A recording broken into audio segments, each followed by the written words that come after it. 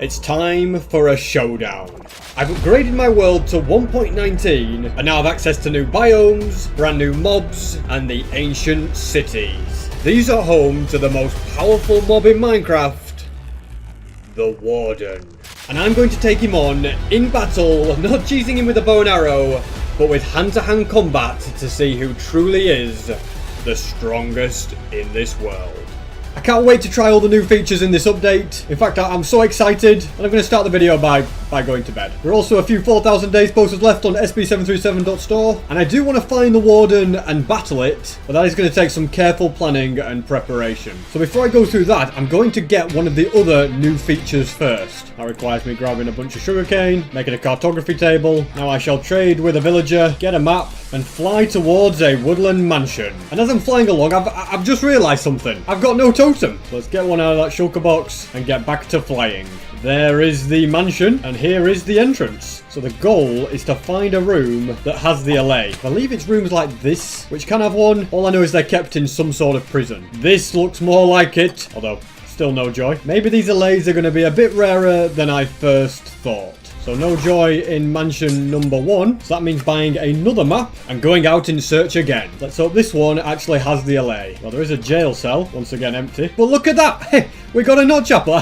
I did not expect that. Okay, you know, it's looking like we're not going to get what I want here. But coming here wasn't a complete waste. This might be better. I found an outpost. But sadly, no cages with allays. Let's try mansion number 3. It needs to be the room with 3 jail cells in it. But there was not one in there. And this mansion is completely on fire. Turns out that's one I've already been to, and once upon a time I burnt it up. I've now completely run out of firework rockets, but the mansion is pretty close now. There it is. Come on, mansion. Don't let me down. I think we've got it. This is where they are trapped. I definitely heard one. We've got an allay. We finally got one. And not just one, there's 4 in there. Oh, this is brilliant. 5, 6, so far 6, and there's loads more over here. It was worth all the effort. I've got 30 leads, which it should probably be enough. Now, before I free those allay and imprison them at my house instead, I want to completely clear out this place. Just make sure it's, you know, there's nothing that can get in the way. I always find it cool going for the chest that's in the walls as well. You go all the way around all these, and there's one right at the end, although it's unlikely that I'll find 2 notch apples searching woodland mansions today. Now, the best way to get these guys... Oh my god.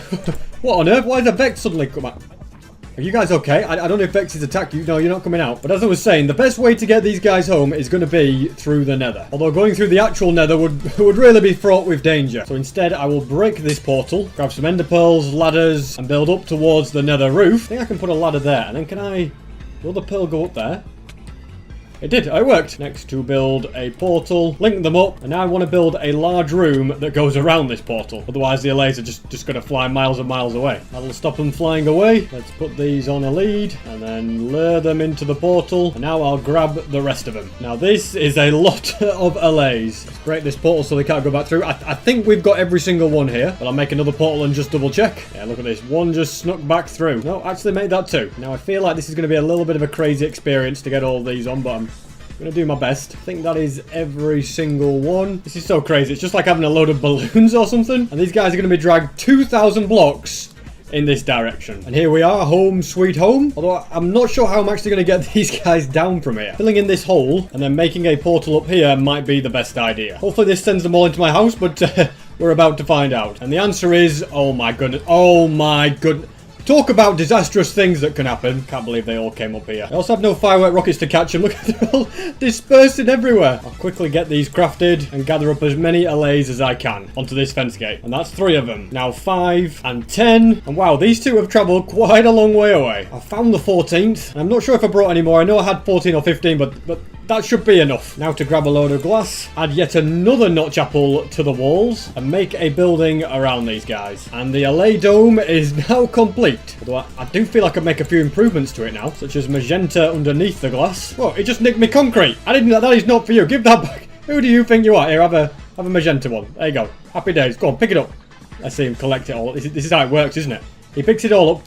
Bring it to me, slave. Oh, he does as well. Oh, it's brilliant. You've got a friend in me. We did an advancement. Let's go. Well, give me that back now. Okay, you're not keeping it. You know, I wasn't sure about this mob when we voted for it at Minecon, but I have to say the allay is a very, very cool mob. Now I can go back to the nether. Apparently there's an allay in here. Okay, What on earth are you? Let's get you back through. You're not supposed to be here. I'm also not sure how I get you through. I've got to get you into a tiny 1x1 cursed portal thing. Now fly down. That's it.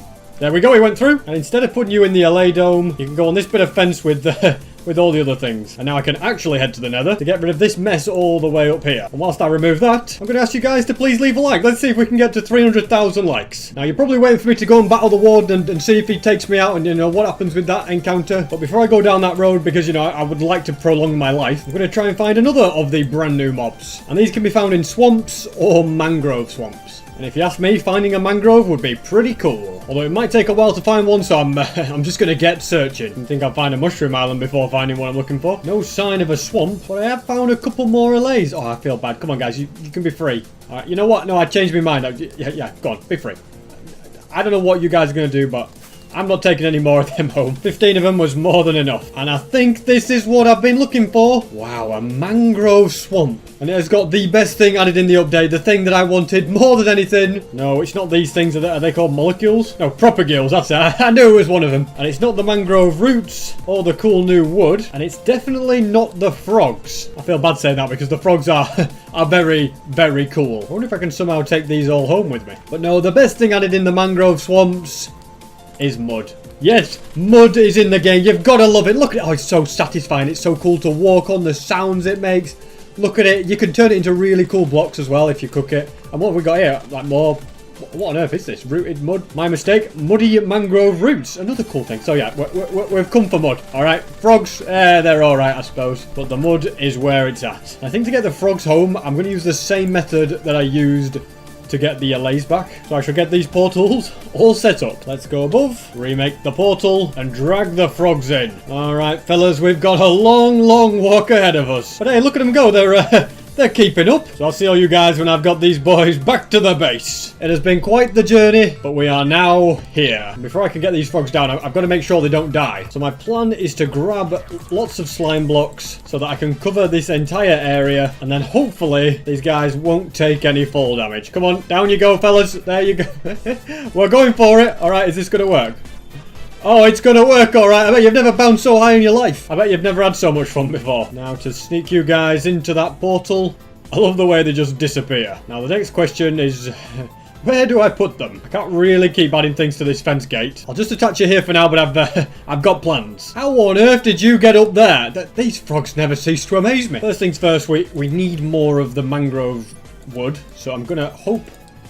Oh my goodness! It's like a tree with legs. I've never seen anything like it. I'm going to keep that there just because I love it. I feel bad chopping that one down. Instead, I'm going to demolish one all the way over here. And from what I can tell, it seems that getting a lot of this wood is going to be a bit of a challenge. Got quite a lot of wood from all these mangrove trees, and I grew this one, which I didn't realise you could make a 1 block tall mangrove tree. What a sorry excuse for one. And as you remove all the leaves, you just end up with these legs on the like spiders' legs. My goodness, it looks very, very strange. But why did I get all the mangrove logs? Well, I want to make a cool enclosure for these guys who have both managed to get up there now. And I'm thinking the home of the frogs could be behind the home of the villagers. Actually, I'm going to build it here opposite the snowman. I've marked out the area for the home. I want these top beams to all be stripped. And I'll also have bottom beams that are exactly the same. Looking good, but let's also add some beams that are also stripped. And now to add a few sea lanterns for lighting with planks around them and trapdoors underneath. Now to fill in all these gaps with glass. And I'm going to do the same with the sides as well. And this is the front completed. You know what? Let's cook a bit of mud. Why not? Okay. Oh, whoa, we've just got...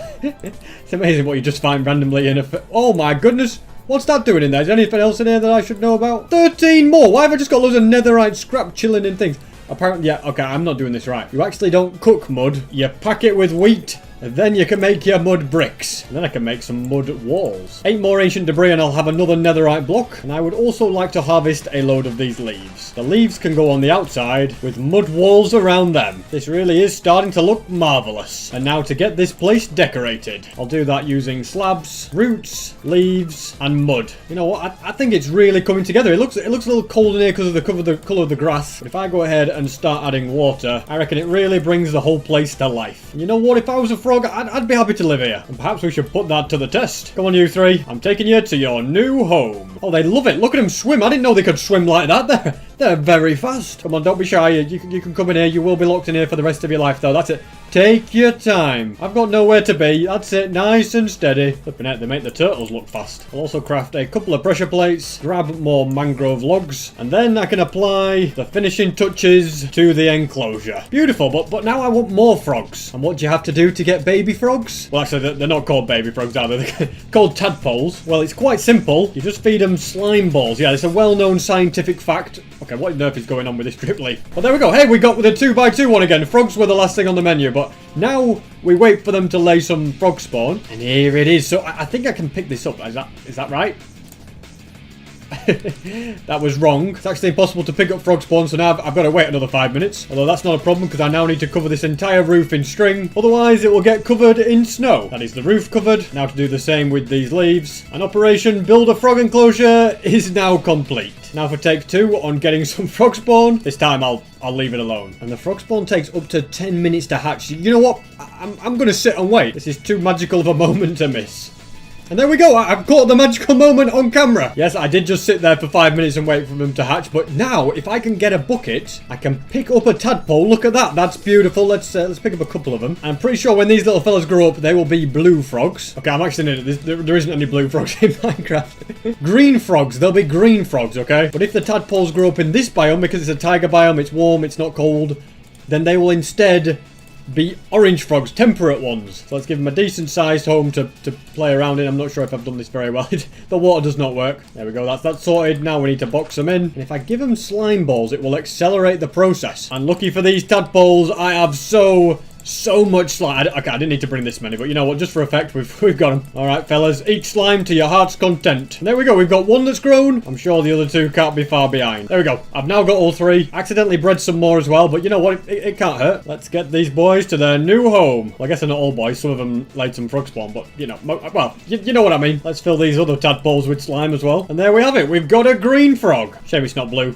Mojang. I had a blue frog, although to be fair, they never listened to me. I asked them for penguins and we never saw that happen, did we? But anyway, I think that's enough messing about with the mobs. We've seen the frogs, we've seen the LAs, whose home is rubbish compared to the frogs. I think it's finally time we went to see the warden. And in preparation for that, we're going to need a few things. Eggs to lure it away. Wool, so the skulk sensors cannot detect me. A heck of a lot of totems because I really don't want to die. And you know what? A bit of TNT because I've got an idea with it. I also want to mend all of my items. I have a... Okay, that's the wrong chest. As I was saying, in here, I have a broken elytra as well. Want to get that repaired. A few other things here and there. And you know what? If we're going after the warden, there's one thing I should definitely bring. Some notch apples. I've not been collecting these up for no reason, okay?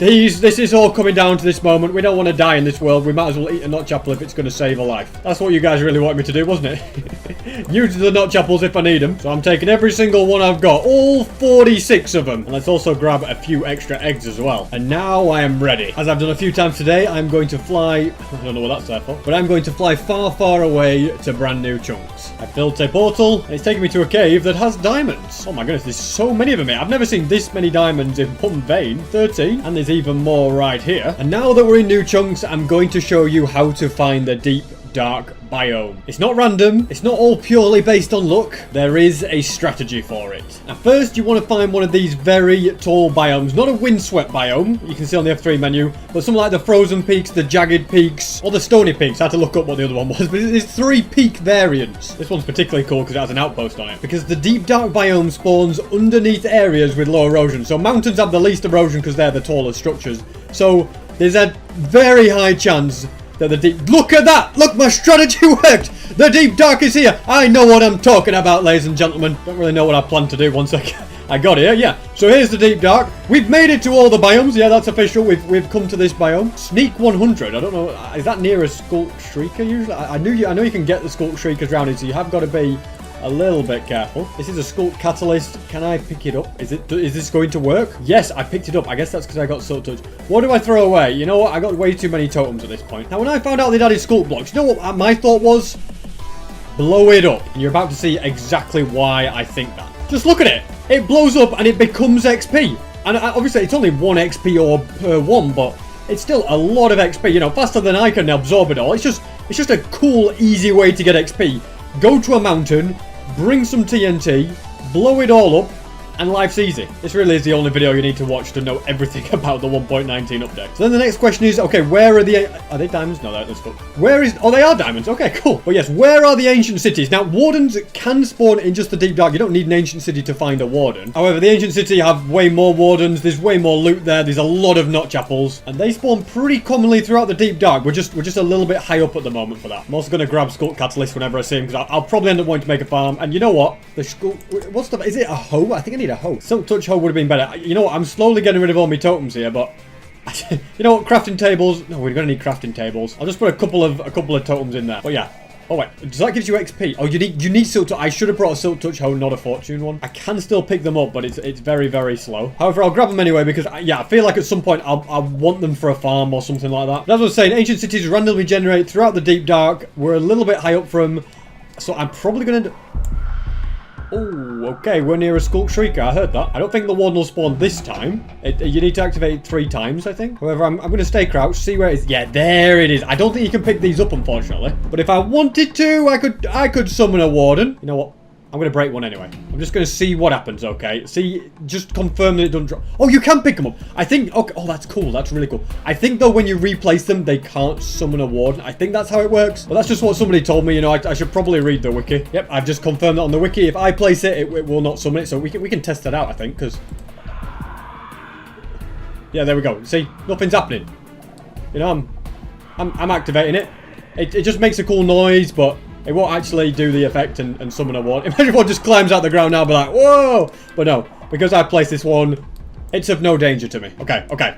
Those, though, I have not placed, and I have, you know, probably upset a lot of Shriekers so far, so I think if I activate one more, I'll probably end up with a warden. In the deep dark, you want to build with wool because it doesn't activate these things, so that did activate it. As you can see, if I mine it, it gets activated. Whereas if I place that, you can see it's not lighting up. It's okay, well, something happened, but placing it doesn't do anything. And there's a dungeon. Okay, you guys are going to get me in trouble there if there's any Shriekers nearby, but I think we're okay. Anything good in the chest? Oh no, not chapel, so not worth me staying. I found that there is a lot more dungeons in the deep dark from like my testing though. So the deep dark seems to end in this direction. It might be best for me to try and dig down instead. Although I'm pretty low here. I reckon I'm just going to try and strip mine and see what happens. Okay. Oh.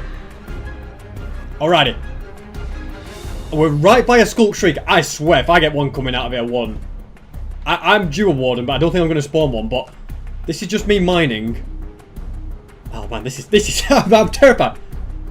Please don't climb out of the ground, warden. We're good. Okay, so we're underneath an ancient city or one or something.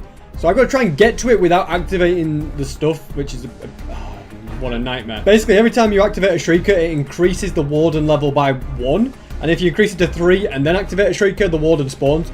Pretty sure mine is now at level 3. It goes down by 1 every 10 minutes. So I could wait half an hour and it'd go back to 0 and I could activate things again. But, well, I ain't going to do that, am I? Come to a cave. Is this near what I want? I don't think I need to crouch right now. Okay, here we go. One wrong move and the warden spawns. Not the end of the world. I don't know if I want Elytra to fly away or a chest plate for, like, protection. And I think... Oh, okay, that activated them. But I think a chest plate's probably going to be smarter. I'll get my sword ready. You know, we need to be ready. I'd hate to use Note Chapel, but I'm going to have to, okay? We're going to need a few totems. I think this is me being ready. An amethyst geode here. Now, is that the cave that I dug out to before? It could be, okay? It definitely could be. I'm just going to, you know, use these to nicely work out. You know, I'm scared, guys. I don't know why I'm scared. If I wasn't in hardcore, I wouldn't be bothered, but it's actually pretty terrifying. Just in a big circle there as well, so I'm going to keep digging. Okay. This is it. You know, I've just got to dig while it's activating, because I think... Warden's coming. Warden's coming, ladies and gentlemen. If he climbs out in this tunnel, I'm screwed. He must be... Is he below me? This is the cave, isn't it? It's got to be the one. He's coming. This is it, guys! Oh, no! Oh, no. This is such a... This is terrifying. This is 4,000 days. I can't... I can't see him at the moment. He's got to be in that cave. I don't need to be above me though, so I'm going to keep this nice and safe because I don't think he can get in this tunnel, okay? And that's got to be what I remember, okay? Also got to remember, the warden cannot see me. He's blind. He can smell me, and that's it. And he smelt me. Okay. Let's get a glance at this warden. There it is. Oh, this I'm really scared. That's the warden. Don't smell me. He's got the eggs. How do I get past him? Go on, chicken. Distract him. Don't you dare kill that chicken. That's a baby chicken. Whoa, 2 baby chickens. I got 2 for 2 on the baby chickens. Oh no. What are you doing up here? Hey, buddy. Oh, it's the chicken. Chicken, what are you doing? You're a traitorous chicken. He's getting mad. Is he coming through? He's killed the chicken. I know he's killed the chicken. He can't get through this. There's no way. I'm blocking it up. I'm blocking it up. What the heck? He killed the chicken. I don't know if he was coming through or not, but... Oh my goodness. Okay, the one, he can't teleport to you. Alright, I don't think that was an ancient city. I'm actually so scared. I just need to... Let's pause the game. Let's take a breather. Alright, so with this very, very powerful armor, the warden can hit me 4 times. If it hits me a 5th time, I'm gonna pop a totem. I hear it getting back into the ground. Okay, the warden's gone now. That's, that's the best news we've had. If it doesn't get any vibrations for 60 seconds, it crawls back in the ground, which is where it's gone. Now, there's the Shrieker. Is this ancient city potential? There's a lot more Shriekers down here and stuff. So I am going to take my time and try not to summon another warden for now. I will be battling the warden and I will be defeating it. Or I'll be somebody's going to die, me or the warden in this episode. But right now, I just want to explore. I want to get the loot from the ancient city. I want swift sneak. Items like that are just going to help me so much in my battle with the warden. I accidentally had... activate another Shrieker. Oh, bro. This one's bad. This is bad. Okay. This one's scary because I don't know where the heck that warden is. Let's just block myself in. Okay. It's really scary when it goes dark. That's what freaks me out the most. For now, we're just avoiding. Okay. We don't need to be crazy. We're just going to avoid him. Seems like the warden has disappeared once again. Want to mine these diamonds, but I need to do it safely. So wool is going to be the way that I do that. To block any vibrations. At least I hope that it's going to block any vibrations. Time will tell. I think it did. I think it's okay. Now, is there much in this direction? I will find those ancient cities. Some big caves around here which look kind of promising. This, without a doubt, is prime ancient city location. We're at the right level. Massive caves. I wish there wasn't so many Shriekers everywhere because I've got to go so slow. Diamonds in the roof, but at this point, you kind of just feel like it's not worth it. I've got much, much bigger fish to fry. Seem to have just done a big circle in exploring this deep dark. Or maybe not. Wait. Yeah, I am. Okay, hold on. Let's go back up this way. So I'm thinking find another deep dark biome and hopefully that one has an ancient city. There you go. Deep dark 2.0. Like I told you guys, it's very, very easy to find. Ancient cities, on the other hand, are not quite so easy to find. I think we found it, guys. Yes, it is. I found an ancient city. And now this is where things get serious. Chest plate on. Notch apples to hand. Wool at the ready. See, my first chest up there, I don't see any Shriekers around.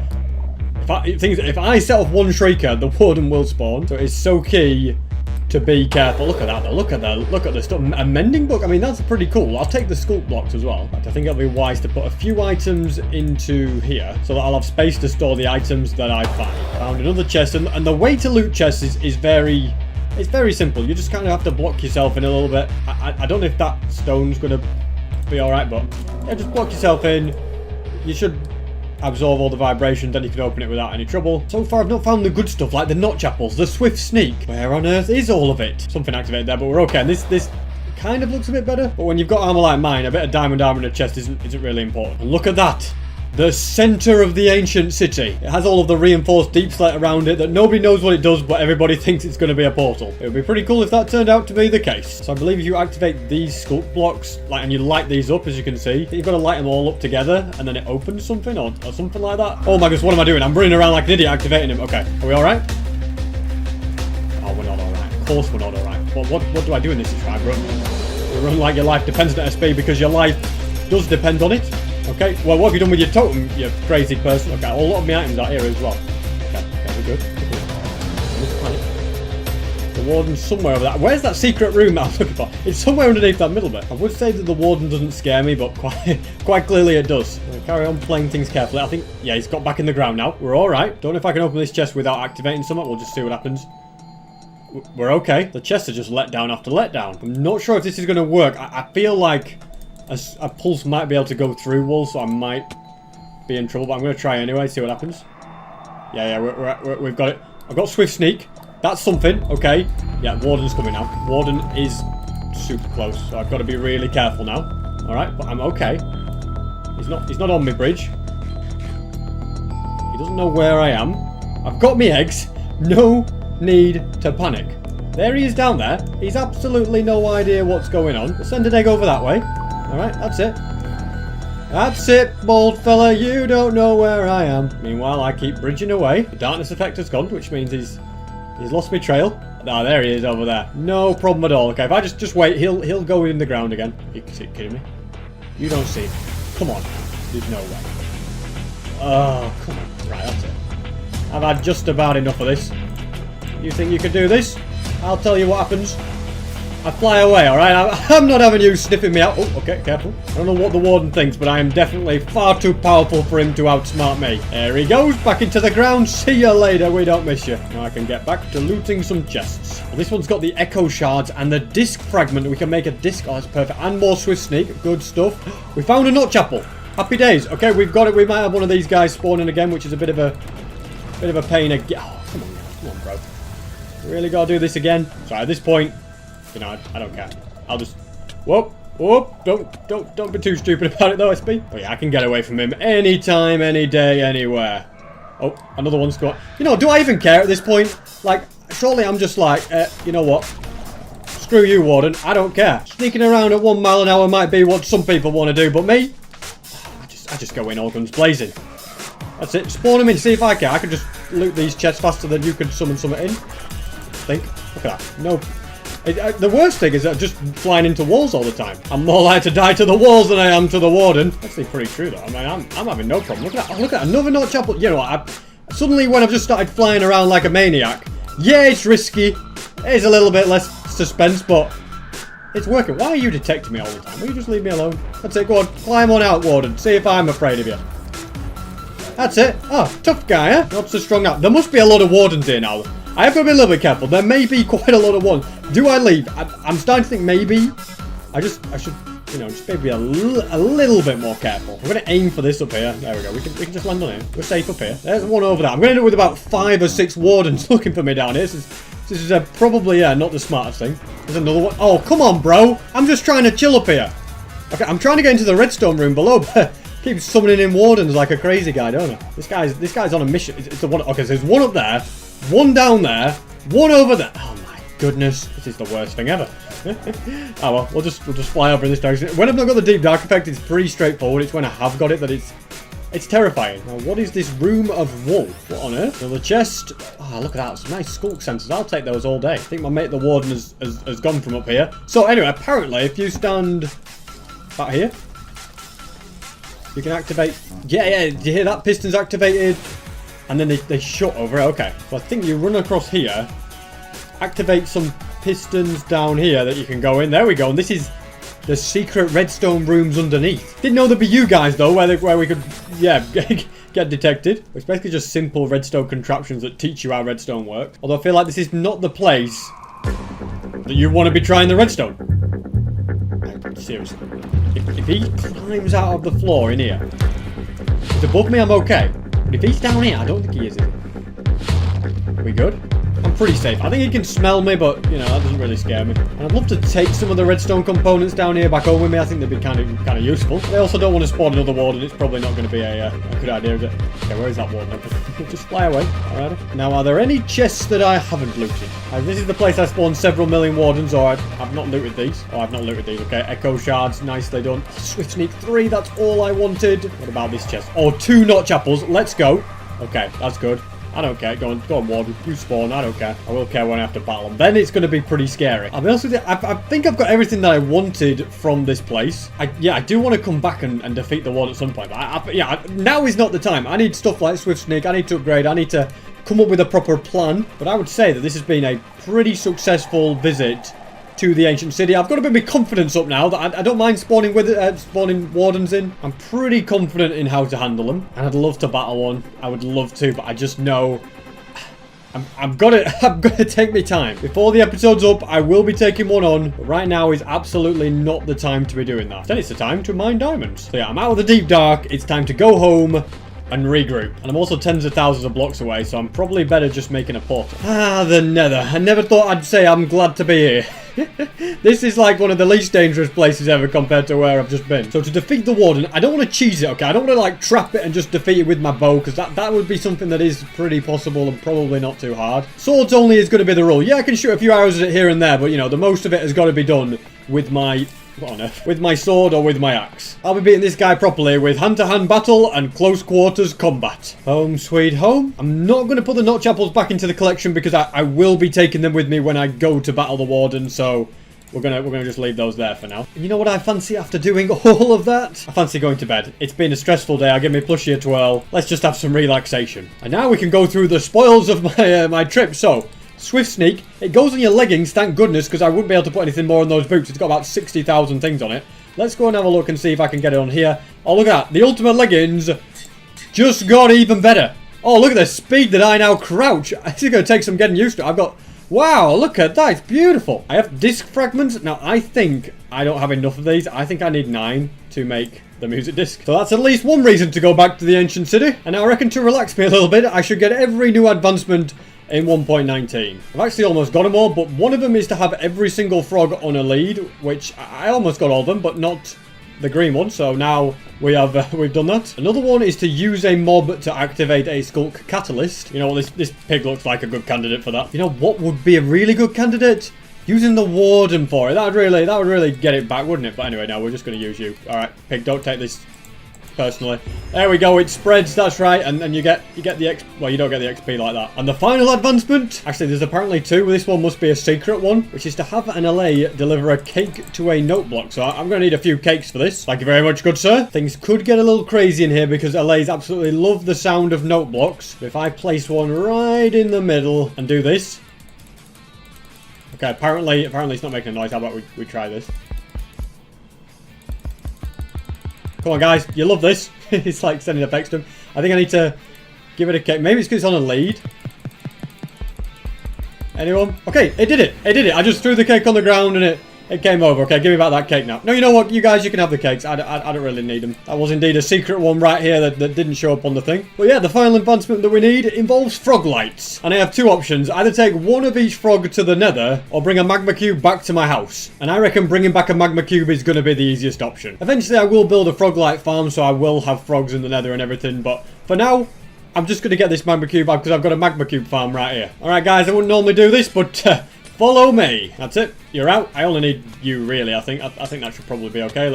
Do I patch it up yet? Or do I come and do it? Oh, no. I've got the thorns on. Right, we're going to have to go armorless. Oh, my goodness. I forgot how slow you really are. I'll see you guys back at the base. I realise it'll be a bit quicker if I take a big one with me. Or maybe not. It's hard to say. I finally made it. I'm going to send the magma cube... wait, is that the right hole? Yeah, it is. It'll go down there. It won't take full damage, so don't need to worry about that. I'm hoping... wow, you jumped over it. You can't jump over it forever, though. That's right. All right, he's all right down there. The only thing is now, to get it into the little 1x1 portal, I'm going to have to break you up into small pieces, I'm afraid. I've got 4 baby ones. Come on, then. Across into this portal. And that is all of them in. I don't know where that guy... it disappeared, though, so I'm guessing he's gone through. All right, Magma boys. I'm now losing the will to live. So let's put 2 of you into a boat. Go on, that's it. Don't be shy. And the other 2 of you can go into that boat. And now it's time to bring in the frogs. Yeah, doing it this way is so much faster. It's going to be so cool to see these guys eat magma cubes. I can't wait. Oh, no, they just ate them. Whoa, we got one. Okay, hold on. We got to do this right. We've got... you've eaten one. Alright, go and fill your boots, mate. Go and get him. Oh, this is brilliant. So that's one frog light. Oh, he's eating another one. That's another frog light. You are the last one. Go and get him. Go on, don't go in the boat, though. No, you idiot. Okay. I know you... oh, no. Let's put you up here out of the way, okay? Don't go anywhere. Then I break this. Okay, you can have 1 magma cube each. Do not eat 2, one of you, okay? 1 each. Let's just... that's it. Did we do it? We did it! There we go! You got 1 each. There we go. You behaved... and that's what you got. Thank goodness you didn't wander off. And I really cannot wait to make a frog light farm. These guys are actually so cool. I love them. I love dragging frogs around because they're just so quick. And that's perfect. They're all back home in their enclosure. And when these tadpoles grow up, we'll get more green frogs. Since we've only got 1 at the moment. I feel like frog lights would be better than the sea lanterns, but I've committed now to putting them there, so I'm going to keep them. But they do look very, very cool indeed. So that's one of them. So these are just basically light sources but I like them. They are nicer frog lights. I look forward to building a farm with them all. And now I want to check something, which firstly involves turning off the mob switch, because some of you guys have said that 1.19 will make it so my EOL farm no longer works. And I kind of need it for all of my gunpowder requirements. So I'm now going to attempt to find out if that is true or not. And the answer is... oh man, they don't go through the portals. What? Should have used the farm a bit more in 1.18 to gather up resources. I'll tell you, some of them are despawning or some of them are going through. Put a bit of netherrack here, so it'll stop any items that come down. We will find out if anything is coming through the farm. It's always a little bit heartbreaking though when you spend weeks making a farm and Mojang updates and ruins it. Alright, I've waited long enough. No items are coming through, but I wouldn't, like, mobs are spawning in. I wonder if there's something wrong with the linking. Well, guys, I've got some good news. Done a little bit of research, a little bit of testing, and EOL farms are not broken in this update, but for some reason my portal linking had broken. And I have different performance mods installed so that my game runs smoother. I have sodium, which is really good. I have lithium, which is another one which is usually really good, but that is what had broken the portal linking. I'd gone through research, tested all the mods, and look at that. Disable lithium, and the farm is working again as normal, which what was that all about? Which I am very, very pleased about. I've just realised that I did put a block in the way of the farm, so the items are going to be getting stuck. I better go and sort that out. Lithium has only just been released for 1.19, and the new update for it does fix the portal linking problem. They are aware of it. Turns out I'd already removed that block anyway. I didn't need to bother. But in a future update, this farm will not work, so I'm going to use it as much as I can now. Get loads of items, get loads of gunpowder. I'm glad though that I've worked that out.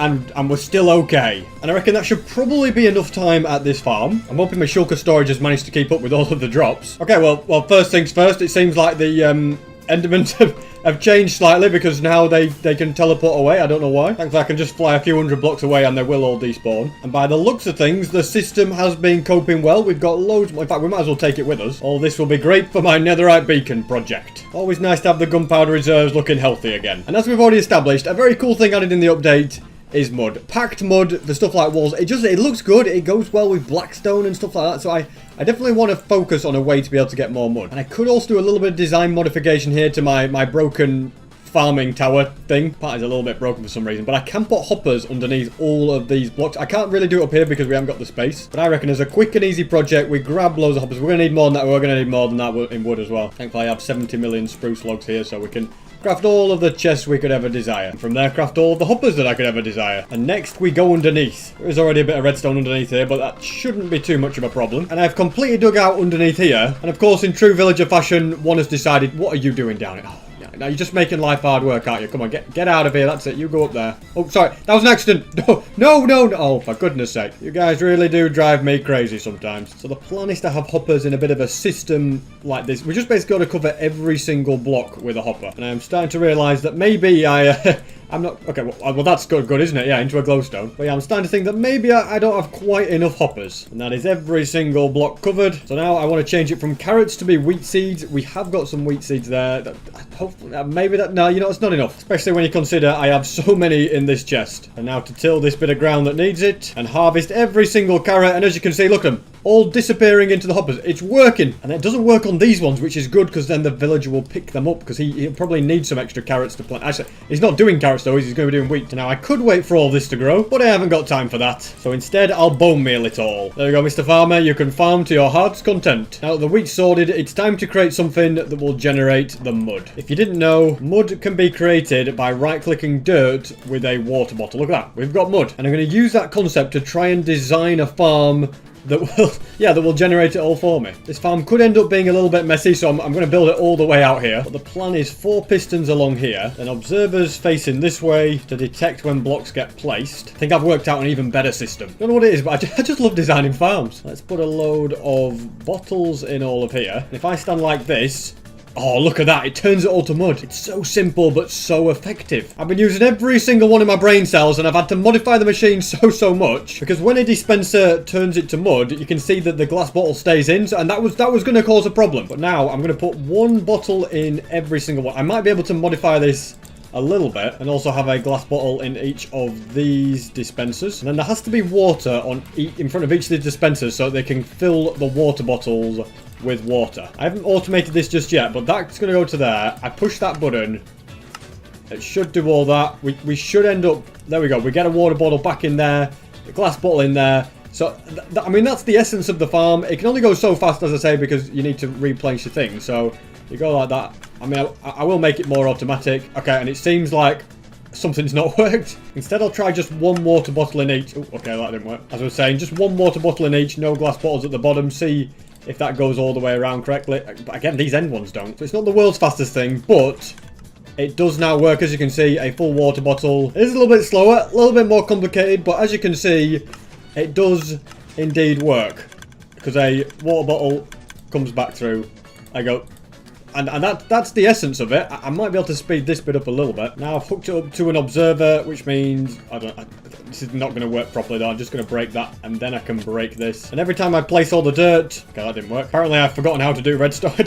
I do all of this, and then I can't even do a simple thing like that. Now if I place the dirt, okay, hold on, there's a little bit of a problem there. Things have got a little messy here, but I've successfully got a block detection system. So if I go ahead and go like this, it should work. So let's just test it out. We place that. Okay, a little bit of an issue on this end one. And then, okay, right. Well, I'll mess about with the timings and get it working.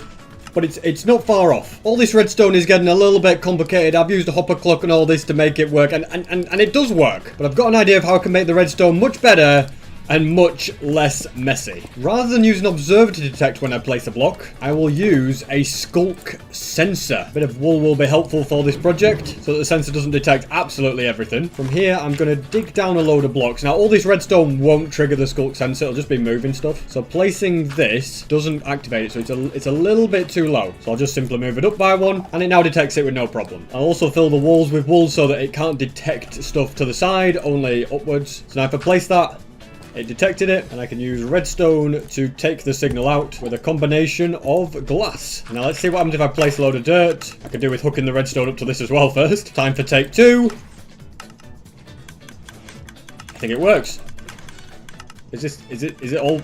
Oh, it's working well. I just got to sort the bottles out. I'm loading everything up with water bottles. I've made even more adjustments to the design, and now it works pretty much perfectly. I just go here and hold right click, and as you can see, it just works perfectly. Everything is getting converted to mud. You can see in the bottom right there that glass bottles are getting turned into water bottles, and they'll be coming back around the system. Very occasionally you will get dirt that doesn't convert to mud, but that is not the end of the world. We've maxed it out at this point. Okay, we seem to have run out of wood. You know what, me saying is working perfectly. Well, you know, there's a few tweaking problems for some reason. Hopefully I've done something to help that problem, and we'll see if it continues to work better. And I am now 100% done with this machine. I can just hold right click, and there is no teething problems. Every single one now will always get converted because I've done a load of redstone to make so that the torches are off for only a small tick. You can see it's a little bit messy, but it works consistently, which is the main thing. And now I need a simple system that will deal with the mud when it fills up the 13 blocks the pistons can push. Pistons can only actually push 12 blocks, so this is as far as it'll go. The redstone for this should be fairly straightforward, at least compared to all of this. Pistons along here will push the mud upwards, and then this bit of redstone will detect when a block reaches this point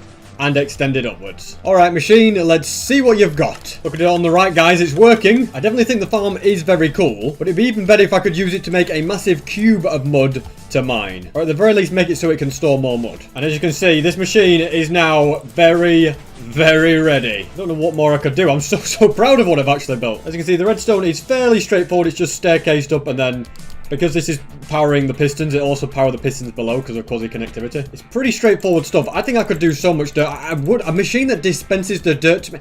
You know what? Let's go all out. Very simply put, 4 observers connected to a dropper. I suspect it'll only dispense 2 to me. Let's see. Yeah, it gave me 2. So I've modified it so there's a bit of redstone on top, which means, does it dispense 4 for me?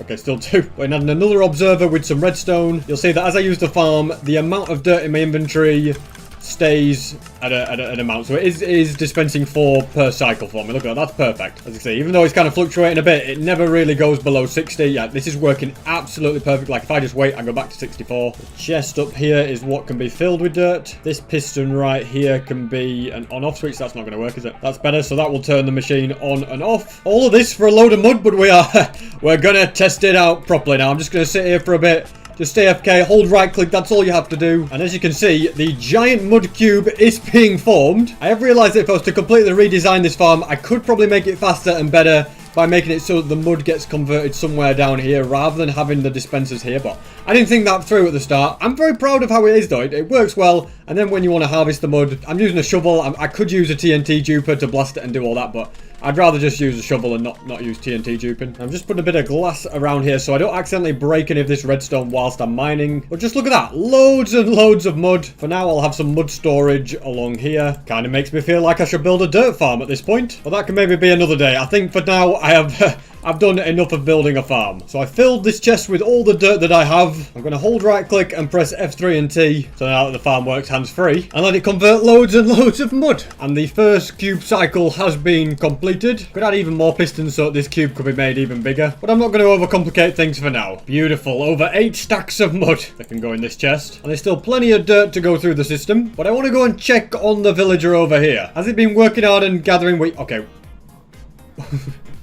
Where's he gone? Okay, I see him. He's all the way over here. What are you doing? You call this work? Why? There's wheat everywhere. He's harvested nothing. Absolutely not. Right, that's it. You know what? You're fired. Get out. Get out of my sight. Get out of my farm. That's right, and don't come back. And with that, we can make way for a new farmer. That's it, good sir. Welcome to your new job. And this one's actually doing some work. And wheat is coming through. Okay, that's more like it. I tell you, you just can't trust villagers nowadays. And with new confidence that the wheat farm is now working, I can get back to creating mud. And I've now used the machine a few times, and I can see in the future myself making it so that the cube is a bit bigger, so I can run it for longer AFK in a row. Although I'm very happy with all of the mud that I've got. As you can see from the chest, I have plenty of it. Plenty to go in the shulker boxes. And I do also think that mud is so useful that it deserves its own storage in the auto sorter. Just have to fill this with mud and it'll start filtering through and end up in here. And I'd also like to clear out this chest. As you can see, there's a lot of water bottles. I suppose the water bottles can stay in the chest, and the empty glass bottles as well. And now there is one more cool feature that I have not checked out in this update. Goat horns. I have yet to get myself a goat horn, but very conveniently I have Screamer and the goat of Minecraft, both of which can drop me a horn. And there are actually some unique horns that are only obtainable from screaming goats, so it's perfect that we already got one. I'm going to release them off the lead and bring them outside. Now let's try and get a screaming goat horn. So I'm just going to stand still and wait for it to ram into me. Okay, and then I've got to move out of the way. You did not take your time ramming me. I thought we were friends. Okay, you've got to be quicker than I realised. Every time I haven't managed to get away from it. I'm going to need some help. 3 times I tried to move out of the way of the goat and it hit me. So I'm going to try Ender Pearls. It'll be interesting to see if this is successful. Alright, Screamer. Ram me now if you dare. Did I do it? Did you hit that wall? I feel like I didn't quite do it in time. I'll try again. There we go. That time I moved. Just when he knocks his head down, we did it. We got coal. Okay, so I'm going to assume that we can get a few more. Because you like ramming a lot, by the way, can I just say. There we go. The head's going down. Did we do it?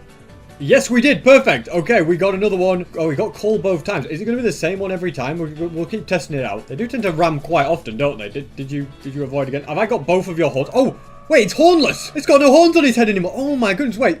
So you're telling me that I have to get about 60 million screaming goats? Because there are 4 different types of horns. Well, 4 for a screaming goat, and then 4 for normal goats. So I don't know if I want to take your horns away, mate. I didn't realise you actually lose your horn as well. Well, you guys get down from there. I know you can jump high, but I'm trying to get you. Come on, we're getting you inside. Goats are a lot more harder work than you realise. Well, let's blow a horn, okay? Let's see what it sounds like.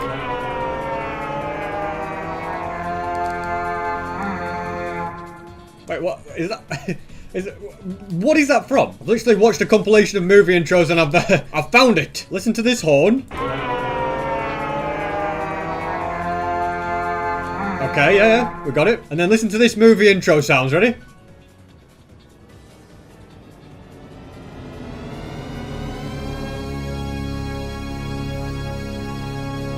It's basically the same. Anyway, enough of that. Let's continue dehorning a load of goats. It's winding up. Oh my god, well, you sent me flying. Okay, there we go. We got him. That's one of your horns down. And this time we have got Sing, which sounds like... That's pretty good. One more time. Ba-da-bum. Alright, your other one's going to be going as well in a moment, though. I found that Pearls is pretty much... I mean, it's doable without pearls, but it's so much harder. It can take anywhere from 30 seconds to 5 minutes for a goat to ram. It looks like it's winding up another one. There we go. Did I get it? I did. I got the other horn. Okay, so I wonder if one goat always gives the same one. Like, both of its horns have been sing for that one. The other one have both been call, so maybe once you've got one of the goat's horns, there's no point, like, getting its other horn off of it. Very, very interesting stuff. I'm going to put the duplicates in here, and my main ones, I want them to be on an item frame somewhere. For now, we'll put them in the notch apple wall. This will not be a main thing, because obviously, the notch apples will be going there. But I'm sure it will do for now. I have also got plenty more ender pearls in this chest, so I'm just going to get those handy for now. And if I want to get every single horn, which, of course I do, I'm going to need more screaming goats. Okay, Enderman, what are you doing here, by the way? Get out of that boat. This is for goats, not for anybody else. And how will I get more screaming goats? Well, that's quite simple. By getting more wheat. So, yeah, this farm is going a little bit slow. I wonder if it's because it's not quite in render distance all the time, because I think you're working harder than that farmer. And on the positive side, I have raided a lot of villagers over the months. So we have so many hay bales, meaning I can breed plenty more goats with a 2% chance to get a screaming one, which means I need to breed 50 babies. Looks like I'm going to be pretty busy with these guys. So far, I've found 2 screaming goats, one there and one there. Or should I say I have bred 2 screaming goats. And I also know that one of these is a screamer. I don't know which. So I'm just luring away a few of them and leaving some of them on the lead. And it is one of these. I've just heard it make the screaming noise. Okay, I think it's this one. Or it could be this one. I'm not entirely sure. But I know it's definitely not you. So let's get rid of you. There's a 50-50 chance that I've chosen the right one. Doesn't seem to be a screamer. And this one is the screaming goat. Come with me, good sir. You can go with all the other ones. And I think I'm going to use you to get the next of the horns. Here it comes. You missed. Haha. I think he screamed as his horn went off. I can understand why you'd scream at that. And we got ourselves the dream horn. How does that sound? Let's have a listen. It's an interesting... it's an interesting sounding one. I don't think I'm going to break your other horn off, because all they seem to do is just drop the same horn twice anyway. Now it is your turn, goat number 2. Here it comes. Did I go a bit early? No, I didn't. Perfect timing. We got coal. I think I already have coal. I do, so there's no point getting another coal off that either. But dream can be added to this wall, and no, not that dream. And you shall be the final screaming goat that I take his horn. Here it comes. Which one did we get this time? We got yearn, which sounds like this. That is a very yearning sound. I'll add it to the wall, and let's get a couple of horns from a non-screaming goat. Right, it's winding up its charge. You were too slow. Where did that go? Wow, that went so high. Right, my goodness. And we've got ourselves Ponder. Now, do we have Ponder already? I don't think we do. We have Sing was the other one we had. So I shall put that there. And just to double check, every goat does drop the same 2 horns. I'm going to let it hit me one more time. Or should I say, let it ram this wall again? Yeah, give me Ponder again. So basically, whatever goat gives you, both its horns give you. By the way, if you were curious, Ponder sounds like this. So that's that. And then Sing sounds similar, doesn't it? Let's play it. Maybe kind of similar. I'm just going to try and get all the 4 non-screaming variants. Here we go. You were too slow, and you gave me sit. Oh, we've already had that one. Sorry, we're not interested. Also, instead of me getting a goat from all the way over here and then dragging it to that stone wall, I think it would instead make sense to mine up part of this stone and build a new wall over here. And this time we have got Sing again. How many times do I have to tell you? We've already got that one. Now this time we have got Feel. Okay, it's a new one. Let's see. That's an interesting one again. I don't know who came up with these sounds, but I am now just 1 horn away from having all of them. Well, all the non-screaming ones. I still need 1 screaming one as well. Come on, go. Ram me. That's it. Wait, what? I should totally have dropped a horn. Well, that time it did. Already got Ponder. And this time, an endermite spawned and it hit the endermite. What the heck? Now then, Seek. That is the final one. Well done, little goat. You got me just what I needed. Let's listen to it. It's the classic pillager one. Well, I can pretend to be a pillager now. And so all I need now to finish my collection is another screaming goat. And to do that, I'd better get back to breeding. I hear a baby screaming goat, so we've got 1 out of all of that. But working out which one it actually is will be the challenge. And this is the 5th screaming goat that I have ever got. Might as well give him a load of wheat so he grows a bit faster. And I don't know why this keeps happening, but the villager in here has once again disappeared. It's happened on every single floor. I can only guess it might be something to do with these blocks. So I'm going to change them to be something transparent like glass so that the villager cannot suffocate. Since I'm assuming that's the problem that's happening. Meanwhile, baby goat has grown up. Please give me the horn that I haven't yet got. Let's see. Admire. Yes. Okay. We've got every single goat on. Let's see what Admire is. They're a bit weird sounding, some of these, but thank you so much, dear goat. I will never need all these millions of goats again. We've got every horn that we ever need. All of them are on this wall, which is fine for now. I've got the dream one there as well. Yep, all 8 goat horns obtained. That's a pretty cool achievement because doing something like that is not actually that easy. I was trying to work out why this wasn't breeding me more villagers and dropping them in there, but now I see it's because I'd closed all the trapdoors, so I've opened them now. You guys are just going to have a little encouragement to go on down. You see, guys, it's nothing personal. I just need more farmers. And now my tools are looking a little worse for wear, so I shall take them to a place for their repair. And now I think it's time I stop stalling, stop working on other projects, and get serious about my plan to defeat the Warden. Now, obviously, the Warden can be defeated pretty easily if you just summon it and then build up like over 20 blocks high. Then you could just shoot it with a bow and arrow. But in my opinion, that's just too easy. So instead, I'll be taking it on in proper hand-to-hand combat. The building blocks I'll be using is plenty of wool. I'm also going to need some potions to give me the upper hand. And those are going to be night vision and swiftness. Hopefully all of that's going to be enough. I'm wondering if 3 swiftness will last the whole battle. Hopefully it will. I'm also down to my last 19 pork chops. That's definitely a worry, but I'm hoping that I have loads here. Look at that. Yeah, we have. So let's fill up this shulker box. You know what? Since I have a little bit of inventory space left, I'm going to make another 3 swiftness. There we go. Let's have one last rest in my bed, and then the search for the deep dark can begin. No pressure, SB, but the last 4,064 days are all riding on me winning this battle. Or at the very least, I've just got to make sure that I don't lose the battle. I know I've come quite far, and you know what? I found somewhere where the deep dark might be below me. Literally right by my portal. But I think I've forgotten something very, very important. Strength. I need strength pots. They were 100% worth going back for. Found my way back to that portal I built, and I'm hopeful that the deep dark is below this mountain. I guess I could just dig straight down and find out for myself. Okay, it is indeed. Oh my goodness. What? This is a crazy cave. Oh my goodness, wait. Am I? No, I won't summon a warden with just 1 shrieker. So yeah, it's a very cool cave, but I'd rather battle a warden in an ancient city. Plus, I need 2 more disc fragments to make the music disc. This has to be one of the coolest deep dark caves I've ever come to. And the swift sneak makes exploring it so much better. And despite the cave size, there does not seem to be any ancient city down here. So the search for the ancient city can continue. Here we swoop into another deep dark biome, but no joy down there. Outposts always now have a goat horn, by the way. I'm curious to see which one is Seek. So yeah, you could actually get all of them by searching outposts, because I suppose not everybody has 70 million goats that they can just breed. Found another mountain with the deep dark below it, and this time an ancient city. I guess this is where things get serious. Chest plate on. Gonna try and find those disc fragments. We got another one. I'll drink a night vision. Hopefully that just helps me a little bit. There we go, perfect. This chest has a disc fragment.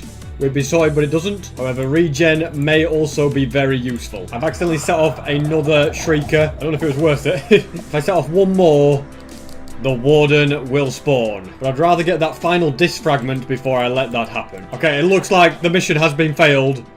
The warden's got to be spawned, hasn't it?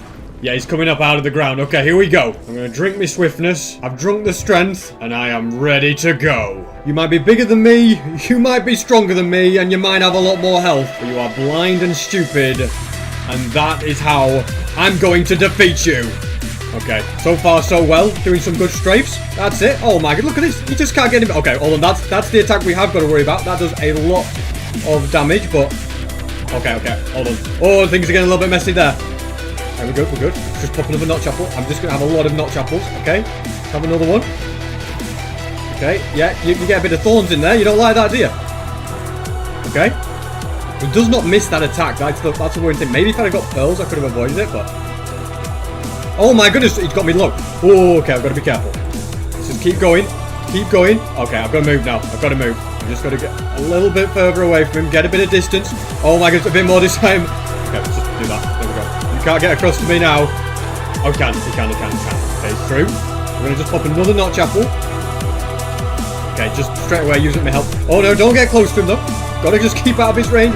Oh my goodness, I'm going to pop it on me if I'm not careful. There we go. There we go. Oh, well, we've got this. Maybe not. If he hits me though, we're good. We got him. We defeated him. Oh, is that all you got? SB373 versus the Warden, and it was absolutely no contest. There's me getting scared. I've got all these items. Didn't even need him. Just a good bit of strafing, good bit of movement, and he's been defeated. There's another one? Oh, another one's coming. Well, I could go for round 2. Come on then, old warden. That's it. Okay, this one could be a little bit more difficult, but... Okay, I'm not doing as well in this one, I'll admit. Maybe I couldn't go for... What am I doing?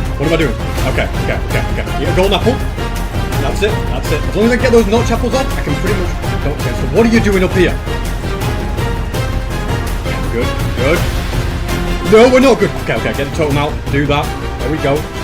Oh no, another totem's gone. Well, I should not. You know what? I got a little complacent. Battling it once was enough. Maybe not twice. Okay, just eat another notch apple. I need to get my health as much as possible.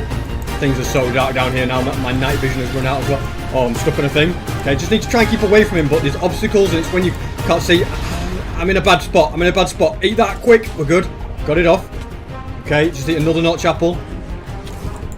This is all my notch apples going down the drain, but it's for a good cause. You know what? Oh! Okay. We're good. Gonna eat another one. There we go. Okay, I don't know what's going on. Okay, I've got no totems left in my hotbar, which does worry me. I've got to get some hits on him. Okay, let's just... I've got to just... No, we're too close. Got to keep moving. There we go. Where is he? I don't even see him. Okay. I think I've always...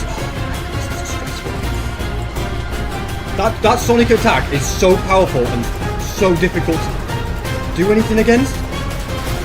Like, you can't get away from it. Like, it does so much health. You need a lot of notch apples to defeat it. Oh my goodness, he's getting some hits on me now. Quick SB.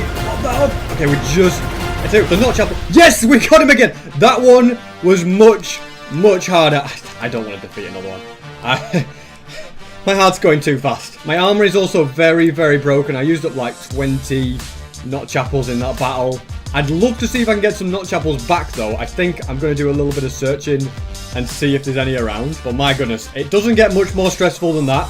Okay, is there anything in here that we want? I don't think so. I'll take the echo shards though. Oh, and the disc fragments. Okay, we've got the disc fragments. Now we fly away from the warden. Okay, I'm going to go back to my normal food as well. I won't be battling the warden again today. This is like a good chest all the way up here. Give me notch apples. Still no? It's always going to be a big challenge to get back all the notch apple reserves. We've got one there. This will probably be the new way that I actually search for notch apples at the start of the episodes as well. Sometimes you can get 5 of them in a single ancient city. But man, I can't believe I went toe to toe with the warden and lived to see the day. And now that I've seen it face to face, I'm really not that scared of it. Like, I don't know. I know it can hit hard and it does damage and stuff, but yeah, it doesn't really worry me being near it or anything. Because I feel like I can escape with it with very little trouble. I also feel like I've searched everywhere that might have a notch apple and I don't think we're going to find much more. Although there's a few chests here and there that I would tell we'll take those. We are at a point where you just look everywhere and there's a warden there. There's a one below me apparently because he just hit me. One down there as well. He looks pretty angry. He looks like he knows where he's going actually. And for me, this is probably as good a time as any to leave because getting my armor repaired is now the priority. Portal's been lit, and so I can fly back home. And now that I'm here, everything will become fully repaired. Also, guys, if you enjoyed me just defeating that warden, then you should definitely make sure you remember to subscribe. And I did get something new from that visit as well. Loads of disc fragments, which can be crafted over here into the music disc. Can we craft two? No, we can only craft one. But here it is. I think it's just called 5. I don't know why it's called 5, but that seems to be the name that it has. I can play it, but it's just weird. If you listen to it. Like, it's just ambience and stuff like that, so it's a weird one. Not quite like Pig Step or Other Side, and I've just realised I don't actually have any item frames for Other Side or this new 5 one, I think it's called. Yeah, that's what it's called, 5. I'll just nick a couple of item frames from here for now, and they can go like this. So we actually have a nice symmetrical thing, although I think they should be in the middle, because you know what? It looks really cool like the Pig Step one. It doesn't look like the other ones. I think the Broken Disc is another one, which should go up here. And I also need to rename them so they stand out better. If you don't rename them, they hover over. That happens. But if you rename them, you can see what they're called. And there we have it. The new and improved music disc wall is complete. If I remove these, I'll have enough space for all of these in there. And this part is a bit of a sad moment. I used to have so many of these, and now, well, we've got nowhere near as much, but we'll get them back. Don't you worry. I will get every single one and more of them back. I also don't think there is any point in having them if I'm not going to use them. You know what I mean? Imagine if I died, but I had all those notch apples. You might as well use your notch apples to stay alive in these situations. I'll also put these 2 item frames back. And I actually do not remember where I put those frog lights. Where did I put them? No idea. I've got absolutely no idea. Why did I leave an ender chest here? That's another good question. Well, despite my inability to remember what I do with stuff, I'd like to build a farm for them. I'd like to farm them and have loads and loads of them. And before I actually build this farm, I'm kind of curious to check out the magma cube farm. So it seems like this concept wouldn't really work because the big slimes go down there as well. The golems don't stop them. So I need a farm that will spawn magma cubes, but they become small ones. Since the frogs aren't quite capable of eating the big ones. I was going to use honey, but I don't think I need that. Instead, I'm going to grab all of the items that I do need. I've got every single item required. I want to build this farm near the magma cube farm, but not too close so it would interfere. So I reckon right about here should be fine. It's just a little bit in that direction. Now we need to build an 11 by 11 platform. The collection system is always a good place to start. We're going to be using a hopper minecart system to collect everything. It's just the easiest way to do it. That is that completed. We're gonna have wait, have I run out? Thought I'd brought enough powered rails. Evidently not. Not really a massive issue. I can just go like that and do that. Next, I'm bordering everything in, and this wall is going to be 3 high in total. I'll also add a nice slab platform. And now that's done, I need the frogs. You 3 are the frogs that are to be selected. Seem to spend most of my life transporting frogs today. That or battling very powerful mobs like the warden. So getting them into the nether is pretty easy. However, getting them above the bedrock could be a little bit more challenging. I've got to make sure I don't place a block next to the portal block, otherwise it will break, and I can't get it back now that update suppression's gone. So I'm hoping that I can just bring them up like this. You bet your life I can get them to the top like this. Alright, frogs, let's come across here. Oh my goodness, okay. They just all died. I didn't expect that. Looks like I can add frog murderer to my list of titles now. That's no problem though. I can easily just breed plenty more. And this time when I transport 3 frogs, let's hope that they don't die. I'll send them all through again. Only this time I'm bringing slime blocks. And then this time I can build them a nice little safety platform at the top. And in fact, it's not going to be a little safety platform. It's going to be a massive one. I really don't want them to miss the landing. Alright, frogs, we're going on a little adventure now. But be warned, your friends the other frogs didn't fare so well when we did this. Alright, that should be high enough. Come on. Please make it. Where did you... Oh, no. I've killed more of them. And on take 2, I managed to get 2 of the frogs up to safety. This guy kind of ruined my life with it. You guys wait here. I'll be back with a 3rd one soon. These tadpoles that I had growing in the woods have now all grown into frogs. So I shall drag these 3 to their new home. Then I need to grab a tadpole. And I need to take it to a warm biome to grow up. I'm pretty sure this lukewarm ocean should be good. Never mind, it's apparently not warm enough there. But I wonder if I can do it in the nether. I know it'll have its risks, but I have no idea what's going to happen if I... Okay. Eat the slime balls and grow. Okay, I'm going to give you so much slime. I don't know how long you can survive without air, so I'm just going as fast as I can. If this works, guys, it will be a miracle. We're either going to have a dead tadpole or a live and well frog. Come on. We've got this. Just keep going. No, it's dying. Quick, you need to grow. It grew! It died! It grew as it died! What? It was dying. You were nearly dead. I don't know how you're here. That frog literally stared death in the face and just said, yeah, I don't care. Much more resistant than those other ones that died just because they were bouncing up and down on a lead. Alright, frogs, up you come to your new home. In here, you are going to get to eat so much food. Don't jump out, though. Honestly, that's the one thing you... Did they both jump out? Seriously. I nearly killed you, and you survived, and now you just want to jump out and live above the bedrock? I don't think so. And now I know I can't trust you guys. You're going on the lead. Didn't want to have to do that, but you left me with no choice. Now, the next thing I'll be doing is covering this top in powdered snow. The frogs will be just small enough to go underneath. The only issue is I'm not sure I've got enough. But yeah, that little half a block is small enough for a frog's hitbox, but it will mean the smaller magma cubes fall through and the bigger magma cubes get taken out, if that makes sense. As you can see, the frogs are completely safe. Although I'm going to need way more than that if I want to finish the farm. I have a bit more here, probably not quite enough to finish the farm, but I'll use all of it up so then I can see how much more of it I then need. I had to count up and 36 more was the answer, and I'm pretty sure I know of a place where more can be found. The portal that got me to the ancient city before, because I know that there are some snowy slopes around, and I'm guessing that there's some powdered snow on these somewhere. It doesn't actually generate in these biomes, it's just finding them is the hard part, since it looks exactly like all of the snow. But hey, mission accomplished, ladies and gentlemen. Hey, it's getting a little cold in here though, so I should probably gather it up. And having said that, it doesn't look exactly like all of the snow, because look, that's the texture of that, and then that's the texture of normal snow. Is a slight difference. This one's more powdery, and snow doesn't form on it, so I guess that's the 2 ways you can find it. I have definitely got more than enough, and so let's get it added to the farm. There we go. Next, the walls need to be increased to be even higher. I'm going to put powdered snow there if I can. I just can't reach it. You know what? I'm just going to drop down and... Oh, I need to get rid of the fence. I was like, why can't I place it? I'm sure I'm reaching it, but I'm going to get rid of the fence first. Yeah, we got that there, but we've got that. I'm going to freeze a little bit. It's going to be a bit chilly. Put that there. I'll fly on out of here, no problem. Oh, well, I'll try and fly. Maybe this is it. This is how SB dies. He defeats a warden and he dies in snow. Oh my goodness. Not to worry though. We can just do this. It's much easier.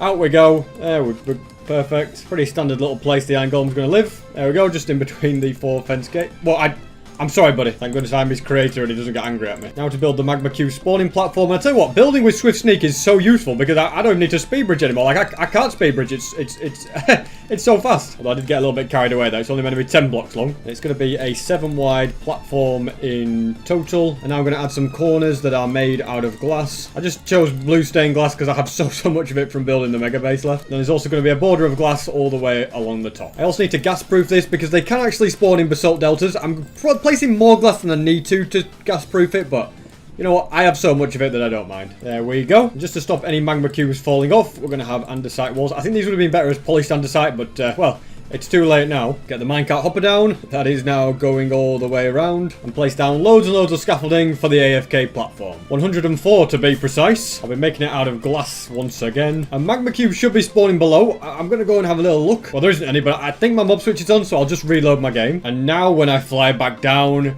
we should have, look at that, there's a magma cube. So he goes in.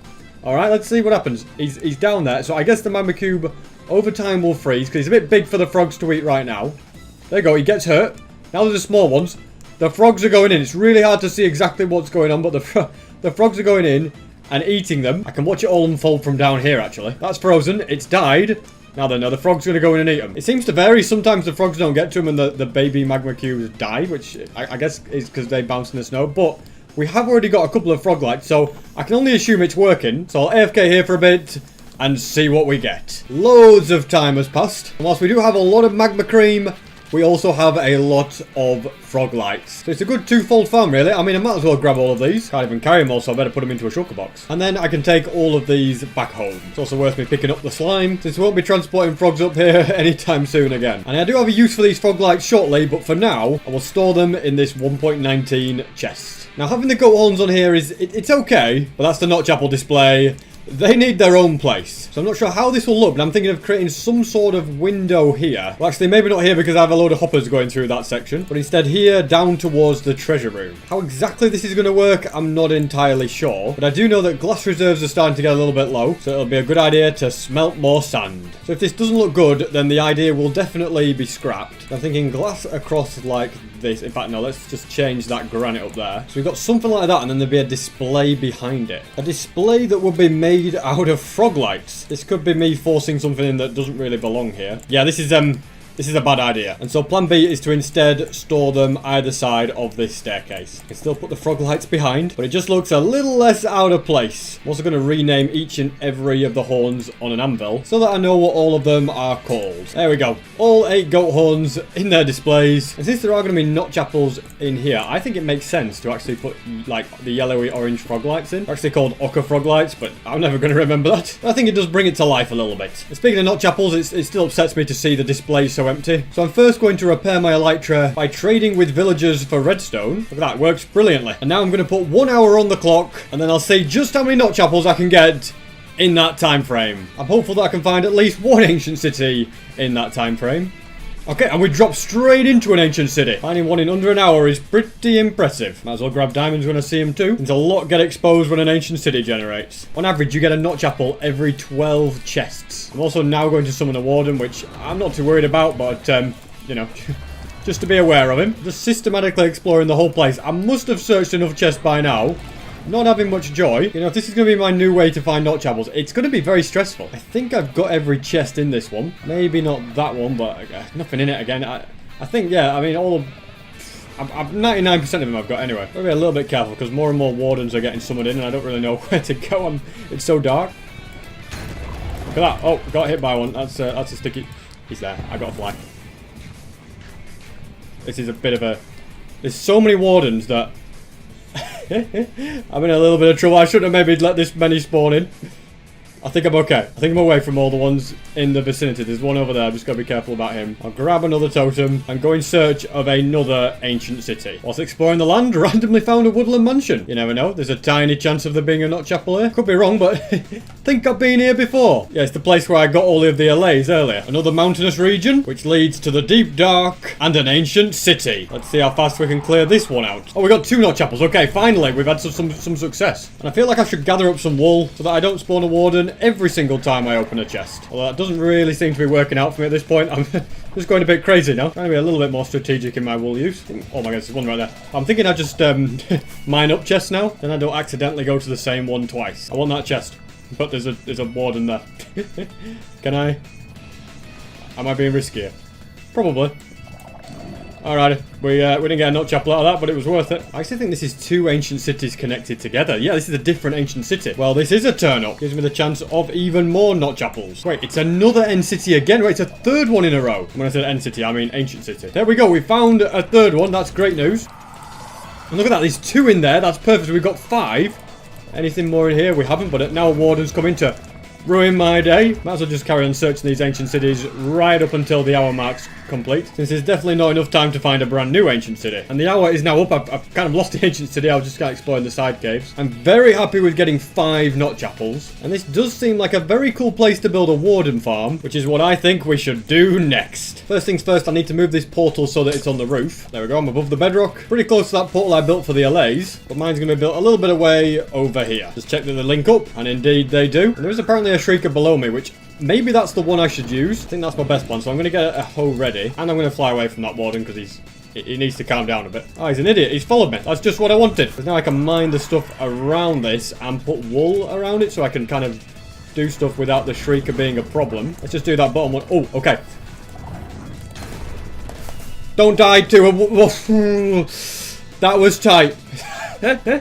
Oh my goodness, SB373, you've got to be more careful. Stuck in a hole with a warden on top of me. I think I'll wait a couple of minutes for those wardens to despawn. That should have been long enough. Skulk sensors in the area can be removed. As you can see, I can run around this catalyst that's in there and it will now not detect me. So that's how I build the farm around it without really having too much trouble. It's a very weird experience making a farm down here, knowing that if you do something wrong, you can't really relax. You've got to focus as you're mining that you don't accidentally creep towards one of them. But if I go too far in any one direction, I end up in a bit of trouble. All this lava definitely needs to be covered up. Now I think I'm ready to go and gather up all the resources. I'm also very happy to add 5 more of these nut chapels. 5 more and we've refilled that wall. We can definitely do that in the next episode. This farm is going to require quite a lot of redstone components. I think this is all the items that I require. At least I hope it is. It's a long journey back if I forget anything. I've made it back and I accidentally summoned a warden through that wall when I was mining some stone, which just goes to show how annoying it is sometimes. So I'll have to fly over here and wait a minute for him to despawn. Looks like he's now finally gone. Although I accidentally activated a shrieker over there, so now we've got another warden. For goodness sake. Well, I'm still going to do some work over here and hope that he doesn't find me. There we go. He's climbed back into the ground. So right here, we've got a system that will detect when the shrieker updates. It'll have observers on top and then dispensers on top of them. And these red blocks are what the warden is going to spawn on. It'll be able to spawn the dispensers or the red blocks. But anywhere else that it might want to try and spawn, it will be completely out of range. To be honest with you, warden farms aren't super complicated. There is a limit to how fast you can make them. You could make it slightly faster with portals, but I don't want it to get mixed up with that one. More disasters can happen. And mobs being able to spawn in portals. Wow, that was fast. So soul speed and swift sneak. But yeah, mobs being able to spawn in portals is going to get patched out soon anyway. So this version is a little bit more future-proof. These gates are going to hold the water, and there shall be glass on top of them. And now I've got to build this up really high with glass. I might need to do a bit of mining. That's going to be in the way, but the roof is generally pretty high. From the shrieker to the very top, the farm is about 30 blocks tall in total, so it's not going to be too massive. This is the height it needs to be, and I knew I'd forget something.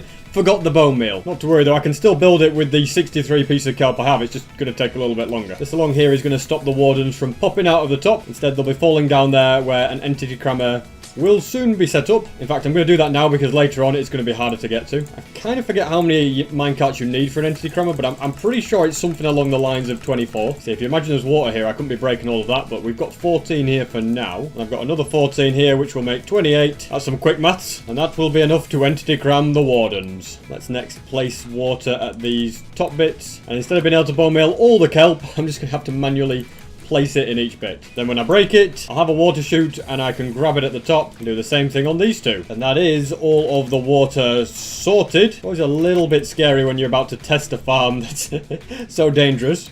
But I'm just going to run my hoppers all the way down so I can actually get to the items. I'm setting up something like this. And it makes sense to move that portal over there so that it is instead over here. And I can add some of these sculk veins onto the portal like that. Oh, look at that. It just makes it look like it's part of the scenery. I can have a singular chest on the edge here so I can just easily get to it. But it's going to be well out of the way of the farm's range. Just going to carefully, and this is very carefully, place that there. There we go. So this is the farm, but I want to build a bit of a staircase bridge connector thing. I like what I'm seeing here, but I have got to make sure that I spawn proof the area as well with carpets, otherwise wardens will be able to still spawn here. So, you know, we've got to be careful. Not only do I need to spawn proof this pathway that I made, but of course all of this needs to be spawn proofed as well. In reality, this area is probably already spawn proof, but I'm just going to go above and beyond because just to be safe. I mean, even though I know I've done it all fine, I really don't want to make a single mistake. So I think it's just about ready. All I need to do is add in buckets to every single dispenser and then cover all of this in water. Whilst there's water there, the wardens can't spawn, but for a split second, the dispensers will pick up the water, the warden will spawn, then they'll put the water back, send the warden up there to the minecarts where they will then die, and then the hoppers will push it all, well, the short catalyst into that chest. It's a foolproof plan. I only have to do one last thing, and that is place an observer going into this. Now, I'm pretty sure it may... Oh my, hold on a second. Hold on. I think everything's... Is everything okay? Wait, I haven't got enough thingamajiggers. Let's pull this wall back, because there also needs to be an observer there, and one right here. Now, when I break this block, as you can see, all the water has disappeared. And when I place an observer, it's probably going to activate that, maybe. Okay, no, it didn't set off the short scraker thing. I'm curious to know where this water came from. I'm not sure it was there before. Hopefully I don't set that off. I haven't. This is just me being OCD. It's just a bit of a mess. Come from absolutely miles away all the way up here. Let's patch you up with a bit of deep slate. And now the moment of truth, okay? I break this. I don't want to do it really. I stand on the shrieker. Come on, SB. Let's get it over with. There we go. I'm stood on here. Okay. Warden. I built this wrong. I built it all wrong. I think I built it all wrong. Have I built it all wrong? I built it all wrong. I've completely built it wrong. Are we okay? I've done everything wrong. I had one job. One simple job. Although, you know what? I think it should still work okay. I've kind of just had a little bit of a look of it. I think it is something that will work either way around. If a warden spawns and he's going to attack me, I'll be okay. I'll be able to survive, alright? I'm just going to raise my warden level by another one. And in theory, he should crawl out of the ground. There he is. He's crawling up. Is he going up? Is he going up? He's gone up. You can't really see it because of the darkness effect. But once at the top, yeah, he flows along. Slow and steady. And then he should go into that. I think I've actually built that slightly wrong as well. Yeah, I built it completely wrong. I'm going to have to wait for him to disappear. I'm hoping that should have been long enough. Okay, well, it wasn't, but he's fallen into my trap anyway. And after 70 million years, he will eventually lose all his health. There we go. That's the easy way to defeat a warden. And now I'm just going to block up these particular blocks and then break them again, because they shouldn't be source blocks. That was kind of just causing me a few issues. Then there needs to be blocks underneath these, so it'll come all the way around. Then I break those and put water underneath. All right, that is mission accomplished. Let's do take 2 on this, and hopefully everything works okay. We will see the warden climb through the ground again. There he is, climbing through the ground over there. I think I built it perfectly correct. I don't know why I was so worried that I'd done it wrong. And he's in there. He went straight in this time, so it works much better. And we can keep summoning these every 10 seconds. That means we get 6 wardens a minute and 360 in an hour. See, just look at them. They're flying through. Loads of them climbing through the ground. Although that one climbs quite close to me, but you know what? Nothing to be scared of, because as they climb through the ground, they get sent up. I've done it. I have successfully farmed the warden. And as you can see, there's just quite a lot of them getting entity crammed up there. They're getting taken out perfectly. Basically every 10 seconds one gets taken out, because that's how often they spawned.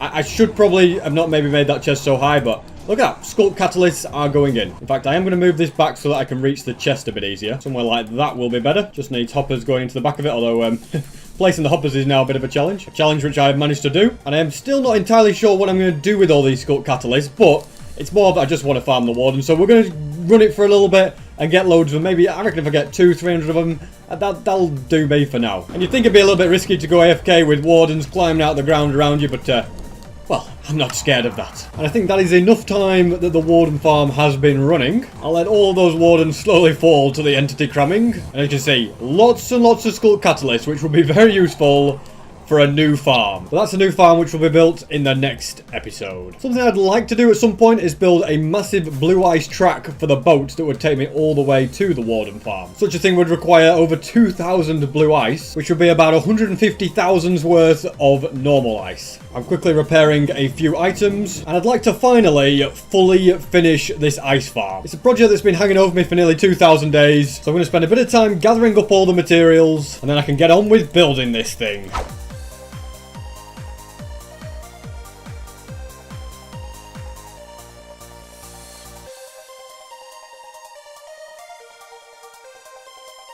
And I have now completely run out of time. The sun has set, and I didn't quite finish the farm because I need to add all the glass, and there needs to be signs like this on these two rows as well. Plus the water. Yeah, this farm takes a bit longer to build than I last remembered, but I am glad that it is now very, very close to completion. I'll probably just finish the last little bits in the next episode. But thanks so much for watching this video. It's been quite a roller coaster of a video, and the sun has now set on this world, so that was 4,100 days in hardcore Minecraft. Today, I'm gonna go big. Bigger than anything I've ever built before in my world. There's gonna be brand new farms, lots and lots of netherite, and I'm not just gonna build a simple new structure. No, I'm gonna build an entire planet. And if you enjoy my videos, don't forget to subscribe. It's not chapel hunting time, but I won't be searching the pyramids anymore. Instead, I'll be scouting out for ancient cities. This looks like a good place to find one, so I'm gonna head on down. No deep dark, but I have found diamonds. There's not really any success in this one. I shall try this mountainous area instead, and just dig my way down to the bottom. Doesn't seem to be anything down here either. Find the deep dark is being so bad for me, I think I might not be in new 1.19 chunks. 10 out of 10 portal, by the way, so I shall do some serious flying. Little bastion raid on the way, with loads of ancient debris. And I might as well build the portal right here. Tell you what, it's not the biggest one in the world, but it classes as a stony peaks, this. Usually you do get a deep dark below those stony peaks. It's all dead end, so I'm just going to dig down and hope for the best. Okay, and it's looking good. I was about to say it's not looking too good, but is that... Oh, it's an ancient city as well. We've not only found deep dark, we've now found ancient city. Yeah, I just need to go to new chunks. Now, let's get this place searched. So, I will ultimately just break the chest, but... I don't have any notch apples yet, so I won't pick any up, if you know what I mean. I need a starting one so that they'll all stack into it. Also, nice little place to get some diamonds. I'm trying not to activate wardens if I can. Like, the longer I can not have one, the better. Which is why I've covered those shriekers in what... Well, that didn't work, did it? Okay, well, we've activated the first one. Not to worry. Still got a few more activations before one would spawn. Oh, and there's Shrieker number 2 activated. And I've now searched 5 chests. Okay, it's not going to be long till these wardens spawn. I'm just going to break a few. I think the very next one, we're gonna have it. And I'm still not having much joy. I'm not in any way scared of the warden, you know, since I've defeated it twice. But I want to avoid spawning because the darkness effect makes it really annoying to explore these places. If I want to open this chest, it pretty much guarantees that I'm going to spawn a warden. So I'm gonna act as fast as I can, alrighty? Job done. Do that. Anything in here? Nope, nothing there. There he is. I think this warden's close enough where I can mine this and not have any trouble. I was wrong. There's another warden climbing up. I love the fact as well that if you start sprint jumping then crouch midair, you can go really, really fast. Like, look, this is me. If I start crouching and I jump, this is my speed. But if I sprint jump and then crouch midair, this is the speed that I go. It's starting to feel like there can't be much of this place left to search. And not much joy. Although there's a chest or two over here I've missed. And I've searched at least 10 chests, which is roughly the average that you need to search to find a notch apple. Well, there we go. We've done it. Mission accomplished. What am I getting rid of? There's literally a warden here. Sorry, I just took a notch apple. And there's nothing you can do to stop me. But I used so many notch apples in the last episode that if you think that I'm coming home with just one, then you are very much mistaken. Still 1 or 2 chests knocking about. I'm struggling to spot any more now. So I shall fly on up, grab diamonds on the way, and see if I can track down yet another of the ancient cities. And that is once again mission accomplished. Let's start searching chests. And this chest had a notch apple in it as well. That's 2 I've now found on this journey. That's a 3rd one in there as well. Perfect. I just saw it for a blink of a second. Basically, 1.19 just made Minecraft easier. Yeah, they added the warden, but he's really no threat.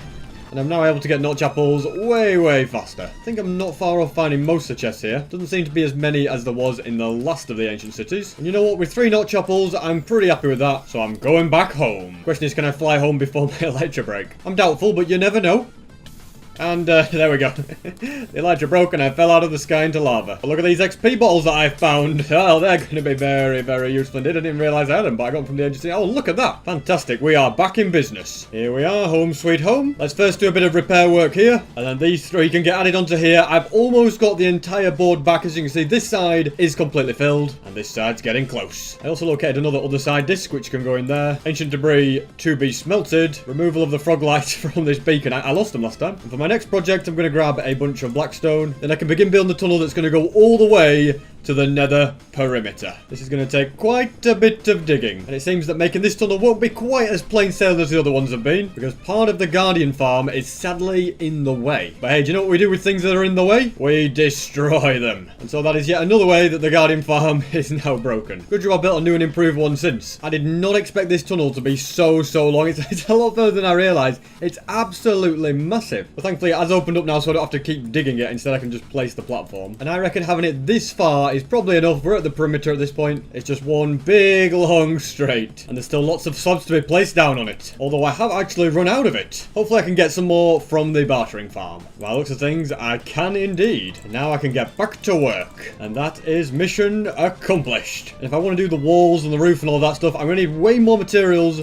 than what we've got in these shulker boxes. But thankfully I do have a basalt generator, so I'm pretty sure... yeah, I can just go like this. And my pickaxe is now almost broken. I should probably stop mining that. Got quite a lot here to top up the shulker boxes. And now I'm going to grab a quick bit of XP to repair my pickaxe. And my silk touch pickaxe did actually break when I was mining that massive long tunnel. So I think it'll probably be a good idea for me to grab the materials to make a new one. That's the pickaxe successfully made. Sad to have to use up another netherite ingot, but I've got no choice. I'd also like to grab plenty of shulker boxes that can also be filled with basalt. And warped water is another item that I'm going to need lots and lots of. Thankfully, it's fairly straightforward to get from this farm. And now I'm going to get this machine loaded up with TNT and also bone meal. Now to set the machine going. And I don't know why, but the machine just did not work. I'm guessing the issue was the position as redstone maybe shouldn't have been here. Instead, it should be like... oh, what on earth's going on? But yeah, instead, it should be next to the piston. I'm fairly confident I've fixed it. Let's flick the lever and see what happens. So TNT gets spawned. It gets dropped down. Okay, I don't know why the bottom one's not doing anything. Should be a bit of sand where I'm stood. I wonder if an Enderman's done something with it. Not to worry, I can grab a new bit from the river. And now they are both dispensing TNT. And warp blocks are coming on through. Although there is one last little tweak I need to make. I forgot to put these walls back, which are very important for alignment.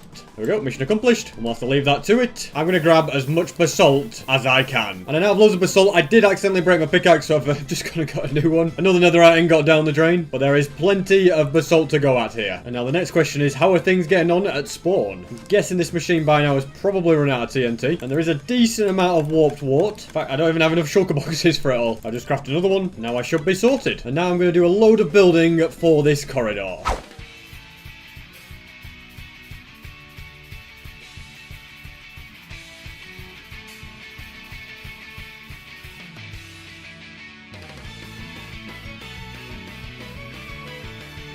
Well, that took a lot longer to build than I expected, and I did unfortunately run out of blackstone partway through. So I'm going to chill for a little bit at the gold farm, and then any gold that comes through, I will barter by sending it down to those piglins. And apparently there's loads of ingots in here as well, which is good, because those guys over there love their gold. Spent a lot of time bartering, a lot of time getting gold. Got quite a bit of spare gold that can go in here. In fact, I'll throw all of that. Okay, well, why has that got stuck? That's what I want to know. I think I did it too quick, didn't I? But I just go and chuck that there. These guys are going to keep bartering. There can't be much left. And that is plenty of blackstone to go at. Especially when you consider that these chests have got some in as well. With all this blackstone, I can make stairs and add them all the way along the top. Then I can also create slabs and place them down on the sides. And that is that complete. Which means the only thing this tunnel is missing is a load of chains with lanterns underneath. And that is Operation Create a Ridiculously Long Tunnel complete. It's without a doubt the longest one that I have made to date, but it nicely gets me to the perimeter, which is just what I wanted. Next, I'm going to fly up here to repair my pickaxe, and next I'd like a way to farm one of the new items that came in 1.19. In my opinion, it's one of the most useful items that was added, and that is something that can farm the skulk sensors. And for completeness, I am going to make the new compass, which was added in 1.19, which is kind of useless in hardcore. It's called a recovery compass, and as you can see, it's just kind of moving around. Like, it just keeps changing direction because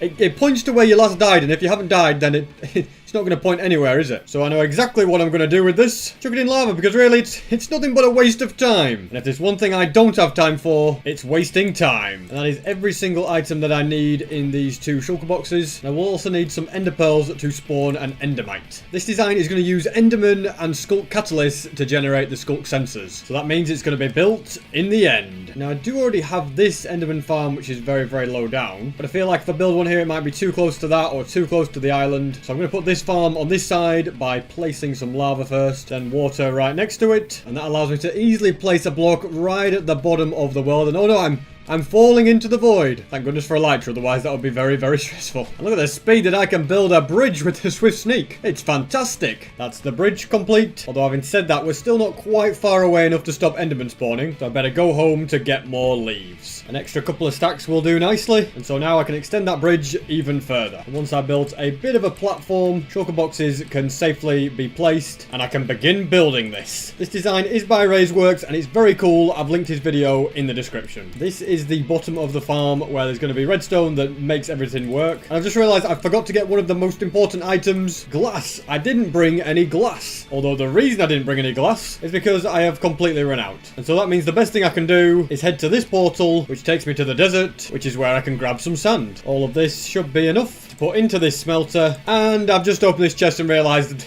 that I have a lot more glass than I thought. Well, I suppose you can never have too much, but I shall grab a few stacks. And people keep telling me to fix the stairs in the super smelter. I see what you mean. Look, it's just not symmetrical at all. This right here should be broken. Then a staircase like that with that back there. There we go. That's how it should look now. Now it's symmetrical. And now I can get back to the project in hand. Collection system is starting to form and you're actually going to be stood on top of these campfires. And then this honey block underneath you will move you. You can see there's a honey block just under there. Hopper minecarts will be on here, which you need to get. And I could also do with some water buckets. It'll be a bit annoying flying away because that will fill up with endermen on that platform. But nipping home to grab the items is definitely the easiest option. In the end, no enderman did spawn. I guess it's because most of the spawning well, there's not many spawning spaces. So let's waterlog these stairs and also build the same thing on this side with more waterlogged stairs. And finally add in the hopper minecarts. And the collection system really is now fully complete. So both of these right here are stone generators on either side, which is what will, well, the stone will be turned into skulk blocks, which is what will cause things like skulk sensors to spawn because of the skulk catalyst, which will be right here. The bits of lava which go right here are also what's going to destroy the ender pearls. And there's going to be dripstone in the middle, which is what the enderman will land on, take even more damage. And now to build the drop chute that the endermen are going to fall down. And now that I'm up here, I'll build the big platform that the enderman will spawn on. And with that completed, I can now build the bit where the endermite's going to be that attracts the enderman. I'm doing double carpets so the enderman can't teleport up here. And now to attempt to do the thing that is never fun and try and spawn an endermite.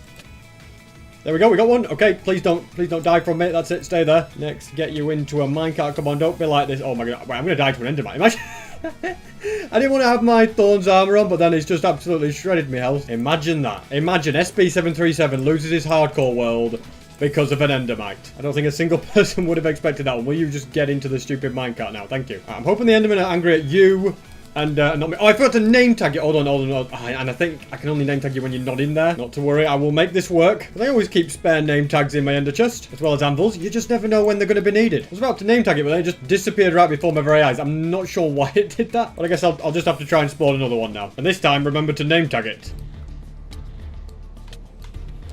Oh my goodness, did you just see what happened? Alrighty, yeah, I was trying to push it along and it was hitting me, and yeah, that was not going well. At least on the positive side of things, the endermite did seem to move across on that final hit down. If I break that, it will be safe up there. But the enderman, well, not so much. And that, ladies and gentlemen, is farm complete. This lever just needs to be switched on, and I believe this one down here as well. Next, I'll just need a silk touch hoe, but I've only got a fortune one, and so that is what I shall create. And I'll make it netherite, because you know what, why not? And there is also going to be a super cool extra use for this farm, which I didn't initially intend. Before, I was gathering up loads of nether quartz ore, so I'd have XP to repair my elytra and all that kind of thing when I'm on the go. Don't need it anymore. I can put it in here to be used, well, whenever I actually need quartz. Instead, I can take this shulker box, and then it can be filled with skulk blocks, which drop XP and are much easier to get. Because look, this farm will generate them. It basically generates them as fast as the stone generates. And so the plan is to grab enough of these to fill up this shulker box here. Although there is a slight issue with my design that it is very hard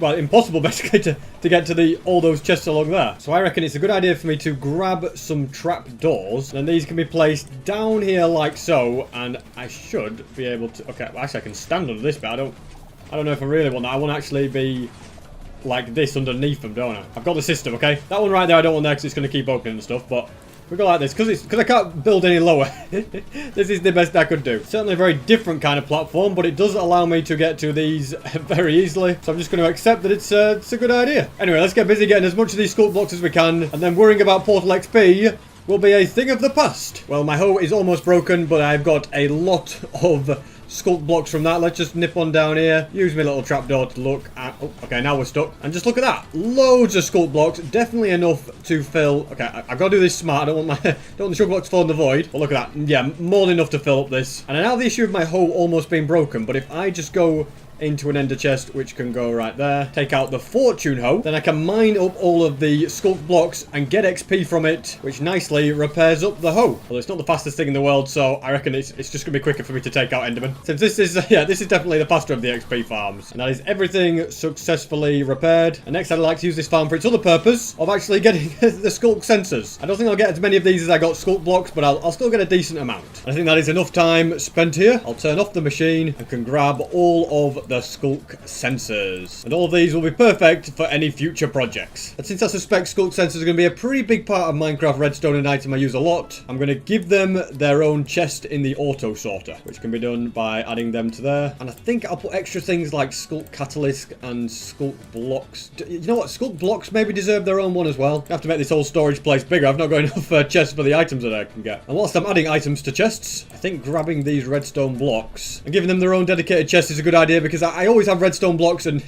never know what to do with them. I end up always manually putting them in the redstone chest, so this just means it'll go automatic through the auto sorter. It'll work much better. And I have just 2 slots left that I can fill. And now I can begin the next of my projects, which will be to build an entire planet. Yeah, we've got a few big cool things around here, but a planet is not one of them. I haven't fully decided on the location for it just yet, but I do know to get the first base of it in place, it's going to require a lot of blue concrete. 5 shulker boxes worth, ideally. And at the moment, I haven't even got one. So that means it is Operation Get a Load of Sand. Only need about 50 stacks of it, so it probably won't take me that long. And right now, I'm just scouring the land, searching for a desert. I've got the option to mine up a little bit of sand from a beach, and that'll get me enough to at least craft some TNT and not make a massive mess of the area. Operation Find a Desert has been successful. Even if it is a bit of a small one, there is a lot of sand here. And so now I shall place TNT and light it. A lot of blowing up has been done successfully, allowing me to grab lots and lots of sand. And I've successfully filled up all of the 3 shulker boxes, plus a bit to spare as well. So let's head on home. Just found this random portal in the middle of the ocean, which is good because it'll save me some time in flying home. Thankfully, cornflowers are not something I am short of, so I can get on with the crafting. I've got a shulker box of sand to spare and loads of concrete powder. Although I've said that, I've only got 5 worth in total, and I probably need 6 really. Let's grab all of this and also some of this to craft a few extra bits. And now we take all of this powder, stick it into this machine. It's evenly been divided into these 3 chests. Then I can start the machine and keep placing down loads of concrete, which is going to get converted. And that's all the powder used up. I've not got any more coming along to me, which is good news. So I'll gather up the shulker boxes, jump on down and start collecting up all of the concrete. They are now all filled, which means I just need to grab some scaffolding. Probably not enough there, although it looks like this other shulker box has more than enough.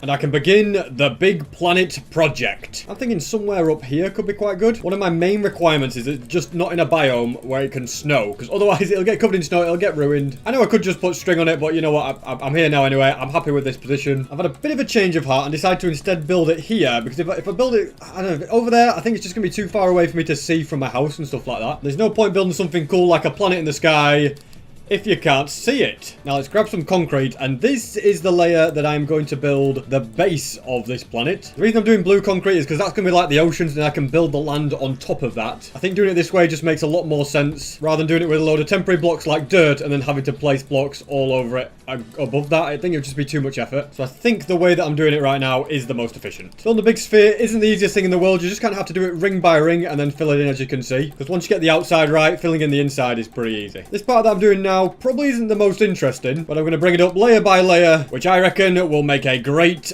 time lapse.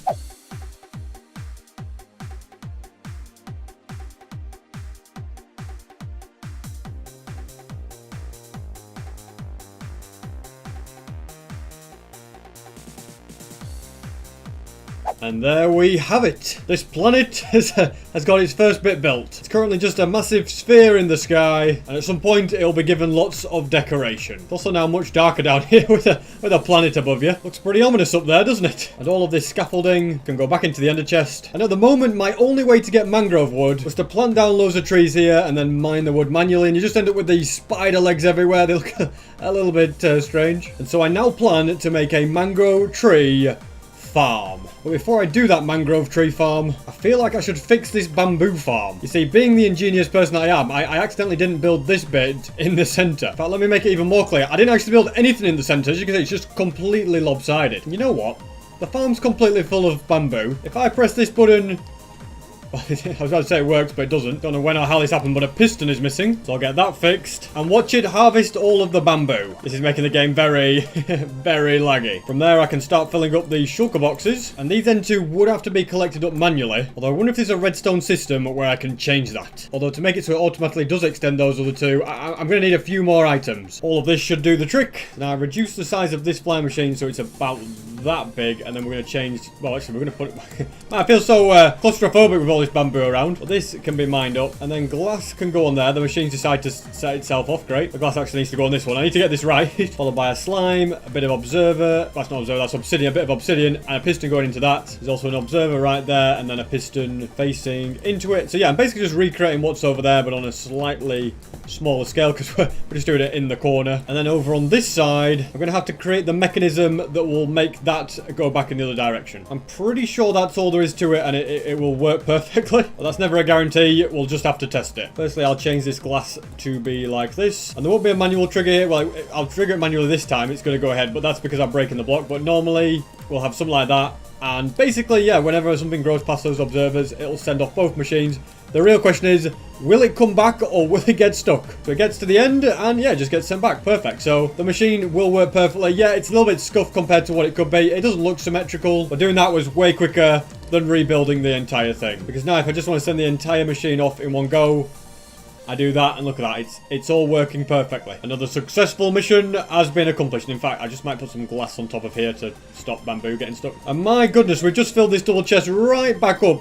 I emptied it for the bamboo, but I've not brought enough shulker boxes. I think I'll just let that fill up, and I'm going to gather up all 5 of these. That is more than enough for the scaffolding that I will need. Could use it for fuel, but I have that much blaze rods that I probably don't need to bother with that. And I wasn't sure if I already had a bamboo chest. The answer is yes. And look at that, we can just start stacking up the shulker boxes. I'm so pleased with that I'll fill up 4 more. And now to collect up all the different resources for this mangrove tree farm. All items successfully obtained, except for one singular item, which won't be too hard to get. Vines, but I'm glad to say that the mangrove trees grow them, so yeah, I can just grab them very easily. And I've got what I think is going to be enough, yeah, 15. And there's loads of vines on that one that I could have grabbed. I never thought about that. But with all these items, I can now get to work. It's usually best to start with a storage system, and this farm is no different. There were loads of propagules in this chest for me to place if it needs it, and the farm can run without them. And all the other items will get collected into these ones, like the logs, that kind of thing. And look, and even a chest might get collected into the chest. Water here will also be needed. I'm tempted to waterlock it, but to be honest, soon there'll be stuff above it anyway. Also, this is yet another design by Ray's Works. He really does make some good farms. Right here, I have created a nice little hopper clock, which if I flick this lever, it will now be going back and forth, activating these, which will activate pistons in due time, but at the moment they don't. And the reason that they don't is because I haven't yet placed them down. And that's more or less all the redstone done, so I can build the platform that's going to be above, which is going to be absorbing all of the blasts from TNT that will rain from the sky. And that is this platform now done. There's going to be a bit of mud right here, which is what the propagules will grow the mangrove trees on. And now to build the system that will keep hold of the water and stop it from flowing everywhere. We don't want it going down here or anything like that. But it will also push everything down to the center so that it could be heading through. I think it'll, yeah, basically all go down there. That won't be ice forever. And all the items will end up in that chest at the bottom. In theory, when I place this, it should flow everywhere. Yeah, look at that. It flows all around. To stop it from freezing, we waterlog it. And I think I've got the water working as intended, which means I can add more scaffolding up here. And up here is where all the redstone's going to go, where the TNT will be dispensed. We better just waterlog these to be safe. There's another one right there. Basically, the TNT is going to be put into here, into this water, and pushed down, and it'll go down there to blow up the tree. There's going to be quite a bit of delay to the redstone along here. And this is more or less mission accomplished. Right here, I'll put the TNT in. You can see there's another dispenser above it as well. Same thing on this side, just a bit of, well, yeah, just like, no, I don't want it that way around. Actually, now thinking about it, not sure it matters, but yeah, it's all set up nicely, which means I just need to get some TNT and test this out. I really like the design of the farm because it doesn't use TNT duping, which I try to avoid in farms. That does unfortunately mean I'm going to need loads more sand to make the TNT, and that means grabbing gunpowder and the small scraps of TNT I have available, plus a few shulker boxes, before I actually go out to find a desert to get some sand. It could be a bit of a long journey. My Electra is starting to get broken, and I want my shovel up to full durability, so let's just go here for a little bit to top everything up. Managed to get a few of my levels back from that as well. And I'm not even going to go home from that. I'm just going to now search for a desert. This should be far enough away. Although it's brought me to a cave, so I'm going to dig my way out. And it's worked out nicely. The portal is actually not that far from a desert. I mean, it's not the best desert in the world. A little bit small if you ask me. And that one's the same. But this one over here, yeah, well, this is more than big enough. I've set up my camp right here. And let's get busy collecting up the sand. Whilst TNT and stuff, I found a random mob spawner. Let's get rid of that. Nothing. Oh my goodness! I take it all back. What are the chances? I actually blew this up. The sand fell, as you can see. We couldn't even see this originally. The sand fell down, and I found a notch up. You know what? Luckiest Minecraft player ever. Now to get back to my humble job of collecting sand. I think I've got enough TNT and enough sand for now, as you can see. Yeah, loads. Nearly 3 shulker boxes worth. In fact, 3 shulker boxes worth plus that TNT. So I'll gather everything up, make a new portal, and fly back home. Now I can add this to the wall. Almost completely filled it back up. The sand can go in here. And I'm going to need a load of bones for bone meal. And all of that is going to be put in this chest right here. So I can begin crafting it by grabbing a load, doing this, and then adding it in. And my TNT is going to be going into all this. I suppose, should it equally go into them both? I'm just trying to work this out. We've got 14 in there. Okay, none in there. I suppose if I completely filled the double chest with TNT, it would evenly distribute, but I'm not going to do that. Instead, I'll have 3 stacks in each, and also 3 stacks in these 2. And that makes me very hopeful that the machine will now work. I think if I flick this lever, it should probably just work. I don't think I actually need... If I could reach that lever, I'd press it. Is this what it's like to be a small person? As I was saying, I'm going to flick the lever, and I'm pretty sure it should work anyway, because I think propagules should... Did they grow automatically? Or maybe no, I think I need to plant them. So uno momento as I go to get some propagules. Got 17 here. Hopefully that's enough for now. So I activate the machine, stand down here, and hold down right click so that when this trapdoor opens, you will see that I will place a propagule. Okay? Okay, well that didn't work. I must not be quite aiming in the right place. Maybe more like there. I need to. I think that's good. Let's go just slightly across. There we go. That's the spot. There we go. We grew one. It worked. Okay. Just got to be in the exact right bit. I've just set another one growing because I kind of want to show you what happens. So yeah, you can see it gets bone meal. The TNT blows up. Like a few of them drop, as you can see. 4 of them from different heights.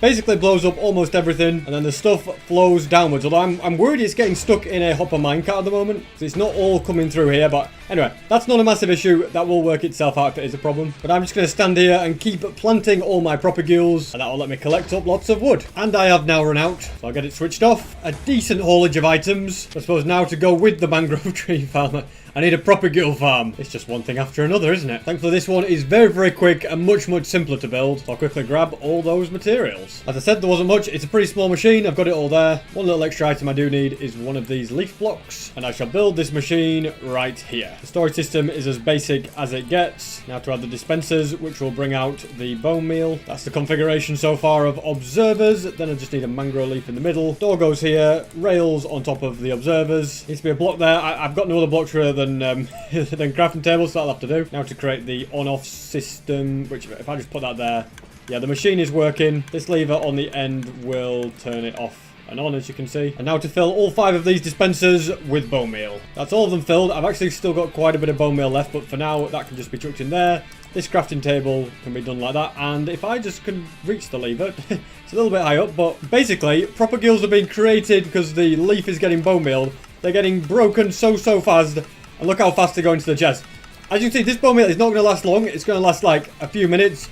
But let's just wait for this to get me all the propagules. You know what? I can just take like a stack of it. Wait, just wait for another stack to come. It is so fast indeed. Like, I wonder if it's filling up anything else faster. No, I guess it's as fast as it's going. So I'm going to go over here now, turn on this machine, and get busy collecting mangrove wood. And I think that's enough time spent here for now. I can just put these back into there. And look at all that mangrove wood. There's loads of it. And not to mention the healthy amount of propagules that I've got. I think I might even just top up some of these dispensers to get even more. And all these can be picked up and put into this chest for the stocks. If I want to use the farm again, I'm just going to take the mangrove logs. I'm going to leave the roots. I don't really want them. But that is another farm nicely done. I never seem to make tree farms with TNT, but I probably should. They're a bit better, aren't they? Although I do like this manual one with the axe as well. So that's where my iron went. But yeah, I do like this one as well. It's also a very cool farm. It's a bit different in it. And I reckon mangrove logs deserve their own chest as well. All that means is I take that out, put that in, and they filter on through. Now, the job of finishing the planet is, of course, still looming. But now that I am once again so close to finishing this wall and kind of being back to where I was with notch apples, I want to go and find Ancient City. Yeah, I want to try and track down another Ancient City. Although, just before that, I should probably add that in. As you can see, we've got it there. We've got it there. Not got it on that one, of course, but yeah, that one would definitely look a lot better if I added in the polished blackstone and stuff like that. And also, somebody pointed this out to me on Twitter. I completely forgot to add trapdoors onto those. Look, on those ones I've got it up there. Those ones, for some reason, I'm an idiot. Only got 2 trapdoors left as well, so I'm going to nip over to the warped forest. Or even better, I'm going to nip to spawn and grab some of the warped roots, which will be in here. Well, you can see we've got loads. Let's grab them all. Let's just take all 79,000. Oh, there's loads of them. This is like a dream come true. Because I needed so much warped water that the logs were just a byproduct. And with those, plenty more trapdoors could be crafted and added in front of the lights. I'm not quite sure how or why I forgot those before. Next, we remove some netherrack, put in polished basalt with a sea lantern in the middle. This time I'm going to add it straight away so I don't forget. Then on either side and upside down, we go like that. We put all of those along there with some slabs at the bottom, but I'm going to need to dig down a little bit. Then I can add the slabs along the bottom. And this side, you would say, is now fully complete. It's as complete as it's ever going to be. And I think it looks absolutely fantastic. The good thing is this is going to be the quickest and easiest one to do because spawn is not that far away at all. And whilst I've got all this, before I head off in search of an ancient city, let's get all of these put into the chest. And I think it might just be smart before I go to repair the elytra. It might not be a big issue. Sometimes it's better safe than sorry. There we go. That did not take long at all. And since it was so high up, I can now glide really far. There's really no one that makes portals that look as good as me, is there? They're always very wonky. And now Operation Find a Deep Dark begins. This cave looks very cool, but the chances of a deep dark being down here are pretty unlikely. But hey, not impossible. Okay, well, let's be careful. I was about to say it's not impossible as I jump in lava, but hey, we found some diamonds. I might as well mine them and get out of the lava whilst I'm at it. And if I keep seeing them, I'll keep mining them. But I've probably explored this cave a lot. It looks too tempting just to check it out. Look at this. It's beautiful. And at least 3 diamonds to grab. Might as well. But once I've got these, and also these, I will definitely dig my way out. Mission get out has been successful. Now to track down some sort of mountainous biome. This looks like the kind of place I want. So I'm going to dig on down. Okay, I found... Whoa, I was about to say I found deep dark. Oh, of course I land on one of them. That's just what I didn't want to do. Now, you'd think that I've made a mistake in not bringing any wool. However, if I grab these shears, I can mine up wool from this place, which is just as good. Because you can get a lot of it very fast. And now to try and collect chests without setting off shriekers, which is always easier said than done. Alright, that one's been set off, so we'll just ignore him now. Already managed to set 2 off. I can set 1 more off and then I'm in trouble. Well, 1 more off and then the one after that will get me in trouble. Searched plenty of chests as well, and so far nothing. 1 notch apple is all I need. But I wouldn't mind getting more than that as well. Also, shrieker number 3 has been set off, so yeah. 1 more shrieker and it's warden time. So, since I am now spawning wardens, I'm just not caring anymore. That's the way to do it. Like, yeah, the darkness effect is a little annoying. It's not like the warden's a threat. You never end up going anywhere near him. Look at this. An amethyst geode is connected to it. That's pretty cool. All the darkness effect achieves is it's just basically fear of the unknown. Like, you can't see, so you're scared. That's all it is. But I'm not scared because I don't need to see. I need notch apples. And I found one. Okay, perfect. Finally, we got one. I mean, I'm going to search the rest of this place to get another one, of course. But I've got to be careful because there's going to be about 60 million wardens down here by the time I'm finished. Try to work out if this is one big ancient city or 2 ancient cities together. Either could be possible. If it's 2 together, though, it'd be amazing. Well, I'm starting to think that maybe, just maybe, I've done an entire circuit of it now and I got most chests, but yeah, there's ones here that I've just completely missed like an idiot. With a notch apple. Glad I didn't go on without that one. That would have been very bad. I do want to mine up those so I don't get them twice, if you know what I mean. But there's the center piece of it. If there's another one of them, then it's 2 ancient cities. And I'm starting to see chests all over the place that I've missed. Like, there's one there. There's another one. I think down here it's about to go dark, so I'm not going to see it. Yeah, it's just through here, isn't it? There we go. Oh my goodness, there's a double notch apple one as well. I got 4 notch apples. Seriously, every single update Minecraft makes, they make something easier. Now notch apples are just ridiculously easy to get loads of. I've not even seen a warden yet because I just fly away. Oh, there we go. There's the first warden. How you doing, buddy? Oh, wait, you're miles away, so you're no threat. And there's still more chests knocking about that I haven't seen, as you can see. We'll keep trying to track... Oh, look at that. 5. Man, that's the record for me so far. 5 in 1 ancient city. And there's still chests I haven't searched. Mainly the ones in towers that are more central that I need to look in. And I reckon that is mission accomplished. Don't think I've missed a single chest, and statistically, if I have missed one, it's unlikely there'd be a no chapel in it. That would be, yeah, statistically very unlikely. I suppose that doesn't mean that it couldn't happen, but I'm happy with what I've got. I'm going to grab some obsidian. Let's get out of it. It's been a very, very successful journey. On my way back, I've stumbled across a little bastion. I think we just nip into here and see what we can get. Sometimes there's not chapels down here. Why is there so many big magma cubes? I never like to see that. Let's get rid of the brutes first and get rid of you guys. See, they're dangerous to those guys. They'll knock you in lava. That hurts. Let's quickly break the spawner before any more of the big ones can spawn. I don't see any brutes around. Now, is there even a... Oh, there's the chest. What's it got?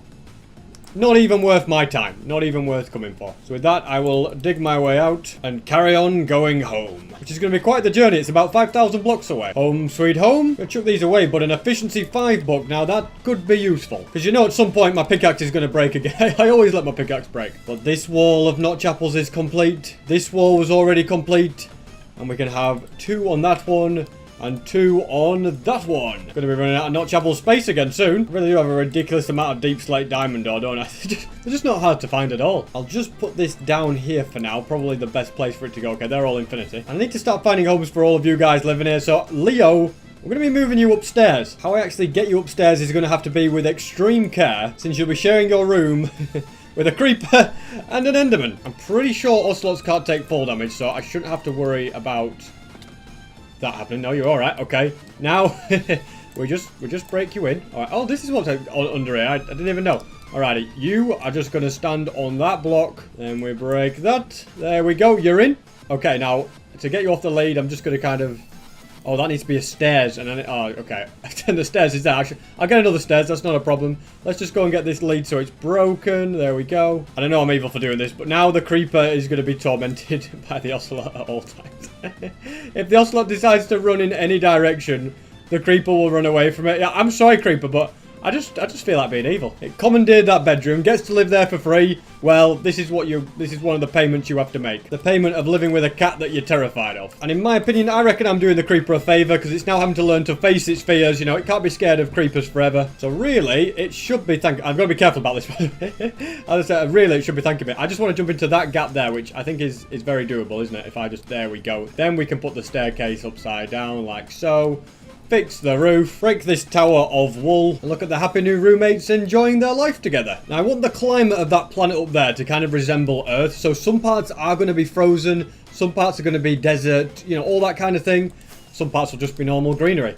But to do that, I'm going to need ice, and as you can see, I've got a lot of ice. But if I put in a lot of work to finish this farm, I could have a lot more. The general shape of it's done, there's just signs to be added, there needs to be a little bit of redstone. So I'm going to get busy cracking on with that. And that means placing down glass and water underneath it that now won't freeze because it's covered up. Then even more glass placing with water that creates the infinite water sources that will eventually all turn to ice. And that is the last of the pistons all hooked up. This final one will actually hook up to 2 pistons because I can find the pressure plates. Basically, once I go here, I don't need to go around again, so I just literally will go all the way back to the start along there. I feel like it's literally taken me nearly 2,000 days to do this farm, but it is finally about to be finished. And that is now every single piece of glass placed down. My entranceway can be here, otherwise there would be no way in and out. And so one of the final things for me to do is add the last bits of water, and that means everything is now connected back up to the beginning. I'm going to quickly nip back to the storage system, and interestingly, the actual reason for that is so that I can build a storage system. Yeah, I'm going to build a storage. I went to the storage system to get the materials to build a storage system. Not exactly that profound, but I thought it was cool anyway. And of course, me being me, I was a little bit too hasty in thinking the project was complete because I actually still need to add ice under a bunch of these gaps. Otherwise, as you can see, you just float along and stop. But when there's ice there, you float along, but then you go into the next one. And there we have it. It is now officially fully finished. So I just should tidy up all these items and move the shulker boxes. I'll distribute everything throughout the storage system. It can be done pretty easily just by putting the shulker box on here. Is this? It's an empty shulker box? Well, this one isn't an empty one. Let's see what's in there. I think all of that is safe to go through, isn't it? Other than the pressure plates. Even more bricks in that one. That one's just planks, but I'm going to put a few other items in as well that can go through. And glass can come out of the shulker box and go directly into the chest. And whilst all of that's been sorted, I'd also like to send all of this glass through the system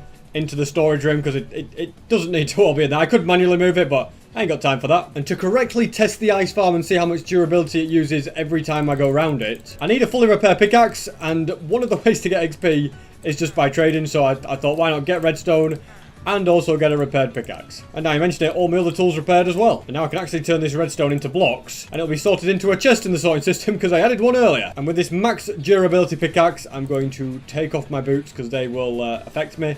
And we're just going to test this all out, okay? I'm just going to hold left click, mine away at the ice, see how long it takes, see how much ice we get, and see how much durability we lose. So it's taken just over 17 minutes. I successfully got all the way around, no problem. I'm not going to keep going around. My inventory is full of ice. Well, this isn't full of ice. That is pretty full of ice, though. I wonder if there's quite a bit in these hoppers at all. What do we reckon? Okay, that hopper's pretty full. So, yeah, a couple of full hoppers in there. All in all, though, the machine works very, very well. I have got to be careful that I don't go around more than once, really, because I use half my pickaxe's durability. So unless I have a pickaxe repair system or a pickaxe dispenser and use diamond pickaxes or something. Yeah, unless I have one of them, do not go AFK for longer than 20 minutes on that farm. And I now might as well buy a bit more redstone to repair my pickaxe again. Nice little haul there. Quite a lot of it indeed. Also thought that these were all the emeralds that I had in this area. Just realised if I go in this chest, got literally shulker boxes worth. I'm crazy, I didn't know I had all that. Okay, they've run out of trades for now. I'm so OP that even I can't keep track of it all. But that's gonna all go into storage. And I've completely run out of the fire rockets as well, so I'm going to grab a load of them. I think if I just get that many should be enough. I'll turn it to paper, grab as much gunpowder as I can, and it's a shame that they don't give you the option to craft all 3 different types there. It'd really save me some time. Instead, I've got to go for something like this, which isn't a major problem, but you know me, I hate putting in effort in life. Says the guy that literally spends 30 to 40 hours a week playing Minecraft just to make weekly 100 days videos. And that is Operation Fill a Shulker Box complete. And now I'm thinking something I really need to sort out is no, not finish the planet, but yes, it's on my list of things to do this episode. But more importantly, I need to make progress on this beacon. I'm 66 blocks short. My goal, and this is going to happen no matter what, is to finish the beacon by 4,500 days. That's I'm 100%, no matter what. Even if I have to do nothing but mine netherite for 300 days, we're finishing that beacon. We're going to be one of the few people that have managed to get a full netherite beacon. So I'm going to grab TNT, plus loads and loads of gunpowder, and then go searching for a desert. I've already done that quite a few times this episode, but this time it'll be to get a ridiculous amount of sand. I still can't make portals very well. And also TNT. Looks like Operation Find a Desert is successful. How cool does that look? It's like a floating sand thing. Yeah, if you ask me, that's an extremely accurate description. Let's set up camp right here where we can put all that gunpowder away, grab some TNT, and start destroying this desert.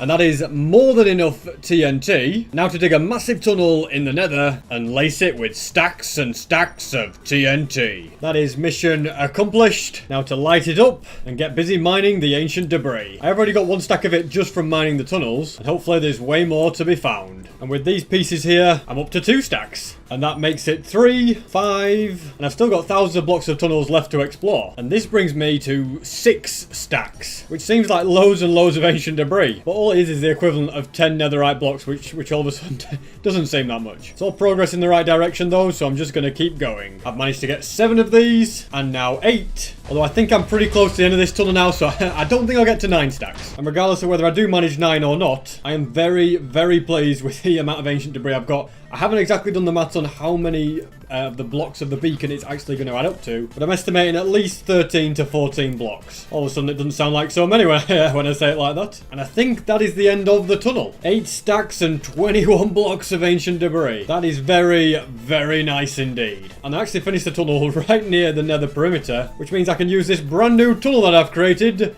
to get back home. Now before I set this other one smelting, I'm just checking to make sure there isn't any lingering ancient debris in this room, because just as I suspected, yeah, there's 2 netherite scraps sat in there. There always is. I'll take that with me. Offload the empty shulker boxes, and I can see what netherite I've got in here. So I've got 4 pieces there as well, 4 ingots. That makes me very confident that this is going to give me loads. So I'll shove all of that in there. Every single furnace sets off at the same time, which really is very, very cool. And whilst I wait for that, I actually need to head back towards my gold farm, because to go with all of that ancient debris, I'm going to need quite a few stacks of gold. Thankfully, there's absolutely loads at this place, so I shall make as many ingots as I can. Now I can fly all the way back, grab my netherite scrap, which has finished already, and craft 60 million ingots. Look at that.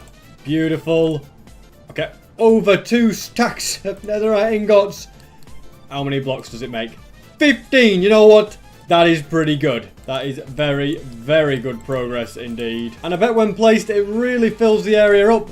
Yeah, I tell you what, I think next episode, can we get there in the next episode? It would require 17 blocks in the next episode. If I could finish a layer number 2, then all of a sudden I will be in very, very good territory. And I spent enough time on these side quests. Now, I think it's finally time I cracked on with the planet. Because at the moment, it's just basically a water planet, which, you know, isn't a major problem, but, you know, it could look a lot better. So I'll go and gather up a bunch of resources to improve the aesthetics. One item I will need a lot of is packed ice, because the top and bottom of this planet are going to be covered in ice. Now, this farm did get me quite a lot, so let's craft it and see how many stacks we get. And the answer is a decent amount, but I need quite a bit more. So I'm going to get mining along here and see how much I get. Well, guys, I've just come back and it would seem that I went AFK a little bit too soon, because my pickaxe has unfortunately broken. And I've also noticed that this particular area right here has no water in it. So I reckon the easiest thing I can do is use ice to place down water. It's a little bit slower than using a bucket, but it still gets the job done. And it looks like I got quite a bit more ice from that, so let's turn it into packed ice. And I am still a little bit short because I need 23 stacks. And I also need a new pickaxe. Although the new pickaxe part won't be a problem, because remember that book that I found, that efficiency 5 book? Well, I now can use it. Plus I'll buy a few extra ones and get yet another brand new netherite pickaxe. And I'll go and grab a little bit more ice, although this time, to make sure I don't stay AFK too long and accidentally go back round or anything stupid like that, I'll put an ice block right there so that it will block me. And I've realised another problem with this, okay? I need to be right tight up to this for me to reach the back blocks, but I guess when I have come all the way around here, it pushes you to the back. So then I'm not reaching the back ones. I need to fix that as well. I'm now starting to learn the mechanics of this thing, which means I can iron out the problems. To fix it, I'm going to try a few different items, such as a trapdoor, a sea pickle, we'll take a few, and an iron bar. If none of these solve the problem, I do have another idea. I can't place anything there because it will then block the water, but if I place it up here, what happens? Do I get stuck? Okay, I do. If I go like that, still get stuck. Not sure if I can even place a sea pickle. No, because that's going to block it. And it wouldn't let me through anyway. The trapdoor will let me pass through, but can I reach the blocks? What's on earth going there? Yeah, can I reach the blocks at the back? I've got my boots on, so it didn't really work there. And the answer is nope. So before I completely rebuild this tunnel, I've had one final idea. I'm also going to stop messing about with these side quests, because I've got quite a lot of work to do on that planet. I'm thinking grab some emeralds, speak to this farmer and buy a cake. Then I can place the cake on top of... Can you place a cake on ice? You can. Okay. Now then, you'll see this... Never mind that the cake breaks. After a bit of serious brain work, I have worked it out. I think I'm just going to go something like that to make everything look nicer. But as you can see, we've got water flowing in there like that. So now if I come across, watch how I get pushed there. And then it will just carry on bringing me all the way around. Beautiful, okay? And I'm just going to get mining because I need a little bit more ice. Actually took me all night to work that one out. And I've now got plenty of packed ice, which means I've got enough of that to work on the planet. I'll also need green concrete, snow, netherrack, skulk, amethysts, which I'm a little short on, but I've got loads down here, as you can see. And with an extra stack of blocks, I've got more than enough. Look at this. It's a fantastic farm. Is this just always working? Must be kind of due to activate soon. I suppose when the timer's ready, the timer will do it. Another item I'm going to need quite a lot of is skulk veins. And my skulk farm did get me quite a lot of them, so that's where I'm going to be headed. If I can get about 4 stacks, that'll be perfect. It looks like there is quite a few. Hopefully there will be enough. Yeah, with all the chests combined, I'm fairly confident I'm going to have 3 to spare. That's perfect. Spruce leaves are another one I can easily get lots of, as is slime, red concrete, lime concrete, spruce logs, skulk sensors, and emerald blocks. Another item I do need is smooth red sandstone, and that's one that I'm worried about that I haven't got any of at all. Yeah, not a single piece of red sandstone anywhere. So I'm going to forget about that and go with plan B, which is to use orange terracotta. I also need a bunch of amethyst clusters. And I know I said I hope it's soon that this farm harvests itself. But hopefully it's not too soon because, yeah. Whoa. Oh no. I broke that. You can't place those back either once they're broken. They're gone for life. I need to just be a little bit more careful here. But yeah, I want like 20 odd of these. It looks as though the budding amethyst I accidentally broke isn't going to affect anything. Oh my goodness, now I've flipping broke the piece. Where did that go? I have no clue. But not into my inventory. Oh, it's there.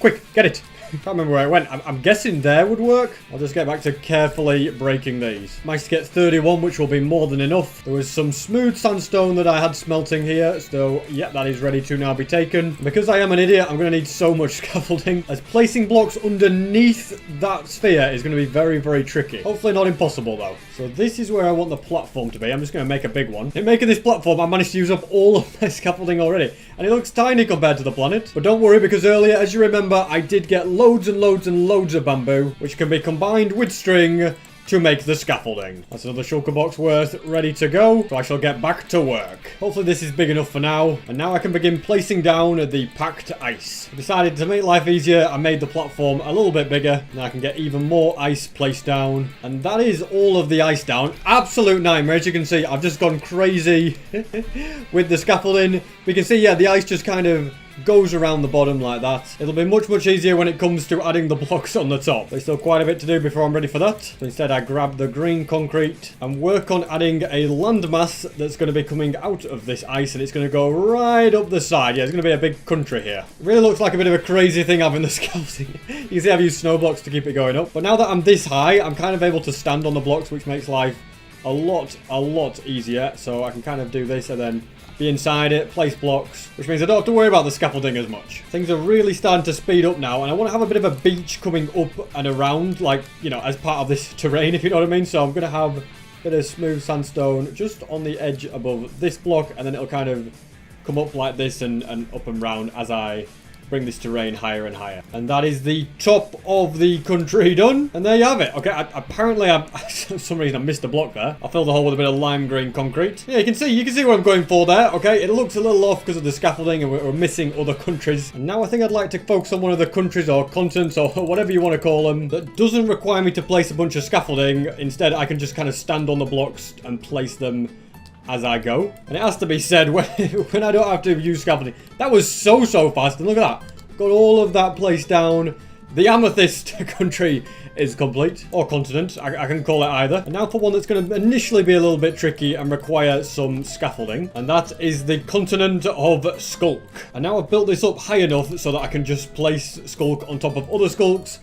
Don't need the scaffold anymore, which is very, very nice indeed. I don't really know how, but I seem to have run out of the Skulk veins. I mean, I've nearly finished this this continent. As you can see, it's looking pretty big, but yeah, I need more Skulk veins. I don't know where they could be. Very, very strange indeed. But I think that means that my best option is to head to the end and use this farm and primarily focus on getting veins. Which actually, this place is great for that. If I mine that before they go through. Yeah, look at that. Perfect. This is literally a Skulk vein generator. And I'm fairly confident that I should have now got enough. Yeah, stack 21.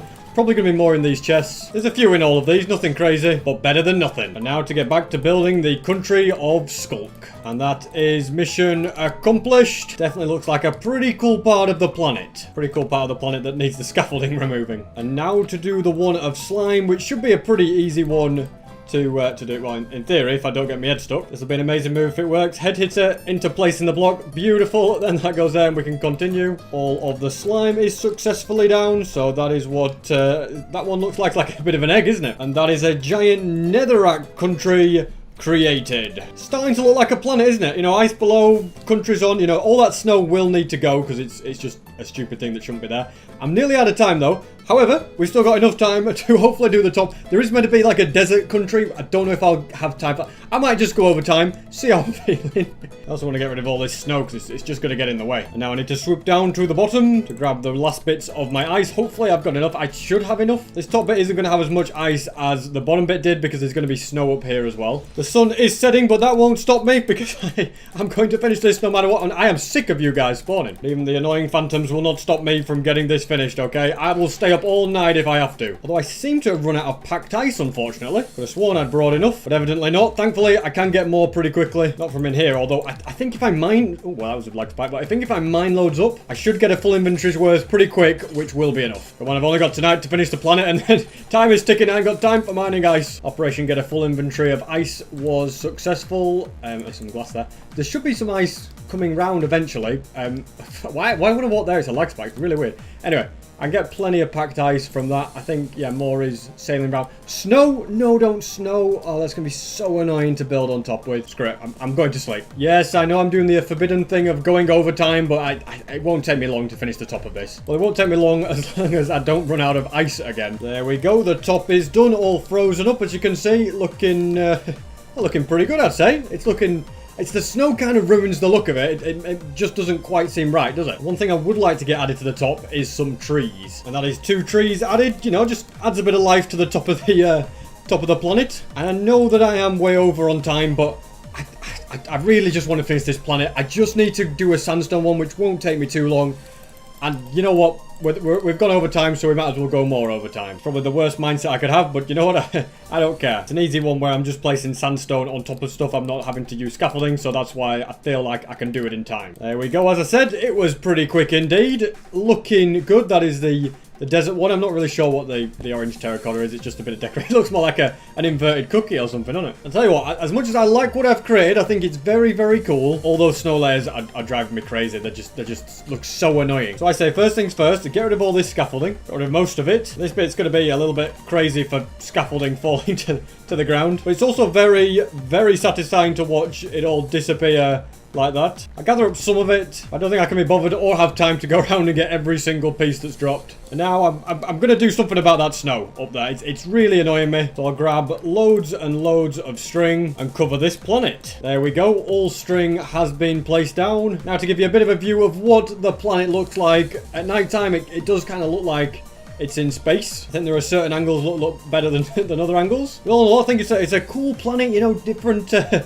countries, different styles. You know, I didn't want to just make them all green or something like planet Earth. I wanted to mix it up a bit. Look, I think the Skulk area looks pretty cool. I think from the top, if you look at that, you see the frozen thing on top with the trees. I like the way that looks. Maybe that's a little uniform as the ice, and the ice could be a little random like it is at the bottom. But yeah, I now have an entire planet above my world. And if I go to my house, it can be seen from a distance. It's an interesting looking thing. I quite like it. Let's have a look at it in day. Also very cool. So yeah, ladies and gentlemen, I built a planet in hardcore Minecraft. And that was also 3,000, not 3,000, 4,000. I've lost count. Said that many times that I keep forgetting now. But it's 4,204 days in hardcore Minecraft. Also subscribe if you got this far, because you probably like my other videos. Today, I start one of my hardest tasks yet. I'm gonna find and capture every single mob in Minecraft. Some of them will be easy, some of them will be annoying, and some of them will be extremely life-threatening. Pretty sure no one's ever caught a warden before. And on top of all that, I make more progress on the netherite beacon than I have ever done before in a single episode. Firstly, I'm gonna completely disable wardens from being able to spawn. It's going to require quite a few items, which I have successfully gathered up. And the place that I will build this is going to be at my warden farm. Whereabouts is my warden farm? About 2,000 blocks in this direction. Here we are. And so wardens can very easily be spawned with that shrieker. However, I want to find another shrieker to create this contraption. Now to clear out a bit of an area around this shrieker. I've also just discovered that my hoe is so good, I can mine shriekers before they even activate. Ancient cities get easier and easier every time I come here. Now it is crucial that I spawn proof the area around so the warden cannot spawn from the shrieker.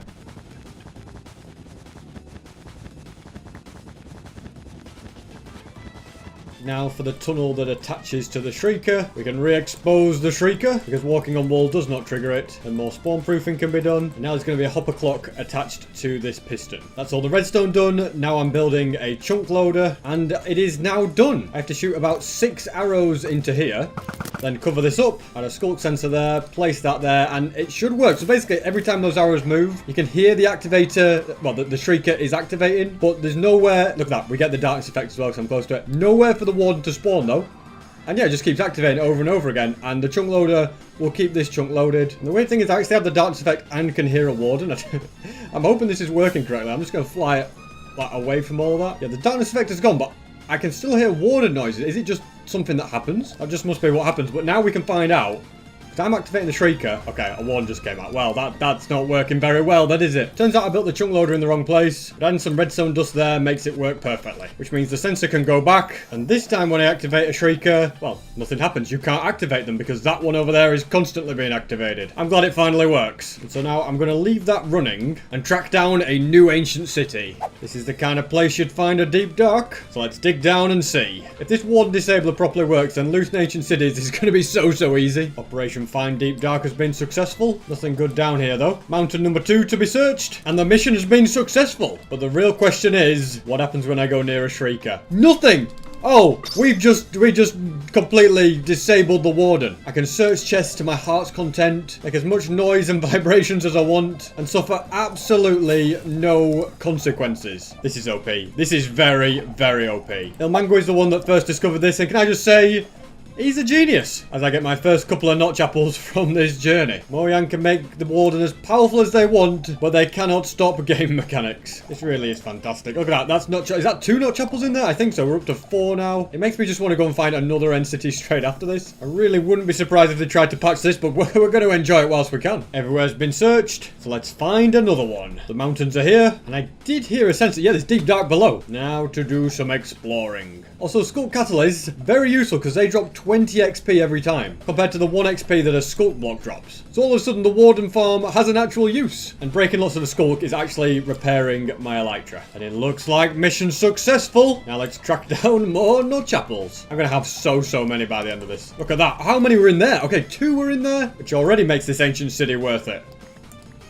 That's 2 more, I think. Yeah, just got another 2 in there. Went from 8 to 10. At this rate, I'm going to need a bigger wall to store all of these. Look at that. Number 11. Mojang really thought they could add some OP loot to lure people down to risk their life in these places, and all they did was made it much easier for me. There's quite a large cave system connected to that ancient city. I wonder if there's another one nearby, because they are quite common. Or maybe not that common, but in big caves, you never know. What did I tell you? Okay, I just kind of kept following the caves around and it opened to another one. This is the last one. After this, I'm going home no matter what. I can't do this all day. Did I just get 3 there? 3 in 1 chest is a crazy amount to get. 1 is good enough. And I think I've searched everywhere. 18 notch apples, which is utterly ridiculous. I am more than happy to now head home. I feel like it's not even worth checking a bastion now. Like, what could it possibly offer me when I have managed to find 18 notch. What the heck? Other than death, yeah, it could definitely offer me death, couldn't it? I'm thinking netherite could be the one good thing that I could get from this. But it looks like that isn't going to be the case. You know what, pig step? I can never leave a pig step behind. That made the entire journey worth it. And now I'm looking forward to this part as I add more and more notch apples to the display. In this room, I have 60 of them. I reckon I can take out these ender chests. I don't use them. They're only added as symmetry to that side. So then I can grab more frog lights and some new notch apple spaces.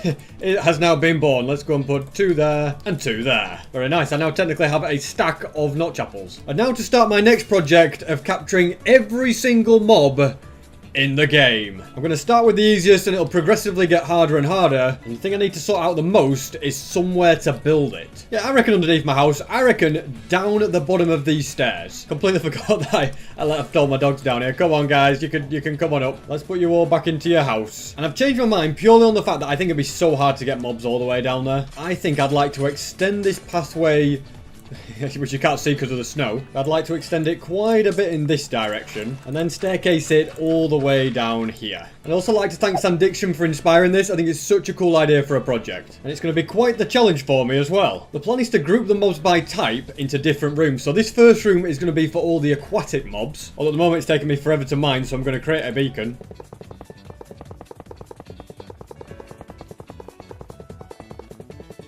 And now things will be a lot faster. And I've had a change of heart. Rather than lots of smaller rooms with all the different mobs in, I'm just going to have one massive room with every single mob in. So yeah, this room is going to be, it's going to be pretty big. Since there'll be over 60 mobs to collect, and I want to give each one its own little room. I'm not going to call them cages. And there will be some mobs where I build them in a faraway corridor, such as Elder Guardians, so I don't want mining fatigue. Might have to put a warden far away, depends if it gives me the darkness effect or not. Yeah, we're getting the warden, that's not going to be fun, is it? Might be needing to put all these notch apples to good use again for that. But anyway, there's basically just a massive digging project ahead of me. So I'll put my best foot forward and crack on.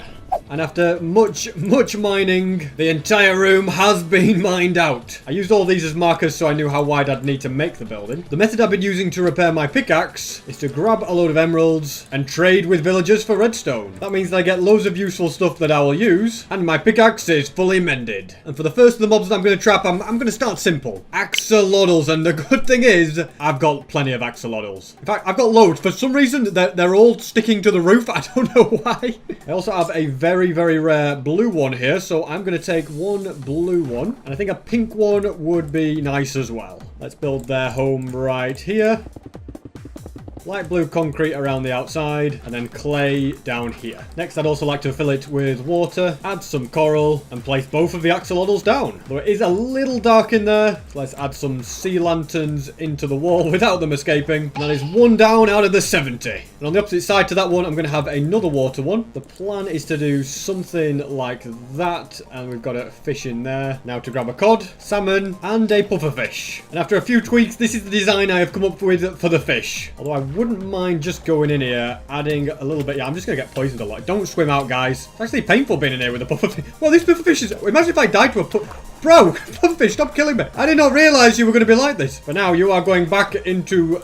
Oh, you're going back... If I can get to the bucket. For now, you are going back in the bucket. Then I'm adding some kelp and seagrass. And also name the fish, just in case they want to despawn. Pufferfish there, get named, and then get me out of here. If I'm struggling with fish, I dread to think how some of the harder mobs are going to go. Now it's time to grab snow, ice, and a pumpkin. And I bet you can guess what the next mob for me to add is going to be. Yes, a snow golem is going to be created. There you go, welcome to your new home. And I think it's time I stopped doing all the easy ones and gave myself a little bit of a challenge. I want to get a shulker down there, and I do actually have a lot of shulkers all the way down at the bottom of here, which is probably not the best place to get them from. But don't worry, I've always got a plan B. Because above the nether, I have a fully functioning shulker farm. It's switched off at the moment because...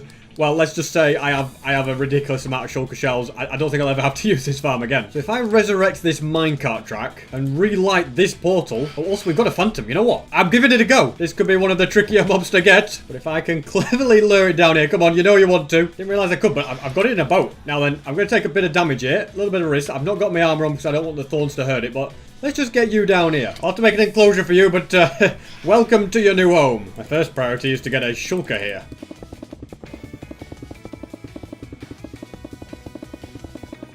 That's its home done. Now I'm going to brew some invisibility. Grab a load of rails. And I can add in all of these rails. Go like this with a minecart to get the shulker. And away it goes. Through the portal. Then I can slot it into a boat. And take it all the way down. This is a very strange looking thing, but it's working.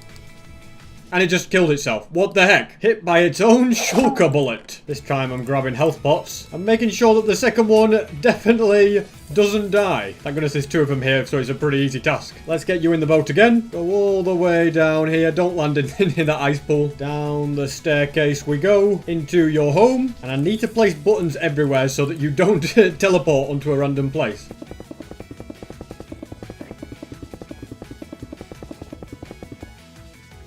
Now, in theory, it could still teleport into the snow golem enclosure as much as I've tried to teleport proof everywhere. Oi, you need to leave that phantom alone. Stop throwing snowballs at him. This entire project is just getting more and more hard work by the second. All right, moment of truth. In theory, all right, let's just spawn proof that. When I break this boat, which, I don't know, might be a challenge. Hitboxes are on so I don't do anything stupid. There we go. You're right in the middle, exactly where I want you to be. Now let's break all of these. And that is mission successful. Worked out a lot better than expected. Now for the phantoms enclosure, which I'm thinking a mix of obsidian, black concrete, purple concrete. And some green eyes in the background. Let's name you. Okay, that's not really how it works. Okay, am I just going to take loads of damage from this? The answer to that is yes. It's just whether I can regen faster than I take damage. I think I can. Next, and this is going to be tricky. I need to... break the boat, then name tag you, and then get you in there. Oh, look at that. We have got one. 5 down, 65 to go. And after getting a shulker and a phantom, I want an easy one, so I'm grabbing a sheep.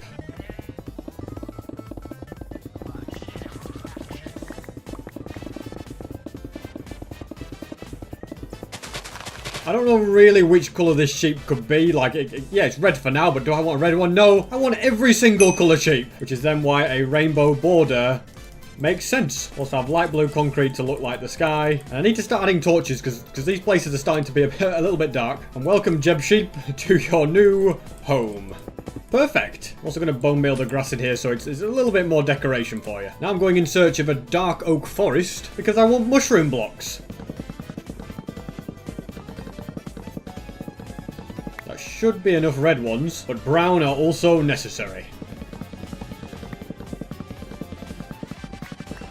And these next two are going to be right here side by side with brown mushrooms in these walls and red for this one. These are of course going to be for the two different types of mushroom. I've got Jack the brown one here who's pretending to be a cow and you're not a cow, you're a mushroom. And I have no idea what happened to Becky the red mushroom. So let's drop Jack off in there and go on a long journey to get another Becky. Mushrooms located. You look like a Becky to me. So let's get you home. Well, it took a long time, but finally Becky the mushroom is back at my base. So let's take you down here and welcome you to your new home right next to Jack's. That's 8 of them done, and I fancy doing a couple more hostile mobs. First one on the menu is gonna be a blaze. We're gonna make this home look like a fortress, and I also think it'd be cool to have windows with lava behind them using the fences. So if I do this on every single one, yeah, I like the look of this. But now I've got to work out how on earth I'm gonna get a blaze in here. I reckon building a portal will be a smart idea.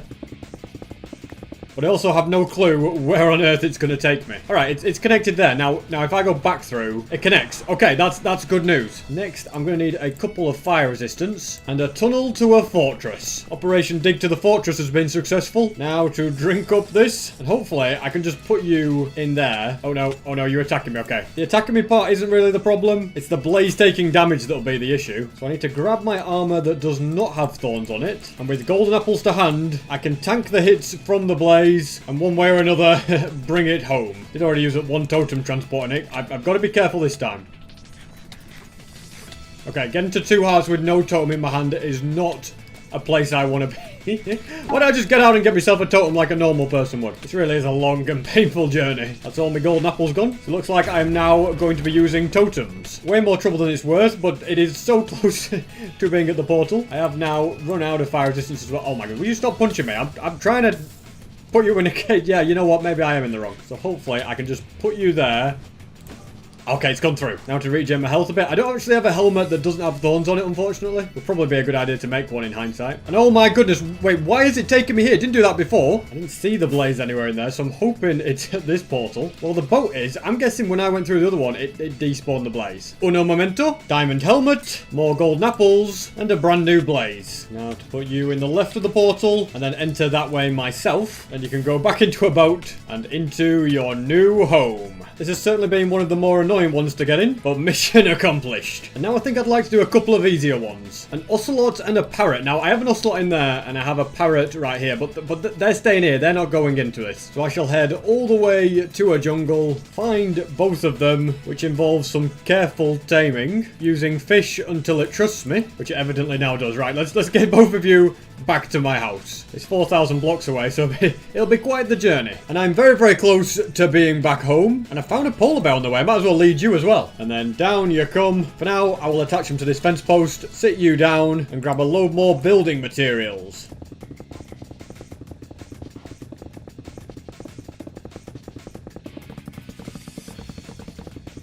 This is enclosure number 1. I'll do a similar one over on this side. Although I didn't want to do one with leaves right by one with lava, so instead I am going to do obsidian here. With black concrete behind it. I'm going to try and... I don't know why I'm stood in lava.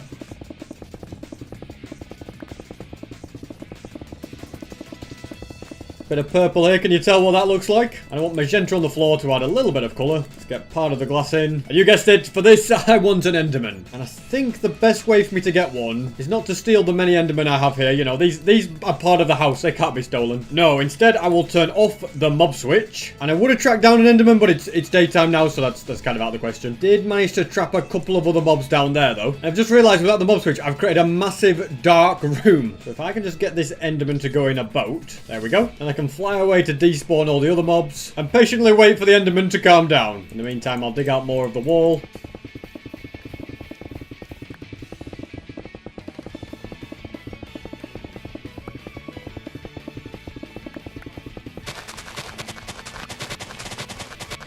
That's this one done. The parrot's going to live in here. So you can sit just there.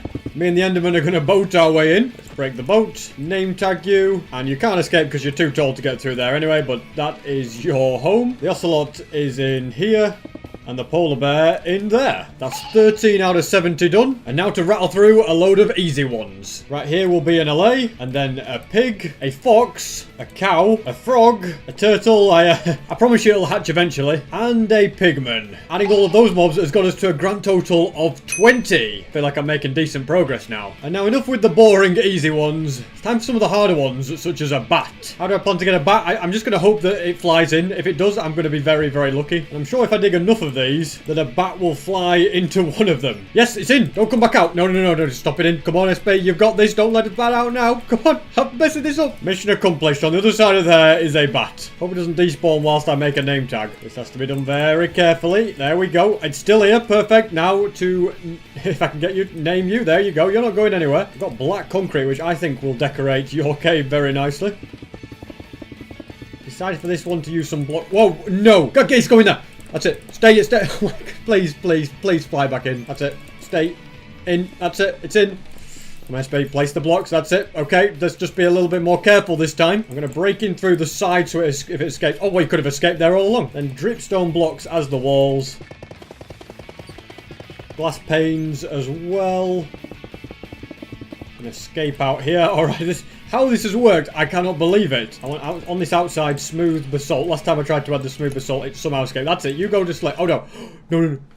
Did I really just let you back out again? And you've gone next up. What am I doing with my life? Rather than rebuild this in there, instead I think it just makes more sense for me to open this one up so that it flies through. Because I know you'll fly through. You always do. There we go. Mission accomplished. 21 mobs down. And it seems to take a little bit of damage at times. So I'm just going to splash it to heal it. Because you can just never be too careful. And I think the next thing I'm going to do is start a raid. I'll get me Ravagers, Evokers, Vindicators, Pillagers, the works. Now, since the Ravager is a much bigger creature, I think it's going to have a double-sized room. A little 3x3 just wouldn't cut it. My plan is for light grey concrete around the edge. With lava below it. I'm not really sure what lava has to do with the Ravager, but anyway, we've got it all down. I'll have glass on top of that. Smooth stone as the frame, and bricks for the walls. Looks pretty good to me. I have to say, they're starting to look pretty cool at these, so these are for all the different raid mobs. And I'd like to do that pillager outpost, woodland mansion kind of thing for another one, so I'm going to do it on the opposite side, because they probably look a little bit strange if they were right next to each other. It's not going to be built exactly the same, it's just going to use the same theme of blocks.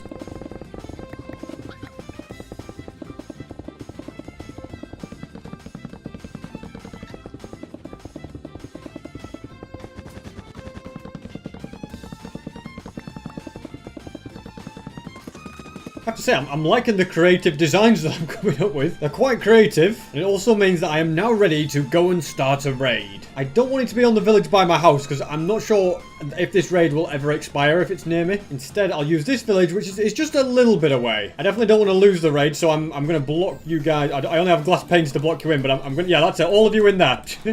Nobody out. Not sure how secure glass panes will be, but hey... I'm sure it'll work. Next, I need to get rid of these first few waves until I get a wave that has both Ravagers and Evokers. I was going to say that this one looks like it could fit the bill, but the golem seems to have greatly damaged the Ravagers, so I'll probably wait until a later wave. Such as this one. This one looks like it could be ideal. Need to get rid of the guy that's riding the Ravager. And all of you guys. Now let's try and spleef a Ravager. A little bit of a challenge, I will admit. Or even better, I have lured it away from everyone else. And I can take it all the way down here. Now the challenge is getting it in and me being able to get out. But I think I can just do this, right? Ah-ha-ha! No, don't come round. Don't try and finesse me here. Right, I'm just going to tank the hits if you're going to do this. I'm going to do something like this so that you can't get out. I'm pretty sure you're trapped in there now. I'm okay. I'm a survivor. See you later. Let's place the rest of these down. It can probably still attack me through the glass, although it can't see me, so it doesn't... I've got a Ravager. Probably quite important that it does get name tagged as well. No, my goodness, I need one of you as well. Also, apparently in the time that it took me to walk over here, the Ravager despawned. I didn't even know that was a thing. This thing just went over there. That's so unfortunate. So I'm putting you in a boat, blocking you in. So I've at least got another one from that. But yeah, I'm going to have to go back and get another Ravager. But if the raid hasn't finished, then that shouldn't be too hard. Looks like it hasn't. Okay, perfect. Let's see if I can get you in a boat. Come on, get in the boat. Yes, an Evoker is hands down going to be the hardest one to transport. So for now, I'll do this Vindicator since he is an easy easy one. Into your home you go. Okay, this is going to be a little bit trickier to get you to stay in. We're going to name tag you first. Tricky to go in. Place that. Now you're trapped. Ha ha ha ha. Welcome. Whoa, okay, you can still let me, but yeah. Welcome to your new home. I'll bring a pillager from the outpost. It's a lot easier doing it this way. He can't hit me when we're in a boat together. And it also means I can send him directly through this portal. He's going to get name tagged first as well, so it doesn't despawn. Send him through. And into here you will go. And for the evoker, I'm making a minecart track. I just feel like trying any other method would lead to things going disastrously wrong. The track is completely finished and powered. Well, it almost is. I actually am one short of redstone torches. But I'm just going to change these to be regular rails. Push a minecart along and hope for the best. The plan does seem to be working. And this track goes all the way down here and into this evoker's home. Now I need to just try and break the boat and the minecart and the rails. And that's another one added to the collection. At least it will be when I actually name tag him. Oh man, I can't even reach from there. You kidding me? Okay, don't run out. Don't run out. Don't run out. Okay, we got him name tagged. At least I think I got him name tagged. Yeah, I did. Okay, I'm just double checking. Getting rid of that bit of glass. All right, spawn Vex all you want. Yeah, we can't actually trap a Vex because Vexes will just die. But now I need to go back to this village and see if the next wave has started. It has. Okay, cool. Just simply dragging all the mobs away is an effective way to do a raid. I'll now keep dealing with all of these until I get another Ravager. Which is going to be right now since I have two. And I'd like to just lure one of them, but apparently they're both coming. Managed to lose one of them, which is good news. Get a bit of deja vu here, but here comes another Ravager. This time I'm name tagging you before something goes wrong. And that is mission accomplished. All of the raid mobs are in. I've got 26 out of 70 and I reckon I can get the next few in rapid succession. I'll be grabbing hay bales for a horse, iron for an iron golem, and honey for, yes, you guessed it, bees. I've got 3 in here because one does just look a little bit lonely, doesn't it? And for the 30th one, I think I should make it a little bit of a challenge.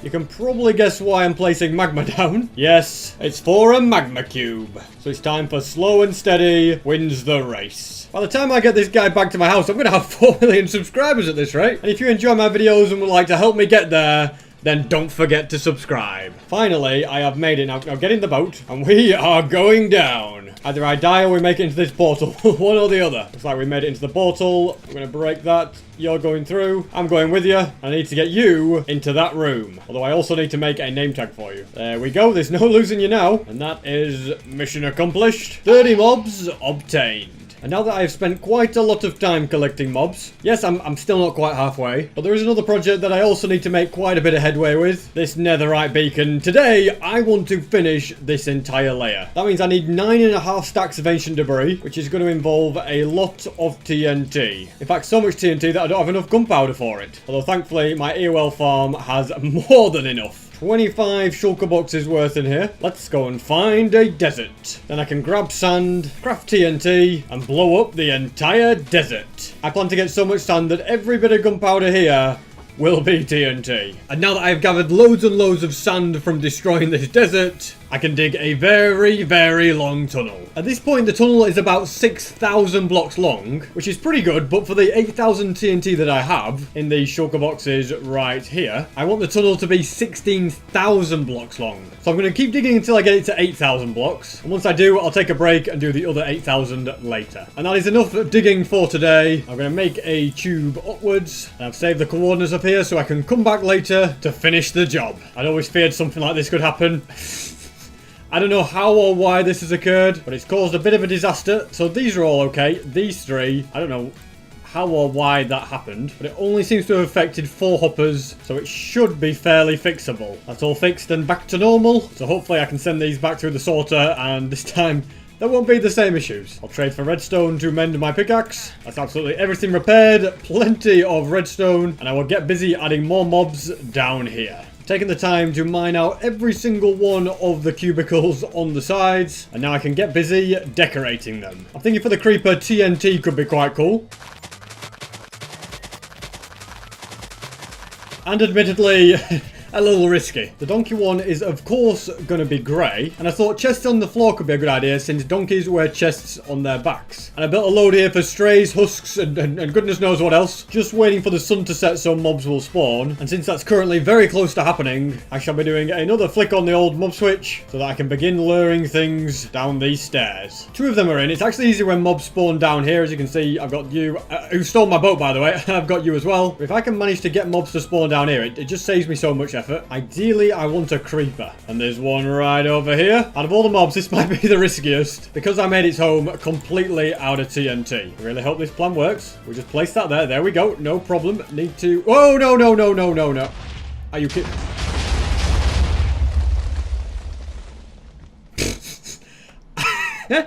I'm so sorry, Mr. Gollum. That was an accident. At least my horse survived, so I don't have to go and get another one of them. And instead of fixing it whilst there's some of the night left, I'll see if I can at least get 1 or 2 mobs in boats for... Don't you blow up again. That's it. Stay in the boat. I guess these spiders are too big to go in boats because he's just walking straight over it. So I'll worry about those some other night. The horse is now completely fine. The golem has been fully fixed. Well, replaced, should I say. So it's time for TNT cell 2.0. There are some creepers that have spawned over there, which will be very, very useful. I won't even need the one in the boat then. And for the new plan, I've got a boat in there so that I can lure the creeper in, place this, and he's in the boat this time. So there won't be any sneaking around the corner. Pretty sure I can break the boat without doing it. Just a little bit far away. Okay.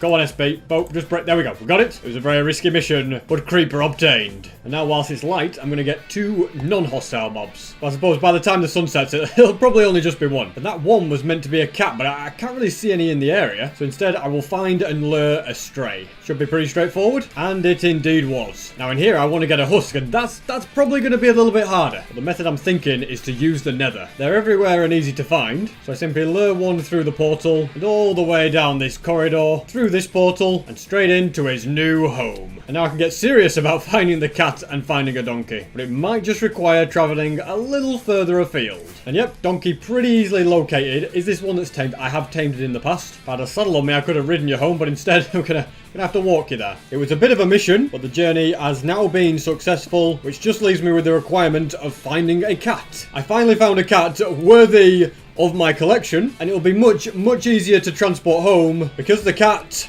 can teleport. There you go. You can live in here for the rest of your days. And I'm going to trap that spider in there and name tag it because it will be... Whoa, what the heck? Just got completely outsmarted by a spider there. But this time, there will be no mistakes. I think black and red concrete will look pretty nice with some cobwebs for decoration too. It's an interesting looking room, this. It's where the spider is going to go. Come on in. And now you're in here. Sadly, you are trapped for life.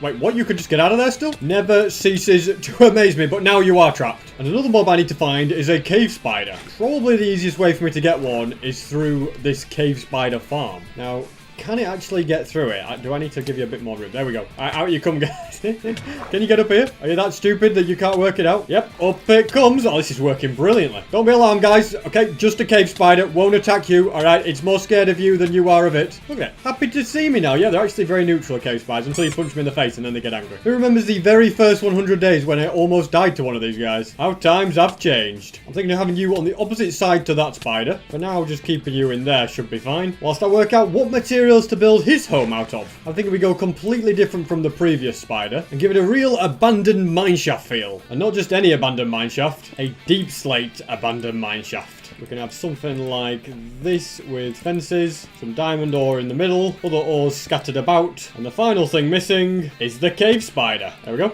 You're trapped in there. I can be a little bit careful because I am on half heart. I really do just live on the edge of danger. Also completely forgot to add cobwebs to this spider's area, so don't you escape. No, no, no, no. That's not how it works. Oh, brilliant. At least I got you back in. Now I got to try and get out without dying. Imagine dying to a spider. That would... I don't know how I'm going to die in this world if I ever die. But, you know, spider is not the way I expect to go. And now it's time for another easy one. All it's going to require is a load of eggs. Yes, it is the chicken, which I managed to get. Don't run up. Oh, my goodness. Are you kidding me? Now I've got to put you on a lead and drag you back in, little fella. There we go. You'll soon grow up. Speaking of growing, that reminds me. Has my... Whoa, there's creepers over it and it's lagging. What the heck? I was just asking, has me turtle grown up? But the answer is yes. Yes, he has. The eggs hatched and everything. And also, with this chicken, I now have 40 out of the 70 mobs. Pretty good if you ask me. And now I'm going to build a load more enclosures for a load more mobs. Such as one for slime, one for a mule, a strider, a rabbit. This is meant to look like a kind of like a carrot-y kind of one. I'm just going to allow it. Also, the strider home needs some weeping vines, doesn't it? This one's for a villager. It's meant to look like a bit of a villager house. No job site blocks or beds because I don't want a raid to start from those guys over there. But having said that, that's not how raids work in Minecraft, so it's probably not a problem. I also will need a thunderstorm before the video ends, and this is not thunder, unfortunately. So the wait for that continues. This one is for a wolf. Quite generic, I know. So I'll add an item frame with a bone in it, just to make it a little bit more custom. And this one could be a nice, straightforward endermite one. In fact, whilst I'm here, I might as well get the endermite as well. There we go. It's a bit of a pain to do it, but we've got it eventually. You can be named, and then I'm going to block you in. Don't come out. That's it. You are trapped. For the wolf, I'll just breed you two so you can have another child. Only this one won't live with you like Junior does. Instead, he's going to trend. I feel really bad. He's going to spend his entire life trapped in here. I'm sorry, mate. Yeah, I feel bad about this too, but, you know, we need a dog. All right. This is your life now. For the mule, I reckon it's smart for me to bring out the donkey, as well as the horse if I can actually find it. Then they can be bred together using hay bales. Scrap that, I'm going to use golden carrots instead. And we have a baby mule. Perfect. Now let's get all of you back to your rightful homes. And I'm sorry, but you two are a child bred solely to just go on display. Yeah, don't take it personally, but you're just part of my collection. I really am evil, guys. I'm the bad guy in this series. Don't forget that. What's that, Strider? You like living in the Nether and never want to leave here? Well, I'm afraid one of you is going to have to leave this place. But don't worry, there's going to be lava there. Also, it takes quite a bit of skill to ride a Strider and not fall off a bridge like this. Especially in third person. I should probably stay in first person. Now, when I dismount from you... Yeah, you've gone through. Come and live on this lava. I'm sure you're going to love it. That's it. Look here. You look so much happier already. There is a creeper over there, but we're all right. I'm going to come in with you as well just to make sure you don't ever leave. I know you have a lot of questions, Mr. Villager, such as where are we going and where am I taking you? But be rest assured that you could not be in a safer pair of hands as I transport you to your lovely brand new home. Life really doesn't get any better than this, mate. Yeah, you should be very, very happy. So that's 45 down. The slime and rabbit enclosures are still empty. If you notice, I started calling them enclosures instead of caves because it sounds a little bit nicer, doesn't it? But I've decided that I'd like to do a little bit more repairing from trading, and I can make a long flight through the nether back to where I was digging this netherite tunnel so that I can finish the job. You see, finishing this netherite beacon is still one of my main priorities. And just because I am collecting every single mob in the game, it doesn't mean that I cannot make time for getting the netherite. And upon finishing mining the tunnel, I have now placed loads and loads and loads of TNT. In fact, every bit of TNT that I own is now down. The tunnel does go on a little bit longer, but we've got none left. Gonna grab the very important flame bow so I can light the TNT from a distance and begin gathering up the ancient debris. It is also worth noting that just from digging all of the tunnels, I did get over a stack, like 80 pieces of ancient debris. So that's a great head start, and I'm looking forward to building on it with the ancient debris that I get from this tunnel. So far, I seem to be finding quite a lot in a short space of time. Better not get used to it though, because it probably won't last. They're just all triple veins at the moment, which is why I've already got 12 pieces. Hopefully that means the netherite beacon will be here in no time at all. And that is stack number 1 of ancient debris. Ideally I want 10 stacks, but whether that actually happens could be a completely different story. And that is the second of the stacks. And here I have my third stack, as well as a fourth. And look at that. 6 stacks in the inventory, which is absolutely fantastic. That is... I can't even do the maths. It's 10.5 netherite blocks. That's absolutely fantastic. And there's still plenty more to be found. Now for stack number 7 and number 8. And also a 9th one. I don't think I'm going to end up with another stack because this tunnel is almost at the end. But I've got a ridiculous amount of ancient debris. This is going to look great on the netherite beacon. And there's still a few more bits to be found. And there we have it. End of the tunnel. 9 stacks and 41. But remember, that is coupled with the 18 ancient debris there and another stack. So it's like 11. Absolute madness if you ask me. And it's all going to go into this furnace array to be smelted. And I'm also going to need quite a bit more gold than I have in there. About 11 stacks to go with the 11 stacks of ancient debris to be precise. So I'll head on over to this gold farm and realise that I must have used up all the gold that's here. Although I do have a slower gold farm over here, which has quite a few ingots and gold blocks knocking about in it and a few nuggets as well. Still need a couple more stacks of ingots, but you know what? Step in the right direction. There should now be enough from all of these. And I suspect all this should not be far off finishing now. Yeah, it's getting pretty... In fact, it looks like it's done. And this is always a very, very fun thing. Look at this. Oh my goodness, so much of it. 19 blocks of netherite. What a crazy, crazy mining session. And if I could get 5 more netherite scrap, I'd be able to make a 20th block. I'd love to go and do that now, but if I don't hurry up, I ain't going to get this video finished. Because there are still quite a few mobs that I need to catch. And I can't say that there is quite a lot of time. So, you know, I have too many projects on the go at the moment, don't I? But look at that. A layer finished. We can put 2 on top of there as well. This beacon is very much on the move. So rabbits, I need to track down a rabbit. And there's got to be one around here somewhere. Maybe better getting one from a desert, actually. Since transporting it'll be easier, and they just seem to be quite rare in a plains biome. Look at that. Found one straight away. No, you're not running away from me. Nice to get through the portal. Need to get through the portal before this spider interferes. Oh, and the creeper blows up. Thankfully, relighting it isn't exactly hard. Oh my god, so a creeper came through as well. No! What? Wait, I didn't see that a creeper went through the portal. Well, that was not good at all. Hi, rabbit number 2. Don't ask what happened to the first one. We just decided we didn't need him anymore. That's it, through you go. This time there are no creepers around. Are there any around the corner? No, we're good. Life really is full of surprises. For some reason, I didn't bring a boat, so I'm having to craft one. Then we can send you through to the exact right place. And hopefully you're not going to get blown up by a creeper, but I think we're okay. Just realised I have no glass on me, and I have no way of... You know what? Do not move, okay? I'll be back. Don't believe it, you actually didn't move. What a well-trained rabbit. Although in reality, you should have run far, far away, because now, yep, you're in here for life. Sorry, little buddy. A slime is going to be a tricky one, because the nearest place that spawns slimes is going to be this swamp. Quite a long way in this direction. Although I've had a realization, okay? Slimes go in boats, all right? Let's get you in a boat. Come on, little fella. Alrighty, in you go. Are you going to attack me? Yeah, you know what? Maybe I should turn you into a smaller slime. Yeah, because you are going to do some damage. So I turn into a baby slime. All right. Sorry, only one could survive. That's it. You're the survivor. Okay. We get you in there. Get you in the boat. And to get back to my house, it is all ocean. So I can just sail back. This is actually way easier than I thought it was going to be. Against the odds, it's possible that I get every single mob in there. I just need to speed up with the time that actually takes me to build the cubicles. And if I do that, things... Wait, where did the slime just go? What? I hear him, but I don't see him anywhere. Apparently it's just a glitch because relogging completely fixed it. And this is why I thought this was going to take so ridiculously long, because you are so ridiculously slow. It's actually going to be faster to use a boat on land. And on ice, well, that really speeds things up. There's not really any dangerous mobs in the area to navigate. And you little slime can be welcomed to your new home. Okay, I think you have a bit of trouble bouncing on actual slime, but... Yeah, you're not escaping or anything. Yeah, to us, it's kind of evil. It's a slime living in his dead brothers and sisters. Anyway, you know what? Let's just get another mob. I really shouldn't think about those kind of things. But instead, I need to try and find a stronghold with a silverfish spawner that I haven't destroyed. Managed to drop into a stronghold. Hopefully finding the portal room isn't too difficult. It wasn't either. It was very, very fast. All right, silverfish. So, I'm thinking we light the portal and we bring a silverfish through... with me. Alright guys, come on, somebody in. That's it, 1, 2. You know what, we're going to try and bring all 3 of you, because there's going to be casualties on this journey. I hate to say it. From around here, and yeah, you're going in. There we go, right. I maybe should bring them through the nether, but you know what, I'm fine. I'll work it out. Alright guys. Okay, I'm sure there should have been 3 of you. I don't know where one of you went. Oh, another one's dropped down. Just don't fall into the void. Don't swim into the void. That's all I'm asking, okay? Don't fall up. No. What are you doing?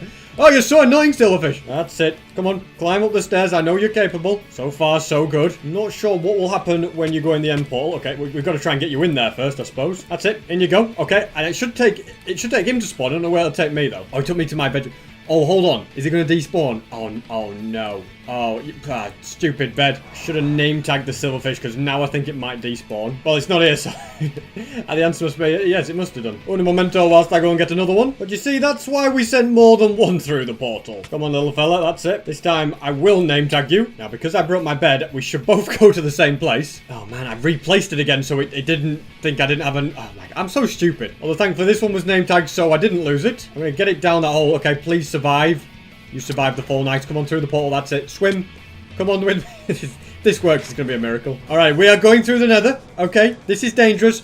Don't be scared. One wrong move and you won't be a silverfish. You'll be more like fish and chips, something like that. If only I could get in there. That would be perfect. That's a new plan. Okay, get in the boat. Wait there. I'm digging a tunnel into this tunnel so that the silverfish can be transported. Oh, that's wrong. Nice and safely. You think something like this is annoying? Just wait till I get to the warden. That'll be both dangerous and an absolute nightmare. Now, sorry to say, I don't actually have a home for you, so just get in the boat. And I'm thinking it makes the most sense to use items that are similar to a stronghold, such as normal stone bricks, mossy ones, and a few cracked ones. Then I can build something like this. There's going to be an iron door here that leads absolutely nowhere. That'll just be a massive scam. And a few cracked stone bricks just snuck in here and there. And some more mossy ones as well. Alright, little fish. Welcome to your new home. I just had a thought. I can't leave this guy here. He will go in the block. I forgot that silverfish go into blocks. We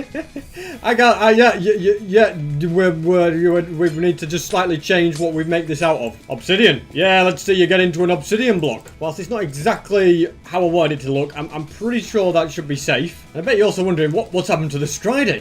It's disappeared. No, it's just in the lava at the top for some reason. You can kind of... We can see inside we can see its legs anyway. I don't know what you're doing up there. Yeah, that's right. I see ya.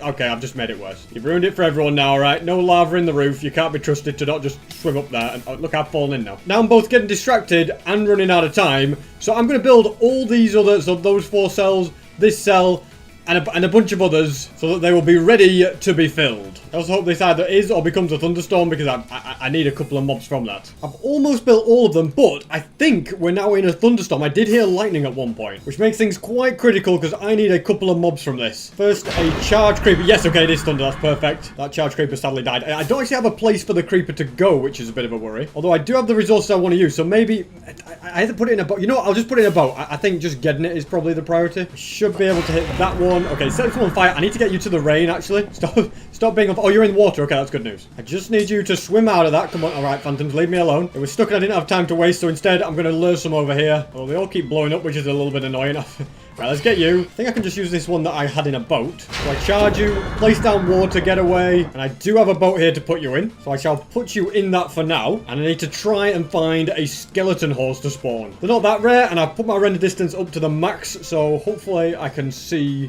if any spawn. Now, lightning did strike over in this direction. Did we get one? Didn't look like it. It's actually one of the only mobs I don't think I've ever got in my world, so it'd be a good one to check off the list. Okay, lightning struck over there on the water. Nothing that time either. Because I'm on hard mode and the regional difficulty is at the highest it could ever be, there's a 7% chance of one spawning when lightning strikes, which means it'll probably take about 14 lightning strikes. Problem is that sometimes you don't see the strike, which makes it hard to know where exactly you should fly towards. Oh, that one was close. Look at that. Fire right here. Don't always see the strike, so when I don't, I just have to look for where there's a bit of fire. And then I can at least see where it was. Wait, is that one there? It is one there. Okay. Now, there we go. Lightning strikes when you get near. You get rid of these guys on top. And I've successfully got 4 of them. One of them, sadly, didn't survive because there's a few stray arrows on the way. Not to worry, though. I only need 1 of them anyway. So I'm leaving 2 of them in a hole and getting my way back home as quickly as I can. Well, the sun's now out. I've just about reached my destination. I need to make sure no matter what happens, that creeper does not blow up. Otherwise, the challenge will be failed in this video because there's no way I can get another one in time. I believe this is the cell that I created for you. And I want the charge creeper to live right about here. It's going to be mainly green. In fact, I'm going with a checkerboard pattern. I was going to do it more random, but checkerboard I think is going to be the way. Yeah, it's pretty good. It's kind of hard to do exact checkerboard. I was going to have some blue in there as well for the charge part. But yeah, it's hard to do an exact checkerboard when it comes to corners because it lines up there, but it doesn't line up on the roof. You know, stuff like that. And whilst I'm here, I'm going to build the wardens one. This one's going to be a bit different because with wardens, they will despawn unless you keep them busy. So I'm going to need some note blocks that keep them occupied. Otherwise, they just get bored and climb back into the ground. Underneath these note blocks, we're just going to have a simple hopper clock. So let's put a bunch of things in here. And yeah, that should just basically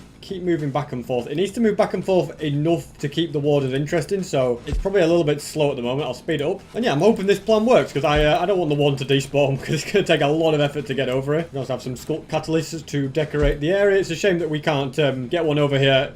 You know, some of them with the sculpt catalyst, but we can't. So the question is, will that be enough to hold a warden? I'm hoping so. I'm actually going to get rid of these, by the way. They're doing me head in. They keep making a noise because of the it takes forever. But yeah, because of the sculpt sensors, they keep going off, and I'm not having that all the time. That is every cell made. Okay, I've got to have a bit of a plan for the charge creeper because you've seen how wrong that can go if not done correctly. First things first, let's name tag it. There we go. Don't blow up, please. I'm so paranoid. Next, I need a boat right here so that it'll get trapped. And I can very tentatively release it. There we go. This is pressure. I only have one chance here. One shot. Or it's all over. Thankfully, if it blew up, it wouldn't be as bad as when the TNT one blew up. And the first problem, it can't walk across rails. Are you stupid? There we go. I've learned that today, that yeah, when I made that minecart track, nothing could walk across it. Okay, I'm getting pretty close now. We just go like that. There we go. Yeah, I tell you what, that's working. Have I done this the correct way? I think so. That's exactly how it should be. Now I just have to break the boat without the... What on earth is going on? That was way too much of a jump scare for me. Right, we're going to go like that. We're going to... What are we going to do? We're going to do that. Then we break that. There we go. Nice. Can't see me. Oh, look at that. Charge creeper trapped. Unfortunately, it seems like I saved all the hardest ones till the end, which, yeah, is probably not the best idea. So let's do some easy ones like a panda. The only reason the panda one's going to be easy is because I'm not going all the way miles away to get a panda. I'm going to steal this one from here because I don't have time. So, yeah, it's going to be a brown panda in the collection, which is cool. Don't know where my other panda was that wasn't here. I think it must have despawned or died to some natural causes. I don't know. But now the panda home has literally just got a polar bear in it and nothing else. So I'll probably have to sort that out at some point. Pandas are also painfully slow at moving. Seriously, this is painful. This is going to take me till next Christmas to get you literally from there to there. You're the shortest mob, and it's taking forever. Finally, you have arrived at your destination. I don't have to worry about you escaping, because by the time you get out of here, I'll be long gone. Also, out of the 70 I was going to get, a trading llama was going to be one of them. But I think they just despawn on their own, a bit like the Wandering Trader. So it's now out at only 69 mobs. No, not out of 70. One of those mobs that will be very, very easy for me to get is a goat, since I have about 6,000 of them. You good sir are going to live in here. Look, we've got a goat horn and everything. And there won't be any options for you to just jump out or anything crazy like that. You are going to be very useful to me, because I can turn you into a drowned. I'm thinking I go to the fortress again and get this one sorted now. Should be a lot easier for this one than it was to get the blaze. And because the wither ones are 3 blocks tall, I'm going to need a bit more space for them than the blaze needed. You look like a good candidate, and you're actually pretty quick as well. Now I am going to do the last little bit by boat, because I have to get it into the right position. There we go. And I will welcome you to your new home, okay? You can no longer escape. I have my drowned. The collection is almost complete. Oh, and we've got a villager over there. That's perfect. I was about to go and get a villager that was going to have to be used and converted, but no, this is even better. Their home is basically the same as the normal villagers one. Well, a little bit different, but it's just more run down, as you can see. Mission accomplished. Got him in a cobweb. That'll hold him for a bit. Getting the warden in here might just be the biggest nightmare of my entire career. I could die, and I also will definitely need some sort of escape hatch. I do still need a zoggling from the nether, but the other thing I need from the nether is a ghast. And the only way I really see that one being remotely feasible is if I break this portal and build one in the actual home of this ghast. And before I light it, I'm actually going to go back through this one and light it up. And then I shall remove this portal. From there, I need hoglins. Now, I'm going to try and get a hoglin to actually spawn in here. Maybe if I fly up it will. No, that one didn't really go to plan. But there is one over here that maybe I can just lure over, because these guys are an absolute pain for following you, aren't they? So I'm thinking I can use that to my advantage. Alright, guys, jump. Oh, I didn't actually expect you to do it. Oh my goodness. Are you going to jump again? You are crazy to go after me. Whoa, you leave him alone. Whoa, he's shooting me ugly. Get out of here, you. Oi, back it in. You little... I'm trying to get him through. Just need to spleef him down. There we go. Right, come on. Come on, mate. He might not survive the fall now because of that stupid piglin. So I've been scared of all the other portals. I'm going to have to break them all. That's it. Okay, now we'll just make a little step down for it. Whoa, okay, don't hurt me. That's it. All right, you're in. You're out. I'm in trouble. Don't want to die to a hoglin. That would be most embarrassing. I dare say if I can get through this entire video without dying, then I've done well. I mean, yeah, the warden's still to come, which is the worst bit. It's a lot of dealing with mobs that do have the power to hurt me a lot. Did I get him? Okay, spleefed him down. That's it. All right, come on then. You're about to get tricked into going through a portal here, mate. Oh, what are you doing now? Come on. Don't be afraid. It's all the way over there. What a nightmare. I guess it's just time for plan B. Bring it around the outside. Yes, okay. Just let me do a bit of braking. It fits. Don't fall. Okay, I know you're nimble-footed. That's it. Walk straight into my trap. Ta-da! Yeah, I'd smarted him all along. So it will, of course, become a zoglin, but I've still got to get him all the way to this side. That's it. Don't dispatch. Don't run away. Oh, come on. I'll disable it. Stop attacking other things. I know it's big and strong, but it can still leave everyone else alone. Now to try and get you in here. This could be a little bit dangerous, but it's in. Mission accomplished. Don't forget to name tag you. And now to do the impossible and lure through a ghast. I'm going to need a fishing rod. And I'm hoping a portal that can link from the bedrock roof. It's a pretty big one, so it could actually link anywhere. But it links down here. Okay, that's a good first step. And next, I'm thinking minecart track, because ghasts can go into a minecart. I'm not exactly sure how, but I know they can. I think I'm first just going to have a go at randomly fishing rodding it in. Although having said that, you know, I'm a pretty clever Minecrafter, you know. I've made a lot of difficult farms. I'm sure I can just get it in a minecart easily. Let's go with that. If I fly upwards now, I mean, there's nowhere for a ghast to spawn. I'm trying to look at how many mobs we've got in the world. Not many at the moment. I've got a skeleton. You're not really what I'm after. Plan A is not really working, so it's time for plan B. From up here, a ghast could have much more chance of spawning if I just chill for a bit, which I have done. Let's go and see. Okay, we've got one, but is it in the minecart? It is. Okay, hold on, I've got to be a little bit careful. Okay, it's alright there. It doesn't see me, which is good news. So I now need a minecart track that goes all the way along here. I've also run out of rails, so I'm mining all of these ones up. Could be wrong, but I think I've been spotted. And I've had an idea. To get a warden back, I'm going to have to get it through the nether. I think I use this portal to get the warden. I'm really not looking forward to this experience one bit of trying to lure a warden over 1,000 blocks. Don't even know how likely I am to survive the experience. But I'm going to give it my very best shot. This is pretty much the moment you've all been waiting for, isn't it? Do need a bunch of snowballs to distract it. And I'm on the fence about whether I should just make one mad and we travel really fast, or do I go for the slow and steady, careful approach? I think we all know the answer of which one I'm going to do. And I, of course, me being me, will do the riskiest and fastest method. So this machine is disabling wardens, as we worked out earlier. But if I go ahead and, if I had a lever, I have got a lever, I can actually turn the machine off, and I can try find some other trick to make the warden. Why am I doing this? Okay, I've got hitbox on to try and help. I'm not sure how useful it's going to be. I don't know why I'm doing this, but you know what? I love living on the edge. I should have some notch apples. I should have some totems. I am not the best prepared for this, but you know what? I live on the edge. Okay, he's climbing out the ground. Happy days, I guess. If I can see him. Alrighty, somewhere over there. So, yeah, first things first, how am I going to get him over it? Alright, I'm over here, mate. That's it. That's it. You come and find me. Just sniff me out. I don't mind. I'm not doing any crouching. Don't be angry at me. I'm not doing anything horrible. Is he coming? I'll do a bit of crap. Oh, he's coming very fast. Why are you coming so fast? What, Brian? Upset you, have I? Is he angry at me already? Oh, man. Right, yeah, this is not where I want to be. I don't really know where he is. Is he over? Okay, he's still chasing me. I've got to keep enough of a distance. I've got a tunnel behind me portal ready. Now, if I go all the way down here, is he going to go through the portal? That's the... Wait, is another warden spawning? Don't spawn another one. Oh my gosh, what the heck? Okay. This tunnel is long enough for me to be safe. Don't worry, I'm just going to dig it a little further, though, to be even more safe. Guessing he didn't run up my staircase like he was supposed to, which is a bit of an issue. So, I've got to go fast. There we go, so he can't hit me. That's good, that's nice. Now he's underneath me, and I need to get him onto the staircase this time. Oh, can he not get up it? Yeah, he can get up here, surely. This is a little bit risky, this one, because he's going to try it. Up here you come. Come on. Gotta tank the hit. Oh my god. Okay, I'm not tanking that hit. Let's move. I think the other one has found me. What the heck? You came all this way? What? This guy is relentless. He really wants to get me. Okay, this time he has to come up the stairs. That's what needs to happen. Oh, he's getting stuck there, though. So I can see him at the bottom. Maybe I need to dismantle the machine slightly so that he can run up these stairs. I go for it. Oh, no. There we go.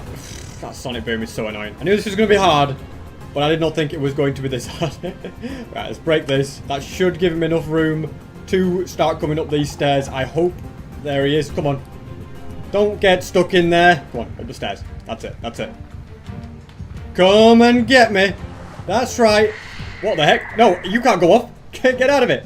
Let's go spawn another one. Oh, no. Oh, no. Okay. Another warden spawned. Not the end of the world, but not really what I wanted either. I think this one went through the portal, which is good news. Means my machine can be repaired. I thought, you know, I didn't have to worry about the wardens anymore, but yeah, SB decided he wants one for his room. Not a good idea. Now, when we get through here, of course, we've got a warden. So we've got to worry. We've got to be careful. That's just the way it goes. Alrighty? I'm going to try and fly. There we go. That's it. That's it. That's it. That's it. Okay. Right. I don't really know where that warden is. I've got the darkness effect. I need to lose this darkness effect. Okay, it's over there. Right. So which direction do we need to go in? This is the correct direction. He sees me. He's coming. That's fine. Alright, you know what? This is going to be easier than I thought. He's a speedy guy. He can detect me from miles away, but when he's not close enough, because he's... Yeah, I tell you what. Yeah, this is actually not that. Now that once I got him through the portal, like just getting him up the stairs, this was the challenge. Whoa, don't climb back in the ground. No, no, no. Be angry. He like stopped like he'd given up on me all of a sudden. Why did you give up on me? Are you going to start chasing me again? Am I going to see you come really close? And I don't want that. Yeah, I think he's chasing me again. Alright, I don't know why he stopped to sniff and wonder what's happening. He usually just climb on the ground when that happens. I'm not sure it's necessary, but I do want to name tag him. Oh, okay, you're going to do that. Right, let's just name... Whoop! Whoa, let's move. Oh no, I've got to do this totemless now. Okay, he's coming. I can get another totem. I can do this. Okay, we've got all that time. Yeah, we've got the totems handy. Yes, we have. Okay, we're good. We're good. Let's do it. Let's do it. There we go. Got a totem. Happy days. Might as well grab a few others. And oh no, now I've lost all my totems. Whoop! I'll sacrifice one on the ground. No, don't do it. Okay, he's still going. He's still going. I'm making this way harder than it needs to be. I'm now getting very, very close to me. In fact, I've gone past my destination. And this is where the real fun begins. Okay, I'm going to try and get him.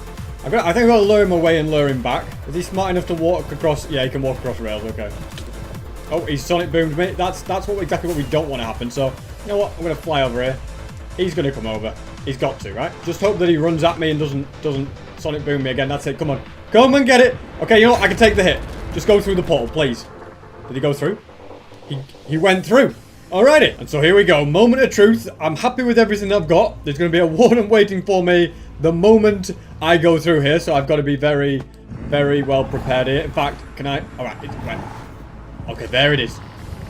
Doesn't seem too angry at me right now. Although maybe he does. I was very, very much mistaken. Let's just try and get him in here. Is he coming in? Oh no, he's just done the thing. Okay, is he trapped there? Oh, he's going to do the thing. Okay. Guys, get out of the way. I've got a warden here. Trap it, trap it, trap it. I think I got him. I think he's in. I think he's stuck. I'm flying away. I'm flying away. I'm flying away. All those mobs were doing my head in. Now, I think he's calmed down. He's going to be kind of detecting all sorts of stuff. Is he got a spire in there with him? Okay. I've also got to try and turn this into that. I don't think he detects me right now. That's good. That's good. Let's get that in as well. Okay, just block it up. Oh, I missed. Spider, just get out of here, okay? See, that's what can happen. As soon as this mob switch gets back on, the better. So that goes there. Oh, did I miss it again? Bro, just let me, like, thank you. All right, he's done. I don't know how well that trap is going to work. He should, though, because of the note blocks, constantly, like, be interested in something. So in theory, I can safely go all the way back to spawn and turn the mob switch back on, which will make life so much better. So now that I have successfully caught a warden, which sounds amazing, I just need to get the ghast. It shouldn't take me long. A cactus will be useful for this setup. I think I'm just going to raise this up a little bit earlier than it was already, like that. And I reckon I'm good to go. I'm going to go and name tag you. There you go. I think you're name tagged, yep. I need to try and be careful with this whole fireball thing. I'm hoping something like... Oh no, don't go doing this. Can't have you breaking the minecart. Come on. I'm hoping I can push this and...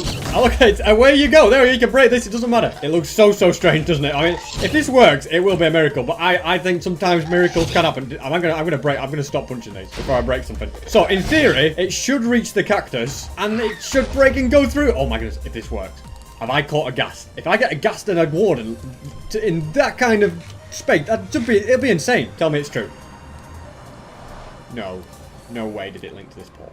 No way. Where's the ghast? I'm begging you. Please be down here, ghast. I don't need any stress like this. It's there. I see it. Okay, that is very good news. I swear you can't see me from that. No way. No, whoa. No. No, you just fireballed that. Axolotl, I am so sorry. Get back in there. Go on, swim back in. You can do it. I can patch it up for you. There you go. We're good as new, right? It may be wise for me to get some invisibility. Now I'll properly be able to sneak on over. The portal's broken, which is good. I think I need to fishing rod you out of here a little bit. Let's just go like... No, you don't see me. Whoa, I'm sorry. Okay, I got him out. He's alive still. He's all right. Alright, don't blow up your enclosure. I've got to be more careful than I first thought. Really, I should have tested gas out first. I have no idea what I'm dealing with. All I know is I can't afford to lose it. Okay, I managed to get it more in the center. Nice. Okay, don't see me. That's it, we're good. Then I just place things down like this. Can't believe this is working. I don't care what materials these are, but that is a ghast trapped. Yeah, you look a little squashed in there, but it'll have to do. My plan for the warden is working perfectly. He keeps getting distracted by things, so he'll never climb back into the ground.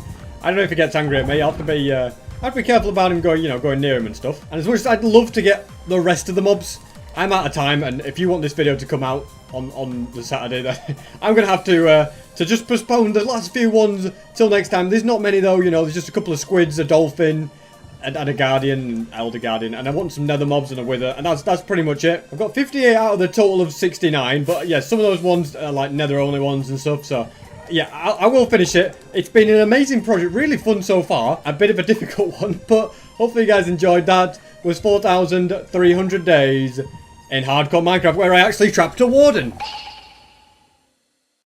Today, I build a massive new structure, which will hold some very valuable secrets. I get so close to finishing the netherite beacon, things are getting pretty exciting here. And I make a brand new farm for nether wart. Since today, I'm gonna need a lot of it.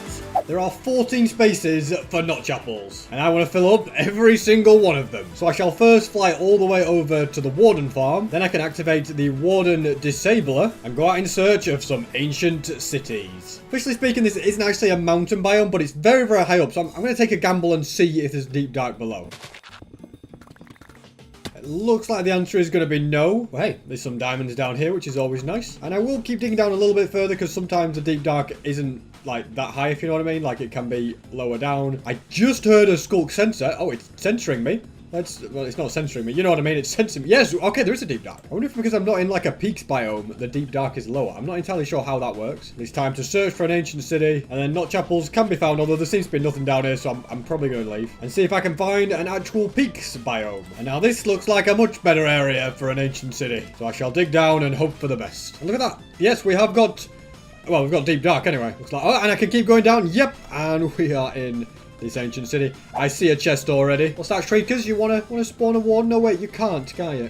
That's what I like to see. So let's get busy. Oh, look at 2 already. It's just too easy. I'm about to say I need to get busy looting the whole area, but right off the bat, I've already had quite a lot of success. Well, after that great start of finding 2 in my second chest, I've more or less searched every single chest. There's the odd one here and there, but only got 2 altogether, which is a bit of a shame. So I'll get out of here and search for even more. And here we have it, ancient city number 2. Let's get mining the chests. And there we go. We finally got another one. And there's 2 more in there. Perfect. Already this ancient city is being much, much better. I think this place has also been fully searched. Somehow a warden did spawn. I don't know how. It's not supposed to be possible. I feel like the warden is coming for me, but I'm just going to make a portal and calmly get out of here. 5 notch apples. I mean, obviously I want 14 to finish the wall, but for now 5 is more than enough. Here we are, home sweet home. Gonna see if I can fly up to the gold farm before my elytra break, which indeed I can, to get everything repaired. Then I'm gonna put 3 of these on that. Well, I put 4 actually. But, you know, we'll put 1 on there. Just a little bit of distribution. Also, guys, I've added something new to my house. Yes, this is how close we are to 4 million subscribers. So if you could please subscribe and help me get there this year, that would mean so much to me. And if we head on down here, you will see that I'm still missing a few mobs. Yeah, we've got a trap warden, which is always nice. And a tricky one I still need is a glow squid. But don't you worry about that, because I have a plan. I've dug a hole, and now I'm filling it with water. And in theory, if I kind of go away a little bit, a squid should spawn down there. I think the room also needs to be in complete darkness, so I'll do that as well. And finally, my plan works. Some squids have spawned down here. So I'm going to grab a couple of name tags so that neither of them despawn. And now I need to find a way to get them up to the cage. I'm thinking bubble columns could be the way. Or even better, I was going to say I could try fishing rodding them up. There seems to be a 3rd one here. The fishing rods just won't attach. So yeah, it's definitely bubble columns. I've worked up 1 squid. For some reason, they weren't really coming up because they're not all water sources, because I'd placed blocks and stuff. So it's a bit... Whoa! No, don't die! Don't die! Don't die! Don't die! No, no, no, it's just going to die, isn't it? It died. Thankfully, there are 2 more down there. And I think I'm just going to go back for kelp so that every single bit is a source block. I'm hoping when I break these... Oh, I'm sorry, glow squids. Right, all I have to hope is they don't suffocate at the top. I'm just now realising that glow squids do whatever they want. They don't float up. As I've been filling in water, a squid has finally come up to the top. Right, I've somehow got to... You can't die this time. Let's make sure you have a roof over your head so you don't die. Oh no, it got to the top. I need you to either go back in. That's it. This squid knows how to survive. And now we just place blocks behind it so it can't go back where it came from. We'll make a bit more space for it. And look at that. It's gone in. Beautiful. Okay, now... Do I have enough glass... I don't have enough glass panes to keep you in there. That is a shame. But yeah, that's mission accomplished. Oh, the other one's it. Can we get them both? Oh, let's be greedy and get them both. Wait, how did you get back out? Okay, you were glitching. I was like, what the heck? I'm not going to worry about the other one for now. I'm just going to try and grab a little bit more glass. I think I have some... Yeah, there we go. This is definitely one of the more tough mobs. I mean, I'm taking it... Oh, I'm making a mess now. I don't know if I should really be trying to get to... You know what? Let's just go for it. There we go. Mission accomplished. 2 glow squids have been obtained. Made an absolutely massive mess trying to do that. But it's nothing that a load of sponge can't fix. Look at that. Good as new. Now I want to go for an easy one, so I'm going to try and find a llama. Here's one at the top of this mountain. Let's get you back home. And there we go. Mission accomplished. And another one that should be fairly easy is a dolphin in here. There we go. Any mob that can be put on a lead is very easy to move. I'm pretty sure the dolphin won't be able to die in here. I mean, that could be famous last words, but it's got water. It's got everything, basically, so that's all filled in. Time for a bit of sad news. That stupid warden over there killed both my panda and the zillager through the walls.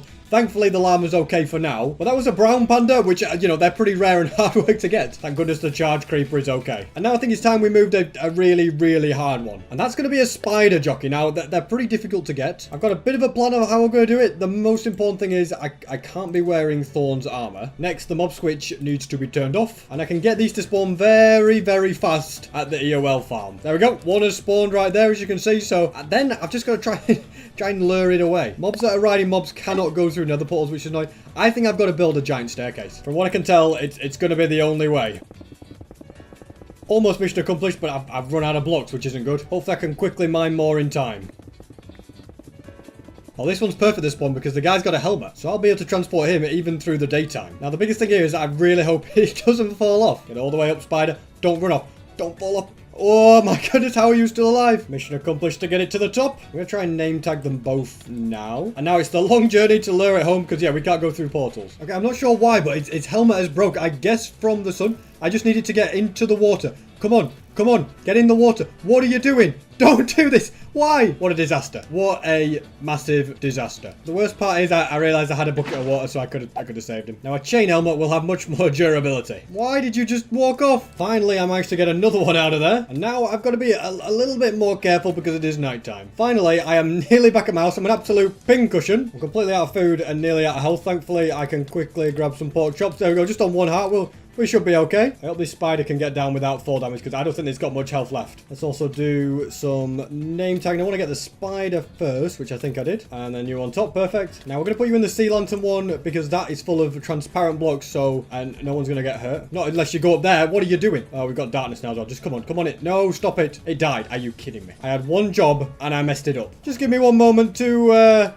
go and get another one. And here's spider jockey number 2. This time he comes straight in with no problems. Let's get him all boxed. There we go. Modified things so that it wouldn't suffocate either, but I think I'm going to change these side ones to be sea lanterns. Then the glass panes properly attach. That one took so much effort to get, so I'm glad it is now off the list. Nice to see the sub count has also gone up. Thank you if you're one of the ones that subscribed. And for my next project, I am going to need quite a lot of nether wart, but as you can see, I haven't really got enough here. And this farm is way too slow for me to get what I'm going to need. So building a much better nether wart farm that can be AFK-able, I think that's going to be very necessary. And before I can start collecting resources, I should probably empty out my inventory. And now with a much clearer inventory, I can begin gathering up all the resources. I also thought I only had 2 slots left for new items in this storage room. But a viewer called Billy's informed me that I have 2 dispenser ones. As you can see, I had one there. And I've also got one right here. So that's another slot saved. And I think I'm going to change it to be phantom membranes. Because those guys never leave me alone. And I often end up with loads of them in my inventory. I'm pretty sure this is all the redstone stuff that I'll need. But then I also need quite a few rails to make it AFK-able, as well as plenty of building blocks. Even though this area is becoming a bit of a mess, I'm going to build it right here. You know, I completely forgot that I built this cactus farm. And whilst tiny, it's just been working in the background for thousands and thousands of days, and it's got a few cactuses in it. If you're one of those people that's going to tell me it's cacti, Google it before you comment that. I think that's a big enough space cleared. I am also going to fill in all of this. This should be a big enough area, so I shall get busy building. We're going to have observers facing in like this, with pistons facing down. Next, blocks behind. Droppers that will detect the growth stages of the nether wart. There also needs to be ones facing back into the bottom dropper as well. And it'll be able to do that because each dropper is going to have 3 random items in. Then comparators will detect those items, turn these torches off, which connect to pistons, more observers, repeaters, and finally one more set of observers. Now I can plant my nether wart and the counter will move. As you can see, 1 item has gone up here. One's grown already, so I reckon the 4th one along. Yeah, look at that. It's got 2 items in. Glad to see it working as intended. And whenever one of these nether wart fully grow, piston will extend to harvest it. Now to get the rails added, and now to repeat the exact same thing a few more times to create the entire farm.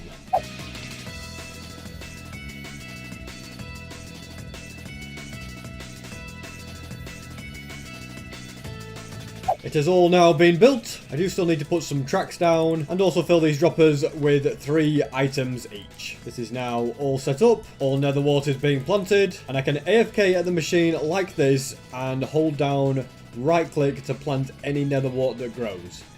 Just like that. And so that I know exactly how much it gives me in a certain space of time, I'm going to chuck this spare one here. I'm going to have a stack in my hand and then any extra I'll know will be from what the farm has given me. Plenty of time has passed and I have got plenty of nether wart from that. So I think it's safe to say that the farm is working pretty well. And something else I'm going to need a lot of is blackstone. I have a decent amount here in these chests, you can see, but nothing particularly good. And it's one of those things that I could get from bartering, which would take ages and ages to get loads of it. So not really worth my time AFKing. Or instead, I could come up with a way to mine up lots and lots of it very fast. That's exactly why I've got a beacon and loads of iron blocks, plus a few shulker boxes for storage. Next I fly all the way along here to a basalt delta. Then I can build a beacon,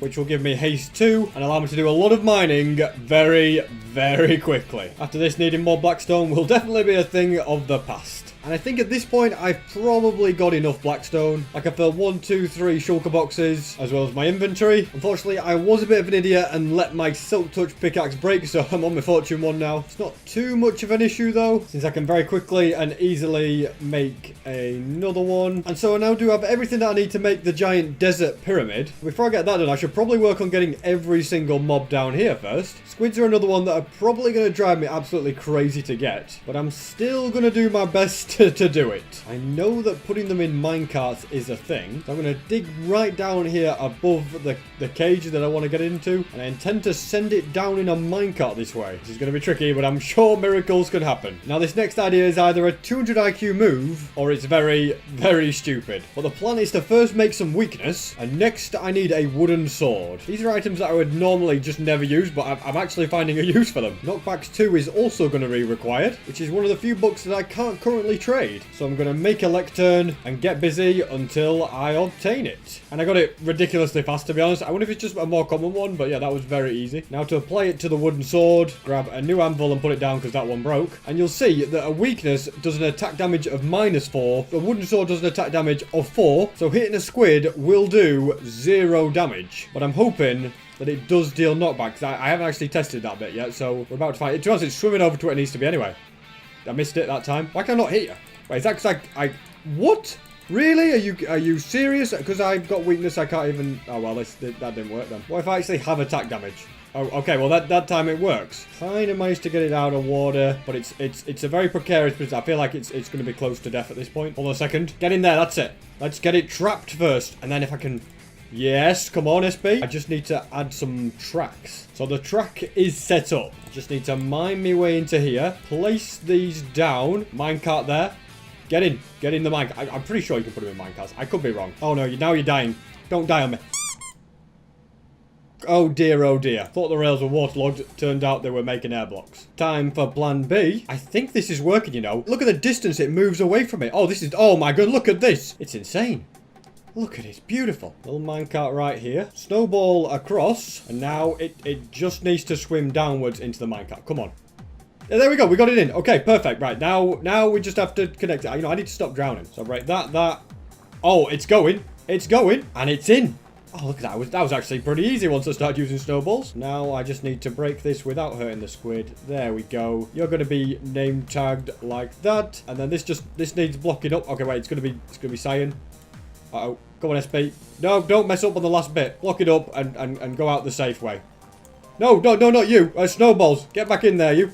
But another one has been obtained. And there is still a few tricky ones left to obtain, such as the chicken jockey and the guardian. I'm throwing this wooden sword away because it's got absolutely no use for me. That plan was just a massive scam. And I now think it may be useful for me to make a bit of a trip to the warden farm. You see, sculk blocks right here, if you break them, they drop 1 XP. But sculk catalysts, on the other hand, well, when they're broken, and yes, they take a little bit longer. But if you use a hoe and do it, you can see it's pretty quick. Well, they drop 20 XP. And what mob that we thought was completely useless to farm drops sculk catalysts? Well, of course, it's the warden. That makes these the most useful portable source of XP. Now, the bad news is that in 1.19.1, they're going to nerf it so that the XP dropped by a sculk catalyst goes down to 5 instead of 20, because they realised as well, did Mojang, that it's a little bit OP. But considering this is something that is very, very easy to farm, even when it's worth only 5 XP, it's still quite useful. As you can see, there's not a lot of sculk catalysts in there right now for what I'd like. Now, I can stand on here to summon more wardens and make the farm work and get me more sculk catalysts, which is always very cool to see where you just kind of see them float up. So I'm just going to chill here for a small amount of time. And that's probably enough time spent at this farm. Got a load more sculk catalysts, which is very nice. I could actually make it so that this works all the time, even when I'm not in the area.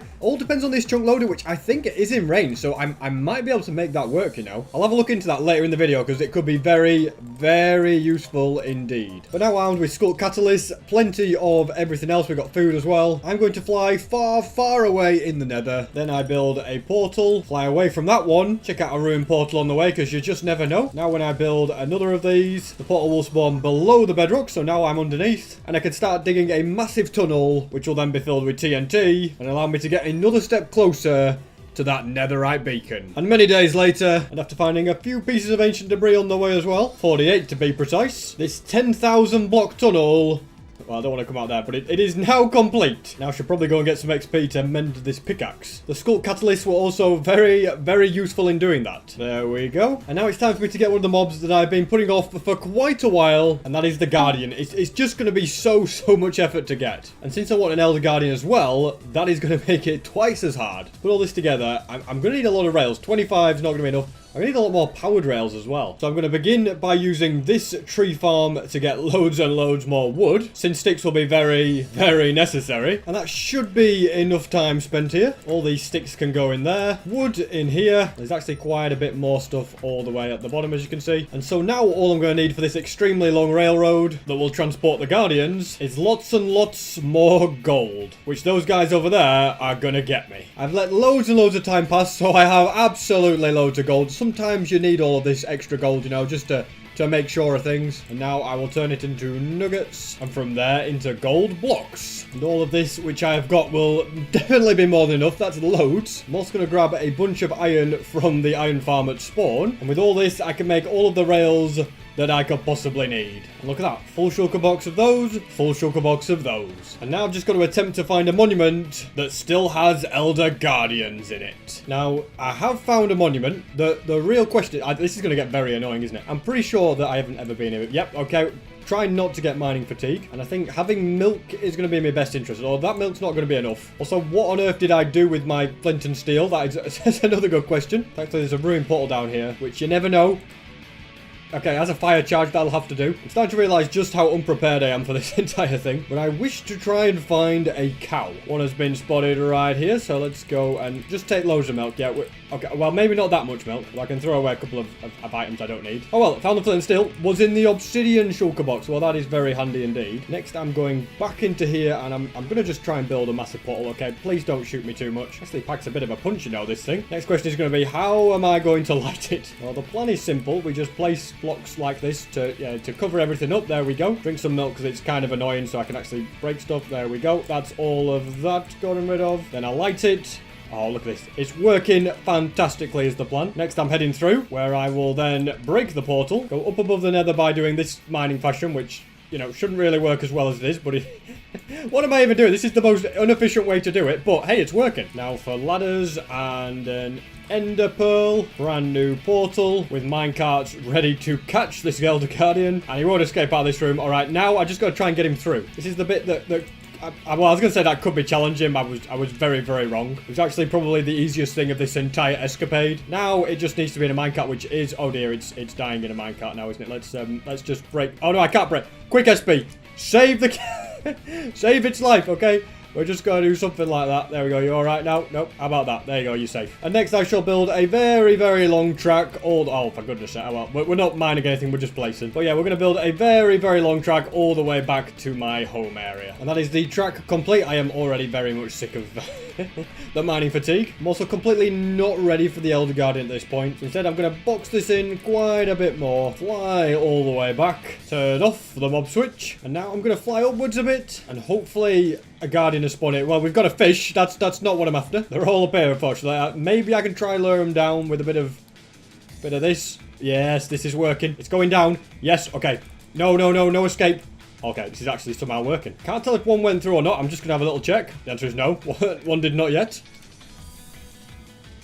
Yes, I got one in, perfect. It's also in the minecart ready. Now I just need to make this little thing here connect, which it should do to this portal right. In fact, we don't need that. We can just go like that. Right here. I'm first going to make this portal quite a bit smaller, which is like this. So if I head through this middle bit, in theory, I come out here. Oh, it worked perfectly. The tracks on the other side are also all set up to go into that cubicle over there, shall we say. So let's go like that. Perfect. And away the little Guardian goes. And through this portal he goes. And he's gone into this one on the other side. Look, everything is just working as intended. It's unbelievable at this point. Into there you go. He's in the water. I have realised, though, that I have no name tags left. Now, can I go like... Wait, can I do it without... There we go. We've done that. I'm just trying to not hurt it, and I don't want it to escape either. There's a lot going on here. I can break the minecart. There we go. That's you sorted. Now we swim out. Now we block it up. Oh, look at that. Guardian obtained. And now I'm going to attempt to get another of the hard mobs. Just as hard as that. Yes, a chicken jockey is going to go in here. And technically it's the last mob I need in this entire place. It would be at least if the panda and the villager hadn't been taken out by that stupid guardian. And when I say guardian, I mean warden. You know, it's all the same at this point. They've got names like that. Anyway, I'm going to go and get a chicken jockey. So the Earwell farm is going to be the best way to get one to spawn. One with a helmet so the sunlight doesn't affect it. And the good thing is, whilst I'm just stood here aimlessly waiting for the right one to spawn, my farm... Okay, well, this shouldn't really... But don't want all this string coming through, please. But yeah, basically, my AOL farm will be getting me loads of gunpowder, string, bones, all those useful items. So it's a double win for me here. I think that's the one I want down there. I don't know where the one I wanted went, but I've got an even better one in fully gold stuff here. Although he's now suffocating in bedrock. Oh, no, he's gone. Taking off my thorns armor might be a wise idea. Another one has been got. Getting it up the stairs should be fairly easy. At least this one, because it's on a chicken, it can't get hurt from fall damage. And now the sun is out, I don't want his helmet to get damaged. So I'll send it into the hole. Put a nice little... Horse, don't go in there. No, get away. What are you doing? Anyway, put a nice little rip. Why do you want to go into that hole so much, horse? I'll put you in your own hole. There you go. No, you want to go in that hole. No, don't escape. Oh, this is all going wrong. You stay in there. You go in there. Okay, that's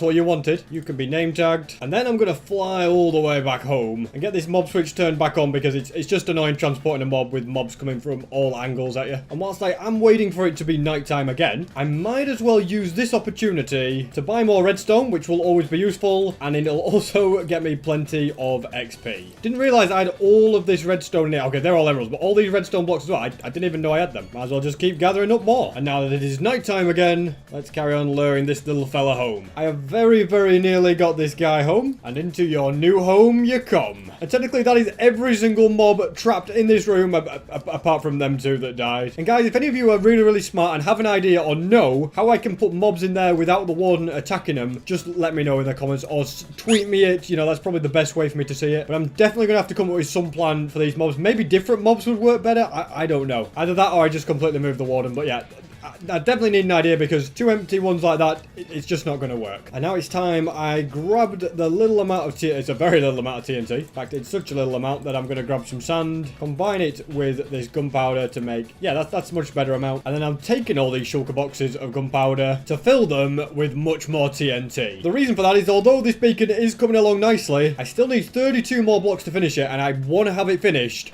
in the next episode. So making that big long tunnel in the nether that I did was the first step, but finding a desert and blasting it for TNT will be the next one. This looks like a pretty good place to do it, so I'll get busy blowing stuff up.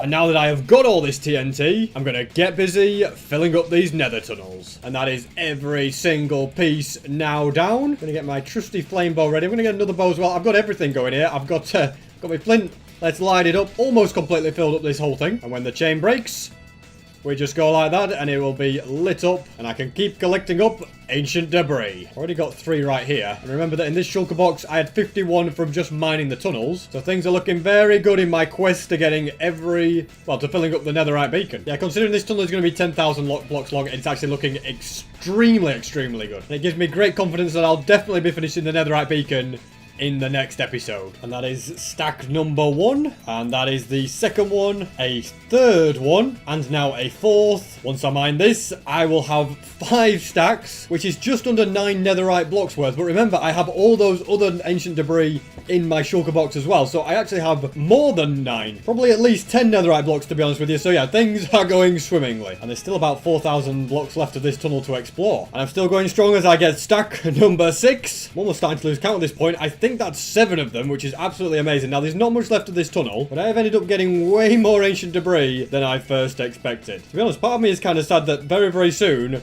I'm never going to be going... Oh, that wasn't very good. But yeah, very, very soon, I'm not going to ever go mining for ancient debris ever again. Like, I'll have no reason to. I'll have made a netherite beacon. I ain't making a bigger netherite beacon, that's for sure. But all this grinding and grafting and hard work, it'll all come to an end. And what a special moment that will be. Oh, and there's a little teaser. I'll be released. Do you mind? I'm trying to do something here. Let me give it to you. As I was saying, there's a little teaser in the next episode. I will be releasing something alongside finishing the netherite beacon. So you'll have to wait and see what it is, but that's as much as you're getting. But I felt like I at least had to do something to celebrate the achievement. And look at that. 8 beautiful stacks. I don't think I'm going to get to 9 stacks. Oh my god, why is that lava come from? But yeah, I don't think I'll get to 9 because I still need to clear some space. Because I've pretty much used up all of this tunnel now.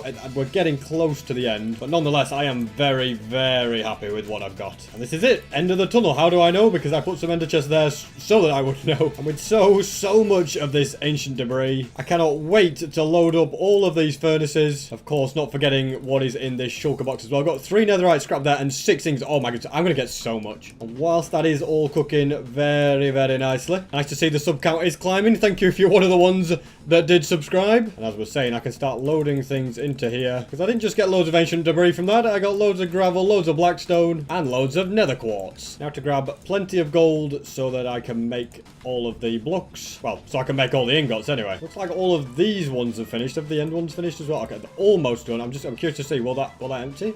Yeah, okay, I think they're just about all there. Now for the bit that's always exciting, the great moment of truth. From all of this, I have got not 1 stack, not 2 stacks, but 2 stacks 15, which makes 16 netherite blocks. That's so much. So much more than I expect as well. So those 5 can go in there away for the next episode, which is exciting. And I can also do the very, very fun part of placing more down. I'd also like to nip down to this chest room and grab a bit more string so that I can remove the snow around the edge and also on this top bit. So there are another 16 blocks to go, which is what I just got. Actually, I just got 16. So that's pretty exciting. It's not a crazy amount really. And then the absolutely mammoth project will be finished. Very, very exciting to think about. I also don't want 60 million phantoms bothering me tonight because I've got things to do outside. So I think it's wise to go to sleep tonight. And now I need to decide a good location to build this blackstone pyramid. Well, it's a desert pyramid made out of blackstone and red nether brick and all sorts of really cool blocks. But despite it being made of really cool blocks, it needs a place to stay. By the way, are you guys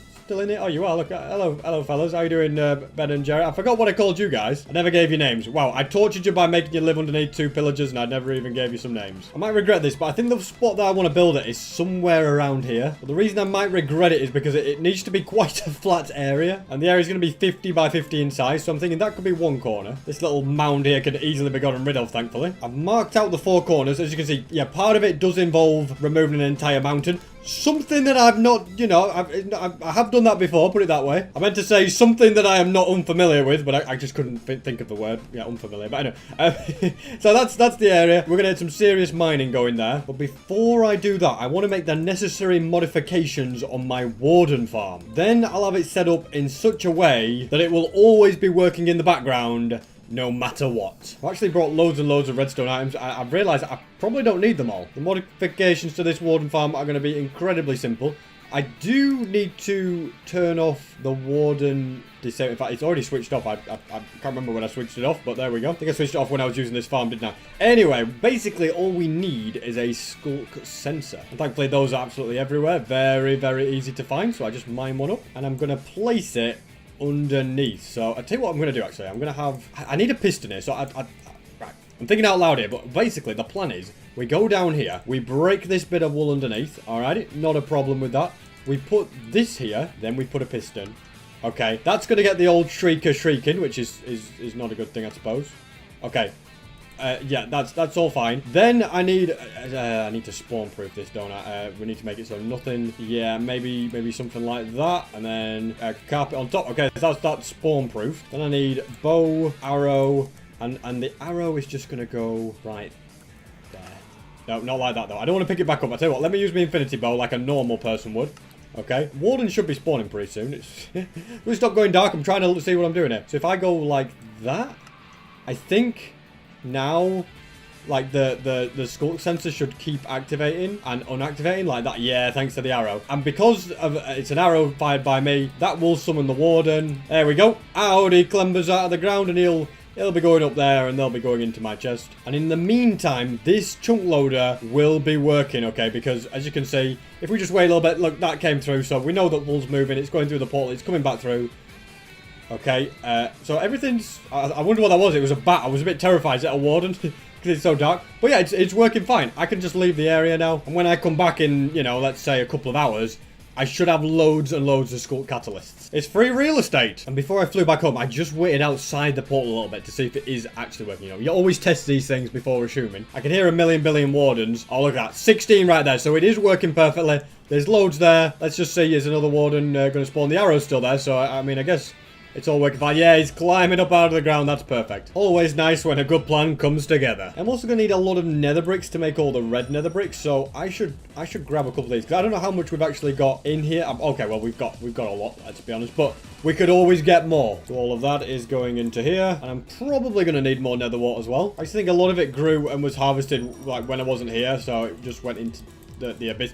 Maybe a load of hoppers need to be here, but then that'll be quite laggy, so I don't know what the solution is for that. It's not like there's even a way for me to switch the farm on or off, which would, you know, that would be even more helpful. Also, don't get why planting them doesn't affect the observers like them growing does, but planting them just doesn't. So many questions I have, but I should probably just worry about using it. I'm actually going to leave them to grow a little bit, and whilst I wait, I'm going to spend a bunch of time gathering up quite a few of the resources that I'm going to need. Red concrete is also going to be a pretty big part of it. Thankfully, I have plenty of sand and plenty of gravel. Next, I'll load up this machine and start placing it all down. That didn't take very long at all. We'll also require black concrete. I don't really have enough of that either. I should probably make a load of that. Wish I'd realized I'd need to do that before I went all the way up and came back. I could have done it all together, couldn't I? But then again, it's not exactly the end of the world because I have so much of it. Getting loads of gravel whilst on my netherite mining journeys was one of the best things I ever did. Another nice straightforward thing. And there are a few other basic items that I require, but I seem to have got the bulk of what I need, other than the red nether bricks, of course. And speaking of the red nether brick, I'm pretty sure all of these shouldn't be that far off being smelted. Yeah, they're nearly done. So that means I can load them into shulker boxes and restock it all with brand new netherrack. And now it's back to the main mission in hand. Get plenty of nether brick fences. I'm just going to make a few more to be on the safe side. Also want to grab a bunch of these torches. Got more than enough of those. And iron bars is the final thing. Got a few of them crafted. You know what? I've got that much iron. We can just craft a brand new stack. Not exactly the most expensive thing.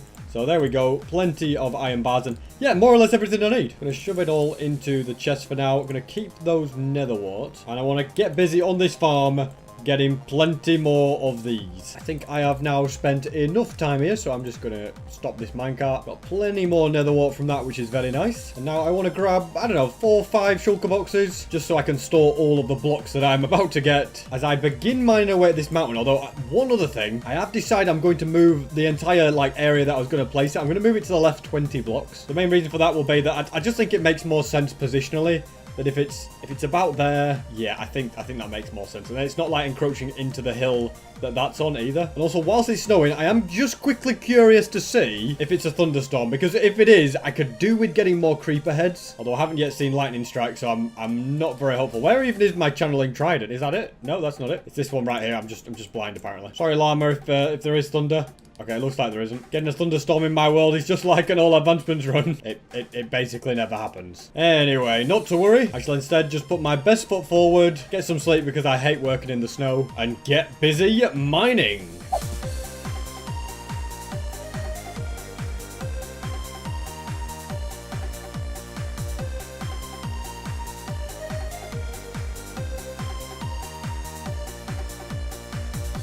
And that is the entire mountain.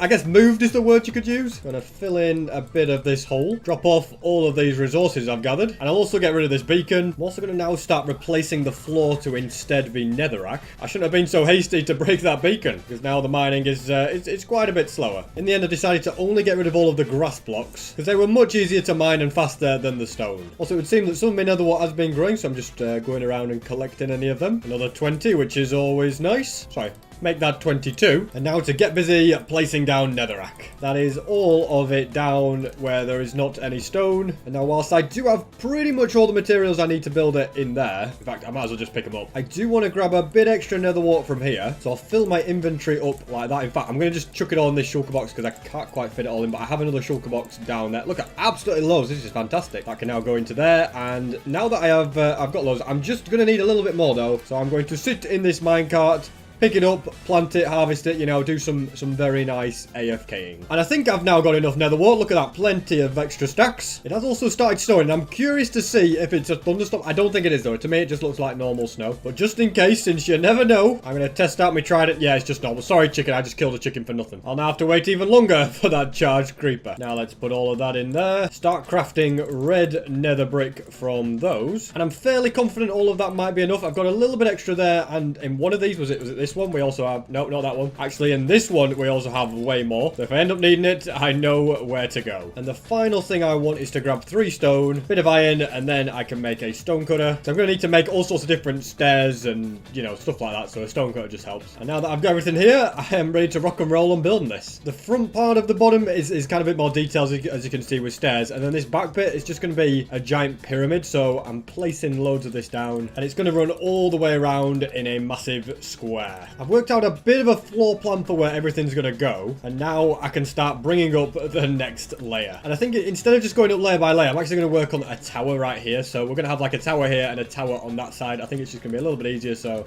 let's go and have some slabs along there. And I want some lava in here. In fact, over the course of the build, I'm going to need a lot of lava for different things. Like inside, there's going to be windows and stuff that just have lava in them. So rather than just bring a couple of buckets, I think I will bring an entire shulker box worth. I think all of that should be enough, but you know what? Let's just make a little bit of room. Then grab this shulker box, which has, you know, a few in here and there. And just get them all in there. There we go. All into the same one. Makes way more sense. Then there's going to be lava in here. In hindsight, maybe I should be doing the lava as the final thing. Actually, just before... Let me just pick it up. It's going to flood under that. I should put some blocks below. Just some slabs to catch the lava. I think that makes more sense. Now, for the other two... There we go. So, yeah, we're just going to have that. I think it just adds... It'll add light to it for a start. And it'll just add a bit of character to it. And then there'll just be a bit of alternating black stone bricks and red concrete. Oh, okay, well, that's in the wrong place completely. But then we'll just have a couple of them. And realistically, it's just kind of a mismatch of blocks behind, because you don't want to have like all the same. You want, you know, different ones to texture it out a bit, just make it look that bit better. It's a little bit complicated, but this is where I'm up to so far. As you can see, you know, it's looking like good. The details all coming together. You can see I've got a little pattern of staircase, like the holes going up there. And this is going to be quite tall, so I'm just going to keep making it higher and higher. I'm now starting to reach the top of this build. That's what it's looking like. As you can see, it's pretty cool. I've just got to fill in this area here and add a few more layers so that this gets all the way up to the top.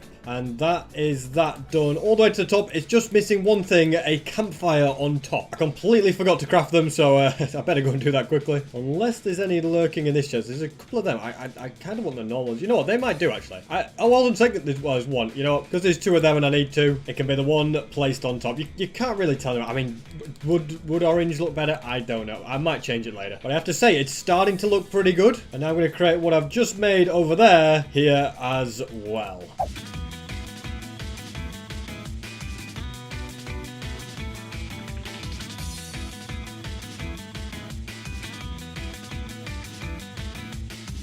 And that is the other tower complete. It's really starting to take shape. It's got a quite a cool look about it, hasn't it? And I've pretty much done all of the intricate details apart from something at the front that needs to be done. But yeah, these bits here are going to be very, very easy. The pyramid exterior is coming along nicely, but I'm realizing that this is kind of what uses up all the blackstone, isn't it? Making this massive thing. So you can kind of see how it's looking. Like the red going up, bit of staircases up there just to add a bit of definition as well. But I'm running out of blackstone again, so thankfully I have loads and loads inside of this shulker box. So I'm going to switch out that one there, start grabbing, and going to continue building. I'm also going to add some stuff to the front so that this looks better. It started snowing, which is very annoying because I don't really want snow all over this build. You know what? So much so that I'm flying away. It's just gonna, yeah, I want to put string on it and not have snow all over it. At some point, I did have to quit and reload the world, so my chunk loader was actually working at the Warden farm. So I reckon it's a smart idea to take this opportunity, whilst it's snowing, to head through the portal, and loading these chunks will get the old chunk loader going. Also been a few sculpt catalysts come through, which is always nice. So I shall leave that to carry on working. I've still got about 2 minutes to wait until that clock says that it's night time. So I might as well be productive with the time and grab a load of bones, turn it all to bone meal, load up this machine, and spend a bit of time mining up some wood. Alright, that's enough time spent here. I feel like, you know, let's get out of it. It's night time. Got a good few more stacks of wood, which is nice. I guess I'll have to put those in the shulker box to be able to fit everything. I can end the snow by sleeping, and now in this snowless world, I can get back to building. And that is the pyramid part complete. Completely ruined because it's flipping snow everywhere. Don't worry, I'll put string on later because, yeah, snow on this is just not going to work. And now I do still need to do the interior of this. As you can see, it's looking terrible at the moment, really. So that's something to be done. But before I embark on that, I'm going to build a little statue on the front. I believe they're called sphinxes. I don't know if it is actually going to be a sphinx, but it's going to be a little statue that looks deserty Egyptian, you know, that kind of thing. And I'd like to use some gold blocks for it, of all things. Yeah, a bit of gold just spruces it up, makes it look like it's rich. Thankfully, I spent ages earlier getting enough gold for gold blocks, so we can just grab a stack without even thinking about it. And to begin with, I'll have one there and one there. And now to get back to building this sculpture. And there we have it, a couple of ears like that. Let's have a little zoom out. Oh, yes. It's meant to be like kind of a cat kind of thing, but it's, well, you know what, I think it looks right for the build, if you know what I mean. I mean, it's a cool statue, it fits in. Oh yeah, the gold brings it out nicely. I think this is coming together perfectly. And now the priority is to get this interior finished. So I think I'll start with these tunnels, which is going to have polished blackstone as part of the walls, and it will also need some cracked blackstone bricks, which I don't actually know if you can make them on the stone cutter. I mean, I'm about to find out if I maybe chuck that in there. Is there any cracked ones? No, I think you need a furnace, which is absolutely no problem for me. I will just chuck 32 of them into there. They will very quickly smelt, and whilst I wait for them to smelt, I shall continue adding more stuff to this interior. So that is this tunnel complete, and I'll do the exact same thing with this one. And at this point, my stone bricks should be cracked, and indeed they are. For some reason, I've only got 31 out of the 32 back, but I'm sure the other one will turn up eventually. I do need every single one of them to finish the build, so yeah. I don't know what I'm going to do, actually. Maybe I just need to go and chuck more things through the system and it'll show up. Or perhaps I ran out of blaze rods. You know what? That's the more likely thing. And I'm out of firework rockets. Thankfully, I have this shulker box, which is absolutely full of them. Let's go and chuck that in there. And I'm going to go and check. Did I run out of blaze rods? That's it. Because it never normally messes up, does this? Normally, it's a very, very solid machine that works perfectly. But sometimes I am an idiot. Okay, no, I'm not a blaze. Well, the solid machine has broken. Oh, it's very weird, actually. Why is... I don't get what's going on here. I suppose it doesn't matter that I don't get what's going on. I think the fuel goes in here. I'm just going to fill up loads of like that. Okay, good idea. Did it come through yet? No. You know what? I'm going to put one more in quickly. Polished blackstone. You go in there. No, not polished blackstone. You know what? I just don't know what I'm doing in Minecraft, do I? Polished blackstone bricks. And if I'm super fast, I can click it out. Did I get it?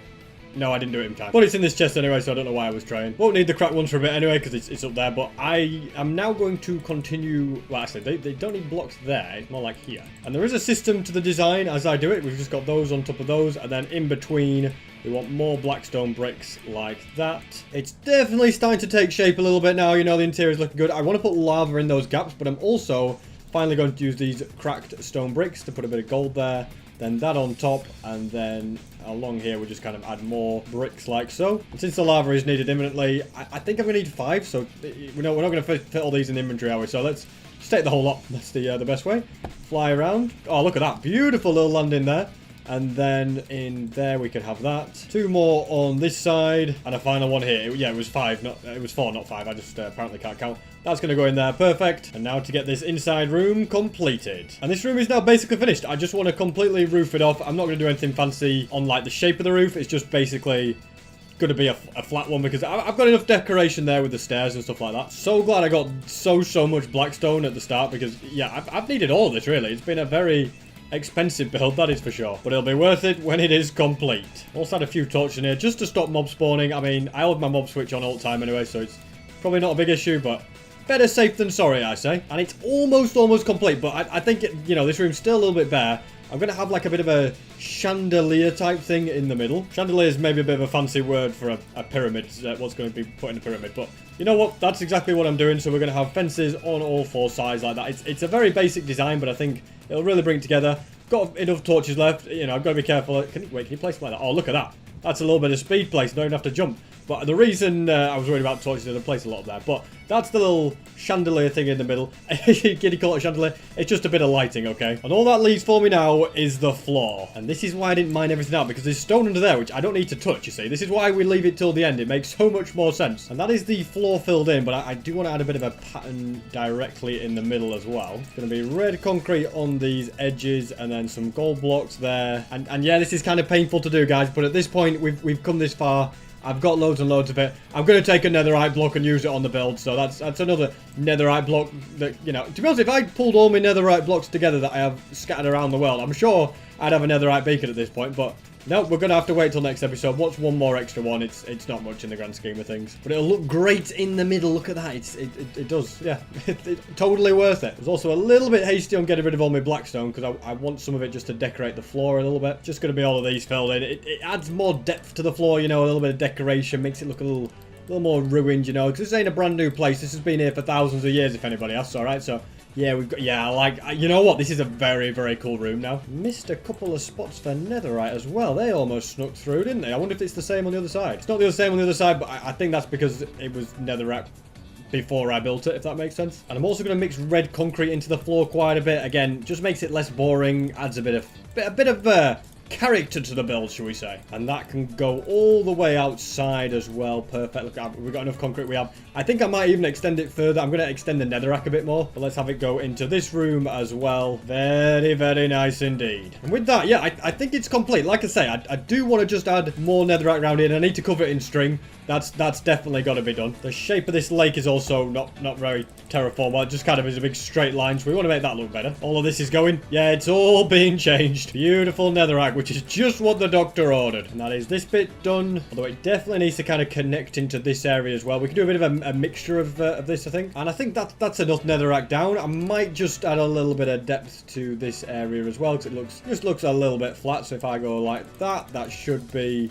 enough along there. I think I'm very happy with how that's looking, which means it's almost complete. But there's still one very, very important thing left to add. String. Yes, I'm going to get the entire thing covered in string. That'll be crucial in solving the snow problem. It does look very, very cool over there. Look, it's like this nether creation, but the snow would also completely ruin this build, which is why it is so critical that I get it sorted. Because yeah, look down there, it just doesn't look right, you know, like that should be covered in snow, no problem, but all of this, it should be covered in string. It's also times like this that I kind of wish I'd built my home in an area that it doesn't snow, you know, a warmer area like a plains biome or a desert or basically anywhere but a snow biome. But at the same time, I do like the winter wonderland area. Anyway, enough rambling. It's time to get busy and get all of this string down. And there we go. All the netherrack's been stringed up. The building has been stringed up. It can snow till it's never stops snowing again, and that will not get covered. And I have to say, I am very, very happy with what I have created. Part of me doesn't like the fact that there's string everywhere, but you know what? It's the best of two lesser evils, unless I just built a giant glass platform up there.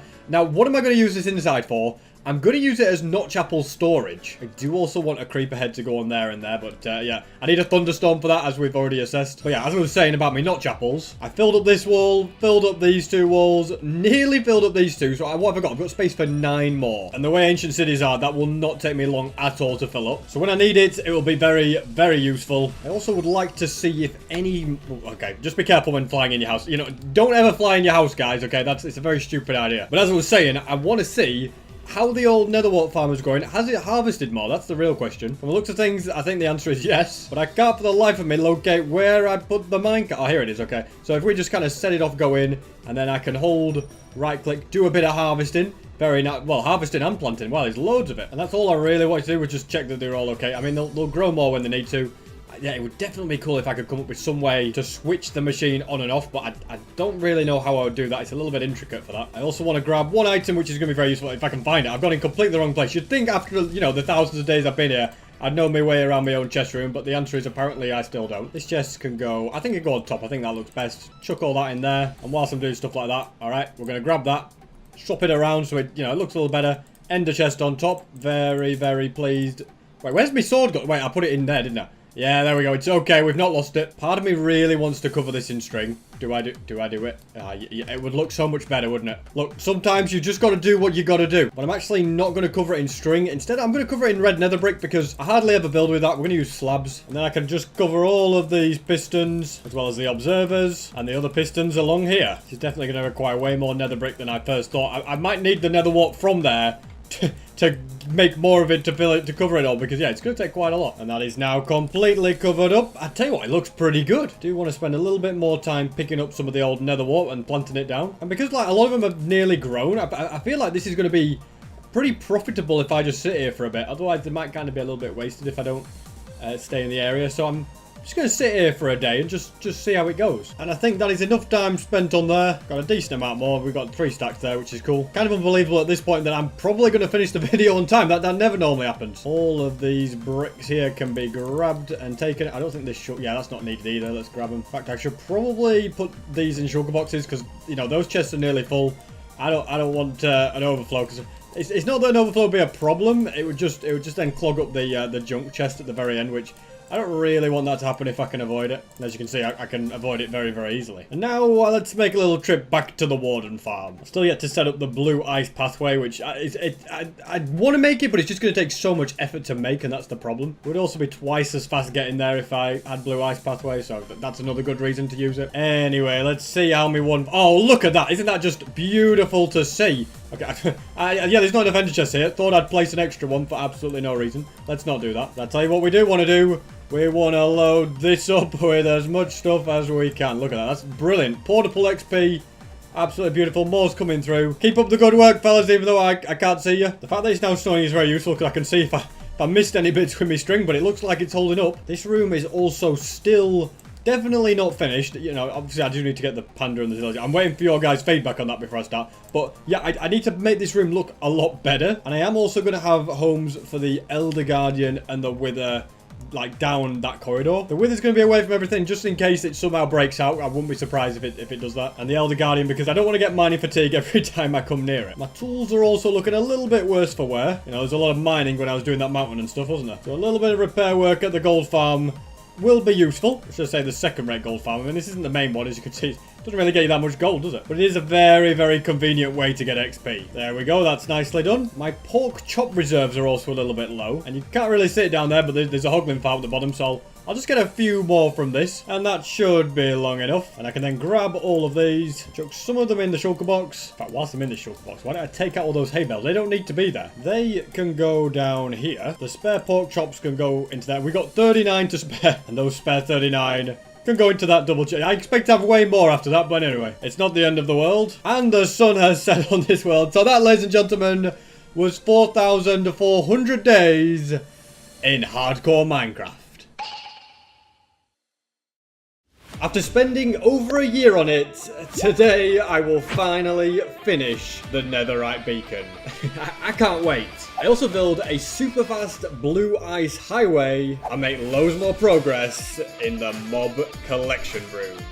I'm still going to need to find 10 stacks of ancient debris today, which is quite a lot. But I'd also like to fill up these walls with notch apples. Then I can start using this desert pyramid for what it was designed for. And that will be to store notch apples. So step 1, head to the Warden switch. Turn it on by firing some arrows. Also might as well grab the Sculpt Catalyst whilst I'm here. Then fly far, far away to another random place. Then go out in search of an ancient city, which I have successfully found. And now to begin the search for the notch apples, without the shriekers being able to summon wardens.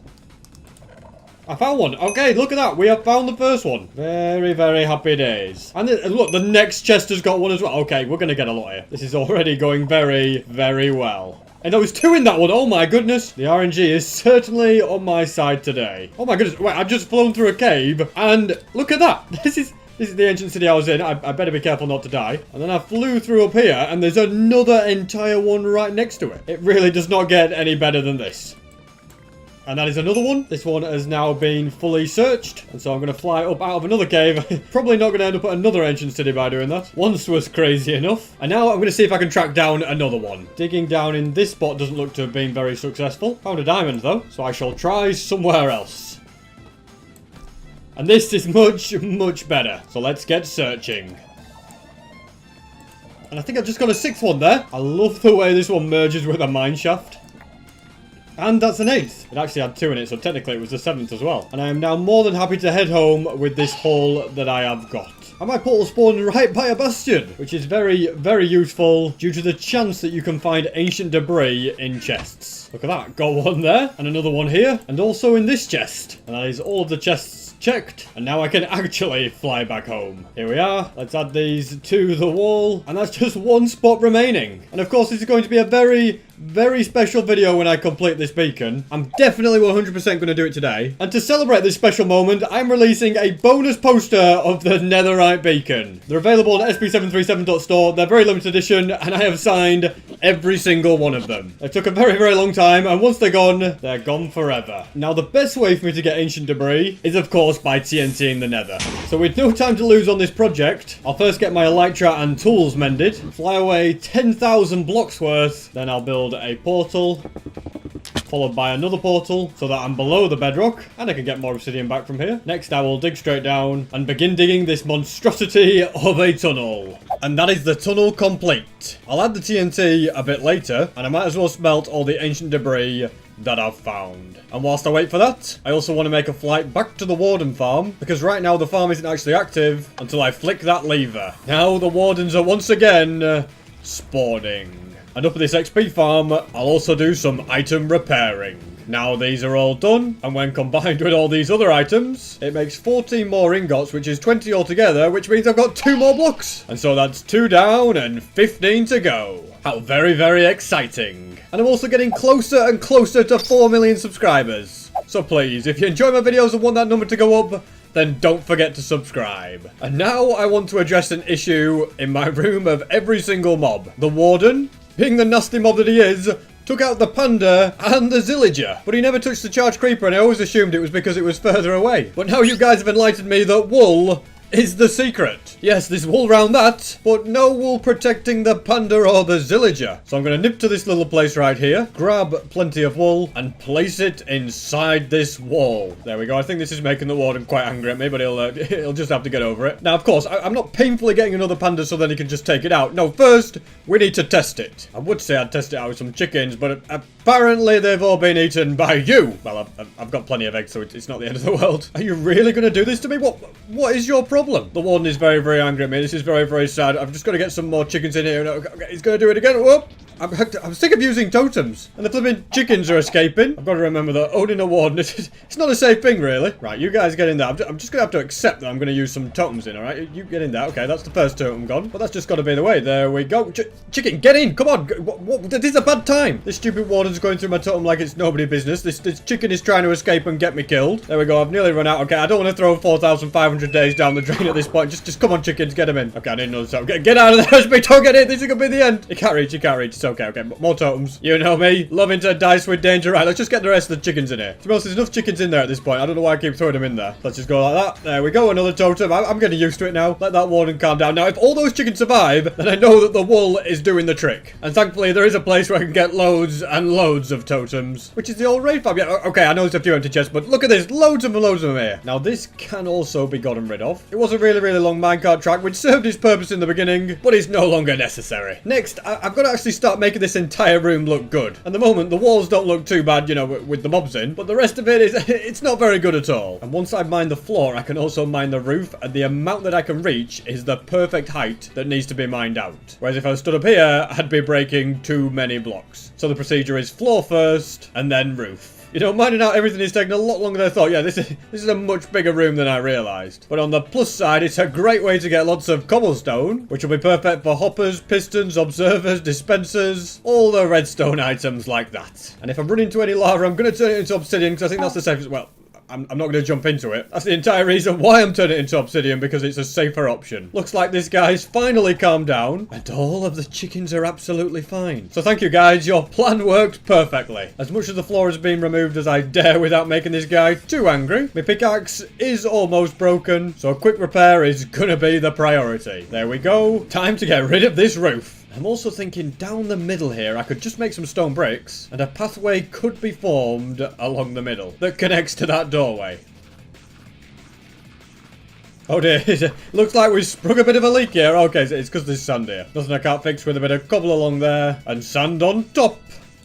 Almost just let my pickaxe break, but I just realised it was low on durability. I'd better very quickly get that problem fixed. Now that I'm getting close to the warden, I keep getting the darkness effect, which is really annoying things, because it makes it a lot harder to see what I'm doing. Okay, now the warden's getting angry at me. He's just sonic boomed me. I'm guessing that I can't get too close. I'm hoping that this isn't too close. It is half a heart, lovely. I'll just stick to mining the stuff all the way over here. Since this corner is under an ocean, it has made quite a mess. A mess which has successfully been tidied up. Although having said that, the water is still here for some reason. I could do with some sponge to get rid of it, but I suppose stone will have to do. And placing those 2 blocks seems to have done the trick. So now they can be safely broken. I think the warden's calmed down a little bit. I am getting darkness from him. He's probably getting a little upset with me. But as long as he's not throwing his sonic boom at me, I'll be okay. And there we have it. Pretty much everything has been mined out. Now I can add bricks all the way down the middle.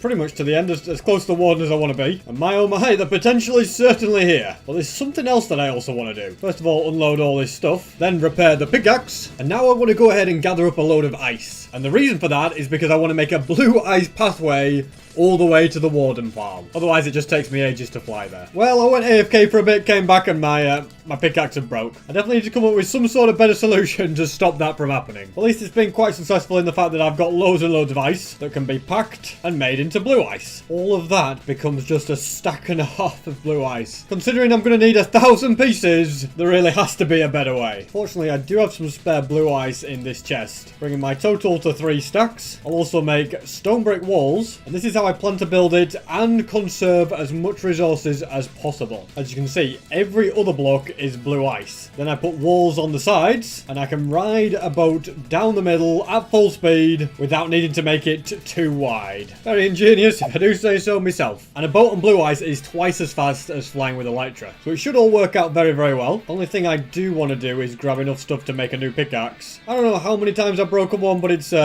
too many times. There we go. Also sadly got to waste one of my netherite ingots. Now I'm going backwards in progress. I should just be less stupid and not let my pickaxe break every time I use the ice farm. I'd like to place down the rest of all of these. There we go. Now to add walls. And now that that's complete, I can actually use a boat to get back and look at the speed that we go here. Yeah, this is way faster than flying. I don't know what that scaffolding was on the left. It's some sort of chunk loader or something. And here we are.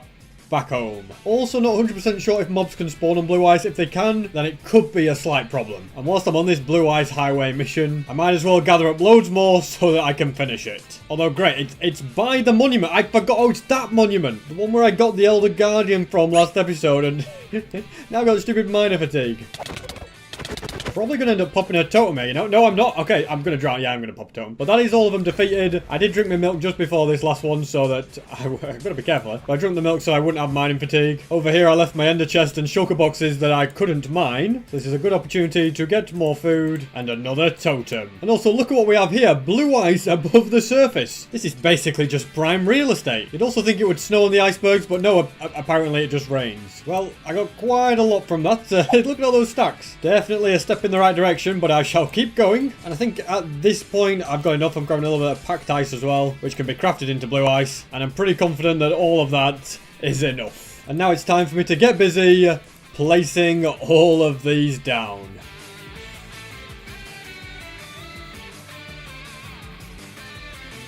And every wall is now placed down. We're going to have an extra one right here just to stop me flying away into the distance. Also want to see how my warden farm's doing. Look at that. It's got me loads of sculk catalysts. I can fill up this shulker box to the top, which is loads and loads of portable XP. Now to hop in a boat and see how fast it is. I think I need to be kind of sticking. It's a little bit slippery, isn't it? But yeah, I need to stick to this left side. And it is very, very quick to get to the corner. And then this is the long straight, which is also very, very fast. I'll also put this right here. In fact, I probably one away. Yeah, that's better. A pretty good building project. And from that, I do have quite a lot of stone brick walls. So I'll use one of the precious 2 remaining slots to put these in. Just need to add them all to this hopper and they'll come filtering through. And now, once again, I'd like to get every animal into this place. The chickens are doing absolutely fine. You could argue that they're actually thriving, okay?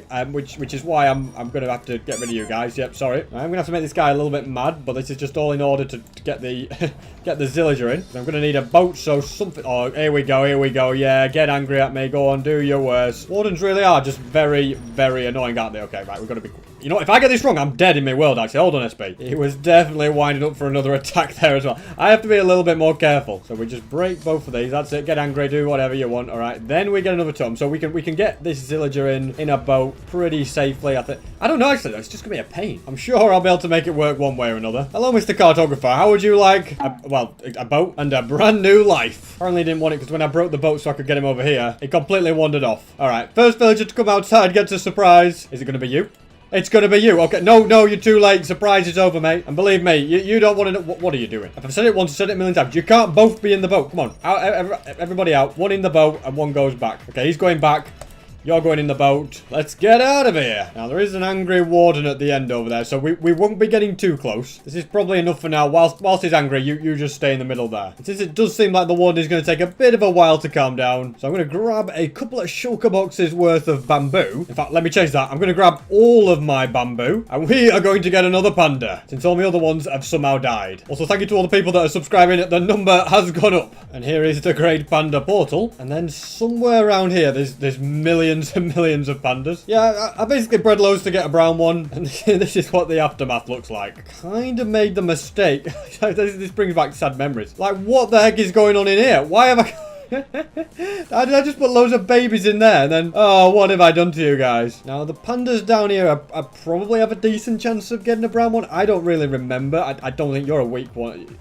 Is that okay? I've even forgotten how all this works. I did get 2 brown pandas, but I accidentally killed one. Basically, one rolled into lava. Yeah, we're not going to talk about it, but I'm just going to fill this up. Plenty of boats here, which is what you're all getting contained in. My memory serves me correctly, the weak pandas that look sick, I think those need to go. So sorry about this, guys, but you're just going to cause me trouble. And as you can see, there's all the weak pandas up there, but if one of them drops, then there's a chance that it has a brown gene if one's not weak because it's born from it. There's logic in this, but it's very, very annoying. Bet you guys had no idea I'm a natural selection expert. Okay, well, you're a weak one. Get out of here. The weak don't survive. And there's really nothing else I can do than just keep breeding these until I get a brown one.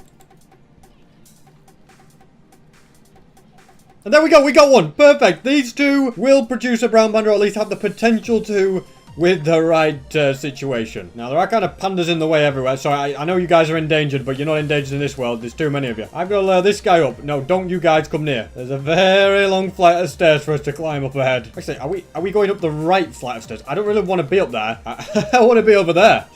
Just come down here, little fella. You can go into a boat where you'll be very safe. And I'm going to need more blocks to pull off this next plan. And that plan is to build a staircase that connects all the way to that one. That should do it. I'm going to make this platform a bit bigger because I just get the feeling like you're going to fall off when I break the boat. And at this point, I'm not leaving anything to chance. Now I carefully lure him up across this diagonal all the way to the portal. I'm just going to double check it links to where I think it links. Yep, above the nether, that's what I want, which means I can safely send you through. And for now, keep you in a boat so that you're safe. And now I want to do it all again and get another one. No brown panda this time, so I'll try again in 5 minutes. And after another attempt, still no brown ones. Just gotta keep trying. Same outcome on the 3rd attempt.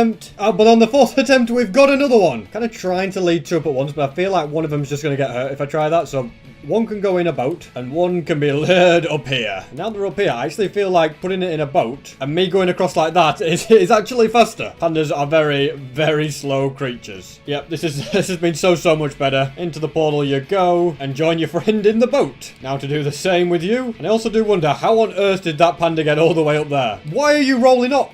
Did he die? Are you still alive? I don't know. How are you still alive? He just rolled up there onto a tree and then all the way down there. Little brown panda, we cannot be having this. Have I got anything to heal you with? I sadly have not, so yeah, we're just going to have to be very careful. It's all because I got distracted by that guy up there. With takes 2, hopefully you'll be more careful. Once again, it's going to be boat. Don't you roll off. Get in the boat. Okay. It was definitely looked like he wanted to do some sort of suicidal roll there. Not on my watch. Glad to see you safely through with your own boat since there's no space in the other one. And now how do I plan to transport these all the way back? Well, pandas cannot go into minecarts, but they can go into boats, and boats can go into minecarts. Although I am 4,400 blocks away, so making a minecart track would take so many rails and would take so long. And so I think the classic flying machine method is going to be the best way. That's everything that I will need. Although a little bit of bamboo and some building blocks will probably be handy. Alright, pandas, no need to panic. This will be fine. It's going to be observer, piston, 2 slime, and 2 slime. Then exactly the same thing on this side with 2 slime like that. And I just need to lure the pandas up there. Don't go through the portal. Instead, I want you in a boat. That's it. Just get in. Put you on top. And now to build another of these right next to it. Let's get both of you in. Come on, don't be sheepish. Should I say don't be panderish? I'll break all of that. Okay, that's it. Just land steadily. That's it. Take your time. And if I've done everything correct, that goes there, and away they go. And I can easily keep up with them. No problem, by hopping into a boat. Also, the panda that I'm in the boat with is the one that took loads of damage before, and it just took a little bit of damage, I don't know, from a slime or something, so I'm facing it that way. And this bit is going to take a while, so I'll see you when we arrive at the destination. Okay, I don't know what I just did. I accidentally clicked and killed the... What the heck? I'm Stop the machines! I can't get out of the stupid boat. I'm trying to... Oh, this has all gone wrong. Basically, what's going on? Major disaster. Look at that. I've broken me thing and everything. Right, we're going to put that there. That stopped. Yeah, I accidentally killed my panda by clicking with an axe. No idea how I managed that one. And completely broke this pathway, so we have to repair that. Successful repair. Then I make a bridge of dirt. Split the pandas into their own separate boats. Please don't walk off. No, we don't need this. Get in the boat. I really do hate transporting mobs sometimes. I also think both of these will be able to have a brown panda baby, so I can get another one without too much issue. We're going to go here, and now we're going to get up to some real speed, assuming this huggling gets out of the way. We don't have time for people like you. I'm pretty sure I could take him down here, and he's gone through this portal. Where on earth are we? What on earth? Oh, for goodness sake. Flipping broke character there, didn't I? What are the chances of going on a magma portal? I can't catch a break right now. Both of my brown pandas are dead. Let's just find a way to get you home, and then we can regroup. Going through this portal is probably going to be the safest option. Although, where did he go? I don't know where he... Oh, why is this so hard? If I had to guess where it went, I'm going to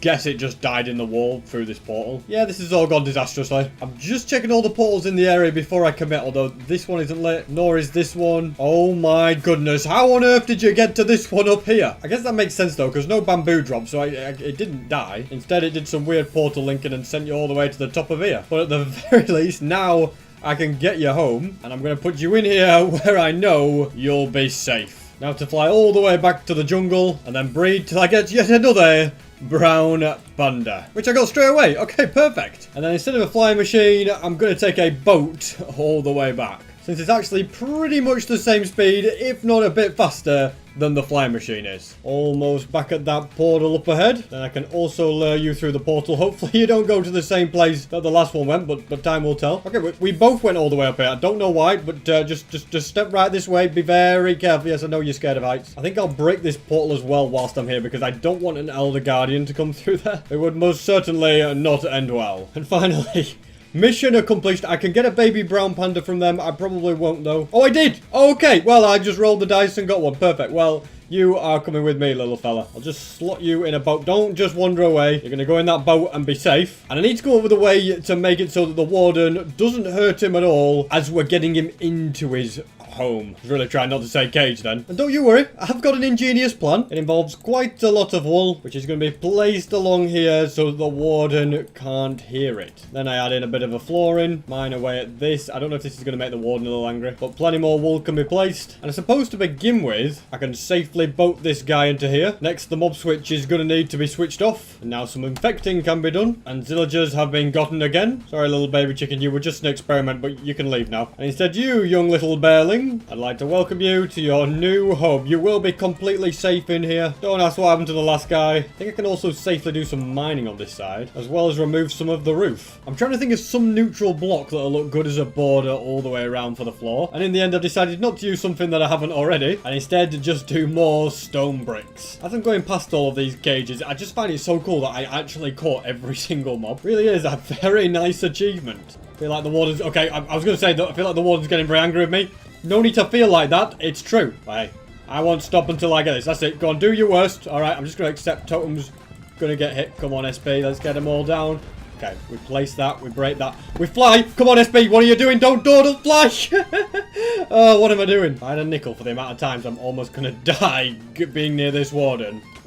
Oh my goodness, wait, you hit me through there as well? Okay, I'm just going to stay a little bit away, but I really wish I'd built the entire thing before going near the warden. Also, I can now do that because, yeah, the lava's... well, the lava was a problem. Now, can I place some along here? Or can he detect me? He's sniffing me out. He'll never find me. I love how that chicken's completely safe. And my baby panda's still fine, which is very good. Next, I want to mine out a border around every single block. Although I still haven't worked out what block should go in it, since I want it to be different to every single frame of the cages, which might be difficult since there's so many different types. And it is now all ready. And I've realized that one block I didn't use once for that entire build is blackstone. So I'm going to try out chiseled polished blackstone. I don't know what it'll look like, but there's only one way to find out. And I'd better grab a stone cutter just in case I like it and need to make more of them. Also, once again, I got snow. I feel like I haven't had a thunderstorm in ages, and this is still just normal rain. This is going to go up like so. And do I like it? Yeah, you know what? I think I do. Even against the black ones, it still looks very, very good. So I'd better get busy building. And it is now done. I quite like the way it looks. When I say it's now done, I guess it's now done apart from the warden bit. He's still causing me quite a bit of trouble. I might regret this one. But for the next layer, I'm thinking glowstone could be good. The only issue is that collecting glowstone is hard work. Yeah, I only got 30. Perhaps it's time that I started taking advantage of the fact that I can trade for it. And actually, I can get quite a lot of it quite fast. Can't believe I've been mining it up like a peasant all these years, or waiting for the raid farm to produce it. This method is way faster. And now I don't even know if I want it, but I'm thinking glowstone like this around the outside. Hold on, we've got to be careful, it's melting. No, no, no, we can't. What on earth? Why did I think it was a good idea to build it out of ice? At least this one seems okay. And this one will be fine as well. But over here, packed ice is going to be needed. There we go. And to be honest, it probably looks better if anything. And now I can get back to adding glowstone. Still can't quite do that bit over there. But I like how things are looking. Next, I'm going to delve into the world of quartz. As I'd like a roof entirely made up of its slab. Adding all of these is probably going to take the longest. Doing the edge ones was pretty easy. But for the rest of them, I'm going to have to jump to place them, which is it's just going to take too long. So instead, I'm thinking it would make more sense for me to complete the floor, and then I'll actually be able to reach the roof. Just kind of working out spacing for the floor. And I'm thinking the smooth stone could be the answer. And then I think some of these around here, just for a bit of extra depth, could work very well. And next, I'm going to get back to marking out the area so I know exactly where everything will go. Pretty much marked it all out on how it's going to work. I've just got to add a bit of an extra pathway, otherwise it's going to be weird. With more slabs along the sides. Next, I'm going to add lights all over this so that nothing can spawn. I don't know when it happened, but we lost another panda. Don't know if it's because it grew up and suffocated, or because the warden killed it. So now I need to try and get another one through breeding, which is going to take longer than I thought because this panda was seemingly out of loaded chunks. So for now, it can't be bred again. Not a problem, but I probably shouldn't be too hasty in removing this wool wall. I think the panda was stood somewhere like this, grew up, and then suffocated. But with a bit of testing, we'll soon find out. Because for now, I've still got more of these lights to add. And I've just realised how risky all this is because I'm near an angry warden. No totem in hand. Which means if he shoots me, I have to fly away. What was I just saying it means? It means I have to fly away super fast, not dilly-dally in the same area. Now for the bit which could potentially be the most tricky, or at least the bit that's going to take the most thought. Going to require lots of each coloured carpet, which I have every single one of right there. And then I'm going to create the faces of mobs as the floor. The pig face doesn't quite look right due to the lack of 3D. Hopefully I can pull it back with a Ravager. I think considering the colours that I have to work with, it's not a million miles off. This time I'm going with an even easier one. A squid face. I mean, this one was basically impossible to mess up. And before I forget, I should take the opportunity to breed another brown panda, hopefully. I think it's a 50-50 chance. Either that or a 3/4 chance of being a brown one. Okay, very nice. This time, I'm gonna let you grow up before I lure you there. But I'm also not waiting ages for it to grow up like a peasant. Let's instead feed it a ridiculous amount of bamboo. There we go. You have grown. This time I'll try not to lead you to your death. I have a bit of a habit of doing that in my world. And into here you go, little panda. Although little was a poor choice of words. Yeah, you're quite a big panda actually. Be interesting to see how long that one stays alive. And I think in the meantime, I'll actually build a panda's face. You know, this one, it turned out surprisingly quite well. And up here, I'm gonna make a blaze. Oh, I tell you what, I quite like that one. Meant to be a turtle, but it looks more like a green pig, so I'm just going to have no snout at all. Or should I say, no nostrils at all. Next up, we have one of my favourites to build because it's actually easy. The Enderman, as well as a snow golem, a slime, a ghast, a very tanned villager, a drowned, wandering trader, spider, vex, cow, chicken, mushroom, creeper, ender dragon, strider, bee, husk, pillager, green sheep,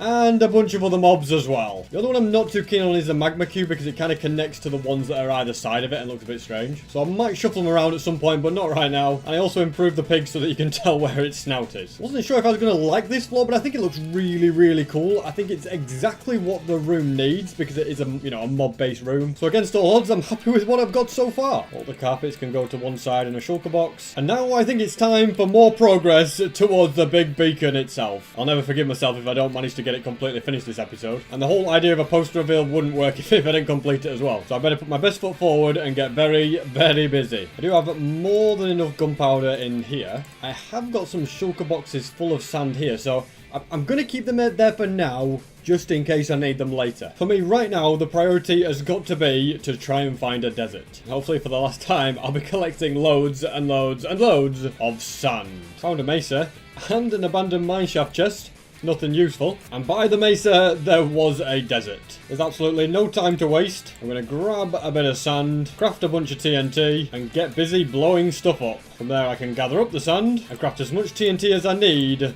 for all the netherite. And this should definitely be more than enough. So it's time to add all of the TNT to my massive nether tunnel. And all of it is down, which means I can start blowing it all up and hopefully for the final time begin the ancient debris collection. And that is the first stack, just another 7 or 8 to go.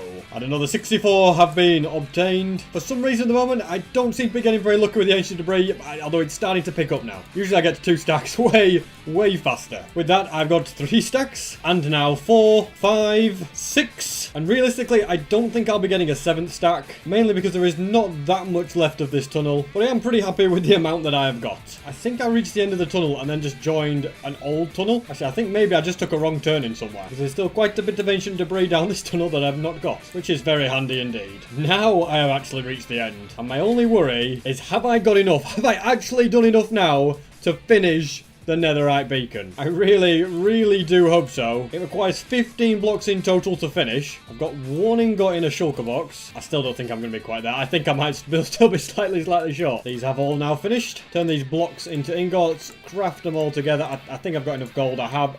How many blocks is it going to be? Please be 15. It won't be, will it? How much is it? 11! So when I add this grand total of 11, look at that. We're onto the last layer.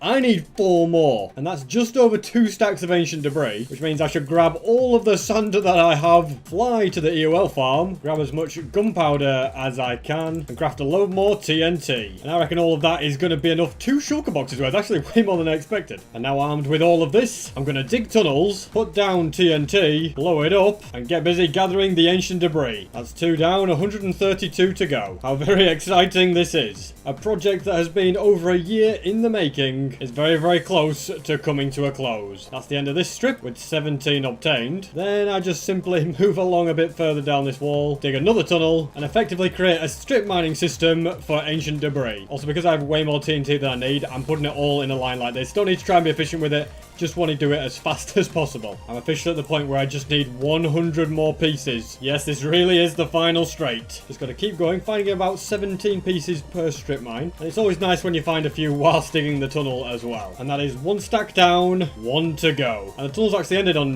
finding that last piece. And I'll be honest with you guys, I've completely run out of time to actually finish this video. But I promised you guys a netherite beacon, and if my name's not SB373, you'll get a full netherite beacon. So the plan is to get back to my base, smelt all of this, then whilst I wait for it, thank you guys for all the people that subscribed during this video, because 4 million is getting closer. Then I craft all of the ingots I'm available to, and make myself a 1 block another. Wait, can I? No, I can make 2. I thought I miscounted. Then I place them on top, and as you can see, it is painfully close. But I've got 1 last trick up my sleeve. All the way down here, I built a custom portal room for 4,000 days. And of course, one of them was a netherite portal. So if I break any of these ones that are touching the portal blocks, the portal will break, and I will never be able to make it again. So I've got to be careful. But I can grab that corner and that corner without it affecting anything, and I don't believe it.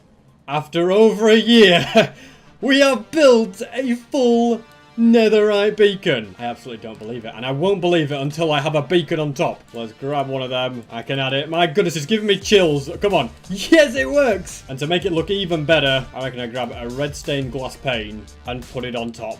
Yes, my netherite beacon is officially complete. I have one of every beacon in Minecraft Hardcore. A select few have done this. What an achievement. I'm so proud of myself. And I'd love to keep recording, but honestly, if I do, then I will have to delay this video by a week. I don't want to do that. I was up till 3 a.m. signing these posters last night and stuff like that. I've given it everything. Just didn't quite manage to get the last 10 days done, but honestly, I don't want to delay this video. I managed to accomplish what I set out to do. I promised I'd finish this netherite beacon. I can fix that portal next episode, no problem. And I'll actually fully get this place finished next episode as well. But thank you so much for watching. You can get your post in the description, as I've said. And that, ladies and gentlemen, was 4,489 days in hardcore Minecraft, and I crashed.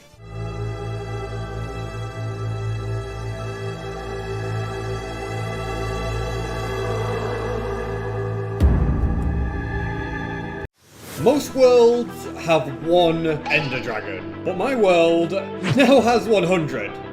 Yeah, I didn't use commands, I didn't use mods, this was all vanilla survival in hardcore. I also built a very OP void trading system and completed my collection of trapping every single mob in the game. The first thing I need to do is get the last notch apple to fill up every single space. And to do this, I will boat to the warden farm and make it so that they can no longer spawn. Then I'll fly far away to make a portal and search for an ancient city. This looks like a mountainous enough area to dig straight down and locate the deep dark. Now to explore the area and grab diamonds whilst I'm here. This cave seems pretty dead, so I'll continue the search. Frozen peaks are a great place for deep darks. And this time I have been successful, so let's get looting. There's the first one of the day, and ironically it will be the last one to go in my house. More diamonds as well. And the second notch apple. That's every chest searched. So I can build yet another portal, make the long flight back home. Bastion discovered on the way. Question is, have I been here before? Doesn't look like it. I'll try not to die to all these magma cubes. I need to break the spawner before more come. Then I can safely loot netherite, which I don't really need. But it's always worth checking those places just to see what you can find. Home sweet home. The final notch apple has been placed. And next I'm going to grab an extra item frame so that I can begin filling up this new building with the items that it was intended to hold. And I should have loads and loads of time before I fill up those slots. And next on the agenda, I need wool, because I need to do something about this warden that is constantly causing me trouble. I believe all that wool means that he now cannot hear me, and I can get busy removing the brown wool. And now that the warden isn't really something that I have to worry about. Okay, I was wrong. Apparently me placing blocks still makes him angry, but I'm going to give it everything to try and finish this. There goes one totem. And another totem. I've got just this one left. Can I get these blocks? Come on, SB, get them in. Did have this one in the inventory. And plenty I can grab at the raid farm. And with all of these, I'm going back in. This is probably a very bad idea. Might have used all my totems, but that wall is pretty much finished. I just need a couple more right there. Things are probably only going to get more dangerous as I continue to work on that room. And I am trying to hit 4 million subscribers this year. So if you like my world and this series, then don't forget to subscribe. The next thing I must do is going to be very satisfying. I want a shulker box of every single colour and then fill them all with wool. This is very satisfying. From there I'll line them up, craft carpets, and decorate all the other sides like this square is.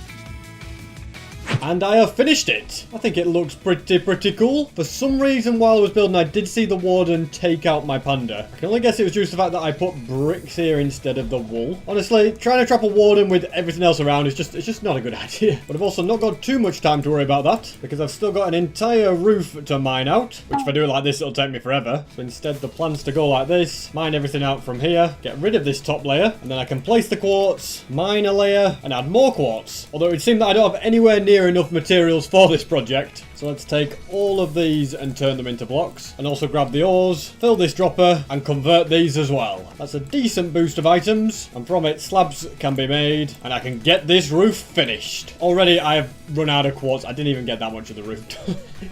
This is a massive building. But whilst the warden is currently not particularly aggro on me, I want to take the opportunity to change this wood to be wool. And in theory, when I put the panda in here, everything should then be completely safe. And it's attacking me. How are you even hear me? I've got wool everywhere. I don't know. You just annoy me. Thankfully, I can easily get more pandas. Although you're not a brown panda, which is annoying. I'll just come back later to get more. But in the meantime, I need to solve my quartz problem. I could barter for it, but that's kind of slow. So instead, I'd prefer to go into these massive tunnels I made when I was trying to get loads of ancient debris and gather up the quartz from in here. I thought this might happen. Whilst mining quartz, I've discovered some ancient debris. And there's another one here. You'd think I'd no longer need it because the beacon's complete, but there are still situations where ancient debris will be very useful. Apparently there's more ancient debris than I realised in these tunnels because at some point I walked past these two pieces. What a rookie mistake. Another two here. I have no idea how I missed these ones. That's 7 in total, which is quite a lot when you consider I went through this tunnel assuming I got every piece. And I've more or less completely filled my inventory now. As you can see, it's pretty full. So I shall fly all the way back. I'll smelt these in here, chuck the gravel in the chest, and craft some slabs. I'm not sure it'll be enough to finish the roof, but at the very least I can make much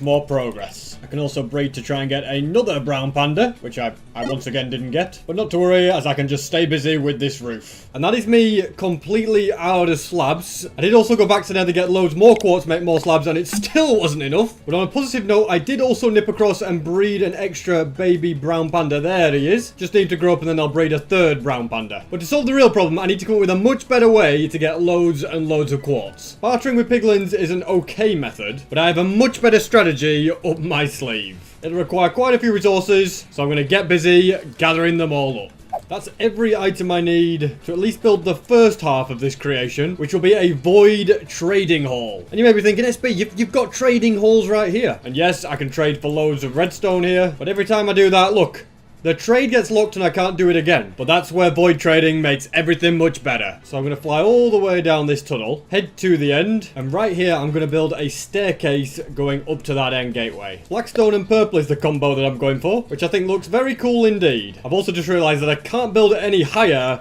until I do one more thing. And if I don't do this first, I'm only going to end up breaking everything later on. It requires TNT, pistons, levers, obsidian, cobble, and trapdoors. And with it, I'm going to do some bedrock breaking. It's a pretty simple method. I've done it a million times before. And as you can see, it's rather effective. And so it's time for me to get rid of all the other pieces. And that is all of them done. Don't need to bother breaking the ones below the end gateway. Instead, I can just get back to building my humble staircase. Next, I'm going to build a bit of a platform with fences around the outside. And there'll be a tiny bit of redstone, which will be done in 3, 2, 1. And there we go. It's very simple. Basically, there's a tiny mechanism down there, which when I open this barrel, will move that piston in and out. So now it's time for more bedrock breaking on this side. And that is it all done. Don't need to bother breaking the bottom bedrock, only the top. And I'm going to need way more materials to build this one, which I haven't got just yet. You can see when I come through, if I go ahead and open this barrel, it will send me back through. And that's the basic principle of how void trading is going to work. Once this design is finished, it'll be very, very OP. But before I can think about building it, which is going to involve getting a lot more purple concrete, it can be very quickly converted using this machine. Another needed concrete will be magenta, but I've pretty much run out of sand. So I'm on a quick mission to collect lots more sand. That should be enough to make the magenta concrete powder I need. So let's get that converted. And this fresh shulker box needs to be filled with many more items, which I shall do in 3, 2, 1. And I have everything that I need. I actually required more than filling just one shulker box. I've got nearly 3 shulker boxes worth, but I'm still ready to get busy building. I already think that this bit looks pretty cool, and it's going to look even better when this bit is done. To start with, I want to build this bottom rail system, which is just going to start with rows of 3 concrete like so. The bottom blocks are just temporary ones. All of them have redstone on with torches at the top side. It's all starting to look quite nice, and this is where the rail system comes in that will send the villager all the way to where the void trading happens. I'll also get myself an infinite water source because the villagers are going to be landing on waterlogged rails. That way they won't take any fall damage. So the villager will stop here. I'm going to add lava on on either side just to destroy the XP, because otherwise you can end up with loads of it all over the place, which will just make a mess, cause lag. You know, I don't need that. And I can also begin work on a giant platform. This is where all the villagers are going to be going. The system with the string will detect if a villager is dropped down. And now I'm placing the rails that will put the villagers into their own slots from a villager breeder over there. Quite an intricate bit of redstone, but it just means that there won't be two villagers in the same slot. Because if that starts to happen, things will just get a lot more annoying. This is where the baby villagers will fall. Because of the wall, they'll just be able to stick out far enough so that the minecart that will come here will be able to pick them up. This also needs to be filled with minecarts, which I will do at the end. Adding glass ensures they will safely fall into their own slots and nothing else can get in. And so now I will build the villager breeder. It's a very, very simple design. 2 adult villagers are trapped here. The baby villagers will try and walk across to the beds that are going to be across here. Then they fall down there and eventually go into this machine. This means the build itself is actually complete, but minecarts are going to be helpful. And the only thing left is kind of the most important. Yep, I'm gonna need villagers. Thankfully, it'll only be 2 that I require, but getting them to the end could still take quite a bit of time, which is why I think a simple minecart system will probably make my life a bit simpler. Luring some up to my house should be pretty simple, because I can just use job site blocks to do it. This is actually surprisingly working extremely well. Although now that they're starting to cause me a bit of trouble. No, that is not your job. I don't even know where the other one went. He's been upstairs somewhere, right? You're going in a boat. Now, don't run away. And for now, I'll just keep you locked in, because I think manual travel will be our best option. Yes, granted, it will take me quite some time, but sometimes safety is just the best policy. I'll get you sent through there. Keep you safe in that boat, and go back for the villager that is soon to be the mother of your children. Yes, it's you that I'm talking about. I can't wait to bring you on this long, boring journey. Mission accomplished, and you guys can't come through the end portal just yet, because first I want to make a bit of a wall, and then a minecart track that will connect all the way to that end gateway. And now it's finished. I don't know where this guy's going. He's all... In fact, that's it. Get back up here. Get into the boat. There we go. I don't actually want to go through the end portal, so I can slowly push the boat through. Shame I don't have a fishing rod. That would really speed things up. I'm starting to think the boat's not even moving when I'm pushing it, so you know what? Let's just do it.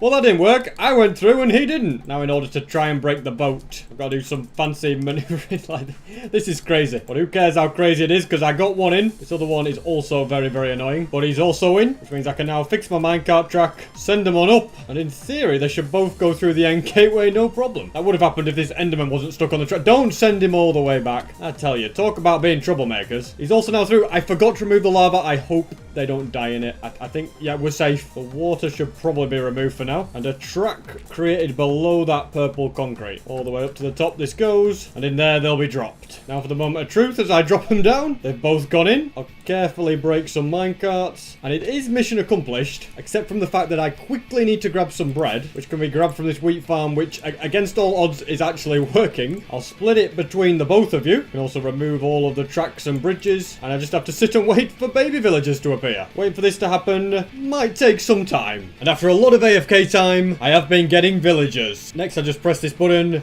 and they'll get sent into the compartment. As you can see, the rail changes so that you don't get 2 in the same one. It's all going nicely. I think we've got one more adult now. If you want to get the babies out of the way, you just have to use a bit of light force. And that is every adult into a compartment. Something tells me you're not related to all of these other winter villagers. Where on earth have you come? Not from both of those 2 parents, that's for sure. I'm also going to move the stone cutter to swap with the grindstone. That did seem to work. Also, whilst I'm here, I should probably not forget about fixing this so that is properly set up. And of course, get rid of all of these rails as well. There we go, it's all gone. It needs to be dropped off here. Next, many emeralds will be required. And for the first time ever, I'm going to attempt some void trading. First, it requires leveling him up a little bit. And he is offering to trade blocks of quartz. That is perfect. Let's send him around. All of these other random items that I don't really need. I think grabbing some chests and putting them here will also be very useful, just to hold all these extra emeralds. And I've really no idea how this next bit's going to go. So I think I have to right click on him. Then, yeah, it opens this. I trade with him like so. Close it. Open this. Sends me through. I trade with him again when we get through. And as you can see, I can just keep doing this over and over again. And his trade is not locking as long as I don't do the trade until after I've been sent through the gateway. It's fine. So I just wait, go like that. There we go. And yeah, as long as I'm not too quick, Oh, it's working. It's working. Perfect. Oh, did I just mess up? I clicked it too fast though there, right? Is that correct? So now I go through... No, I didn't click it too fast. It doesn't matter. As long as I don't execute the trade and I can get unlimited quartz by doing this. This is exactly what I need to finish my thing. So there we go. I'm getting pretty smart at it, pretty fast at it. And I was a bit of an idiot. I got a little bit too excited and traded it a bit too fast. So he did lock his trade, so I've got to go back and wait for him to restock. But as you can see, 3 stacks of quartz very, very fast. And we've got another adult villager, another one. We've got 2. I don't know which families you guys are coming from, but anyway. You jump in there, and because I have a second stone cut, you know, probably need it, I can go ahead and... Oh, yeah, I'm sorry, I punched villagers right in front of you, yeah.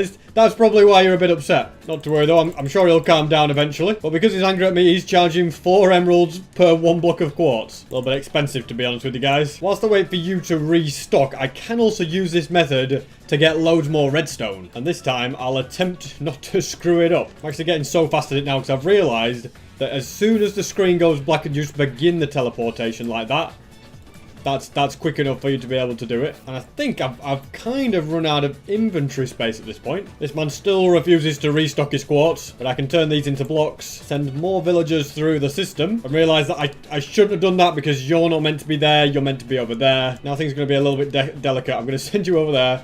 I'm going to send you...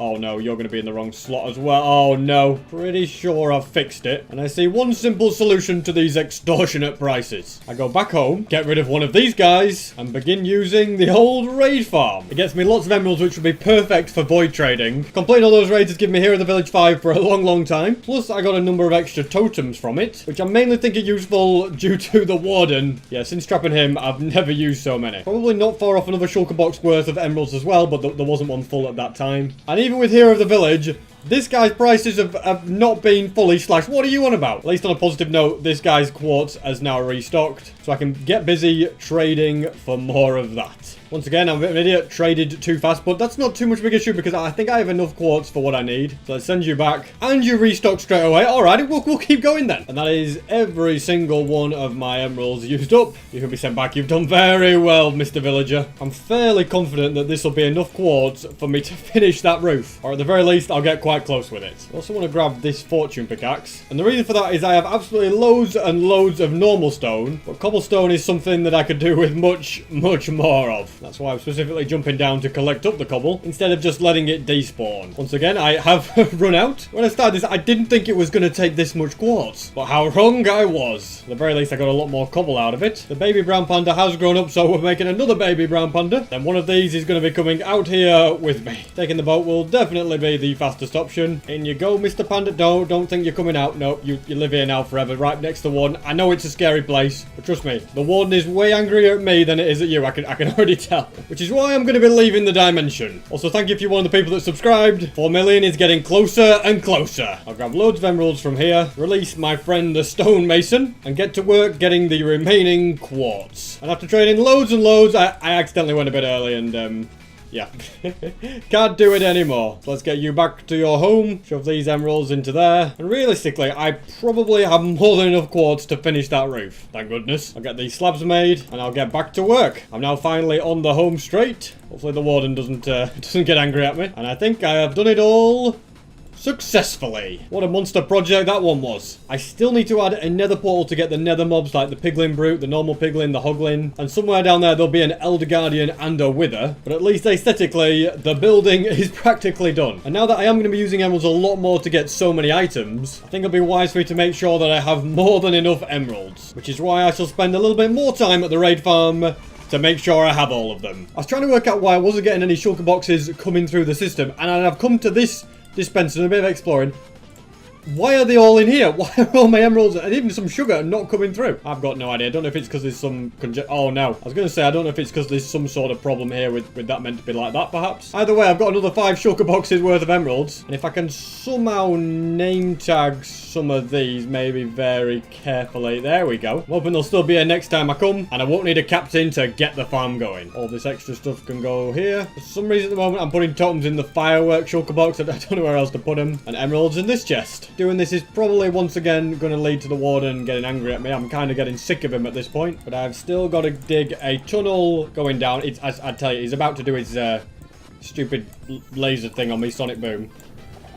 Here it comes. There we go. Alrighty, let's leave swiftly and do something else whilst I let him calm down. And that's going to involve making this entranceway look a bit better. And in between doing that, I think this guy does tend to calm... Okay, maybe he's just not yet calm down. Alright, we'll come back later. I get the message. I'll just keep working on this for now. I think something like this along the top will look good. And next, I want gilded blackstone. I don't know if I'll have any in these junk chests, but it's worth a look. Don't think I do from what I can tell. So instead, I'll track down a bastion and mine it from there. This really is the worst block to build with, because finding it just takes such a long time. You only find them in veins of 1, and where they spawn seems to be completely random. I also wonder if I've already taken a load from this one, because I don't really see much, and in my head, I think maybe a long time ago I did. Could be completely wrong about that. I'm sure some long-term fans will probably have a better idea if I have or not. Hopefully this one will be a little bit better. Straight off the bat, it looks like it might be. I reckon I did already mine it at the other one, because finding it seems a lot easier here. And you never know, there could be some in chests, so that'll be something I'll be checking as well. At the moment,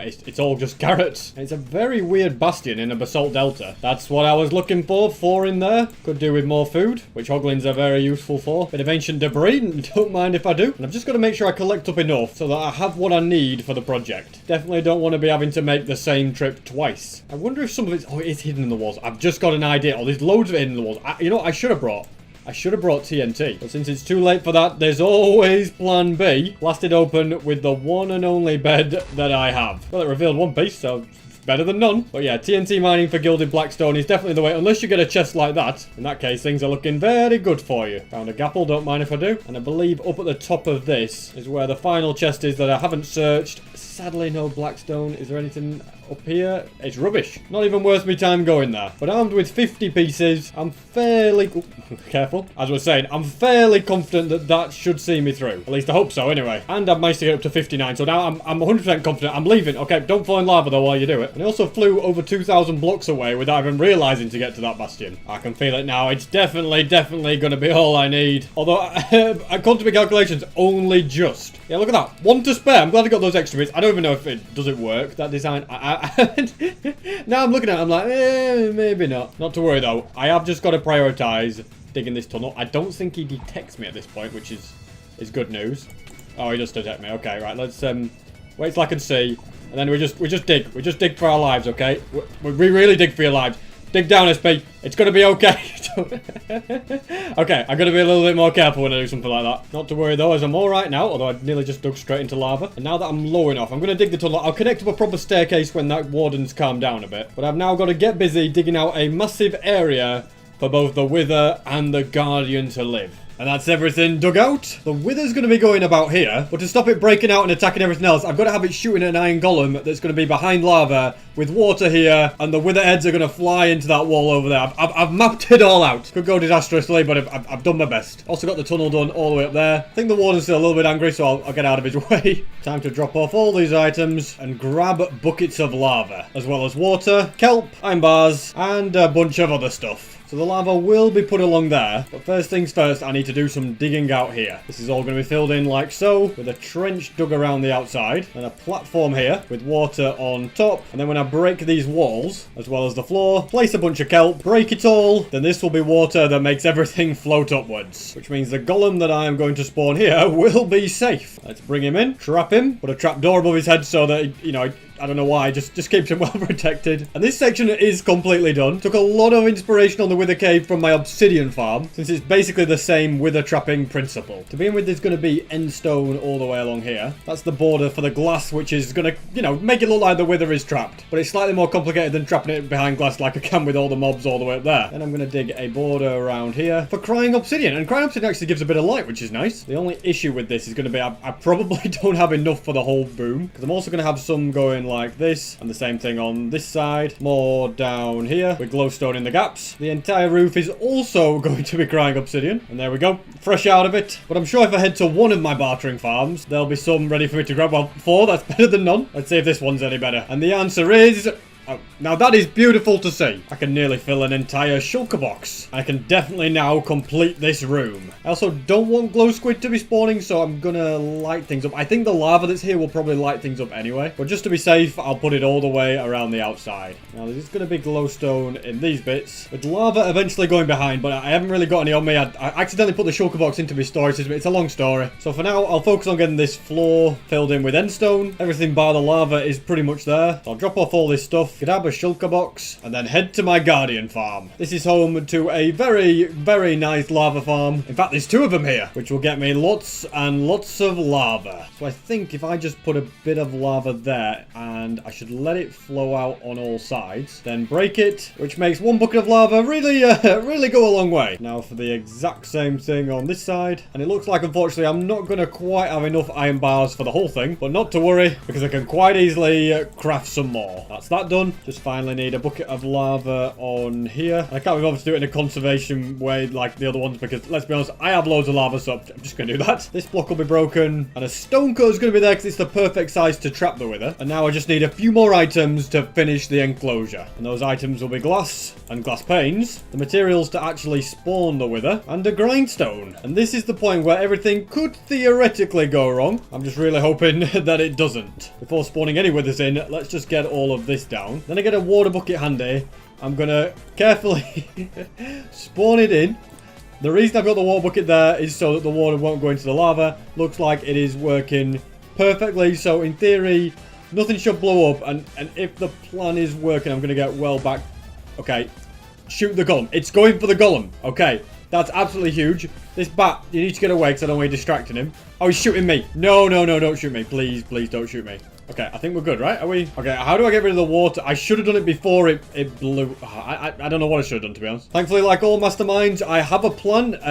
It's just going to take a little bit of work. First things first, grabbing some invisibility, drinking it, and removing my armor. The wither is thankfully still there, so I can grab the water, plug in these 4 holes, and I don't believe it. But did it break my glass when it shot through? You griefing little thing. Anyway, I've trapped it. I have successfully trapped the wither, which leaves me only requiring the Elder Guardian, the nether mobs, and something else. And I'll be honest, that something else was something that until recently, I didn't even know it was possible to trap it. Yes, I am talking about the Ender Dragon, but to have any chance at trapping it, it first needs to be frozen. I'm also going to need all of these end crystals. You know, I'll bring the whole shulker box. Now, I have already got my Ender Dragon destroying machine here, as you can see. So what I'm about to build needs to be below it, otherwise the Ender Dragon will just end up breaking it, and I really don't want that. But basically, when flying around, the Ender Dragon flies to what is called nodes. They're all around the area. However, if I make the nodes too high up, it'll try and go to nodes it's not allowed to, and then it will just freeze, because it always attempts to pacify to the highest point of that node. So if I put that highest point at y equals 200, yeah, the dragon will freeze. I'll link a video in the description that explains it a lot better than I can, and the video also tells me the exact coordinates that the nodes are. That's 4 of them placed, and the other ones are kind of off to the side, so it makes a circle like this. I think I've now placed down every single one. There should be 12 in total, so I can count it as I'm breaking all the dirt. Sorry, Enderman, you're all getting spleefed. There was indeed 12, which is very good news.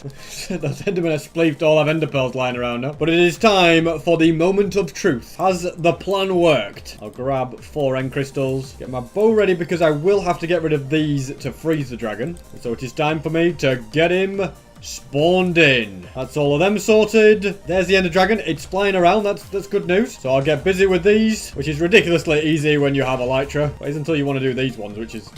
well, I see they're also very easy. I think that is all of them. Good news. Now it should technically fly to the center, and if I've done everything correctly, when it attempts to fly away, it will freeze. So it didn't freeze, so obviously I've not done something correct. Hold on a second. It has frozen. It did. I didn't expect. You're frozen inside the obsidian pillar. Are you kidding me? Kind of annoying for what I'm about to try. I'm going to see if unloading it and then loading it back in makes a difference. Nope. Still stuck. And I completely forgot to bring the materials to move it into one of the end gateways. So I'll have to get rid of this one, nip back home. I've got all of the required materials here. There's not very many. So let's go for take 2. I'll once again break the crystals. Let the dragon perch. And when it tries to fly away, it will once again freeze. Enderman, this is a really bad time. What are you doing? No, I'm not dying to an Enderman. Flipping heck. And he picked up the block. We're not doing this. No way, Jose. Not today. You get out of here. Flipping heck. Honestly, my life did flash before my eyes there. But now I can focus on the task in hand. And in theory, me putting a bit of endstone here, placing that, should start moving it. I've realised I didn't put any obsidian. Yes, it's moving, it's working. Quickly need something on the other side so it doesn't push it forever, which I think I just about did in time. Is it in the right place? Tell me I put it in the right place. No, I'm one to the side. I mean, technically this would work. In fact, it could actually be easier than trying to get it through a gateway. Because once it gets far enough away, it will be unloaded and then the game will spawn a new one over there. I'm letting it get to 500 blocks away, but look at this. The outer islands are loading in anyway. Crazy, with max render distance, you can actually see both. Alright, you're definitely far away enough now, so if I fly all the way back, I'm just sad that I've lost my flying machine. But in theory, the game shouldn't detect an ender dragon anymore. I think I'm just going to go through an end gateway and come back. Right, did a new one spawn in? I hear it. It did. It's spawning all the way up there. Okay, yeah, you got to wait a little bit. It spawns as high as the nodes are. This dragon really needs to come down lower. Do not ruin it. It's going to ruin that. No, get down. Yeah, RIP Dragon Destroyer 7000. Hey, but this is for the greater good. Once we've got dragons everywhere here, we won't need that. Oh my goodness, it's all blowing up. This is sad. Oh, don't break the nodes though. And now it can perch after ruining everything. Yeah, 2 of the nodes did get destroyed by TNT, so I'd better go and place them. That's one of them. And the other one. What on earth are you doing now? You've sprung a leak. I'm thinking it might be wise to put obsidian on top of each and every one of them. That way, even if the dragon flies into it, it won't break it. Job done. Water can be removed. No matter how many of these dragon farms I build, the ender dragon always ends up breaking it. Oh, it's frozen. You're frozen up here? Are you kidding me? That's the worst place. I think maybe if I relog, hopefully it should unfreeze. Yeah, now are you going to perch? Go on, perch. I don't know what it's doing. Okay, yeah, it is perching. Although it seems to perch, like, all the way up here. Is that because the node's moving? I see, that's why we made them obsidian. Oh, no, it's because of the water. Yeah, the water's just stopping it from it going as low as it should. And in theory, it's perched there. It should get stuck there pretty soon. Come on, don't let me down, Drake. There we go. Now I can build another of these. This time remembering to place the obsidian. And it should just go ahead. Yeah, go along like that. Push it all the way across. Accidentally flew through the end gateway, which is going to unload the ender dragon and reload it. And it's going to fly. Yeah, I messed up. So I'm going to let it freeze again. Push it along with a flying machine. And this time actually send it through an end gateway so it unloads. And then I'm going to repeat this over and over again so we have loads and loads of dragons. This could take some time. I stayed up till 3 AM last night doing this, but I have now reached 98 dragons through the end gateway. At least I will have done as soon as that one goes through. There we go, mission accomplished. And I have actually come up with a really good strategy on how to do this really fast. I start by flying up high whilst I wait for the dragon to spawn in. There we go. And being up here means that if it wants to strafe and shoot a dragon ball at me, it'll do it pretty quickly instead of searching for me down there. That results in it perching much faster. And when it does, I fly all the way down to here. Being on this very specific block means that I'm far away enough so that it won't stay perched at the middle, but it's close enough so that instead of targeting one of these nodes, it will instead charge right at me. And when it reaches the target, it goes for a node and freezes. Freezes right where I want it to be because my flying machine is set up. That is going to start pushing it into the end gateway. Whilst I wait, I just go ahead and build another of these. That's already complete. Dragon number 99 just went through, and I can break this as I wait for the next dragon to spawn in. The 100th dragon, by the way. I've done this so many times. I'm losing the will to live. Cannot wait for it to be over. And using this method has meant that I can get a new dragon roughly every 3 minutes, but that can vary depending on how long it takes the dragon to perch. Here we go. Dragon number 100. Don't have to build another of those fly machines. Instead, I can watch it go through. And I also blocked this up so I never accidentally went through the end gateway because there's going to be a lot of dragons through there, and I don't know what's going to happen. There's going to be 100 not 100 because there's a few in the other end gateways from the start, but there's going to be like 94, 95 of them, and I'll just round up the rest from the other end gateways. So things are going to be pretty chaotic. Also, to be able to leave the end, I will need to take out this ender dragon so that the portal will open. Otherwise, I'd be trapped here forever. I might as well begin the job of getting rid of you. The final perch begins. It's been a while since I feel like I've done this the OG way. I can hit it a lot and it's going to freeze for me. And you're just a sitting duck ripe for the taking. I'll grab all of these. And after all this time, I can finally go home. I don't know exactly why these have come back, but one thing I definitely know I want to get is more levers. It's one of the items that I wish I had more of. And trapping those 100 ender dragons is definitely going to be the priority. But I do also have quite a bit of unfinished business to sort. Glad to see the wither still safely trapped. But I need an elder guardian in here. And I'm also going to be adding a staircase to this. Doing any building near the warden is just an absolute pain. It just keeps getting angry at me for everything, and It's gonna sonic blast me any moment. Sonic boom me. I'll be glad when I never have to build anything around it ever again. See, look at it. And so whilst that is going to be a pain, I shall get busy working on this area down here. Right here is where I'm going to build a portal, and it will need to connect up to an area that has the nether mobs, and that could be easier said than done. Also going to try and get all the bricks down here before the warden gets too angry. Might not quite come to fruition, but I'm going to do my best. Okay, totem gone. Place those. Run for your little life, SP, because if you get hit by that sonic blast, you would be dead. Man, the amount of near misses I have with that thing. But one way or another, I'm still alive. I reckon I have netherrack mixed in with magma behind this portal. I'm going to get a corresponding portal built on this side. And yeah, I'm just going to dig straight through lava. I can take it. I've got a totem if I need it. This is exactly where the middle block should be. I don't know what's around me, though. I feel like I'm probably not far from some portals anyway. Yep, directly below me are the teleporters portals. This isn't really something I need since I can use wireless redstone if I wanted to. So they've got them removed, and I'm going to try and build a bit of a portal here, but I know that I'm quite close to lava above me. So making this place work could be a little bit of a challenge. You know what? I think I can get away with it. I think I just made the portal a little bit low. It should still link fine, but will at least allow me to make the room a little bit bigger. I have a pretty good idea of what I want to do with this room. The portals link perfectly. I'm having frog lights down the side. So around the outside of this room, I'm going to place quartz stairs, mine out all of this, and also this. Find some ancient debris whilst I'm here. That is very nice. Then I get out my trusty crying obsidian, craft a load of respawn anchors, and place them down. There we go. Next, I'll use glowstone to light them up, which I have now apparently completely run out of. Not to worry, though, as I'm literally in the nether where glowstone can be found anywhere. I would trade some at the void trading hall, but I don't want to go to the end and mess up the dragons or something. They're still waiting for me, ready to be trapped. That's all of those done. Crying obsidian around the portal could be kind of nice. And I'm going to go for lava in the corners. Conveniently, there is some lava flowing down. Can I make that come through there as well? You bet I can. Although for now, I'm going to block it up just because, you know, we're not quite ready for it, because I also want some glass to go over here. Plus I'll need warp stems for this border, crimson stem for this one, and basalt for the final one. I'm thinking magma in the roof. Yeah, we've got a bit of a lava situation, but now that the magma is finished, I can grab some glass and use the lava to my advantage. Room's starting to look pretty good, isn't it? And now to grab a few more resources, and I can start building the little cages. This one has a very simple design, as you can see. A shroom light or two as decoration is good. The floor for this one shall be blackstone, with bricks as the walls. And finally, you can probably guess what I'm going to do with this one. Yes, warped wart will be used. And I'll finally need to gather up some warped nylium, as well as chains with lanterns to complete the build. These shroom lights are with a light, as will the chains with lanterns. And finally, a little bit of floor decoration all around too. I think it's looking great. Now it's just missing the mobs. Thankfully, getting a piglin is going to be very, very easy. Just need a boat to put him in so that he can get trapped in here. Next, I can add glass, name tag him, and trap him in there. The hoglin may be a little trickier because it is quite a strong mob, and it's actually going to need a bit of a wider gap to be able to fit down here.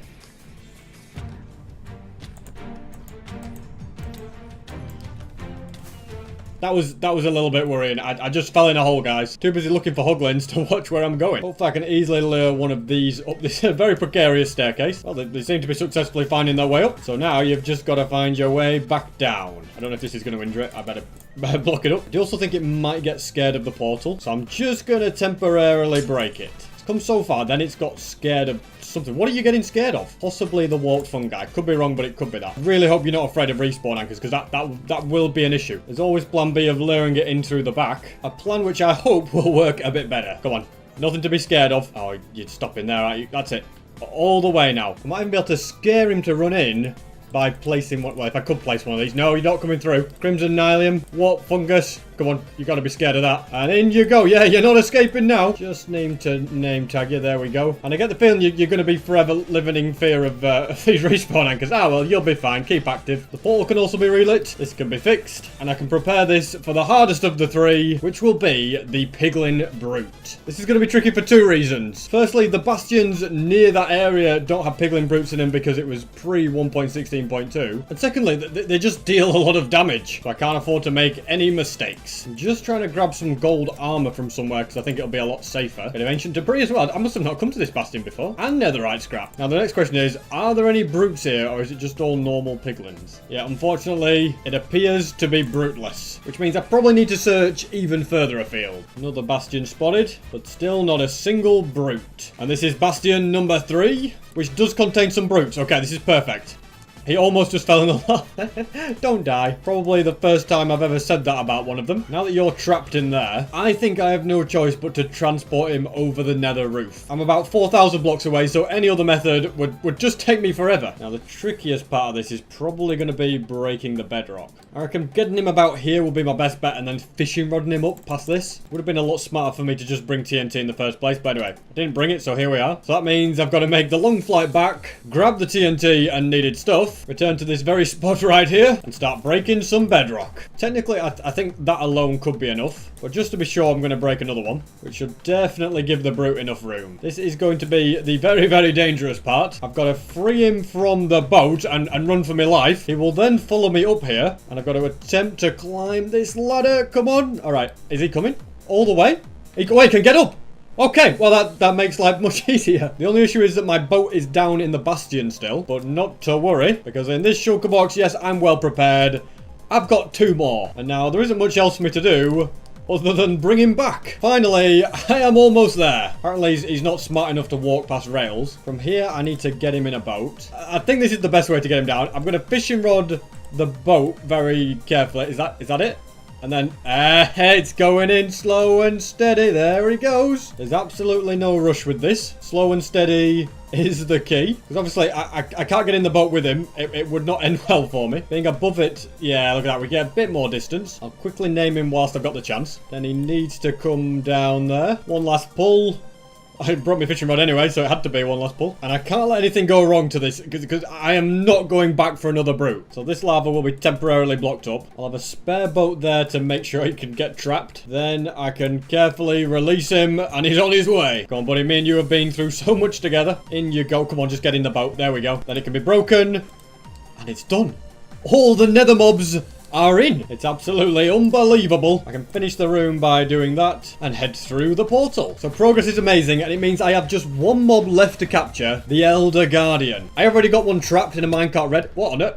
I didn't know you were still going to be mad. As I was saying, I have already got one trapped in a minecart. I just need to make the enclosure for it. I will be using more lava in this build, plus iron bars. I'm not sure that's going to be enough. Dark prismarine and prismarine bricks, as well as something nice and simple, sand. Yeah, you can't go wrong with a bit of sand. Plus kelp, sea pickle, and bone meal so I can actually do some decorating. I just heard thunder. I was just making some more fire rockets, but I've just heard some thunder, and I'm telling you now, I've been waiting so long for that. So every other project is just going to temporarily go on the back burner, because I want to get more mob heads. For that to happen, I must turn off the mob switch and then get searching for creepers. Let's get you. Flint and steel will also be necessary. And hopefully, yeah, we got a creeper head. Been thousands of days since I last got some mob heads, but I think it is definitely overdue, because now I have 2. I should really make a mob head farm ready for the next time it starts raining, but it's just so rare when it thunderstorms. Because I'm in a snow biome, it's harder to tell. Let's lure this one across the river. Whoa, that one just got struck by itself? Do you know how ridiculously rare that is? That is the way that you had to get a mob head back in the olden days, which was like impossible to do. Like nobody ever did it. Wow. I don't think I'll ever see that happen ever again in my life. Unless I found a million creepers and spread them out into a massive area and then let lightning. You know, I could probably set it up, but just randomly, it's a ridiculously rare thing to happen. Okay, the rain has stopped, which means I'm going to lose all the mobs, but I have got this charged creeper just lying around. And I think the best thing I can do here is just be smart about this. Stick him in a boat. That is if he'll go in it. There we go. Then, in the next video, I could spend time getting loads and loads of mobs, drop one single charged creeper in there, and get way more mob heads much quicker. And I'm telling you guys on video, the coordinates are 904,400, just in case I can't find it next episode. Yeah, I'm too lazy to write it down. Anyway, I can now finally replace the creeper head right there. And wouldn't it be cool to have some other mob heads at the bottom of here? And after that very productive night, I can go ahead and get this Elder Guardian's home complete. The border's done, as is the sand floor. Next, I'll get the walls dug out. Okay, there's lava there. Well, I've got to be a little bit careful about that. Next, I'll place the prismarine, which will also be what the roof's going to be set to. I'm also going to mine these bits away, where lava can be added, which I've done to every side, leaving me to only need to place these iron bars. It's looking very good. And then this bit might be a little time consuming, although it's not too bad with infinite water sources. But I've just got to keep going with buckets and fill in the entire thing. Now, this could be tricky because I don't want to place it as waterlog the iron bars, as it were. So that is going to add a bit of time as I do something like that. Glass panes will be needed to block off everything as well. Now, kind of against the odds, this is technically working, but it's going to take me all night going at that snail's pace. I reckon getting some ice, placing it down, and mining it away will be a much faster option. Especially when you consider I don't even have to place it on every single block. Just these ones, and after mining them, the water sources will do the rest. That's every bit of water filled in. The noise the wither is making is starting to drive me a bit crazy, but I can use bone meal to bring this place a bit more to life. Plus dot sea pickles around, and add kelp. And so now that I've done all of that work, I'm still going to do a little bit more building. If I did it the other way and tried to do the building whilst the Elder Guardian was there, I'd just end up getting mining fatigue every 2 seconds. So all of the roof is going to be dug out to make way for quartz. I'm going to add as much of it up here as I can before the warden ruins midday. Which looks like, yep, it's happening right about now. I'm just going to move. I had a good run, but it's not worth dying for. Then these walls will be chiseled blackstone bricks with lava behind some iron bars. So that's all of it added kind of up until where the warden is. I'm trying and add a bit more stuff, but I think he's going to get mad at me pretty quick. There it is. There's the blast. Okay, let's get away. And I'll accept that for now I've done as much as I can. And it is now time to grab powered rails and normal ones. And I'm actually going to try and be smart and move this portal to be above the ground. This is the exact same spot. Building something like this will ensure that it doesn't suffocate. And as soon as I get this Elder Garden in, I promise you, we're going to see the dragons. We're going to see what has happened to 100 dragons being there. I just know that I've got to get this project finished first, otherwise I would just be getting sidetracked. It's always cool to add minecart tracks that go down underwater. Now, will this work? I'm digging a tunnel that will go straight down into here. Yeah, not too far to go. Also need a few redstone blocks and a minecart. That can go there. The portal can be lit and this one removed. The redstone blocks are to ensure that these will all be powered. And there's now not much else for me to do other than go for it. I've put armor on that does not have thorns, so I can take a few hits if I need to. It is already in a minecart, as you can see. I've just got to try and get it moving. There we go. And it's off. I really hope this works. There's the expected mining fatigue. Now I really don't care if I get too close. And the portal is now just up ahead. And there it goes through. Okay, took a bit of damage, but it's now okay. And on the other side, I will need to break a block. But I have 3 minutes of mining fatigue and no milk. So I'll just sit here and wait for the fatigue to expire. And it is now pretty much gone. It's in the minecart, which is good news. So I am going to break this. I'm going to have to place another lever. There we go. Is it moving? It isn't. Okay. I'm just going to check as well because I think this ice... Yeah, it's refreezing, which is a bit of a problem because the minecart won't go down. So... yeah, we can't really have that happening. I'll get him pushed along. I'm probably going to get mining fatigue any second, which is why I wanted to prioritize clearing away any potential ice. None is refrozen. So hopefully, the final mob is going in. He's going down. Taking a little bit of damage from the redstone blocks. Nothing to worry about. Come on, drop down. Are you kidding me? I can still mine blocks at least. Come on. Just break it before I get mining fatigue. Yes. It's going. I've got him in there. I've just got to get him out of the minecart. I want to get away from him though whilst I regroup. Grabbing some milk is probably wise. I suspect breaking the minecart is going to be a bit of a challenge. I reckon I have to go underneath him, which is why I brought the milk because I have got fatigue. I can see the minecart. I think I just need to go a little bit more across. In fact, that should do it, right? Yes, it's out. So I fill in all of this. Okay, why have I not got the blocks to do this? You know, quartz under there. It doesn't matter.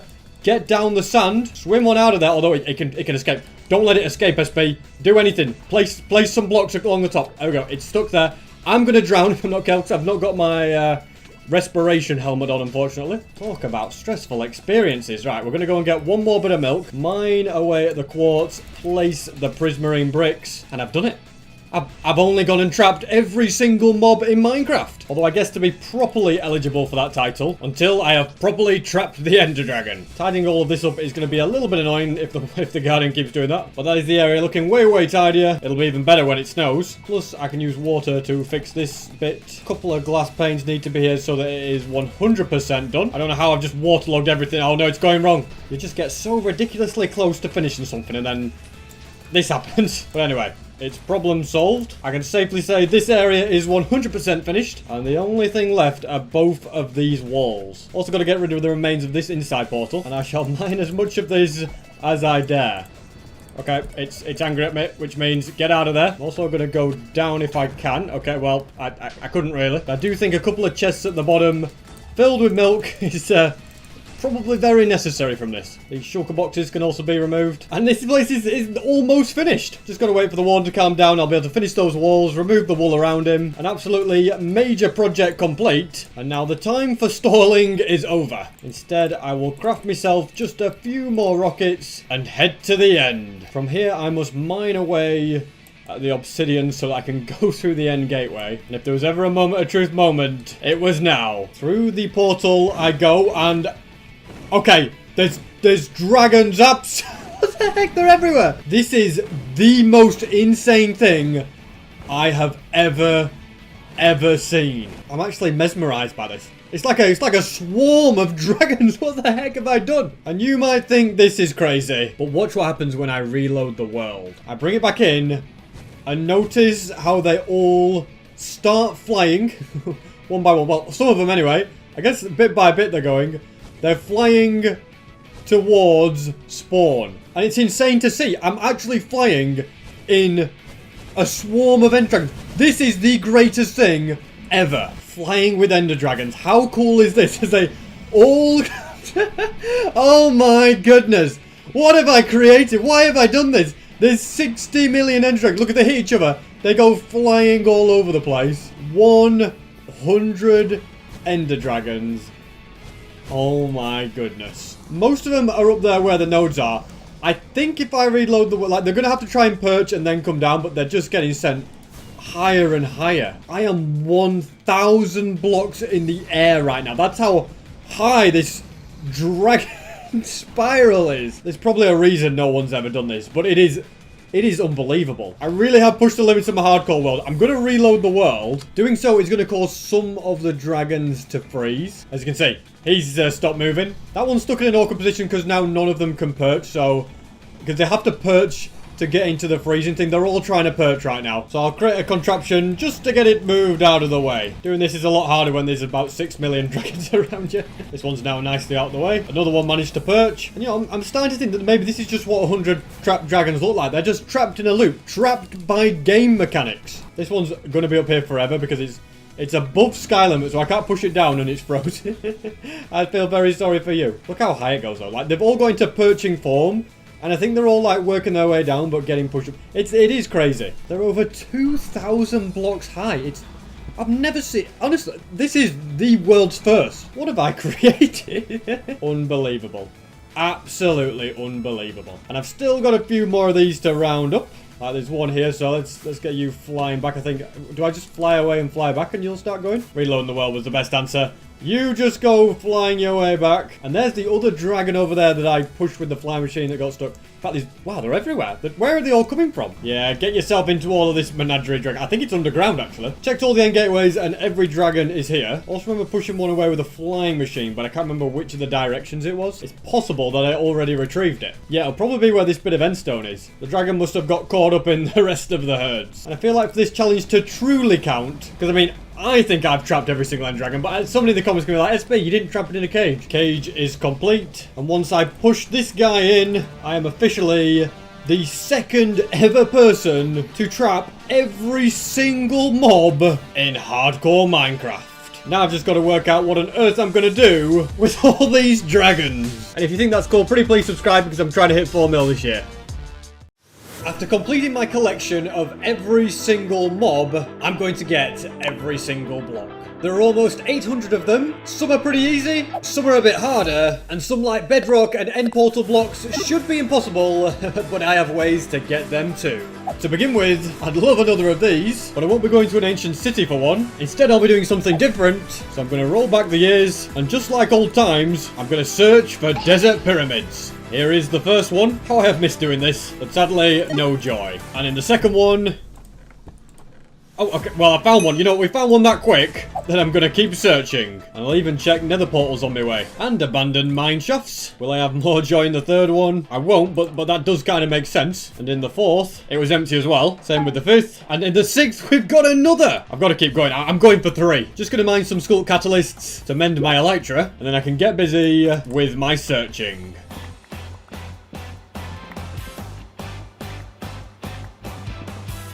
And finally, I've got the third one. That took absolutely ages. I should have just quit when I got the second notch apple. I have made it back. I'll grab 3 item frames and add them in. My collection is growing. And speaking of collections, I have released the U2s. It's limited edition and won't be available much longer. The link is at the top of the description. Now next, I want to do something that I probably should have done quite some time ago, but I didn't want to do it too soon. I wanted to wait for the right time. I'd like to build a tribute to Technoblade. I'm going to build it up there. He was a great YouTuber and a really genuine kind person, and he definitely definitely deserves to have a permanent tribute in my world. I shall build it on top of this little hill using pink concrete, followed by lots of decorations so it looks like techno. That's his face, and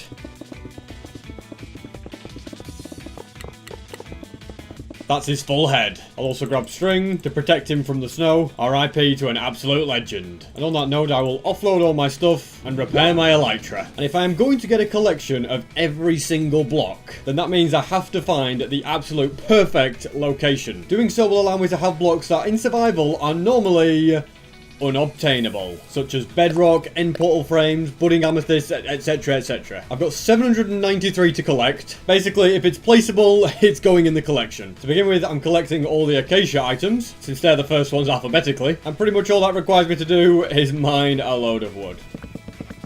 And whilst I'm here, I might as well get oak and birch as well.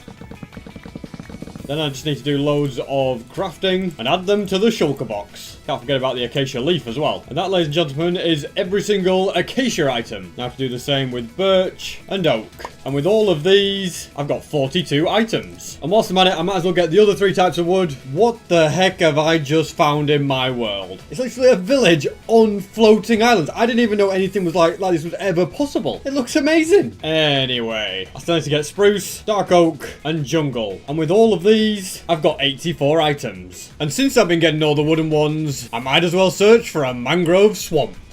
One has been spoiled just as my elytra broke as well. Thankfully, I always carry a spare. Now I'll grab the mangrove wood, craft the items, which gives me 98 of the items in total. Plus, whilst I'm here, I'll grab mud, rooted dirt, a carpet. I just realised they're muddy mangrove roots. Rooted dirt is something completely different. And with 101 items, I'll grab bamboo for 102 and cocoa beans. Now I'm grabbing obsidian to build a portal, and I might as well get the final 2 sets of wooden items. That's all the crimson stuff, and this is the place I've been looking for to get the rest of the items. I have now got all of the warped ones. That's 138 items, and I should also grab the twisting vine while I'm here. And now that I am home, all of these can safely go into a chest. And one of the rarer blocks on this list is going to be netherite. I have got a lot of ancient debris saved up. I think that's it actually. Plus whatever's in this shulker box. That lets me have 5 ingots. But not only will I need 1 block for the collection, I also need 2 blocks to fix this portal that I had to borrow. So I'll grab some TNT. Ask you guys to please subscribe because I'm trying to hit 4 million before the end of the year, and I am fast running out of time. Next I'll fly a little bit away, dig down, create a tunnel, come across some random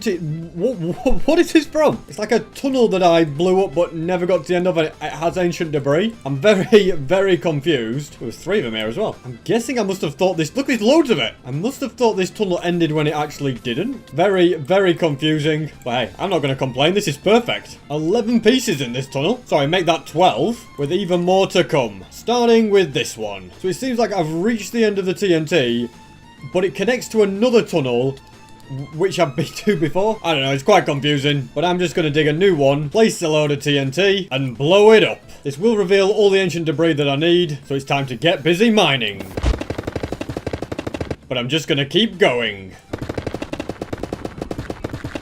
And that's mission complete. 2 stacks and 11, which will get me all the netherites I will ever need. Next I require more gold to put everything together and get 4 more blocks. 2 more go there, and 1 for my block collection. I have quite a few broken tools and items, such as these elytra, and also this pickaxe, so I'll get them repaired. And now I will grab this and go searching for more precious blocks, like coal ore, a coal block, copper ore, a block of raw copper, as well as a normal copper block, and all of the copper variants. The only thing relating to that I still need is deep slate copper ore, which I'm only going to find a lot lower down. Aha! I've already found it. Perfect. So I can grab that, and I've found a cave. Allow me to get the other ore variants. And raw gold is actually going to be needed, to be honest. While I'm here, grabbing the dripstone ones, and glow lichen, which requires shears, will be useful. There's a dungeon down here. Although I don't know what could possibly be useful. Well, as much as a mob spawner will be in my collection, getting that one into it will not be part of the plan. But there's even a deep dark down here. I doubt that'll be useful for now, though. Also got me deep slate diamond ore, and I'll collect the raw iron. Might as well harvest these as well to get a diamond block. And here's the non deep slate ores as well. That is going to be enough diamonds. So I'll start crafting everything together. The collection is nearly complete. I've completely lost count, but I do realise now that there was 4 duplicates in my massive spreadsheet of notes. There's actually 789 different blocks to collect, not 793. And there is my normal diamond ore. Deep slate coal is very, very rare, but I have some at home in a chest, so I reckon I'll be best using that. Next, I'm searching for emerald ore, which can be found in mountainous biomes. That's the regular ore found, and I might discover the deep slate version if I'm very, very lucky. Couldn't spot anything down there, but if I fly back home, I can grab those 2 rare blocks from here. And that's all the ore stuff done. That's now 175 out of 789. So if I can grab another 25, I'll be up to 200. And I reckon the end is a good place to get more. Oh yeah, I am. I forgot about all of those guys. Anyway, I don't think about them. I'll focus on getting the items. That's all the end items. I'm going to nip to this Enderman farm to repair my elytra, because if they break and I fall in the void, that's the end of that series. With that out the way, I've realised that I accidentally built a nether mob switch using all the dragons. So around here, no Enderman will actually spawn. We'll also need a couple of these. How I'm going to get the actual stem in the collection will be a bit more tricky, because you can't actually just mine them up, as you can see. But don't worry, I've got a plan. End city located, which will allow me to get all the different purple items. And also end rods. And that leaves me with only one final item from the end, the dragon head, which I hope does not fall in the void. It didn't. That's me up to 187 and an end gateway spotted. See you later, wild ender dragons. And now I'll pop to the nether to grab you, and a bunch of you. From there I'll get the quartz variants, and that gives me every quartz variant. I've got 199, and I'm also going to add a beacon into the mix to make the total 200. Then it's time for all the ocean things, starting with looking for a monument. One has been spotted. There's no elder guardians to worry about because I got rid of them in the past, which is nice. So I can quickly get everything that I need. That is all that I need, but I forgot to bring a stonecutter, which is why I'm back. Now I can get back out there to collect seagrass and kelp. Then I'm off to a coral reef to collect all the different types.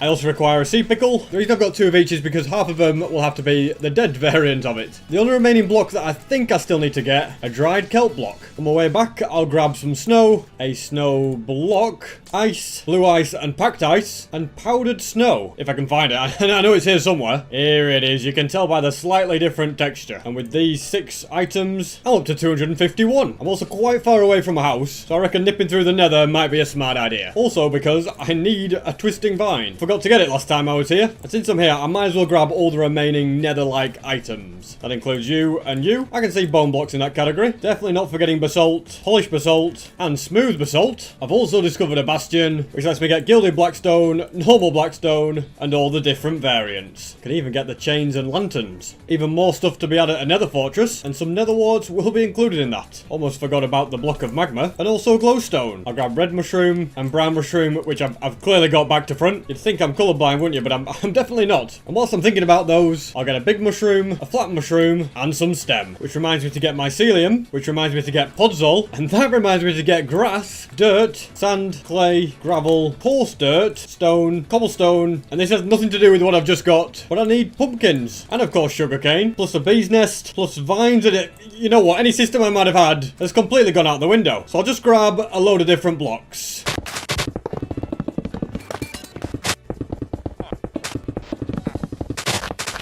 And that should be enough for now. I did have petrified oak slab on my list, but it's basically just normal oak slab if you crafted it before version 1.3. And since that's impossible for me to get, it is now off the list. And I have no idea how many items I've just got, so I'm going to count up and work everything out. I've counted them all up and organised them properly, which took quite a bit of time. But it means that I am now up to 394 items, so I am past halfway, since it's out of 788 in total. I've got ender pearls. I also need blaze powder, because this collection is going to need to be built in a very, very specific place. I don't currently know where that specific place is, but I'm going to go and find it. And I'm going to go in this direction to look for it. I need the eye to point to a brand new stronghold, though that's the old one, so I'll keep flying further and further away. And this was enough because it's now pointing in this direction. And searching for these is so much easier and faster when you do have elytra. Somewhere on this mushroom island is where the first one is. Somewhere right about here. I'm in. I found the portal room, but in my opinion, this stronghold isn't really low down enough. Plus, it would ideally be near an ancient city, and there's not going to be one in this area because it's just too flat. So I'll carry on my search for the perfect location. Next one is roughly about here, and this one's quite low down, which already makes it a good candidate. And there's an amethyst geode in the stronghold. Okay, now it's suddenly really, really good. Very near to the portal room. The portal room's here. And then the geode is there. That's great. Definitely saving the coordinates of this one. The only way it could get better than this is if I find one in an area where ancient cities can spawn. That basically means I have to find a stronghold that's underneath a mountain. Now this one is kind of near a mountainous area, so you just never know. I'll dig down and find out. Found the stronghold, and I'll dig down from the portal room to see if there's an ancient city nearby. Gone to bedrock, nothing there. I think the other stronghold that I got before is better than this one, so I shall keep searching. And this one is in another place where it's highly unlikely there'll be an ancient city, so I shall search elsewhere. And yet another one that is not in a great area. This is going to be tougher than I thought. So I'm going to put my best foot forward and get searching.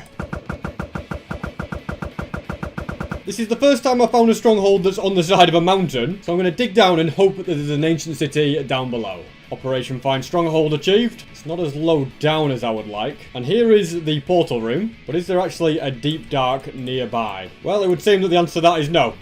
No, there isn't. So I shall get out of here and continue my never-ending search for the perfect stronghold. A few more strongholds later, and this area is kind of mountainous, although it's going away from it. I'm not too optimistic, but I'll give it a try anyway. Well, either I've missed it or it's very deep down, which is the first... Okay, no, I haven't missed it. Now to look for the portal room. And that is right here, which just leaves me to wonder if there's actually a deep dark down here. Well, it doesn't look very promising, but I might as well go down to the bottom just to check. Hang on a minute. There is deep dark in the area, which means there's a chance. A very small chance that there's an ancient city near. I'm just going to strip mine and hope for the best. Also, thanks to Swift Sneak, dive mining is now very, very viable. Even finds your diamonds, would you believe it? And I've come to an ancient city. Hang on a minute. Is this close enough? Is this going to work? Am I going to summon the warden? Let's just be careful. I'm here to explore, not to get myself into trouble. There's the reinforced deep slate. And I need to work out how many blocks away it is from the portal room. There's even an amethyst geode en route. This actually could be the perfect place, because I've got a budding amethyst which is unobtainable as well, but how far away is it exactly is the biggest question. So I'm in the stronghold part, and here's my portal room. They're about 180 to 200 blocks apart, which all things considered is not that bad. I think maybe, just maybe, I can make this work and make it look natural. Okay, I have come out, and I have come out in line with it, which is a pretty good indication that I can count, which is always good to know. And just how feasible this is, I don't really know, because I'm also going to need to have bedrock, which of course is going to be all the way down at like minus 60. I'm just starting to realize how much effort digging all of this out is going to take. Right now I'm just doing this to work things out, so I don't know what it's going to be like when I have to dig everything. I've dug out the start of the tunnel. Because it's deep slate, it absolutely takes forever. The area to be dug out is going to be pretty massive, so I may find a beacon to be pretty useful. Because it's all deep slate, I sadly won't be able to insta-mine anything, but it'll still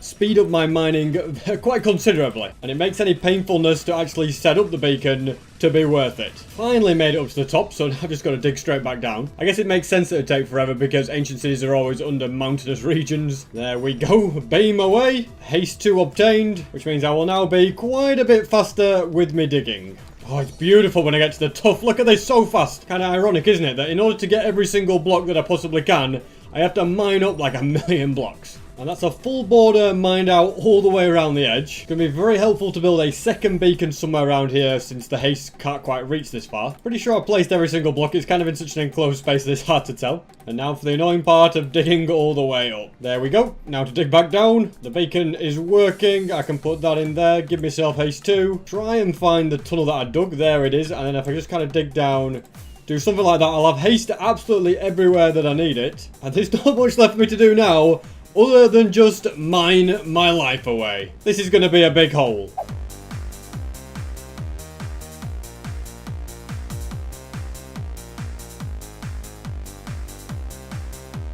I've spent roughly the last 5 hours mining all this out. It's taken absolutely forever. And whilst yes, it is a massive area, it's still not even low enough to be able to get the deep slate in or the amethyst geode down here. So I think it's time I slightly changed my strategy. I'll firstly make a portal right about here. Apparently I've spawned a warden in without realising at some point. No idea where he's at. But from here I'll go through, and apparently there's another one over there. I have no idea how I've managed to make 2 so close. Probably a safe option just to break this one. And I'll also be getting rid of this too. Next I need to fly as high up as I can go. Maybe doing something like that. Look at that. Perfect. I can grab a ladder and pearls from here to get up above the bedrock. Apparently my ice pathway goes past here as well. That's very convenient. The ideal spot for the portal is right here. I'll double check it links up. It does to perfection. And if I happen to have a bow ammo in my ender chest, which I do, I can get back home extremely quickly and begin Operation Obtain TNT and also Operation Offload all the junk. Now, I have got a little bit in this shulker box, but it's probably not enough for the entire mission, and that's all the sand I have. So I think my best move is to go on a sand collection expedition. I'll also grab a load of gunpowder on the way, which is actually every bit of gunpowder that I own. And then I need to attempt to locate a desert. Let's see whereabouts this brings me. Couldn't be further away from a desert, to be honest, could it? The frozen ocean and some very, very snowy biomes. Come to more land, but it's not very deserty, although there's a bit of sand to go at. Actually, hold on, acacia biome as well. Maybe that's not a beach like I thought. Maybe we're in a deserty area. I can only hope that such a thing is the case. And of course, you see a ruin portal, you check it, you realise it's not got what you want, really. Not chapels or nothing. In better news, a desert has been found. And with no time to lose, I'm going to put down my stuff, craft some chests to store all the shulker boxes, and start placing all of these down. I won't go any... Oh, okay, well, I was a little bit caught out there. I did not know this was down here. Just, getting blown up there. All I was trying to say is I'm not going to go into the red sand desert because it's just going to get annoying. But who knew that there was an entire secret mine shaft under there? So my priority now is just to get as much of this sand as I can. I'm also starting to think that 2 shulker boxes might not be enough because I've already filled 1. But who knows? I might just about be okay. Turns out that 1 shulker box would have been sufficient. But anyway, let's just make this TNT. That's all of this sand used. And so I'll repeat the whole thing again. Another batch is done and ready to be crafted. Job done with that as well. Haven't got too much gunpowder left, but I'll just keep going. Operation Destroy Desert is complete. Nice to get a load of spare sand as well, and a decent amount of TNT. Armed with all that, I will make a portal to head back home. And now Operation Complete My Collection can begin. You'd think that I may not have enough time because, you know, I've only got just over half of the items. But thankfully the rest are all going to be pretty easy to obtain. And it's also quite important for me to think about the room's aesthetics. A large amount of the build will be made from quartz. And the best way to get that is gonna be through void trading. You're the villager that I choose. I've got plenty of emeralds here, and so I shall get to work. That's all me emeralds used up, and I think I've probably got enough stuff there. If I need more quartz than that, then the build is just way too big. And once I've got more black concrete and successfully converted it, and it is now all done, and that's that done, these can all be collected, chuck them in the shulker box, and thank all the people that have subscribed. I'm getting closer to 4 mil. I think it's wise for me to head over to the Warden farm before continuing the project, and the reason for that is so that I can then disable any more wardens from spawning. That should be working perfectly fine, which means I'll be able to explore this deep dark completely safely and get rid of all the shriekers too. Now, as tempting as it is, rather than just blowing everything up and making a massive room, I think my best bet is probably to do a slight change in tack. This budding amethyst right here is gonna be part of my collection. I'm just gonna cover it in obsidian so it's safe from any TNT that I do use. Really not worth the risk of me accidentally blowing it up. So this calcite is going to be the blocks that all of the blocks in the collection will be sat on. I'll use my fortune pickaxe because cobbled deep slate is actually going to be useful for the project, and the hoe is going to be useful for getting rid of all this skulk. Now, in front of where the blocks are going to sit, there's going to be stairs like this. So I'm just kind of marking out how things are going to look. Then I'll have a pathway that's going to be completely quartz slabs. This is where the first of the TNT can come out, because I've got to get through this, and I don't really fancy mining it all out. And I didn't realize I could send it off with a skulk sensor. Okay, well, that's going to be interesting. A big blast, and that really will make getting through much easier. Just working out exactly how things will align, and I think this is where I want the row of blocks to be at this height. You used to be able to eventually mine up deep slate with a pickaxe, but I'm guessing is it now just like bedrock and you can't mine it anymore? Oh no, you can mine. Look at that, I'm breaking it. It's just going to take me some time. I'm not actually going to break it yet until I know exactly where I want to be, because imagine if I break the piece and then I needed it to be there or something. I mean, I spent ages doing it. I need to be close to that beacon so I can have the haste as well. Just marking out the area, working things out, and I believe the staircase is going to be about here, with slabs going along like this. And remarkably so, it all seems to connect up perfectly. Never mind, I was 1 block out. I knew it was too good to be true. Thankfully, it's not a particularly big job to fix it. Tell you what though, this is going to be some collection when it's finished. I can't wait for that moment. Marked out another 50 block long pathway here. It does seem that a bit of this roof is in my way. Nothing a little bit of mindless mining won't fix though. And now that's done, it's really starting to take shape. It's going to be all sorts of different sections split up into lots of 50 blocks. So far this bottom bit is about 35 blocks long, so I'm going to have to extend it this way a bit. And once I'm far away enough from the geode, I'll be using TNT to blast this up. Yeah, that's certainly a lot faster than mining it. I can also get way more quartz slabs down. From here I'm going to staircase down even further, which is going to be best done with a bit more TNT. TNT until I reach bedrock. Then I'll line up another tunnel with TNT, light it up, protect me stairs, which I didn't really need protecting, did they? And this is how I'm going to end up with bedrock in my collection. I think it's safe for me to remove a little bit of the obsidian as well, but I'll leave the very final bits till the end. Now, for bedrock to be in my collection, I need a good piece on this row. Now, this looks like a pretty good candidate. These two are also in a great position. But of course, to make this work, to make it look authentic in the area, I've got to basically remove all of this bedrock along here. That won't be a massive issue because I've done it many times before. But it does mean that I'll need to head back to collect a load more items. These 6 things are all I'm going to need. And then you guys know the drill. I've just got to break all of these bits of bedrock, except for the ones that I'm going to need. So yeah, these in the floor have to go. These stairs are going to get ruined, so I better just mine them up. It's nothing I haven't ever done before, but it's just going to be annoying. It's just going to take a bit of time. So I think I want that, I like that. And then you want a piston like so. The cobble, it's all not in my inventory. It's kind of annoying, but then you just have a bit of TNT there, a bit of cobblestone on top, followed by a trapdoor. And then if I pull a lever, when I flick that lever, I'm going to need a piston. And then the bedrock underneath should be broke. There's quite a bit to get rid of, so I'm going to put my best foot forward and get busy.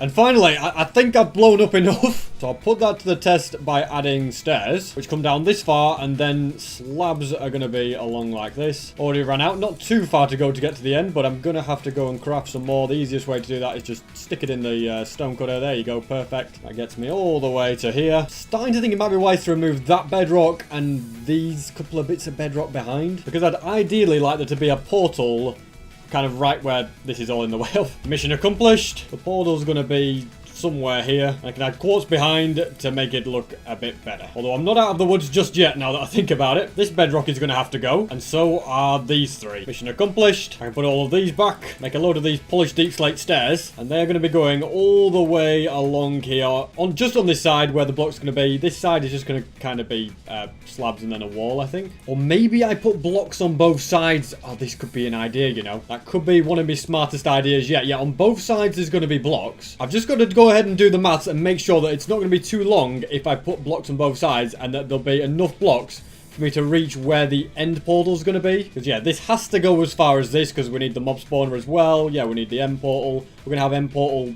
Well, I've got the frame, we're going to have end portal block. I've worked out in my head, and I think it'll be okay. There's absolutely no guarantee, but I'm pretty sure it'll be fine. It will also look much better to have blocks on both sides. I don't know why I didn't think of this sooner. I don't know why putting them only on one side was even an option in my head. And it means that the extra amount of digging that I'm going to have to do is pretty minimal. Just when I get going, I realise there's other bits of obsidian that, yeah, need removing. I'll get them all this time, I promise. That's this side properly done. See, I needed to be able to place quartz. Are you kidding me? That's in the way. And that one. I guess I broke my promise. I really am just a massive liar. I literally redesigned the entire room to fit around it if this isn't enough. I am not breaking any more bedrock at this side. And it really does look like mission accomplished this time. But unfortunately on this side that there is still work to be done. I knew the bedrock bit would be annoying, but didn't realise it would be this tricky. And I think that's all the ones I need to break. We're going to find out. And the answer is yes. Yes, it was all that I needed. Thank goodness. Now this is going to go all the way down to the bottom. And the same for this one. I can put my stairs back in. Then I stack these all the way up like so. Suddenly the fact that I had to mine out so much deep slate is kind of coming in handy. I can then do the same thing at this level. You can't really tell the deep slate's there because of because it's surrounded by other deep slate. But once quartz gets added, you'll be able to see it a bit better. Speaking of quartz, it's also going to be above this deep slate on both sides, and it'll also staircase above it here. And because I didn't expect to be doing this on both sides, there's quite a bit of mining to be done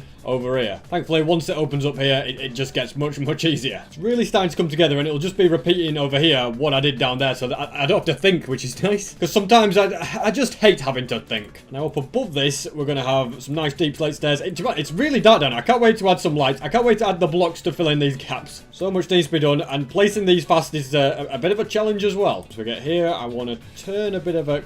I'm stuck down there, but yeah, I want to turn a bit of a corner like that. Better also bring the quartz up on this side. And then just above that, there's going to need to be polished deep slate on every block, which will have a staircase on it. I'll add the stairs on this side. I can also complete the portal. And if my plan is right, it should probably link up okay. I'm not going to test it right now because I've got one other thing I want to add. And that is a quartz slab roof. Although if I keep doing it from down here, it'll take me all day. I think flying my way up is probably a smarter idea. There we go. It definitely needs lights along the roof. And I think the portal's actually going to look a little bit better if we can see the whole thing. Yeah, I definitely prefer that. And this should be polished deep slate as well. There we go. This level's also pretty much done. I'll add the actual roof in later because I've not got too much time to get all the blocks in. And I think I'd definitely like to prioritize that. Okay, bad news. There is a shrieker over there. And because I've relogged my world at some point, I didn't, yeah, the wardens can spawn again, basically, but thankfully my warden level's gone down quite a bit. But I will just have to be aware of that. And I do still also have the very monotonous task of having to break the reinforced deep slate that I don't need. That'll be fun. I think I'm building the staircase in the perfect place for this to work. Yep, I've just double checked it and I'm 100% sure it's perfect. It's a brave thing for me to say considering how many mistakes I made, I know, but I'm very confident that it'll be right. Also, even though I mined out this massive area, it actually needs to be wider this way. I'm probably not going to use all of that, which is a shame, but it's a good job I changed course because I'd still be mining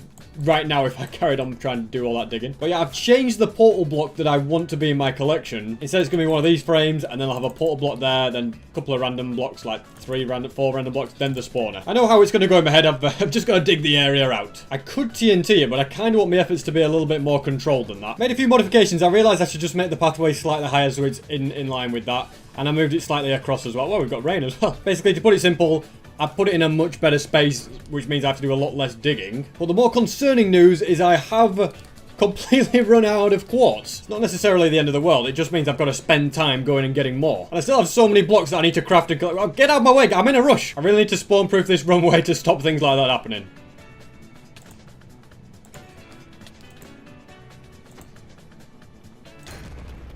Just literally just cost me a totem. Riding a boat down a nice pathway should not be that dangerous. And as you know, this part isn't difficult. It just takes quite a bit of time. And that is all the emeralds traded. I can send you back, little fella. Now, I want to start adding the blocks, so I'm going to try and grab every single shulker box here, which I have space for. Technically, don't have any space for anything else, but I'll soon sort that with like this. Because I also want room to bring a load of sea lanterns and also iron trapdoors, although that is not a lot of iron. It'd make more sense for me to grab loads of iron ingots, craft many more. That'll definitely be enough for what I want to do. Now to head all the way back, hopefully not run into any hoglins this time, which was thankfully the case. And I'm just going to craft and place a few more quartz slabs just to kind of finish a good amount of the pathway. I don't think I'll get the entire thing finished right now because I really want to start adding all the blocks just to make it, you know, look like a block collection. At the moment, it's just a long pathway with nothing in it. I really want to bring it to life a bit. You'll also see why I brought the sea lanterns, because in the roof I do want to do something like that and then trapdoors in front. I think that's good. We'll do one like every 5 or something, just to brighten the area up. Then I'm going to start dipping into these and adding them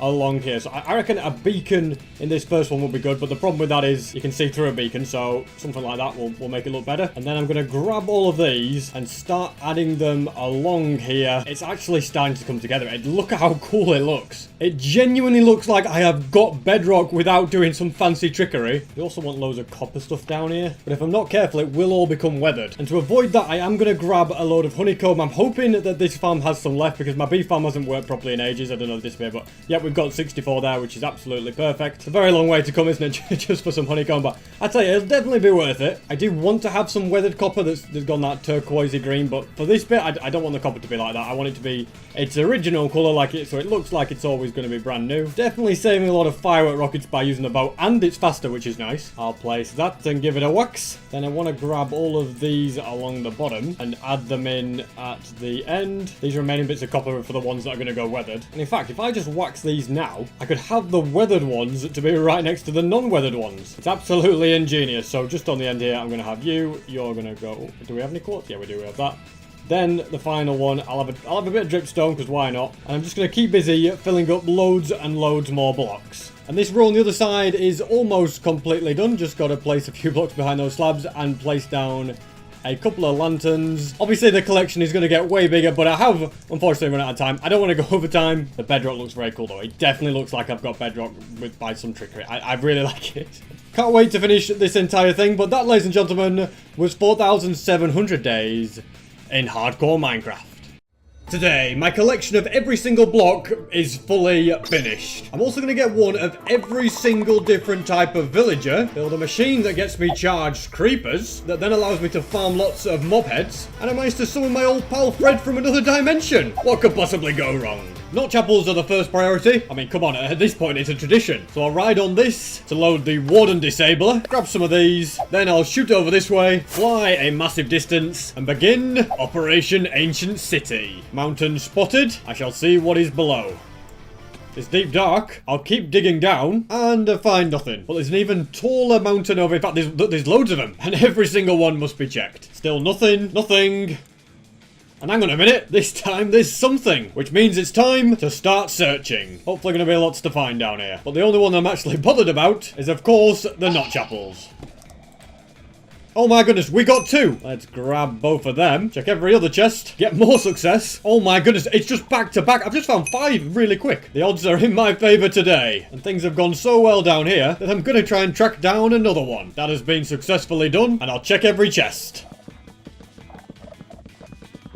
And that's the entire place searched. Only managed to get 1 Not Chapel. Okay, the first one was definitely the best one. But I'm happy with 6, so I'm ready to head home. Also, guys, I've got new merch. It's a fancy one with my logo on it. It's available in black and white. And it's available on SB373.store right now. Discovered a bastion on my way home. Just gotta be careful I don't die. They're surrounding me on all sides. Thankfully, they are pretty stupid and jump in lava a lot of the time. And in the chest... You know what? It's absolutely rubbish. Something for a Not Chapel or maybe some netherite ingots. But I guess I should just forget about that and fly back home. My elytra have also broken just as I'm getting close. Thankfully, I can just mine in here and walk back for the rest of the journey. Here we are. Lots of items can be offloaded. Then I'll grab 6 item frames. There's of course no space in here for me to add more. But that's exactly why I've got this giant pyramid for Not Chapels in the gaps. I should probably also get these elytra fixed. I'm kind of sick of walking at this point. Best option is to grab a hoe, place a few catalysts, and as I mine it up, you'll see it get better, and the other stuff can be repaired at the gold farm. Next it's time I complete the task of collecting every single block. Started it last episode, but there's still quite a bit of work to be done. One of them will require void trading for more quartz, and that is all of my emeralds used up. Got a pretty good amount of quartz if you ask me, and now I do want to travel back along this big pathway. But there's also a problem that I've decided it's finally time I solve. Gonna grab a load of stone and add buttons to every single one of these ice blocks because I'm sick of random mobs being able to spawn. Hopefully this won't take too long.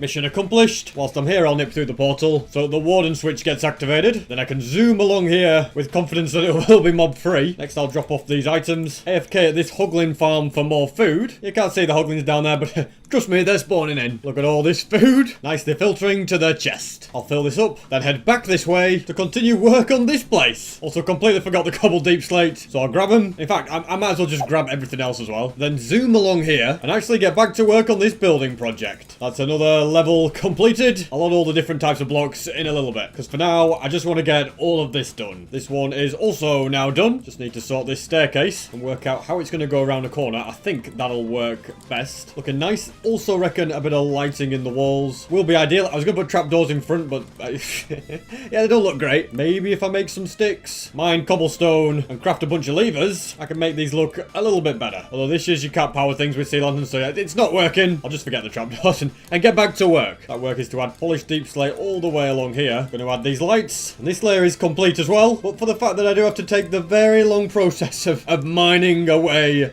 at the reinforced deep slate. I am using a silk touch pickaxe right now, just to prove that even if you mine it, you can't pick it up. Finally, one broken. You can see it didn't pick it up. That is the first time I've ever broken one.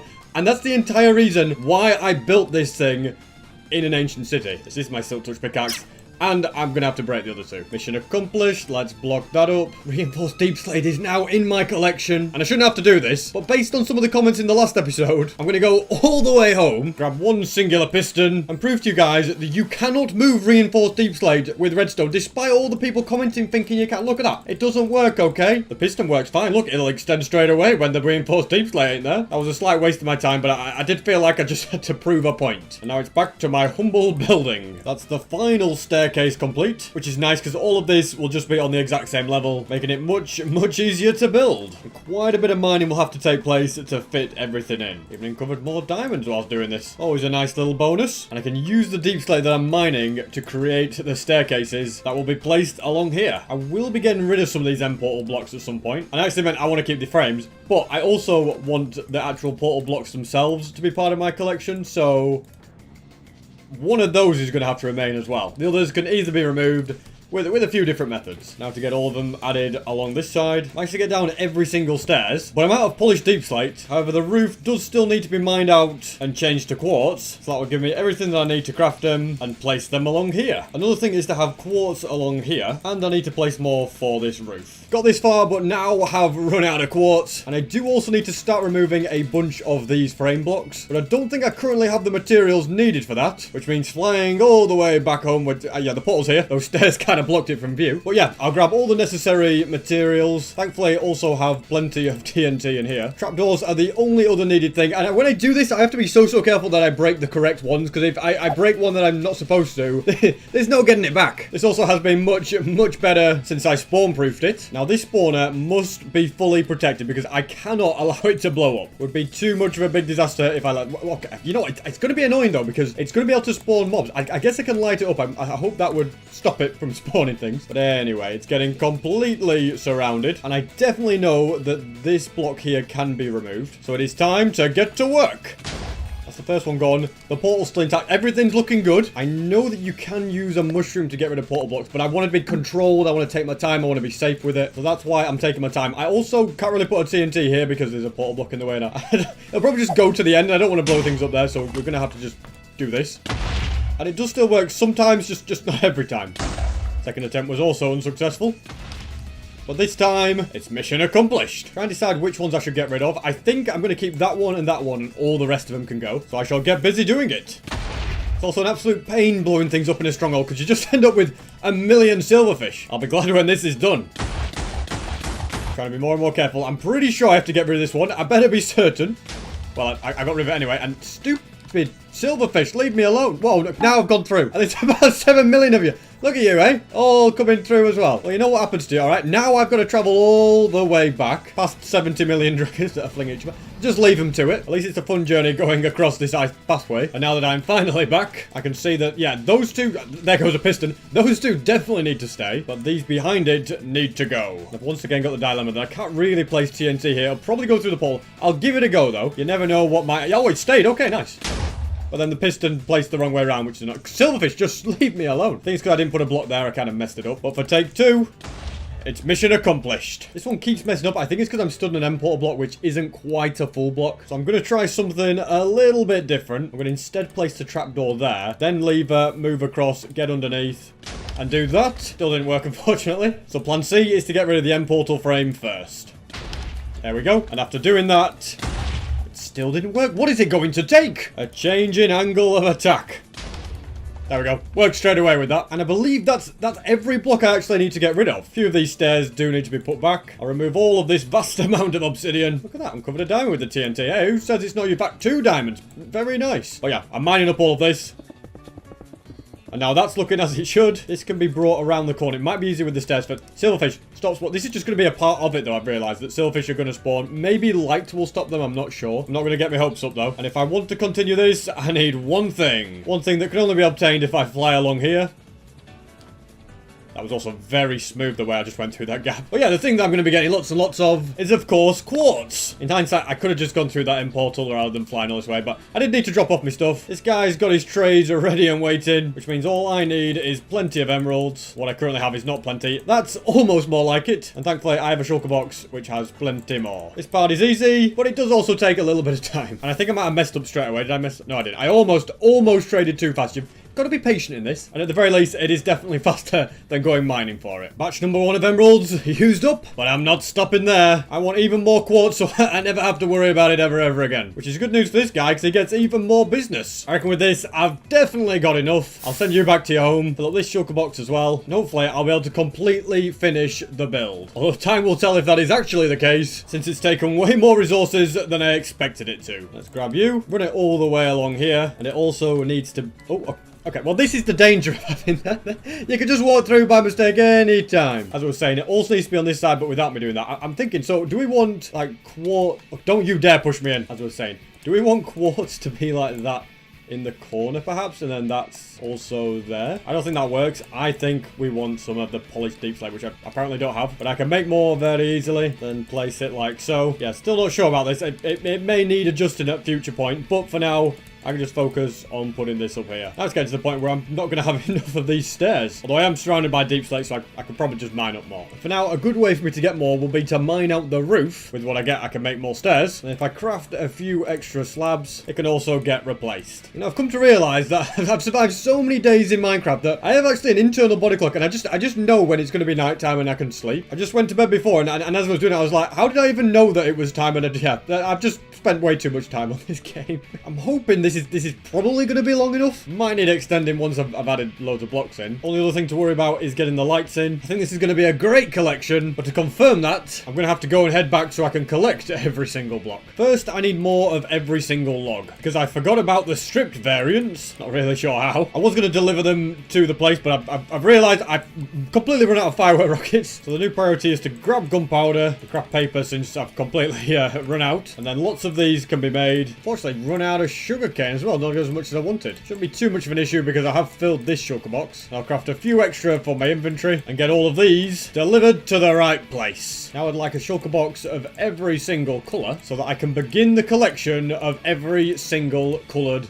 block. Including the shulker box itself, there are 12 coloured items, including banners, beds, carpets, candles, concrete, and many, many more. There we go, that's red, orange, yellow, lime, green, cyan, light blue, dark blue, purple, magenta, pink, white, light grey, grey, black, and finally brown. Took a little while, but it is very nice to have every single coloured block. Don't know if I'll group them by colour in the collection, or group them by item and then it'll be a nice little rainbow effect. All those colours is almost 200 extra items as well, which is a pretty amazing amount. I don't think I want to put them in this shulker box, and by that I mean chest. I don't want to put them in that chest. Instead, they can have their own personal one, which looks very nice and neatly organised. And for my next job, I'd like to get a few more levels. I feel like 279 it's a bit of a rubbish amount. I don't want to spend too long at this farm. It's probably not my best XP farm, but it's pretty good. It's just very, very simple and quick to use. But if it doesn't take me too long, I'll aim for 300 levels. And there it is, 300 levels, which means I can now get back to business. One of those things I actually want to sort out. If I can find where I put the chains, there we go, we want all of that. Is I want to fix this bit, this hole. I put it here for that so I could get a hoglin through, but they definitely don't need to be here anymore. They're just kind of ruining the, the look of the place. And I think, yeah, there's one all the way over here. This is where I brought mobs from a fortress, so again, that should be nicely tidied up. Eventually, this walkway, which will take me to spawn, needs to be done as well, but then I need a way, because this is actually my only way in and out of the... What are you doing there, by the way? Well, this is my only way in and out, so I probably need a way in and out as well. But I'm not thinking about that. For now, I want to grab a couple of these shulker boxes, and then I can go on a block collection spree. Beginning with obsidian, crying obsidian, sponge, a sunflower, tough, turtle egg, lily of the valley, jack-o'-lantern, stone brick stairs, chiseled stone brick, barrel, brewing stand, moss, azalea, flowering azalea, big drip leaf, and little drip leaf, spore blossom, string, azalea leaf, and flowering azalea leaf, rooted dirt, hanging roots, allium, witherhead, and I also require a conduit for my collection. And the easiest way for me to get the nautilus shells is to disable the mob switch and wait at the drowned farm. This will get me everything that I need. Hopefully that's long enough. The sky has opened and the rain is pouring. And I have ended up in... What on earth has happened there? I got completely blown up. Wait, did the... Oh, I got... Wait, what? I'm extremely confused as to what happened. Why did I go through that portal? Wait, did I remove the other portal? What on earth? Perhaps I shouldn't have gone through that portal and it doesn't link like it used to. I'll get hold of a few more resources and then I can fix whatever weird disaster happened in here. Hopefully that fixes the issue. I also think creepers are spawning on this farm. In fact, they are. And then they're going through the portals at the bottom. And all they can connect to is that drowns one. This farm is completely obsolete when I built the EOL farm. So that's why I don't mind messing with it. I'm setting all of this up so the water will be there permanently, thus spawn-proofing it. I'm also going to spend a bit of time eliminating all these shulkers because I think they're just causing issues more than anything, okay? This is probably not the best way to do it. No, this is definitely a bad idea. But these are all making it so that other mobs won't spawn in this vicinity. They were good for the void base, but that ship has sailed. Mission accomplished, and this farm should now work much better. Before I stay up here for too long, I'm going to test and see if the plan is working. It's not great. I've got more creepers than anything else. I'm guessing 1.19 just messed up the spawning rate. Right, so it's time for plan B. Grab the 3 that I already have to make up 4, and then I'll go out in search of the rest. First one spotted, which means I've got 5. There's number 6, 7, and finally, number 8. Took me absolutely forever to find the last shell. I've taken out so many drowns to get it. And now my focus can be tracking down a Heart of the Sea, which will require a shipwreck that has already been looted. Great. What about this one? Well, it has a map. I need to fly west and dig right about here. Everything else can stay. I can also hear a wandering trader. Hold on a second. Will you sell me? Imagine if he was going to sell me Nautilus shells. Once upon a time, I could have found some of those items useful, but not now. Instead, conduit can be crafted, which is one of the more difficult ones out of the way. Also got quite a bit of copper from taking out all the drowns, and they can be used to make a lightning rod, which is another of them checked off the list. So those 2 can be added to this collection. The junk can be gotten rid of. I also seem to have misplaced a shulker box. I'm hoping I placed it down here somewhere. Here it is. Thank goodness for that. We can put these back and bundle everything back together. Then I can go to the nether, fly up here, and repair my elytra. That's all sorted. And at this point, I'm just going to fill these up with all the remaining items, such as activator rail, andesite slab, stairs, and wall, anvil, beehive, and blackstone slab, stairs, and wall. Also a cake, a candle, and a campfire. I'll also get every variant of brick, cobbled deep slate, diorite, granite, mossy cobble, and bricks, cobblestone, deep slate tiles, mud bricks, polished andesite, diorite, and granite, all of the blackstone and polished deep slate variants, packed mud, stone variants, 2 chiseled, my 3 cracked, and with the red nether bricks, that is all of those kind of variants done, well, kind of like those, like with the bricks, slabs, wall things, all completed. I think I will grab and deliver these shulker boxes, and then whilst I'm in the nether, I can try and track down some ancient debris. Can't for the life of me remember how I got down here now. I'll just have to dig my way out and swim my way through lava hopefully without dying. Okay, well, the old totem got popped, so yeah, it could have been better. But I am back safe and sound. As you're well aware, I have loads of totems to go at. And speaking of using totems, I can't remember if I've actually finished this area around the one. Oh, there's still little bits to be dug out, which requires me to grab loads more chiseled blackstone and place as much of it down as I can before the warden gets too angry. And already he is. It's annoying because that building, when you get the darkness, is just very, very annoying. I also don't know what my plan of escape is. Here we go. Okay. I can place those. I'm so close to finishing it as well. They just annoy me as that warden. At least my Elder Guardian and my Wither are fine. I should probably get out of here so I don't get any bad effects from that. Don't fancy mining fatigue. And I'll keep continuing to finish that area around the warden every time I'm passing and it's calmed down. More importantly, I have a mission to find beetroot. I own every other crop, but beetroot is one that I just never bothered with. I also apparently completely forgot that this village is undergoing a raid, and I just left them to... You know what? This could be a... it could just be a permanent raided village. That's very, very nasty of me. This one might have what I want. Only one way to find out. No, that's seeds. That's potatoes. I do require a grindstone, but it did not have the beetroot that I wanted, and it also didn't have any carrots. But hopefully, if I try one more place, it'll be a bit better for me. Well, it had the carrots, but no sign of beetroot, so it's time for plan B. Plan B is to head to the nether, then to the end, and then to the outer island to find an end city, because from here, I can get something that people never ever get from Ancient City. Nobody ever cares about it. It's just the most pointless loot in the world. But for the first time in history, I have found a use for it. If I can just reach this chest without having to jump... Okay, it wasn't even in there. Perhaps in this place it'll be better. Nope, okay, it's not. A little rarer than I first thought. Surely one of these two has it. Okay, no. I always used to think that it was just in every single chest in Entity, but apparently not. Maybe here. There we go with the very rare beetroot seeds. Can't believe I travelled all this way just for those. And with these extra 4, I have just 64 blocks left to collect. But one of them I'd like to make a farm for, since I do have a complete collection of mob heads, but I don't have any spares, so just being able to have a bigger supply would be much better. This farm is going to require a load of items that I will have in this shulker box in 3, 2, 1. And there we go. I am ready to rock and roll with all this stuff. Whilst I'm on my way, I don't want to forget about sorting out this place, although the warden does sound kind of angry. He's... Yep, alright. I guess we should let him calm down a little bit more. Now, I should definitely get another totem for safety purposes. Over this bit of ocean seems like a pretty good spot. I reckon it'll be useful for me to pull out some scaffolding so I can easily get to the correct height. This shroom light is going to be the very spot that I AFK on. All the platforms are going to be built with glass since they are spawn proof. And the reason for the red glass is to signify where the safe distance will be to be away from the charge creeper and not take damage. Although with my fantastic armor, I wouldn't worry about the creeper anyway. Okay, the storage will be at the bottom here. I'll also widen these stairs like so. And this part right here is where the charge creeper and the other mob are going to be. Or at least they're going to be sent down here for the big blast. Waterlogged rails will push them to the very middle. And now to build up the chamber. Here there's going to be observers with note blocks that will send the signal upwards. And these are the chutes that the creepers and on this side the mobs will be falling down. This bit here is where minecarts are going to get dispensed onto powered rails that will pick up the mobs. Both water bits are full that are going to push the different mobs around. The gates being opened or closed is what will keep things in position. When they drop out of the spawning room, they're going to go on this water. That will push them along here. Let me just fill up my water buckets. Okay, not like that, but fill up my water buckets as well. And those gates are going to be controlled by the redstone. The lightning rod will be here, which will turn into charge creepers, and when it does, it'll let them go through. But to do that, we're of course going to need some comparators as well, and a repeater that I think I may have forgotten to bring. One moment.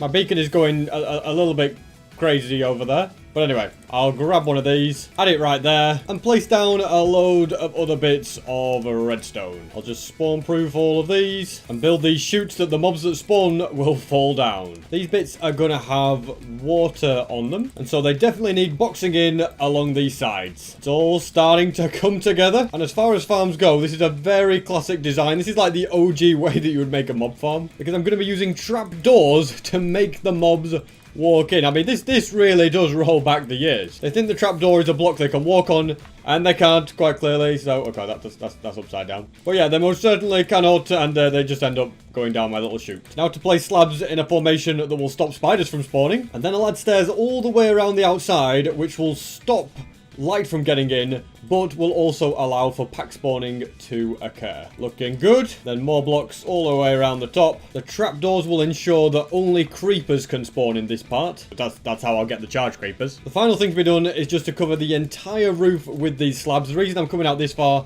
is to help the whole pack spawning thing. The spawn rates don't need to be super fast because I'm going to spend a lot of time just kind of waiting there for a thunderstorm to happen, and the mobs can kind of spawn at their own nice, slow and steady pace. It is also very, very important that I leave a gap right here. That's so that the lightning can get down to the lightning rod. If I block that up, then the whole farm will just not work, so I definitely don't want to do that. I'm also very, very hopeful that I have indeed got enough slabs to finish this. It could be a little bit tight. Looks like I did indeed have enough. It is very, very close to being complete. I'll just get rid of this little water feature right here. Remove all scaffolding. And then there needs to be a bit of a minecart crafting spree. Since if I run out of those, it will mess up the entire farm. Also looks as though mobs are spawning. We've got creepers. We've got some over here. So at least that part's working. Almost ran out of iron doing this. There's a block of quartz in my iron chest as well. What's that doing there? Couldn't quite fill up this one. But not to worry, because I can take that white shulker box, fly to spawn. And do you remember this massive iron farm that I built? Well, it is a great way to replenish my iron stocks. I don't even have it running at the moment because it's I've just got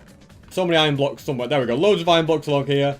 Loads along here. In fact, maybe I should turn it on again. I reckon my iron supplies are just getting a little bit low, because my iron supplies could just use a little bit of a top up. Although by the looks of things, the farm is not working properly. I bet they updated how iron golems spawn again, and it's broken me farm. I better not have done, but I'll have to look into that. Either way, I need lots of iron, and I might actually end up using all the iron that I've got. If some smart person could tweet me as to why my farm's not working properly, that would be absolutely fantastic. But the main positive to take away is I have fully filled a shulker box and still have quite a bit of iron to spare. And now I'm going to AFK up here for a bit and see if I can get lucky and get a thunderstorm. I'll let all the mob spawns so we get a good distribution. But even if I'm at AFK and a lightning strike happens, it will still, like, everything will work as normal without me having to do anything. So it's not like I have to be here when the thunderstorm's present, if that makes sense. Would be better, but yeah, I'm just going to wait for a bit, and hopefully in like the next hour a thunderstorm happens. I just heard lightning strike and a thunderstorm has started. Now, did the lightning strike where it wanted to? It doesn't look like it, but I can see the creepers. There we go, there's another one. It's still not going to my lightning rod, but don't worry, there's always plan B. I believe I can build my way up and throw it at this lightning rod. There we go. All my charge creepers are ready. This is very, very cool. It's been a while since I've made a fun farm. So by using this and this, I should, in theory, yes, look at that. Both sides we're getting a mob. Then from here, I'm going to light it up, it blows up, and I get a mob head. So I'll keep repeating this over and over again with all the mobs I've got. Can hopefully get through them all pretty quickly. And if I do, then a new batch will be falling down as the mob cap changes, And I'll have, look at that, yeah, some more creepers already coming through. So the plan is working perfectly. Also going to put my chest plate on for a bit of extra protection. I thought for a second that the rain had stopped. I think maybe the thunderstorm stopped, but it's just normal rain. But it's still not the end of the world, because as you can see, I can just keep using the farm anyway, even when it's not thunder and lightning. This is going to be my first creeper head that I get. And it's definitely going to take quite a bit of time to get through them all, which is probably a good thing, because just look at all those charged creepers. Got a very nice little routine going. We just go like that. Looks like I'm already down to my last charged creeper, which is not a problem, as I've got a decent amount of heads. I don't know if it's, oh, there's even more in there. Also probably a smart idea to replenish the minecart supplies. It's a real shame the thunderstorm stopped, just to double check. Yeah, there is definitely no more lightning, but I'm happy with what I've got, considering I know, well, I've got very few creeper heads now, but considering how I barely had any before, I have now got like 30 of them, which is definitely a great turnaround. And it's an extra 3 items for my block collection. Plus, it's probably one of my most favourite farms that I've ever made. I think the warden is still angry at me, by the way, because he's definitely stomping about like a crazy guy, so yeah, I'm going to get hit by him. Let's get out of here then. I think he has to be in the area around me that's loaded. What is going on with my beacon? But yeah, he has to be in the area around me that's loaded for him to calm down. And so because he's kind of unloaded a lot of the time, he's still very angry. Let's add those 3. Oh, okay, well, apparently I can't click properly, but we're going to add those to the collection. And I feel like the rest of the mob heads are too special. Like, for me, they're one of the coolest treasures in the game. They're too special to be up in my, well, down in my storage room. Maybe I can find a spot for them in the treasure room. The treasure room that's kind of full. Someone's told me that I should make that a netherite block. I think I kind of like it as a diamond block. You know, just for old time's sake, it goes with the blue fire. Maybe, yeah, I could do something like this, couldn't I? That definitely, yeah, you know what, I like that. And with even further adjustments, that is the finished product. Very, very cool indeed. And then the rest of these could just go in there with all these extra horns and the dragon. Yeah, you know what, they deserve to go together. And with 61 items now remaining, I'll be going through them in rapid fire. Beginning with glowberries, which will be cave vines, a cauldron, chest, daylight detector, detector rail, dirt for a dirt path, dispenser, dropper, ender chest, more dirt, this time for farmland, netherrack for fire, a fletching table, glass pane, and glow ink for a glow item frame. Then there's honey, honeycomb, hopper, and heavy weighted pressure plate. Can you tell that I'm doing these in alphabetical order? For now we are on iron trapdoor, item frame, jukebox, lava lever, and light weighted pressure plate. Then there's loom and lodestone, but I ain't using a netherite ingot up for that. Even if I do have quite a few up there, as you can see. I'm sure I must have a spare lodestone knocking about somewhere. Indeed I do, I've got 2 in there in fact. And whilst I'm collecting all these extra resources, if you could possibly subscribe or ask your friend to help me get to 4 million, that would be so helpful. I'm trying to reach it this year. Next, I need a note block, an observer, and the 3 different frog lights. Although it would seem that the yellow ones are the ochre. Frog light is not something I own. Used them all up for stuff like this. So it seems like a trip to the frog light farm is gonna be necessary. This is where it is. And apparently there's loads in here. Why I've never, yeah, I've no idea why I haven't got them all. Might as well chill here for a little bit extra anyway, just so I can refill the shulker box. That should be long enough. I'll let all of these get taken out by the golem and eaten by frogs. I can grab the small amount from it. It's nothing crazy. I'll take the magma cream as well. It's still a good enough top up if you ask me. Now it's back to collecting more items, such as a piston, a sticky piston, powered rail, comparator, lamp, repeater, torch, dust, and respawn anchor. I'd also like some extra glowstone for that respawn anchor, because I think it'd be cooler if it's fully charged. Then there's scaffolding, skulk, shrieker, catalyst.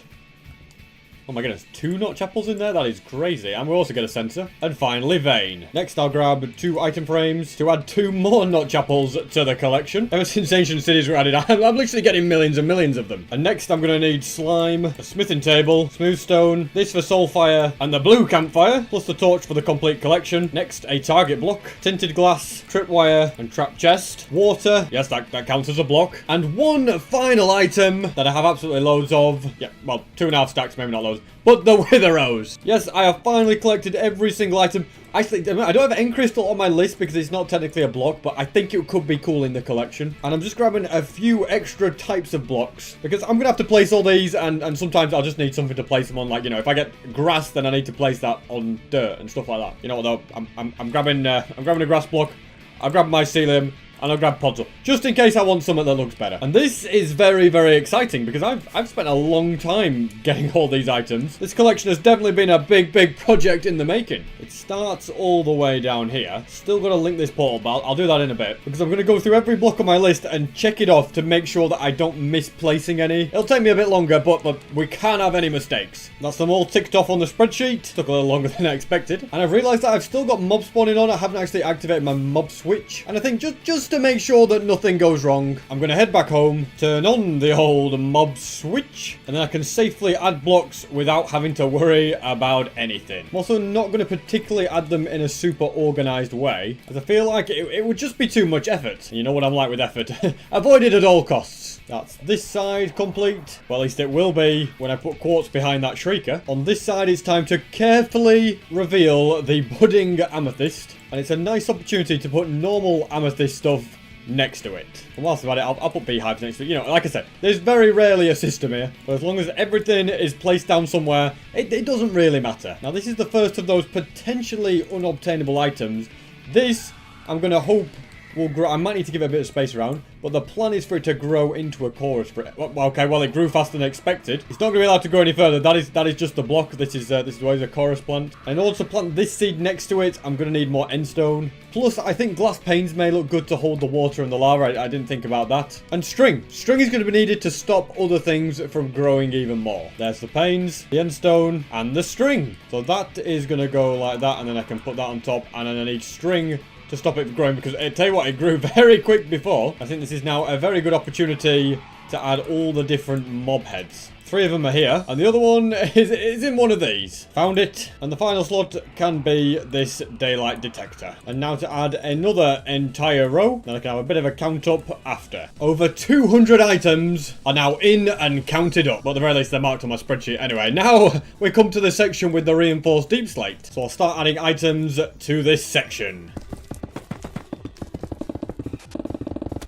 And that is enough on this strip. I want to add more wood along here. And whilst if I head all the way down here, which is, you know, looking like a nice area of the collection, you'll see that I've kind of grouped all of the wood together with its own type. But I really like the way that the sandstone's done when I alternate it. I think it looks a lot cooler. So I'm going to attempt the same thing with these woods. And already, I think it is starting to look quite a bit better. It just really breaks up all of the colours nicely. Come to a little bit of a roadblock when I try to place the weeping vines, because obviously they can only be placed on like a roof or something. So I will leave a bit of a gap for them. And the same thing I think might be the issue with these roots. Yeah, they're not going to place on there. Thankfully, the nether is very close. Although having said that, this part of the nether isn't very close. I can't get below the bedrock from there. Which means I'm better off using this portal to grab a bit of netherrack. Which I thought would allow me to plant these down. But apparently, you need the actual block. This is getting more and more complicated all the time. Also didn't realize there was diamonds down there. Also apparently my mushrooms are spreading slightly. They're not meant to be growing. No, I put string there to stop that. Here I shall grab a couple of these, and then there's a crimson forest up here for those two, which allows me to get all of this back on track. So that's a big amount of them done, but the weeping vine definitely still needs sorting. So I'll sail back home, grab a bit of glass to test it,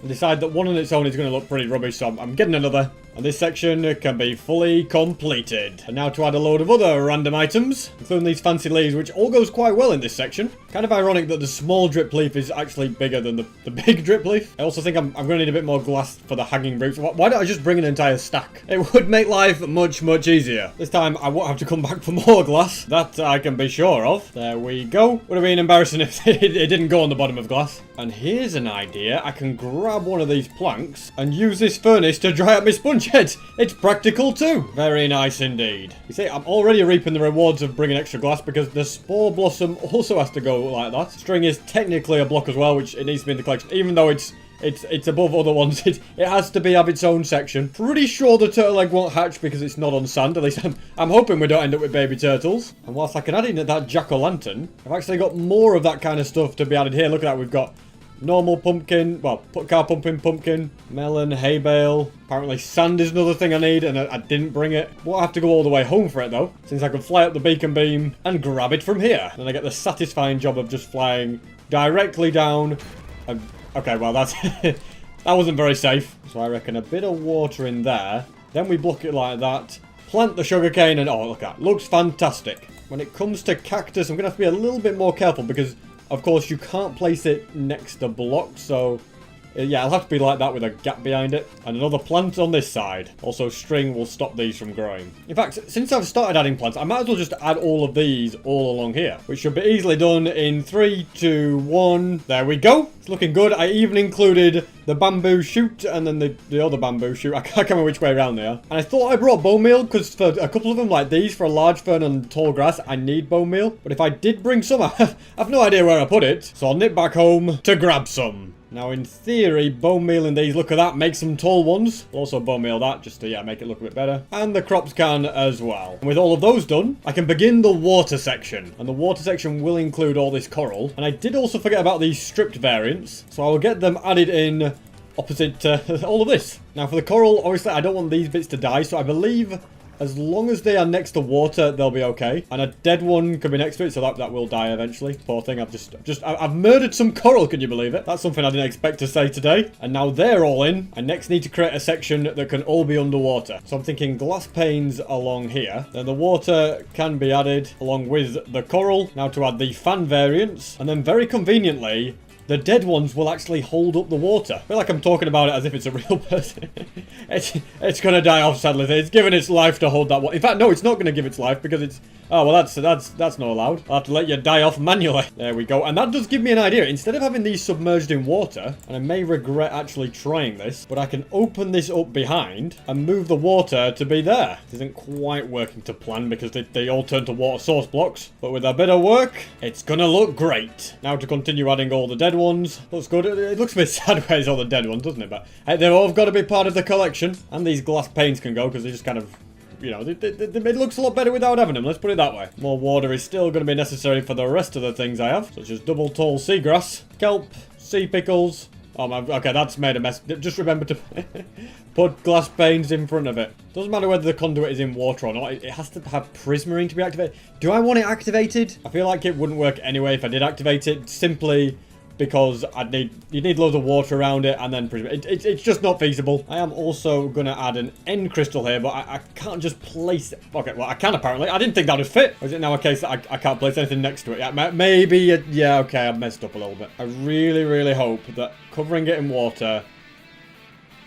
There we go. It didn't break anything. I was just worried that it would break something doing that. Now, where did my lily pad go? Oh, in my inventory, apparently. No need to worry. Quest for the lost lily has been successful. Now I think about it, both water and lava do need to be added to my collection. So that it doesn't ruin my system too much, I'll keep the basalt stuff here. Then we'll get some lava like that. But change of mind. I want the lava on this side. I don't know. It's just a preference. Then water there. The mud and bone blocks can be here. And that makes me realize I only had one of those end crystals. I knew at least one thing would have to go wrong. So once again, I'll go along here, grab an entire stack, because this might take me a few attempts. So will that place that? Oh, it'll place that. Well, that's just fantastic. That makes everything easier. Don't need to worry about anything else. Water can be removed. And I think I've placed down every block except for the 7 silverfish variants and all the rainbow ones. But I'm going to count up, add everything to my spreadsheet, and make sure that that's the case. After checking everything, I've realised that there are a few missing items. Both the grass path and the farmland have been overlooked. Thankfully, in one of these shulker boxes, yep, I have plenty of dirt. So both can be easily added, although the farmland one will require a bit of water near it so that it stays tilled. And bizarrely, another of the missing blocks is an extremely common one, and one that I can get by just mining that. Yes, the stone brick wall was overlooked. I really don't know how. You see, where it went wrong is there is already a stone brick stairs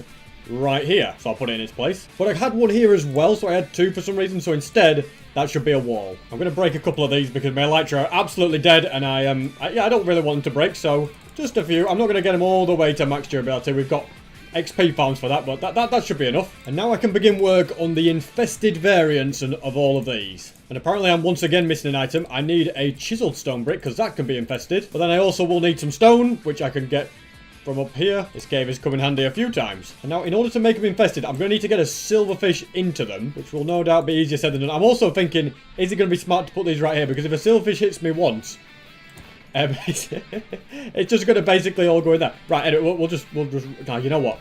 I think I'm going to have them far away, because then, yeah, if I get hit by a silverfish over there, it's not going to uninfest them all, if that makes sense. Because that would be a slight disaster. Alright, little fella, over you come. At the moment you'll see I can't really do anything to this stone, but once it gets infested, which it should hopefully... You go in there now. I don't know why I thought it was going to be that simple. There we go. Stay in there now. Kind of glitchy now. Just go inside it. I've trapped it in. I've had to move it slightly to the side because the end crystal was getting in the way of me placing anything. I don't hear it anymore, I think. Yeah, look at that. It's infested now because I can mine it fast. Okay, perfect. Just need another block to go in that gap now. The bone block, come on, make your return. Perfect. And to make sure I don't die to the next one, I was getting a little bit low, so I took my armor off to get rid of the thorns. I'm going to put on some thorns less armor. Probably a wise idea. I'm going to put the cobblestone here, and then, yeah, just box it in like this. If we have it on both sides. Next, I need a silverfish. And here's one right on cue. And I should be able to... Okay, well, not like that. Take 2. Oh, no. Okay. I tell you what, it's a slippery little fella, this one. Let's try it from the other side. Good idea, mate. All right, let's get you in there. And I just leave the area as I wait for him to infest the block. Here's silverfish number 3. Can I get you up here? Oh, yes, I can. I'm assuming by the time we get over here, the other one infested it. Otherwise, this plan is going to fail. Look at that. We've got it. We've got another infested block. Perfect. Believe it or not, I'm actually getting good at this. Hard to believe, I know. And that's all 7 done. I think... Did I see it go in as well? I did. Perfect. So you can see from the speed that they can be mined, they are all infested. And I feel like I just have to prove it to you, you know, that I didn't just cheat, you know. See, look at that. Mine's way slower. So yeah, that's a job done. And I can also put this armor back and my good armor back on. Perfect. Might as well pick up and move these. And then it will be time to place down every single colour, which can all be found in this chest here. I also need 1 bit of clay and 1 bit of terracotta. I didn't have those. Then I'll just mine it all up. The chest doesn't have to, you know, we'll put the chest up down there. I mean, we'll place the chest. We won't put it up, you know. You know what I'm on about. Yeah, this has been a big project, guys. I reckon the clay and terracotta can be in this part of town. And then I've got to get everything organised. Place them by colour. These silverfish are going to get annoying, aren't they? But yeah, place them by colour will be the best option. And I'm starting off with candles. Also means the generic one can be added. Candles won't quite be all together just due to the fact that there's these items in the way that can't be moved. I could have organised it in a better way and had more of those along here, but you know what? We've got this far. And I am very much happy with it. Next on the list, banners. So I'm going to see if I can do something about these silverfish spawning all the time. Don't think it exactly works like this with these, but I'm going to place some torches that hopefully at least slows them down. Tell you what, I'm starting to like Colour Alley, and I reckon it's time the wool was added. There we are. Forgot about the ominous banner as well. That should go on the end of these lots. Now for concrete powder. Concrete, clay, which is actually known as terracotta now. Glazed terracotta. Beds. Speaking of which, I need to sleep in one. Also got the glass panes, the carpets, and of course, not to forget the shulker boxes themselves. I have had to ever so slightly expand this thing. I think I'm going to have to expand it by 1 more as well. Indeed, I do. Well, that's it. The collection is completely complete. A real monstrous task that was made a bit harder because I had extra things I wanted, like the portal blocks and the spawner and stuff that had to be in a very, very specific area. And I do also still have stuff here, which is just what I need because with...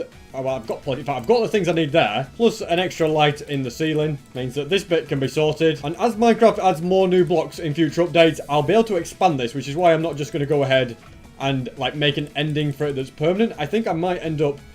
Well, first of all, let's put some sea lantern in, sorts the lighting out, and then I think I will just box it off with quartz so that it looks a little bit better. But that is, of course, temporary until it gets expanded. Maybe I could put a little sea lantern in. Actually, never mind. Don't have it on me and I ain't messing with it. Also, I have space for extra blocks if they get added in update anyway. Although something tells me I'll add more than that. Also, just notice this on the way past. My candles aren't lit, and I think they're going to look better when they're on fire. So we're going to go and do that. You can't really see much else, but they look a little bit better. If I had all my particles turned on, they'd look much better. But anyway, I don't want to make me game lag. And I am very, very pleased with this entire collection. We're going to fly through and see everything. So it's been a massive, monstrous project in the making. Like some of the difficult ones, reinforced deep slate, of course, a very challenging one to get. And then we've got all the wood along here. Once again, very well. Those weren't too bad actually. Then this area.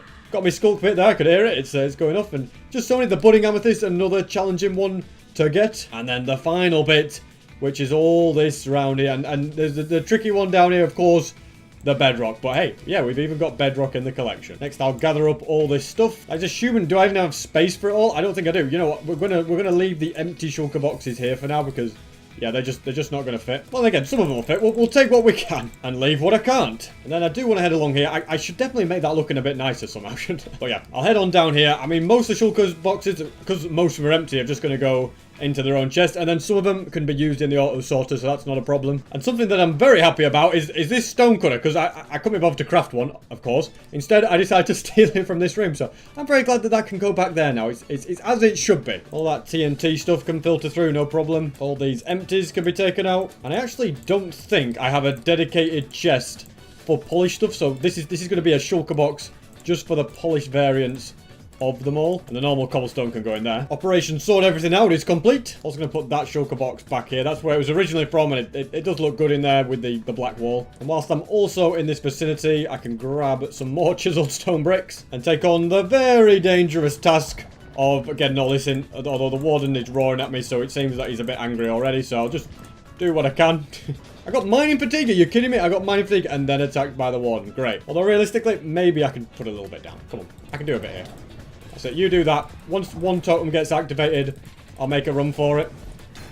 There you go. All right, we're making a run for it. Just go down. It's whoop. Okay, I couldn't afford to crash either. That was very risky. Risky, reckless, and stupid. If I get that built without dying, it will be a miracle. Now, I was meant to have loads of milk down where the Elder Guardian is, but it didn't look like that was the case to me. So I shall make it my priority to fix that. I should also make it my priority to get hold of another totem. It really would be disastrous if I went down here without one. Let's stock up that chest, put some in here as well, and that'll be good enough for now. This will definitely be a good time for me to get my elytra repaired. It's just not good where it is at the moment. And up here is the best place to be. Thought I'd stop at a nice round number like 333. And whilst I'm in the nether, there is something that I actually need to fix. You see, this portal right here links to this one, and I don't want that to be the case. This portal does not need to exist, really. Just a temporary one that I made that fit what was needed for the moment. Also looks like I'm going to be able to get all my sugar boxes, which is, you know, it's a nice little bonus. Now, the actual portal that I want to be linked up, going to be found down here. Let's, yeah, we'll just break in through the roof in style. But yeah, the actual portal that I want is this one right here. This is the one that is the main one for me to get to the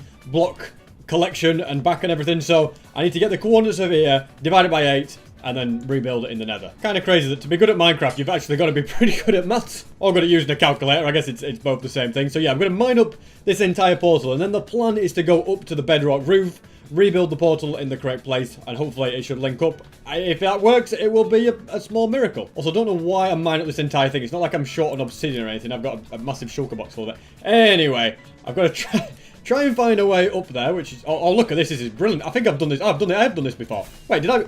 Hold on a second. No, I was going to say, did I break the bedrock? But I didn't do that. Somewhere around here, yeah, there's a ladder now that hopefully I do still have ender pearls. Yeah, I've got 13. Perfect. When I open this, it's going to, yeah, make me crouch down a little bit. That's not a massive problem. We'll go like that. We'll put it in. We'll break this. And then through the bedrock we go. And this right here is the correct place. Which does worry me a little bit that it never connected to that one in the past. You'd think that it's not that far from that one, it should work. But I guess they are. There's a bit of distance. Anyway, I'm hoping that once I break this one and light the other one, everything should link up correctly. You know what? I've got this far. I'm just going to break the whole thing as well. It's for continuity purposes. I'm going to be coming up here quite a bit and seeing it, so it would make sense that I get rid of it. Next, I can grab my... Oh, well, I don't want the name tags. I actually don't need those mob name tags anymore, considering that I did finish the mob room. Oh, there might be more mobs I didn't update. You know what? Never mind. Anyway, I'm going to light the portal, and please connect. Please link up. Please be fine. Oh, yes, it worked perfectly. So this is all done. You'll also notice the only thing that isn't complete in this collection is the fact that this copper is just weathered copper. It's not yet oxidized. Also, this should also be weathering and oxidizing. But I would just have to sit here and wait for like hours and hours for it to fully get to its final form. So eventually get to its final form. Obviously, I'm not just going to sit here for the next 7 days and wait for that, because we've got other things to be doing, such as dropping off a few random items and the shulker boxes. And then I want to return to the frying pan that is the warden's area and just try and get the next bit finished. Does still seem to be angry at me, actually, so I think, I could be wrong, but I'm sure I read on the wiki that if you leave the dimension, it stops getting angry at you. Whether that's true, I don't know, but it gives me a good opportunity to check out the little nether area of my mob farm. I like this room, actually. I really do like this room. And now we can see, I don't think leaving the dimension makes any difference, does it? It's still pretty angry. Probably going to attack me any moment now. Oh, you know what, though? Oh, well, there you go. Never mind.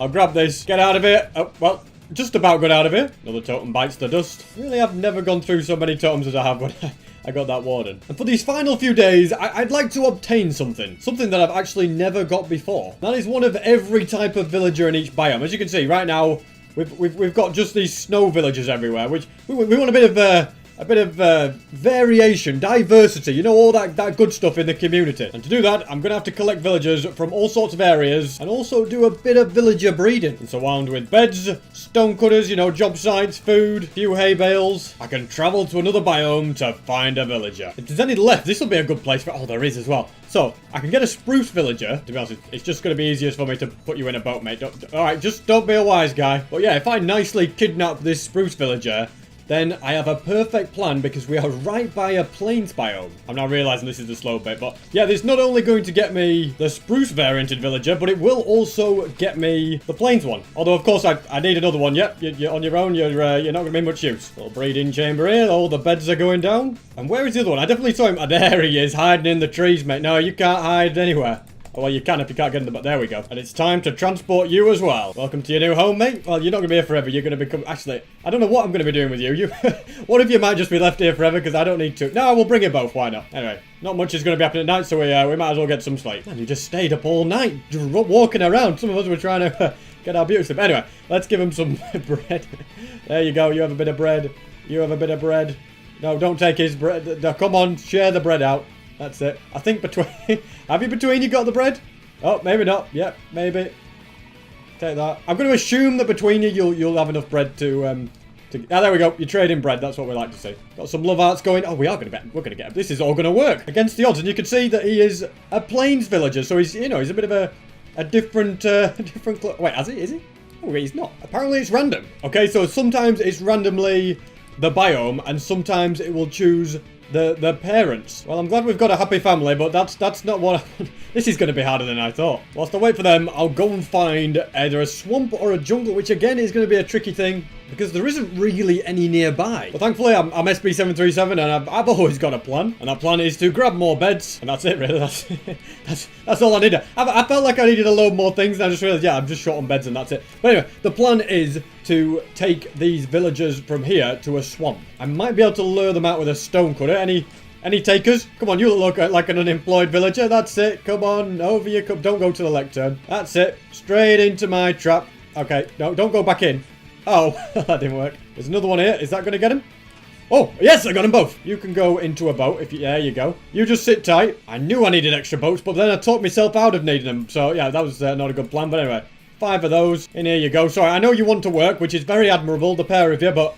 You're actually being recruited for a new secret mission. Not actually that secret. We're gonna make you have baby villagers that have the appearance of a swamp. Whether I actually bother to bring you back, I don't know. Don't fall in there. Flipping heck. I had one job, and that was to not go in there, and I managed to do it right. It's all right. No, don't go back in. Don't be like this. Come on, village. Just get in the boat. That's it. And away we go. I know that there's a swamp in this direction. And who knows? Maybe it, like in somewhere over the water, there's a jungle that way. I think maybe. It's whether I really have time. I've not got much of the episode left to be carting these villagers backwards and forwards. I hope that this time we actually get a swamp villager and not just get what's based on the parents. But time will tell. Anyway, we are close to the swamp now. Bet you wonder what on earth is going on, don't you? Tell you what, mate. You're lucky I found you. You had a very boring life before. And now look at you. Living it up in the swamp. Apparently you've got a cow and a sheep as friends as well. Don't blame me. They just decided they wanted to drop by. If you want me to kill them, just say so and I'll do it in a heartbeat. No problem. No, you don't want me to, do you? Okay. Right, that's that sorted. Better go and get another villager. Thank goodness I can actually fly back for this. Whilst I'm in the vicinity and before I grab that one down there, I'll just check on the villagers in this hole. They might be ready to breed again, maybe. What do you reckon? It's been some time. But I actually don't know if their time tracking of how long it was since the last breed. Oh, hold on a second. You're throwing food. Maybe you are ready. Right, stop watching the baby bounce and make another one. Yeah, I wasn't sure if the whole timer was based on if they were loaded or not, but I'm guessing maybe if they, what do you want? A bit more bread? We can supply plenty of bread. There you go. Don't be sheepish. At the moment, nothing's happening. I'm not just going to sit and watch you all day. Instead, I'll begin the kidnapping process of you. Well, you can't really kidnap an adult, can you? It's the adult nap process. Now, the priority this time is to avoid the water, not making that mistake again. And then we're on the open ocean. So realistically, I can get 4 of the variants fairly easily. That is the swamp, the tiger, the ice, and the plains. But then for jungle, savannah, and desert, whilst they do spawn in naturally, it's going to be harder because those are quite far away. I'll have to do some nether travel or something is probably the best idea. Wow, you are very cooperative, by the way, might I just say. It's like you know where you're going. I think you do, actually. Wait, are you actually going to go all the way? You know what? Let's not take any chances. We can sail this last bit and have some bread. There you go. I should have given you the bread to keep you apart. All right, don't eat each other's bread. That's all I'd really bothered about. I never know if they each get bread. Go on, that's it. All right, just give it to each other and be friends. Right, cow, you're kind of in the middle of something here. All right, just move on. Come on. There we go. You give me a swamp baby. I promised you could leave. All right, otherwise you just stuck it. You didn't, did you? Oh my goodness. Well, I'm doing well at randomly breeding villagers, but that's about all that is going well. All right, guys, must be about time you're ready now. I'll even give you more bread. All right, this was not what I had in mind when I said let's crack on. Come on. Sleeping during these turbulent times. Well, I might as well do the same. Oh, well, you know what? This could all work out well. Come on. 2 for 2. Oh wait, we got something. Yes, we got one! Well done, team. This has been a great effort. I'll be back later to complete the abduction. Seriously, you could take my videos out of context and I would come across as a very, very dangerous, criminalistic person. Yeah, please, just never do that. And I will patiently wait for you guys to do the same. I sadly missed the magical moment when it happened because I went AFK for a little bit, but we have indeed got the swamp villager, which is perfect. My editor is now going to go through the footage and find the bit and show you what happened. There you go, live, beautiful. I can't see it, but you could see, yeah, we got the swamp villager. Oh my, wait, we've got 2? When did the other one pop? Oh, right, we've got more of these guys than we need. All right, well, I'm gonna leave you guys to it. I'll work out how to transport them when I need to. I'm gonna grab myself a few more firework rockets, and then it's Operation Find the Jungle. Land has been found, but it's not the kind of land that I want to see. We've already sorted out those ones, so I'll keep following the coast. I'm sure. I mean, I know there is a jungle in this direction somewhere. There's also an acacia bough. Hang on a minute. If there's a village here, I don't remember there being one, but it would still be very, very handy. Oh, there is. Oh, hang on a minute. I don't know. The rivers kind of connect. Maybe I rescue this villager and kidnap him. Nah, it's too much effort. I'll just get you. That's much easier. Oh my god! Did another one just walk? Why are they all doing that? I have no idea what the fascination is with going over there. I'm just gonna put you in. I need to first work out if there's any way that these rivers connect to that river. So basically, I can go through the cave here. Which means I've just got to get you across this. No problem at all. Then I'll dig a little tunnel. That's good enough. Through we go. Very nice. And then from the water, I think this little bit of water here does connect to the ocean eventually. Hopefully it does all the way. Apart from this little gap here, I can't actually get through at the moment. But with a bit of mining, we can make a nice little tunnel. And I think there's enough space there. All right, villager. This is quite exciting because this is why new caves are added. So you can do cool things like this, like sail through caves and everything. Look at that. Amazing. Because normally I never use boats, but when transporting mobs... Oh, hold on a second. What have we done here? Maybe I've accidentally put myself in the worst place possible. What on earth? What was I thinking? What was my end game here? I'm getting all excited about this amazing plan I've got and how the river connects and everything. But it doesn't. I must have thought it goes all the way. Oh, well, this makes life a bit harder. I'm very tempted just to abandon you and go and get another one. It might be easier. Nope. We're committed now. This is the villager that is coming with me. But it's just going to require quite a bit of tunneling. There we go. Out the other side. The old lectern can be used to lure him through. Go on, that's it. You go and get a job. You know you want to. Don't look at me like this. I'll push you all the way through if we have to. This is literally just manual villager move. There we go. You've got it. Oh, you reached it, did you? Oh, well, that's not great. Let's go and put it at the end. Come on then. No, there's no of this I want to go home business. You're a worker now. The fact that you can manipulate them with job site blocks makes life so much easier. Like, imagine getting him through any other way. That's it. Get in there. Lectern's been broken. Sorry to crush your hopes and dreams. And now I'm pretty sure this bit does connect to the ocean. I could be wrong. You know, I've been wrong before and I've said it once, but I think that this river goes all the way. Otherwise, we'll be doing a bit more tunneling. But it might even go through the spruce forest. Now, right or left? I'm gonna take a gamble and say right. Look at the caves down there as well. Dripstone and everything. Going under... Oh, sorry. SB373 cannot guarantee that his passengers will not get hurt at all. And it's a dead end. But on the plus side, we're actually pretty close to the edge. Are they both dead ends? Realistically, I think we just go on foot for this last bit. Now, whatever you do, don't fall down. What are you doing? Whoa, you just... Don't you dare. Go up here. Come on. Oh, my goodness. I turned me back for 2 seconds and you're walking back. I thought he was going to a job somewhere. Is he trying to go home or something? I've no idea. But what I do know is that I've been using up all my beds to go ahead and breed the villagers. So I don't actually have a bed to sleep in tonight, which means I'm going to go and take that villager's bed over there. I hope I don't lose him, by the way. I might forget where he is, honestly. But yeah, you know what I'm like with losing things. Anyway, the priority is to get in here and get into bed. And I quite like the colour of it as well, so I'm going to go and take that one. Realistically, I probably won't lose him. The main reason being, I can just follow the river. You know, it's the advantage of taking him through the river. Oh my goodness, what's been going on over here? Oh, well, it's not my problem at the end of the day. I think I've got to stay focused on the important stuff, like transporting a villager thousands of blocks away. He has no idea what job he's going to be. Sometimes he's a stonemason. And sometimes he's a very smart librarian. Where on earth did he go? I've lost him. Lesson learned, don't take a villager into a forest. He's just completely going. Did he go to the fire? I don't know where he went, but he's at the lectern, which is the main thing. I reckon this is a good time to get you in a boat. That's it. Don't try and escape from it. I'm keeping in a boat so I can keep an eye on him. Now we're on the open ocean. We can do a big sail home. I didn't really plan to get an acacia savanna villager, but you got to take the opportunity when it presents itself. Apparently, I went right past the plains village. I forgot that this one existed. So I didn't really need to breed that other one. I could have just taken one of them. Anyway, not a problem because I've got it sorted, but it's good to remember about this water village floating on the ocean. Nice to be at the familiar ice. What the heck? I just broke the boat and the villager disappeared. Hopefully nothing reloading the world isn't going to fix. There we go. I'm glad to see you, mate. You can't just disappear on me like that. Did the boat duplicate or something?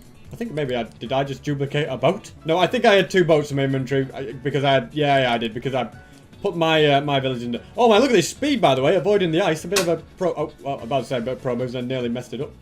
And then I did mess it up. At least you didn't disappear this time, linking you out. And I think for now, you're going to be left down there, mate, okay? That's the plan. Just leave you there. I know I still need to get the desert villager and the jungle villager. I need to actually bring them all closer. But there's one villager that is more important to me than any other villager in the world. And it's a villager that's been a good friend of mine for a long, long time. And I haven't seen him in years. It feels like, maybe not years, but I haven't seen him in a long time anyway. I just said years for effect, okay guys, but I haven't seen him in a while. It's been at least 6 or 7 or 8 months. And that is Fred the Villager from my Awesome World series. And you know what? I'm going to build a machine that brings him over. It's going to take quite a bit of brain power, but I'm sure I can do it. Right here next to the teleporter is probably going to be the best place, and so I will get to work. This is the contraption I've come up with. It looks pretty basic, but I'm pretty sure if I just go like this, and once the machine has done its thing, we've got him! Fred is back! Well, welcome, Fred. No need to be sheepish. You may not recognise me. Yeah, of course you do. Come on out. Don't be scared. I know you're probably wondering what's just happened. Well, that's it. Out you come. And this is my world. Well, my new world anyway. Let's get you in a boat. I haven't really got time to give you a tour. But for now, I'm sure you would love to go and spend time with the other villagers. That's it. Get in. Alright, maybe you don't. Maybe he's you got your own. Fred, this isn't a choice. You are a villager, which therefore means for now you'll leave the village. I'll get you your own place, don't you worry, Fred. But at this moment in time, we're sending you in here. Get to know the other villagers, you know, have a little explore. Don't die. I'm pretty sure it's pretty safe. No, you can come and live in the house with me at some point, but for now, don't you press that button. He just never changes, does it? But hey, the sun is now setting on my world, so that, ladies and gentlemen, was 4,800 days in hardcore Minecraft. Was 4,800 days. Fred is back! But I'm happy with 6, so I'm ready to head home. Chapels are the first. The sun is now setting on my world. We're gonna build a machine that brings him over. What could possibly go wrong? Will I ever die in this world?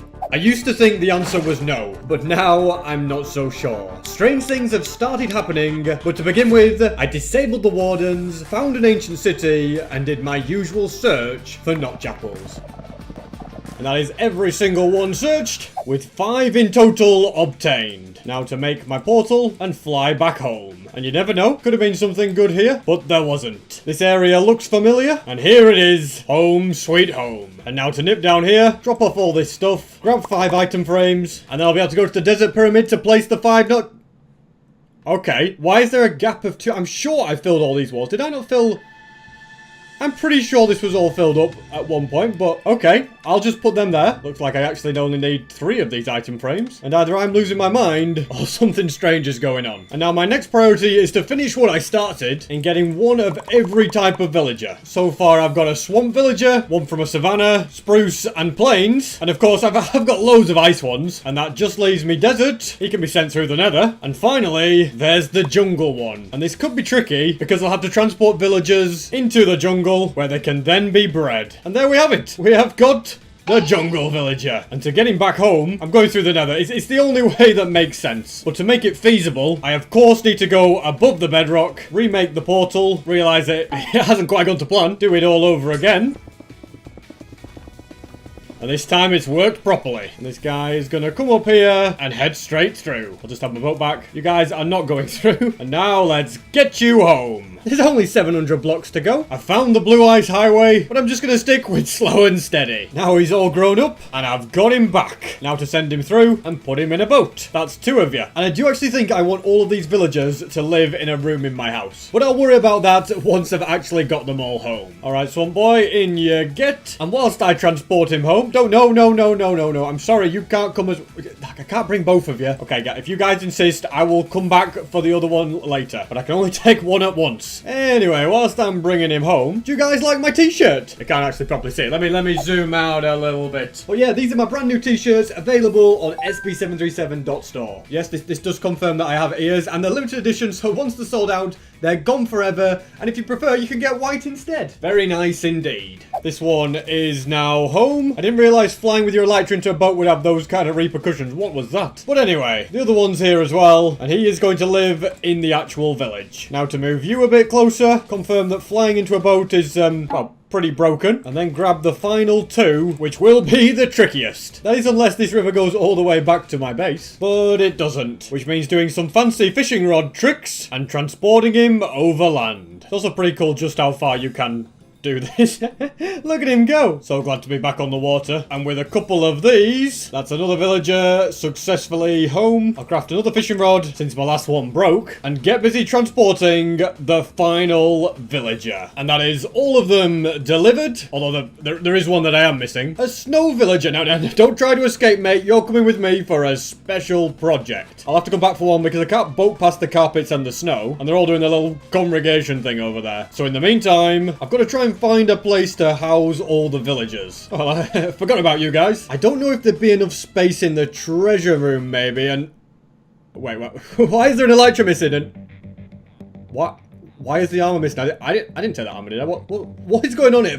First a couple of notch apples, then elytra and armor. At least I don't see anything else that's gone missing. But something very, very strange is going on. Also, whilst I'm in the area, I will grab this chisel blackstone and hopefully add a few more bits by the warden. Although he does seem to be a bit angry. He's moving quite ferociously. I'll go as quick as I can.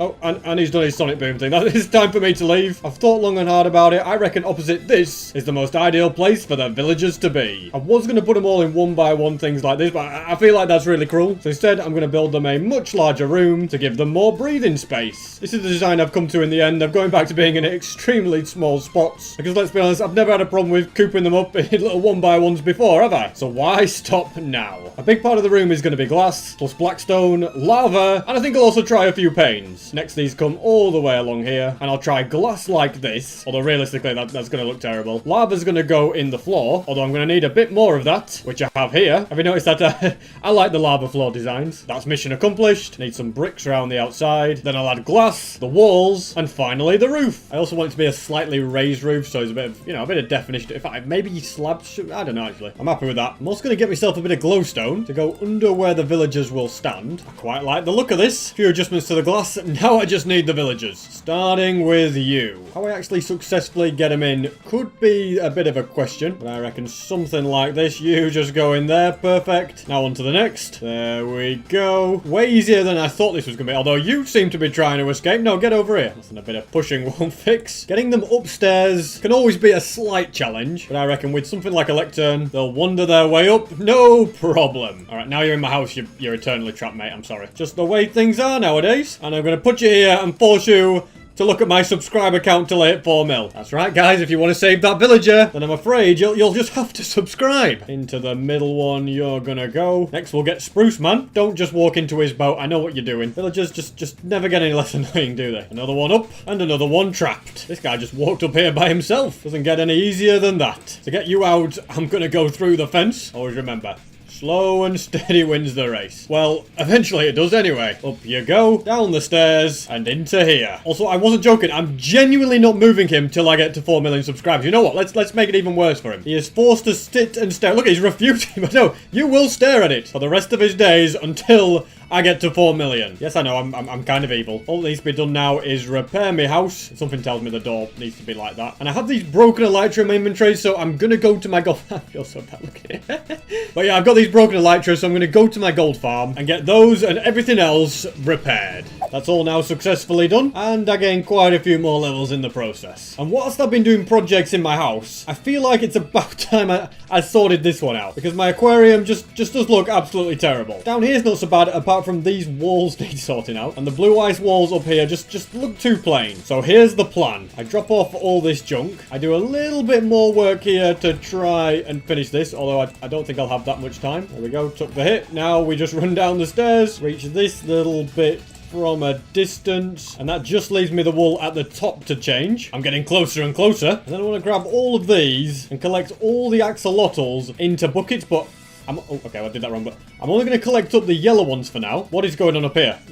Why are you just all congregating to the top? Come on, scram. Don't know what's so exciting about that, but anyway, let's just keep getting yellow ones. I think I got them all. They can go in this chest. Next, I get all the pink ones, and now the white, and finally, the brown. Well, phase 1 of tank cleanup is complete. Now, I'm going to need to grab a pair of shears to pick up the seagrass. I don't want it to break. I'm going to be splitting this big one up into 5 smaller ones, and all the axolotls can be color coordinated. That means doing a bit of a mining thing down the back of it. In fact, I need to mine that as well. And before I forget, I'll grab 4 of these to breed more blue axolotls. The more the merrier of them for sure. Now to grab cyan wool, and of course a little bit more packed ice. Now to build something like this. It's a shame that the concrete up there is going to be wasted unless I mine it, but I can't be bothered. I also think it would look better if I had blue ice around here. So it's the same on all 4 walls. Now to do the same thing on this line. And if I had enough, I'd do the other 3, but I'm just short. So to the wool farm I go. There's a decent amount here. Nothing crazy, but enough at least. There we go. Now to remove the glass in front of the walls. Make this fish leave because it will die if it stays in there. Blue concrete obtained and implemented. I think this is now ready for me to add the axolotls. Starting with the yellow ones, which apparently I have loads of. I hope I got the right. Oh no, these are the pink ones. Okay, I completely got mixed up with the color, but I don't know if you can all be in here because, to be honest, it's going to get a little bit crowded if I spawn too many. What do you reckon? I think that's enough. I don't want to, you know, make too many of them. Now I'm guessing these are the yellow ones, but again, I could be completely wrong. Nope, I was right. Okay, that's at least good news. I know which axolotl I put in which chest. That should be enough of them. Getting in and out without letting one escape is the hardest part. We'll try and breed a couple more of you guys, and I won't need many more to properly fill one of those. Oh, this is looking perfect. I very much like where this is going. White ones in here, and then the brown, which I'm going to breed a few more of because there's not that many. Leaving me with only needing to move the blue ones. Alright guys, into the buckets you get, and there we have it. Axolotl Alley is complete. Now it's time I did a bit of a chest clear up, and I'm not entirely sure what I'll do with all these extra axolotls, other than keep them in storage for the rest of their days, which, you know, it does sound a little bit evil, but evil is it's just what I do.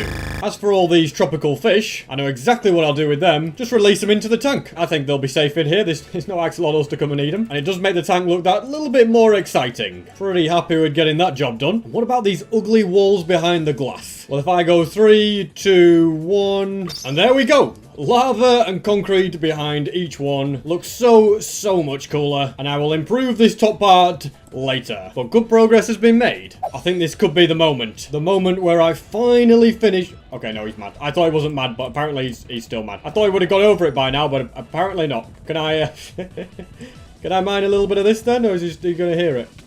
Yep, he hears it. Just great. Alright, well, I'll just, I'll be leaving then. There's always next time. Well, you know what? I reckon I can get rid of these bits. Just mine that, and then fly. In fact, you know what? I'm not running away anymore. I'm not hiding. I'm going to face this warden once and for all and properly finish it. Because I'm absolutely sick of doing one block every 60 million years. So I have a plan. I have an ingenious plan. And would you believe it? It involves these. Yes, I'm going to make something that I've never ever made before in this world. To be perfectly honest, I didn't think I'd ever need it. And I've got the wrong ingredient. There we go. Because it is time to brew the potion of the Turtle Master, and I'm upgrading it even more. Slowness 6, resistance 4. This plan has just got to work. Alright, I've got it. Let's see if I can take the hits. Oh, 1 heart. That's right, Warden. Suddenly, you're not strong enough to stop me. I can finally finish this, and this is all I had to literally make. My goodness, we're very much zoomed in here, but there you go. I think it's done. I can't move. Somebody get me out of it so I can fly. Yes, the Turtle Master Potion is ridiculously OP,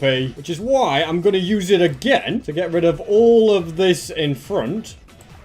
I said, you keep going, Warden, alright? You're angry? You don't scare me. Alright, you get me a little bit weak, I'll give you that, but... Oh no, we've run out of it. Quick, drink it again. That is not part of the plan. Hopefully I can just get this finished in time. Just let me get a little closer, you stupid Warden. It's running out again. Come on, SB. We got this. You got this. You've got the fast mining. Go!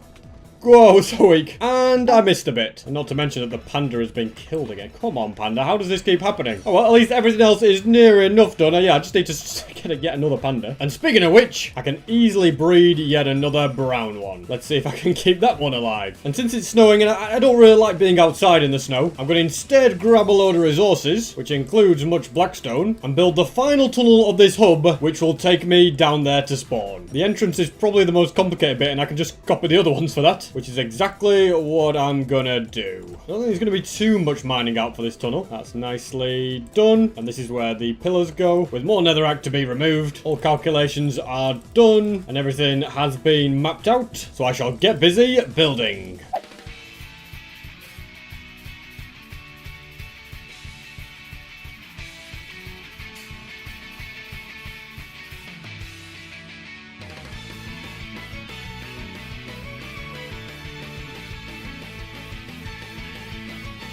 And that's as far as I'm going to go in this straight line, because now I need to find a way to gracefully make it go downwards. As you can see, right around this corner below is where the spawn portal is. So how I'm actually going to make this work, I'm not entirely sure. I suppose the roof can come down a little bit, and the stairs could maybe be something like this, or even better, curved like so. I'm not entirely sure what I'm doing, but I'm just going to keep going. The slabs are as far down as I'm willing to go. I'll just have a bit of an opening here. It doesn't have to be directly connected to this. And this is kind of the pattern I'm going with. I think it looks quite good actually, doesn't it? And the stairs work. Just need to grab the last of these warped warts to continue this down. It's also quite cool how it kind of crisscrosses underneath the other tunnel I built. A real network of tunnels is being formed. I also need more of these now. The netherrack can be chucked. Just going to extend it out one more, so then the roof finishes on an even number. Now for the most annoying bit, which is the stairs. Just putting little slabs in all of these little gaps to make it look a bit better. That's side one done, and also this one. Now to try and make this look good. And it has to be said, I think it looks pretty good along here. I'm actually going to mine away these two rows at the end for now. Otherwise I'm just going to have like half one of these. It's going to look a little bit strange. That includes removing this and the stairs and slab. And with that, side number 2 can be worked on. Look at that, discovered a bit more ancient debris. I found some earlier as well. So that's 3 altogether. Always a nice little boost. And all of the walls are now done. And now this tunnel only requires me to do one last thing. And that is to grab these, craft more of them, and add them like so. Sadly run out of iron for the rest of the chains. This did used to be an iron farm down here. Is it? Well, there's apparently nothing left. Not to worry though, as I do have this iron farm still. Allow me to craft many more chains and lanterns. That's the chains added, and also the lanterns. A repair of the portals is also needed. Had to break a few of them due to hoglins not wanting to come near when I was making a big mob collection. Slabs in front as well. And I do think it's necessary to have this open at the back. That way, if I'm flying out and about and I just want to get back into the hub, I'll have a way in. Otherwise, I don't know how I'd get in. I'd have to like go via spawn or something, but instead I can just get in. Did a piglin just go through? But yeah, it definitely makes things easier. And that's another job well done. The nether hub looks amazing. Although something that isn't looking quite as good is the durability of my tools. So a bit of XP from the gold farm is needed. That's everything sorted. This poor guy is still being forced to look at the subscriber count as it ticks up, but I'm not going to worry about him. Instead, I must focus on building a new house for Fred. I'm not going to make him live like a peasant with all of these other villagers. No, instead, you're going to get your own house. Where exactly I'm going to build that, I'm not too sure. I reckon back of the village, on this little bit of mountain, is the place it should go, which means nipping back to my house to grab more glass and... What the heck has happened to my head? What on earth? It's not like set on fire or something from a lightning strike. I don't think so. What on earth is... This supposed to be pride and joy.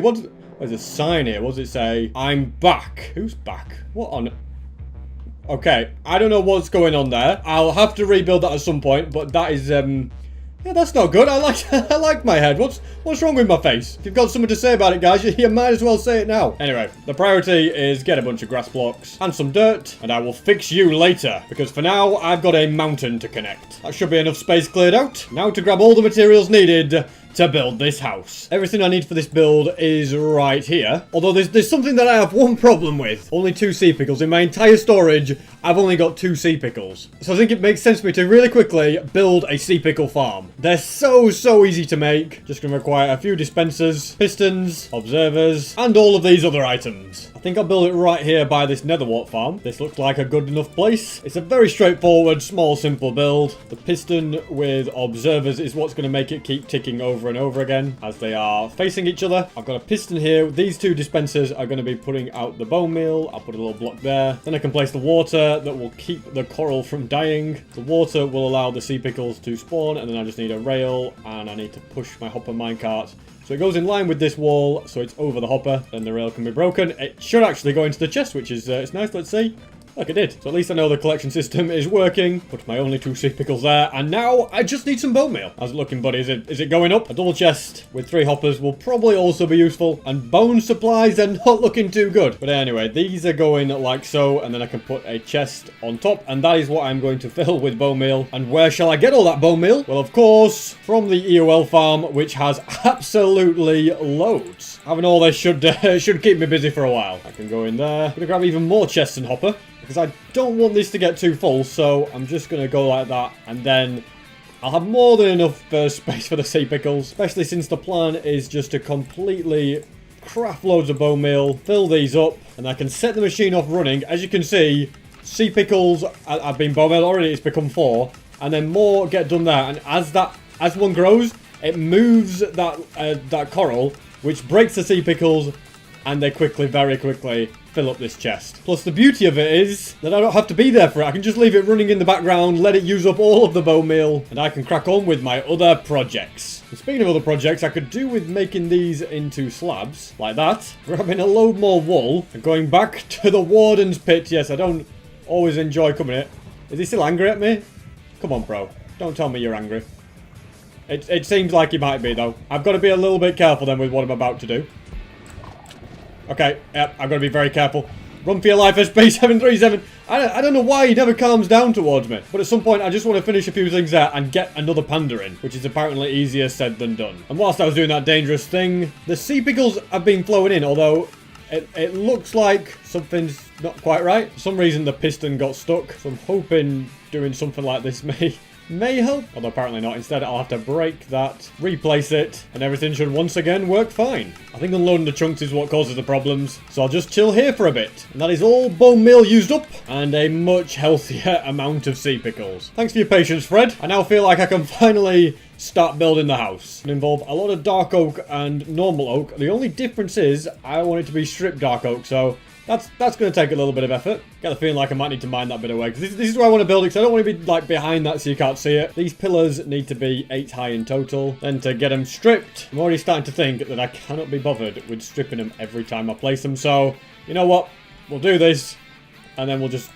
Can we do something like that? Yep, that does work. And I'm not forgetting about all the other ones in here. They too can be stripped ahead of time. And I've realised if I just double right click, then that's the best way to do it. There we go. This is going to make life much easier, especially considering these need to be 14 high in total, which does require quite a lot of logs. Now to add beams running all the way around the outside. The front and back have another beam, and then one block above that we're going to kind of snake around a similar thing. Next I'm going to begin work on the roof, which is going to be pretty straightforward to do. And the reason it's so straightforward is it's just basically a repeat of the same pattern over and over again. Front's going to be a little bit more complicated, but we're going to do something like this with slabs to finish it off. Now for a little bit more decoration. Looking pretty good. It's ever so slightly beginning to look like a house. So now I'm going to copy the exact same thing onto the back. There we go. Mission accomplished. Complete with the trapdoors and slabs. Now to connect them both up using slabs. Top of the roof is going to be like this. It'll have a nice pattern to it. And I just need a plank to go in the middle. Now to do a little bit of work on this tower. It's going to involve the stripped and the... planks? No, the slabs. Okay, you know what? I'm losing my mind on what these things are. But on these bits, I need stairs, and thankfully, I've remembered what they're called. I won't forget those. Now to build it all up a little bit higher. And I'm just doing that little point at the top, but I'm missing something. That something is a wall. I should have the fence. Yeah, the fencing are there. Adding these really just brings it all together like so. Here I'm going to be building a couple of pillars, and then we're going to make a miniature roof that connects to the big roof. It's actually going to be done in a very similar way to how I've done the other ones. Just that same pattern of plank, stairs, upside down ones, you know, all that. Okay, I've done it wrong. There's me trying to make it all sound easy, and then I go and mess it up. But now I'm on the right track. This bit connects to the roof like so. And that's pretty much all the beamy kind of things done. Now I can start filling things in with oak so that it doesn't look all the same colour. This bit is pretty simple because it's just going to be alternating with stairs and planks based on what we've got in front of us. Unfortunately, the other side isn't quite as simple because I've got this double roof thing, so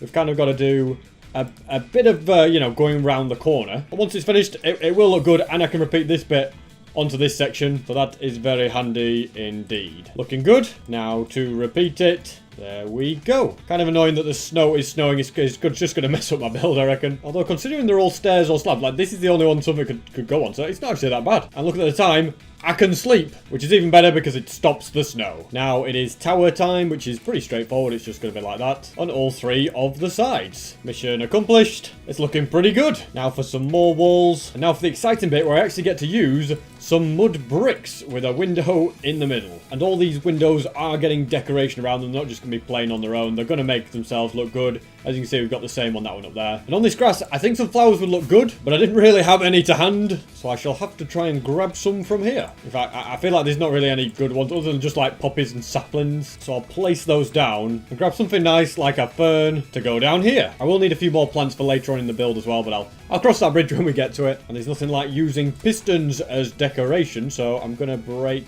something like this. Actually, that might be wrong. I'm going to break 2 blocks and then place a lever, and then the piston can go like that. Look at that. And it kind of just makes it look like it's a bit of a table, something like that in the wall. Lantern for a bit of lighting because, you know, it's needed. And then we've got a bit of open space here, so I'm just going to fill... Okay, well, not very well, as I was saying. I'm going to fill that in and put a lantern there. Now for all of the other walls, I have to say this upstairs bit looks very, very cool. And it's a different pattern on the back, but it still looks very cool. And I want flower pots in front of the windows, but I put a cornflower in this one, and I just feel like it looks a bit dull. I think orchids look a little bit nicer. So I'm going to grab 2 more of those and a wither rose as well, because why not? I just hope Fred doesn't go anywhere near this one, because it could be a little bit painful for him. And I think the lighter blue, yeah, definitely looks brighter and nicer. This is the final bit of the exterior I need to do, the final little bit of wall, so we're just going to have this go all the way around. Then I need some stairs, one upside down, one the right way up, glass in the middle with a couple of trapdoors either side, and that is it finished. Well, at the very least, the exterior is completely done. And I'll tell you what, I think it looks good. There's a lot of detail in there. There's a bit of a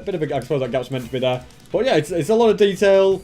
It's I think it looks good, but the inside needs sorting. On this bit, I'm going to have ladders going all the way up the side, just to there. In fact, I'm going to go one more up, and then I can just have a nice little slab right there, with a chain and a lantern attached. It is going to be a 3-story building, but I guess Fred's probably only going to be able to use the bottom one unless he decides to risk his life and climb up ladders. So I'll leave it up to him to decide just how confident he is. I'm going for a bit of a checkerboard pattern here, which is quite cool, because it's the same, but I'm using the directionalness to go and do something like that. There we go. Now we're going to add a staircase, because I'm starting to feel bad that the ladder would have been the only way up and down for Fred. It's also time that I can bring out the old stripped oak logs to do this. The beams of the roof look pretty cool, and then I'll have another staircase like this. So once again run out of the stripped dark oak, but thankfully I had some spare ones that can still be stripped. Looking very nice indeed. Now to tidy up this roof, it's a little bit all over the place, so we can, you know, decorate it with stairs, and gaps can be filled in to hide the stuff behind it that I don't want anybody to see. And with that, all the ceilings and floors are complete. Now we can get on with the interior. All sorts of interior decorations are going to be added. Right here, I'm actually going to do the exact same thing as I did before to like decorate. I always forget though to turn it on. I mean, it's a rookie error, isn't it? But if you don't do that, it's not worth doing. A lantern there will make sure no mobs spawn down here, because I don't want Fred to get into any trouble. An armor stand will fit quite well there, but you know what? I've got to put some armor on it as well. Only the best for Fred is what I always say, which is why I'll craft him some diamond armor. He's not getting anything more than that. I bet he was hoping I would leave him some netherite, but no chance. This is going to be the bedroom. He's got a little reading station, and because this is kind of his reading desk, I'm going to make a little chair for him to sit at, you know. I'm not going to make him stand all day, poor Fred. I'm also going to go out in search of a few more flowers. And do these big ones go in a pot? I can't remember if they do or not. Only one way to find out. They don't. So instead I'll have to opt for some slightly smaller ones, which is no problem at all. That's also the last of the flowers in the entire house. I ain't doing any more. I'm sick of going out and picking them. There we go. One there, one there. And I was going to have sea pickles as decoration, because they look like candles, but I've realised, you know, we actually have something better than sea pickles for candles. Yes, we have actual candles that you can light. Also, book and quill here will just make... Look, it looks so much better now that there's a book on. And I'm sure Fred won't mind if I just, you know, break in his new bed for him. Now it's time to get up into the attic Add some lanterns. And I also need to get this place looking a little bit better. It's still a bit bare. Thankfully, bookshelves can make everything look much, much better. I also lied about not needing more plants. I think some plant pots there and maybe one there would be good. Maybe even one there. I don't know. I'm also going to put this here. So it's actually a functional room. Would you believe it? Functional room with an anvil. So I think once I've put those slabs there, I don't think I need any. I'll leave those alone. You know, never mind. I think that's going to look good. Yeah, so I'm going to get one more flower pot. 3 more flowers, and then Fred's house will be done. And then I might go ahead and fix my head. That would be nice, wouldn't it? That's that crafted. These are 2 of the plants that I choose. And I never thought this tiny little cactus farm I made would actually be useful, but I'm going to use a cactus from it. It's so ridiculously slow compared to the really good one I built. But hey, I got some usage out of it. So these can be placed all in around here. And it's job done. It is now fully complete. I think a grass path might be nice that connects up to the rest of the village. There we go. Very nice. And yeah, I'm then going to make it so that the fence goes all the way up as well. So that means grabbing lots of these. I actually don't think that's going to be enough. So a load more will be crafted as well. That still might not be enough, but I'm going to hope for the best. Very nice indeed. Yeah, it is possible to get up and down. I reckon a gate or 2 might just be necessary for security reasons. The gate there looks terrible. I'm actually going to have to get something else. In fact, with doing a bit of thought, I've realised, well, I didn't actually realise this before, but gates can actually go on grass paths without breaking them. So that's a bonus. I think everything's, yeah, there's no... I've just got to make sure there's no way to escape. So nothing can get in, nothing can get out. Gates can go like this. It's perfect. It is absolutely perfect. All that I need now is to go and get Fred. And since he is known for being a little bit stubborn, a boat and a fishing rod will come in very handy. Here we are at the bottom of obstacle number 1. That's exactly why I've got the fishing rod. Prepare for the ride of your life, Fred. Should be a pretty exciting one. Oh my goodness, you weren't meant to go that high. But at least you're okay. Nothing bad happened to you. You got to the top, no problem. Hey, you get a free house and you get a ride. And the plan worked perfectly as well, so it's a win-win. Welcome on to your new house. He loves it. Look at that. Straight in, straight upstairs, and straight onto his new bed. No one's been sleeping in it, all right? You enjoy your new house, and I am going to fix this head in 3, 2, 1. And my head is back how it should be. I'm very glad to have that back to normal. Looks like the swamp villager I released into here is thriving in the area. But to be completely honest, I should probably tidy up this man. Why are there so... What? Why are all the chickens down here? Where did you guys come from? And it looks like you've eaten all my chickens. This is not on at all. Don't go back in there, chicken. It's a bad idea. Trust me, it's going to get you. But maybe, just maybe, it would be in my best interest to make a proper home for the foxes so that they don't keep... Uh-oh. Yeah, chickens, you're all dead. I was going to say, they need a proper home so that my chickens do not keep getting eaten. Now then, let's see if I can actually catch you. Come on. Don't run forever. There we go. You're coming with... Okay, apparently you're not coming with me. Apparently you have to be a little bit more careful with the lead. But that's you back to where you should be, not eating my chickens. And yeah, I'll make them a proper home at some point so that, yeah, we don't have that issue anymore. But before worrying about that, I should probably get rid of this menagerie because it's not really needed for now. It just ends up having loads of golems trapped. It's a mess. There you go, guys. Be free. How does it feel to be able to go into the outside world again? And this little area is looking much nicer. I can also grab a load of eggs and hatch the chickens back. It's actually a massive mess, this village. The more I'm looking at it, the more I'm realising. Some quality of life fixes definitely need to be made. Snow will be useful for that too. Because then I can bring this out so it's kind of all in line with the rest. Because at the moment, I don't know, just...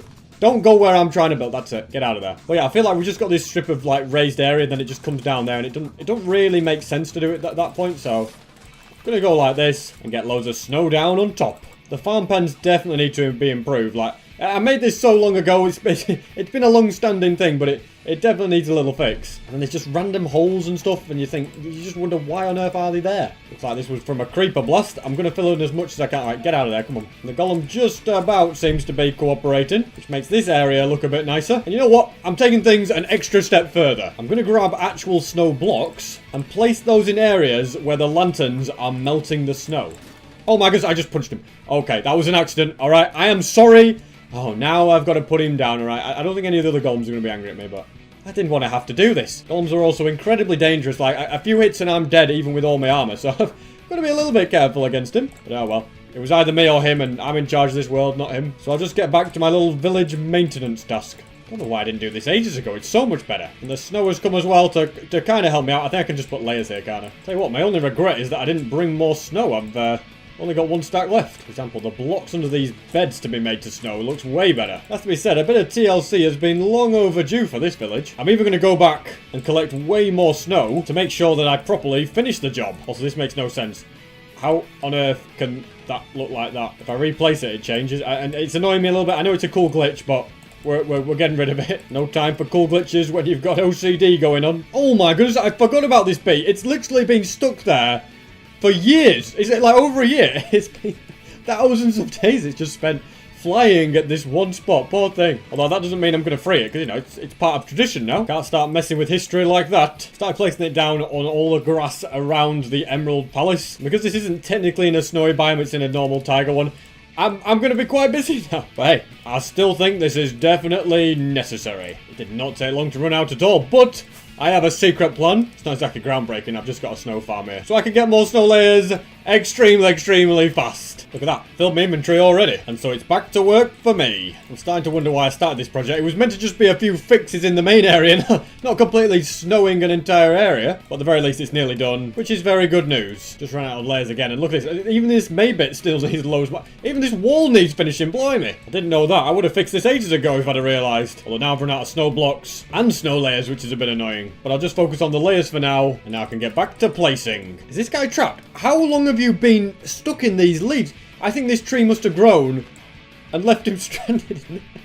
I'm so sorry about this, good sir. I'll just get rid of this tree so it never happens to anybody again. Poor guy. Who knows how long he was trapped there. My theory that he was a baby villager and went underneath the tree and then grew into an adult and got stuck. That's just the kind of thing you'd do, isn't it? But at least now we can finally enjoy life as an adult. And now I can grab a shovel that doesn't have silk touch on it and get all the snowballs to make snow blocks that I could possibly need. And I think it's done. I think all weird bits of grass and stuff that shouldn't be there have been removed from this village. It is a completely snow one everywhere. Not beyond the boundary, by the way. I'm not doing outside the fences. That'll take me all year, probably. But I'm very pleased indeed with that. I might as well do the same just around my house. It should make things look just that little bit better. Also not sure why there's an azalea bush there, but not one there. I can't for the life of me remember how to get him on. I think you just need to bone meal, like, the ground, like a moss block and stuff. Or something like that. I would just like to say that I've got some anyway, so it really doesn't matter. And it can be planted there. Much better. That's a nice little improvement. And that's enough snowification for me. It's one of those things that once you start it, it could just go on and on forever. But now there's something else that I want to sort. You see, I'm a bit sick and tired of these furnaces just always never have any coal in, you know? They're just always a bit short. In fact, I'm taking it all out now, which seems counterintuitive. But yep, all coal is coming with me and going into storage. Instead, I want to use a different item to fuel it. An item that I can get loads of much faster than I can get coal. And that is blaze rods. Just need to turn off this lever so that blaze can spawn, and very shortly they will start coming through this portal. Then I can grab my sword and get busy taking them out. I should have got absolutely loads and loads of resources from this whilst I've been starving.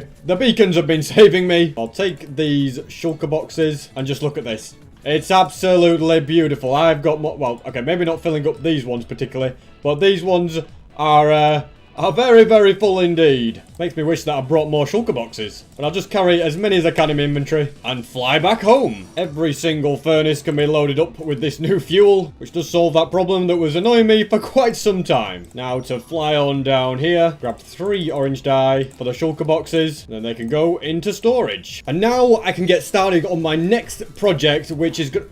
Wait, do you hear birding? What on earth is going on here? Why is my house on fire? What the heck? This is not good. This is not good at all. I need some water or something. My whole house is going to... No. This is bad. At least the roof is made of snow, so it could be slightly worse, but the carpet's on fire. Oh my goodness, this is very bad. Why is it on fire? This has been absolutely fine for ages. Why on earth what has gone on? I think I've got rid of it all. No, there's always a little bit here. I mean, it could have been worse. It's a good job I got back when I had. I don't know how long that burning had been going on for. Really not good at all. I'll do a few minor repairs, but to properly fix it, I'm going to have to get a load of resources in. And that won't happen overnight, but at least everybody seems to be okay. Especially my villager that is forced to look at this forever. Yep, that's it's very important that he sees it. And what's this sign say? This is only the beginning? What on earth? What? This burning me house down? Oh, my head was destroyed. Is that... Well, at least that's still okay. Very strange things have been happening lately. It looks like Fred is still okay. That's it. You get some sleep, mate. There's nothing wrong in the world. I'm just glad that the damage wasn't too serious. Well, my bed's alright, so I can at least sleep in my bed for the night, which is always a bonus. But yeah, I'll fix that later. Instead, I want to focus on a farm that I don't know why I haven't built it sooner. You see, to get vines, I have to fly like 1,000 blocks in that invisible direction just to get them from a swamp. So in my opinion, a way to farm them would be very, very handy. Whilst we're on the subject, I'm thinking, if I just fall... Oh, but yeah, if I just come down here... I'm thinking if I just move this so that this is moving way faster, I'm hoping that should keep him much more occupied and make it so that he doesn't detect the panda, it doesn't detect anything else, and it keeps him much, much busier. Although there's only one way to find out. I'll have to do some placing and see if he actually picks up on it. Okay, it looks like he's still picking up on stuff. I'm also thinking I only actually need... Oh, okay, gotta be careful down here. Uh-oh, he's actually angry at me, and I'm stuck underground. If he sonic booms me, I'm in trouble here. I'm just going to stay calm and collected. We're alright. So I've just got one of them annoying him now. See? Yeah, we angered him. Good job I got out of that hole whilst I did. So even with all of that going on underneath him, he still prioritizes attacking any players. The way this farm will work is going to be so simple. Thankfully got 61 vines already, which does make life a little bit easier. The only thing I will need quite a few of is water. I'm building it by the sea pickle farm because I think it just makes sense. So it's just going to be a case of building a border like this. The longer the better. I reckon right here I've got a big enough size. Although you know what? I'm extending it by a bit more, actually. You know, you can never have a farm too big, I always say. Plus, I've run out of building blocks, and I'm going to need a load of grass blocks to fill this in. Looks like a trip home is needed. Plus, a shulker box for all these buckets of water would be kind of useful. And at this rate, one stack of sides just ain't going to be enough. I'm going to grab some glass, stone for stone bricks, and grass blocks to fix the terrain. First things first, I'm going to start filling all this in. Then the walls can be done. And yes, this is going to be way bigger than originally planned. But if it was too small, then it would just take forever to get all of the vines. There we go. And now for the very important bit, adding the signs, the ice, and the water. I also don't really like it that there's just grass under there. So I'm going to find a different material that can be the floor, such as diorite. And you know what? Not just any old diorite, polished diorite. I think it'll look good. And I'm also going to need to waterlog the source blocks, otherwise they would become ice. Starting to realise just how massive I've made this. It's absolutely huge. And I still need to add the top bits where the vines will grow from, which I'm just going to do now so that the vines can be growing whilst I build. And I think a glass wall is also very important so that no vines or anything fall outside. I'll get them planted down. There's space for a few more on this bit. And whilst they grow, I'll craft more signs and get back to building. That's all of them done, and we've got a few vines growing, so I'll get them harvested and planted along. Now to get more of these beams added, looking good. More vines to harvest and place down, which leaves me with just 2 jobs remaining. Actually, never mind, it's 3 jobs. Add the diorite, the blue ice, and the water. I'm hoping that because there's vines above the water, it won't freeze. But whether or not that actually works, we'll just have to see. Right now, it's Operation Make the Farm Look Good, which is sadly going to take quite a bit of effort. Although I have now run out of blue ice, which is kind of annoying, because it's not exactly like it grows on trees. No, in fact, it's actually quite a hard thing to get. Although there is another stack in this chest. Very, very handy. I'm glad I keep my chest room well stocked. And now I can get straight back to work. Thankfully, I have now made it all the way around the edge. And the fact that my water has been freezing has actually given me a little bit of an idea. Instead of trying to use all of these water buckets, which is annoying for inventory management, I can literally just pop back home and then head down to my chest room. And do you know what I'm thinking of? I'm thinking of ice. Not blue ice, not packed ice, but regular ice. Because that's like a bunch of water buckets in itself. I will also need all those signs. And then I just head all the way back up, grab a fortune pickaxe whilst I'm here because it could be useful, and turn ice into water and waterlog it. Yeah, this is definitely going to be faster. Look at the speed that I can just go ahead and do this. It's literally just a case of placing the ice, breaking it, and placing a sign. And if I want to skip out the pickaxe because it's too much complication for my brain. Okay, that doesn't work though if I do it in the wrong order. But yeah, if it is too much complication for my brain, I can literally just use my fist to break it anyway. As we all know, I sometimes just like to keep things simple. And this is definitely 10 times better than fumbling around in a shulker box every 2 seconds. And as I'm doing this, I'm just starting to realise how massive I've actually made this. So much so that I have run out of ice completely. And there's still quite a bit to go. So I'll grab more from here. Plus, I'm going to need to craft plenty more signs to finish the rest of it. I'm nearly there. Just this final strip to go. And I wasn't sure I was going to have enough signs, but I definitely actually have more than enough, which is nice. That's all the water done. I'll grab my shears and get rid of more of these. Over a stack just from that little amount, which allows me to plant at least one more row. In fact, it nearly allows me to plant two. But I have still run out and I need quite a lot more before the farm is fully ready to use. So I'm going to grab some rockets, fly far, far away till I get to a jungle, and then I'll gather up lots of vines. I gathered up so many vines that my shears broke. There's quite a few in this shulker box as well. So now I can fly on back home and get to work placing them all down. I'm so glad that me having to go out in search of vines will be a thing of the past. But to be honest, the vines I just collected from the jungle probably would have lasted me forever anyway. I could have just put them in storage, but no. We've got to make a farm because then it's renewable, you know. Who knows, I could still be here for another 5,000 days and I'll think, I'm glad I made that vine farm. I don't know when I'll think that, but you just never know. There we go, that's mission accomplished. I have quite a lot of spare vines as well, which isn't a problem since they can just go into storage. And I'm going to grab a few redstone components because I've got a little plan and it's going to be a little bit complicated. So complicated, in fact, that I'm going to need to craft a couple of these comparators. And another important thing to do is just cover the top with glass because I do not want phantoms to spawn and to swoop down on me. If I made it one block lower, like to be at that level, I don't know if the vines would spread onto it and go everywhere. So just to be safe, I'm moving them a little bit further above. Has to be said, there's going to be a lot of glass needed for this. The good thing is though, whilst I'm doing all of this, the vines are growing, so I'll actually be able to use the farm by the end of it. At least that's the plan anyway. That's mission accomplished. Now for the fancy bit of redstone. So we'll actually require a couple of pieces of stone to be made into a pressure plate. Then I'm going to replace this sign like that. Next, a hopper going into it. And this is where things get a little bit more complicated underneath. I want a redstone torch. And then another hopper, I think probably, I don't really know what I'm doing here, can you tell? But that can go like that, into a chest, comparator here, and it's just a simple little auto sort of thing there, with vines. And one last thing that I'm missing, look at that, it's kind of handy that I can just fly into my house. I do need to get it fixed, but the front door is unnecessary. But yeah, I do just need some blockers and a load of iron. Now the plan is just to add the blockers to here so that only vines can filter through. And right here, I can have loads of shears, so every time I go past, I get a new pair of shears given to me. But if a vine ever got into here, it wouldn't end up getting to the dispenser because it would end up in this chest down there. A foolproof plan, if I do say so myself. And I would just like to make one extra pair of shears. Then I can swoop over to the village, into the OG trading hall, grab some emeralds and books, and then I need to buy efficiency, mending, and unbreaking. Then I'll put them all together and get my very powerful shears back. Next, it's time to grab a boat, as well as some wool, and a bit of bamboo. Then I can breed yet another brown panda. Where's the baby one that I got before? I'm not sure. I can only assume it drowned or suffocated. That's very sad, but anyway, we've got a new baby. Come on, this time you're just going to be transported in the boat. Pandas just seem to die way too easily. Anyway, let's get you to the top of these stairs and into the boat. This bit is nice and quick, which is always nice. I could be wrong, but by the sounds of things, this warden is...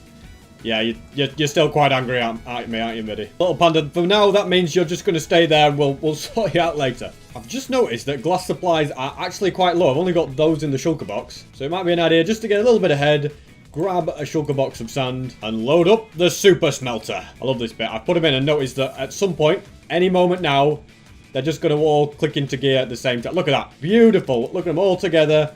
Very nice distribution. And it all goes into this chest, but if I unflick that, it will filter out of the chest. You can't tell it's filtering out, but as you can see, trust me, it's going out, alright, guys. Okay, well, we've got all sorts coming through. Why have we got stuff like that? Anyway, doesn't matter. It's filtering out nicely, and it will end up down in my chest room. But in the meantime, I'm going to repair all my tools, and I'm also going to repair my house just like that. And there we go. And on the inside, it is completely back to normal as well. I still don't know what this sign means when it says it's only the beginning, but I'm destroying that sign. It's ruining the aesthetics. I'm going to the storage system. That's a free sign, I guess. I'm curious to see how my vines are getting along. As you can see, we've had a bit of snow in the place, but yeah, they are slowly growing. It's not quite ready for harvesting, but it's definitely getting there. It also looks like the warden has calmed down a bit, which is good, because I'm probably going to make him a bit angry again as I as I break stuff. And in a bid to stop the panda from being attacked all the time, I'm actually removing the sand, and I'm going to grab some wool. There will also need to be some wool to, like, stop the warden from hearing it as I transport it in. Looks like my glasses come through nicely, which is very good. So now I can change all of this, which should hopefully make the panda a little bit safer. And I'm going to move it over the carpet, since that's just easier than placing a load of wool, basically. I hope you stay safe. I'll be back in a moment. Realise that a bit of bamboo to lure it might be necessary. Actually, more than that. It's more than necessary. It will be very useful. And I should also add a little bit more here just to keep it safe, because I don't trust you one bit. Now let's break that. Come on, come and get the bamboo. That's it. It will alert it as it just walks over those little bits, but I'm hoping it'll be okay for a small amount of time. That's it. In you go. Then I'll place... Oh, you grew as well. Well, that's good timing. The wool can be safely broken, and we'll see how long you last. Also, whilst I'm here, I wouldn't mind just grabbing some torches, because in my opinion, this bit does need lighting up. I don't know if torches actually anger the warden. I don't think it's actually detecting them, which would be a nice bonus if that's the case. It's just a nice little thing to have, you know. You walk up and there and it's light. Glad to see me wither still doing okay. That's actually been the easiest one to trap. The guardian. Oh, I just realised there's an elder guardian. I wanted to get out of there because I did not want to get mining fatigue. And I reckon I've given the vines long enough to grow. I'm sure some of them will be harvestable, so I'm going to grab a singular pair of shears, completely fill my inventory. Well, I can't quite do that yet, so I'll just have to mine a little bit more. And now I can completely fill my inventory. Got to take off my boots as well, because otherwise the depth strider will stop me from floating correctly. And in theory, I should just be able to go round. These are the bits that at the moment are truth. It looks like... Oh, look at that. Round absolutely... Okay, well, we've got to be careful. We don't want to be looking that far down then. So we don't want to be breaking any signs. From what I can tell, this is the perfect angle. Everything works absolutely spot on. So I can F3 and T, which will just allow me to keep floating around. I've discovered a slight problem. The glass is getting broken, which means a wall of that here is not a good idea. But that's why we test these things. Instead, I'll make it stone bricks to completely solve that problem. And I can get back to floating along and mining vines. And as I get to the end, I then float back. Nothing breaks that shouldn't do as well by the looks of things. And once again, I work my way around. If my shears had broken, let's say, I'd get dispensed a new one and be able to carry on mining. Don't you just love it when a brilliant plan comes together? Look at that. Some vines will just float around the water system and catch up to me. It's just excellent. So yeah, I'm going to chill here and get loads and loads of vines. I'll let myself go around this enough times now. And as you can see, I went through quite a few shears. There's about 7 gone. Loads of vines though. I don't think I'll have to worry about this anytime soon again. And I'd love to tell you that my next project is going to involve using vines, but it isn't. But the good thing is, if I ever do need vines, I'll have plenty of them. No, instead, it's time I sort out this farm area. You know, earlier in the episode, doing stuff around here made me realise it looks terrible. It absolutely needs sorting. So first things first, do I have an egg? Okay, so we've got an egg chest there, which means I'm going to grab loads of white shulker boxes, and how many I've got is probably not going to be enough. And I can load them up with these eggs because these chests, they're just too full. And don't come out. Oh, I didn't mean to do that. I meant to open the chest, not open the gate. And if you're wondering where my totem was, I wasn't paying attention when using that farm, so I accidentally starved. Thankfully, the totem went off and saved my life, and then I heard the totem and realised I needed to eat, so that's where that was. There's nothing like having completely unnecessary close shaves, is there? I've no idea what I'm going to use all these eggs for, but at the very least, it'll be good to have them just in case. So I've got 2 options here. Either murder all the chickens, or the more humane option, get loads and loads of leads, and attach every single one. Look at that, they just keep walking out and I just keep catching them. I guess they can all attach there, can't you? Then I can grab the stragglers, and you may or may not have noticed, but there is just loads and loads of chickens roaming around randomly, so I'll catch those as well. Mainly because I'm not really a fan of there just being eggs absolutely everywhere. Sheep, on the other hand, they can just roam free. So I'm going to get rid of this massive egg collection system, because let's be real, I'll never need another egg again. Then I can fill in this hole, get some sleep which will stop this snow from snowing, and grab the blocks to build these animals home. I've also noticed that I'm pretty low on just normal oak logs. I've got loads of stripped ones, but they won't be any good. So I shall head to spawn and use this tree farm to get more. Usually I end up with stripped ones if I use an axe, but if I instead... if I just manually do it... No, see, that's the problem, although. Because you have to kind of right click at the first possible opportunity. So if I'm holding both left click and right click, it plants and mines at the same time. You know what I've noticed? This doesn't work anywhere near as well as... it should do. Basically, if you're not using an axe, it doesn't work very well, so I've got to kind of try and... See, that's a mistake as well, though. The solution I've come to is not the best one, but it's actually just where I keep mining the tree like this. When it's mined, I plant it again. It literally would probably be the same speed if I just went into a forest and did it that way. But anyway, I've got quite a lot of wood from it, so I'm pleased with it. And I think what I've got should definitely be enough. I'll just mine up one final tree. There we go. And switch off the machine. Bare saplings can go into here. Quite a bit of loot has probably come into this... Okay, apparently quite a lot of loot has not gone into this chest. Must have pretty much got all of it into my inventory, which is nice. And I can use this tunnel I built to go back to my base. I, for some reason, did it without going through this before because I completely forgot that I'd made this. Yeah, I went through that gap through the portal instead. I did not spend all that time making it for nothing. And I only need 1 stack, so that can go in there. And spruce is something that I need more of, but I'm pretty sure, yeah, in a shulker box right here, I've got absolutely loads of it, so I definitely don't need to worry about that. And hang on a minute, I wouldn't mind a little bit of mossy cobblestone for this build. And what do you need to craft that?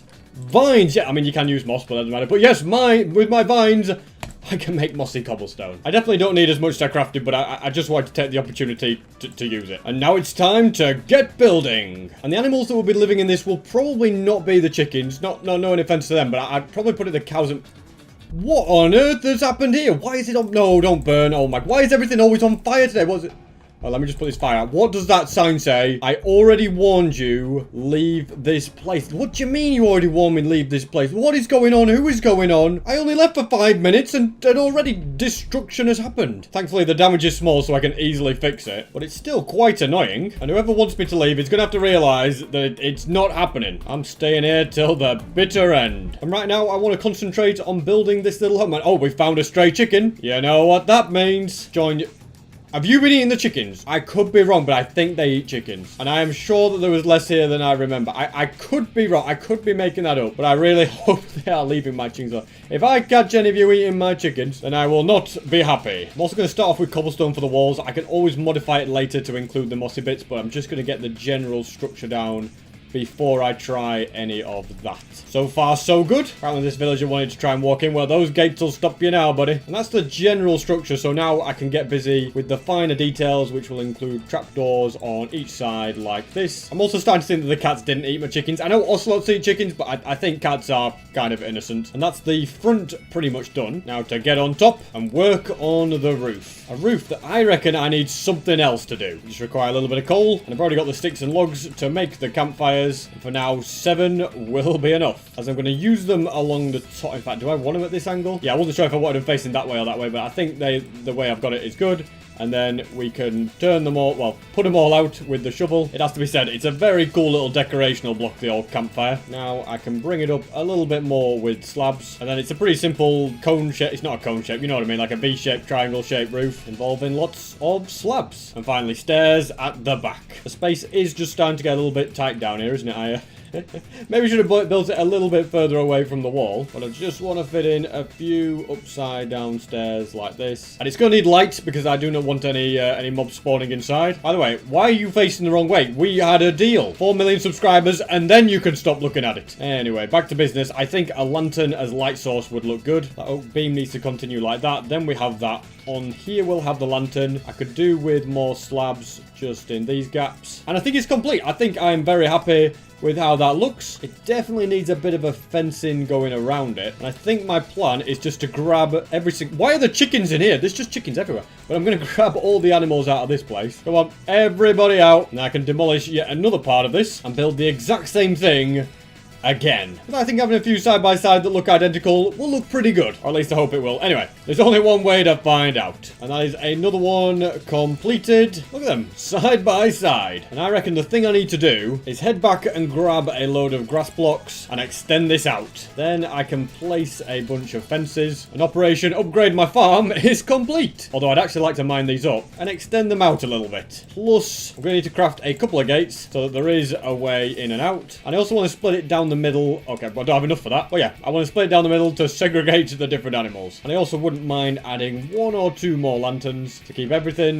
nicely lit up. Do we want that? Yeah, and then we're going to have to change these to be like cobblestone or andesite or whatever. Just for a few final little touches. I'm actually going to make these grass paths as well. I think this is a great idea. Can I... Right, I think if I make this a path and then I put a gate over it. Yep, that works. And then I can guarantee that snow will never come on this, so it'll stay looking like farmland, which is exactly what I want. Ended up running out of oak logs, would you believe it? Thankfully, there's plenty more right here, allowing me to finish this little bit. The left one, I think, can be for the cows. So come on in, guys. Let me get all these laid. All right, all chickens, we're not having you. This is a cows-only space. So yeah, guys, welcome to your new home. I hope you enjoy your stay. And apparently this one cow got left behind.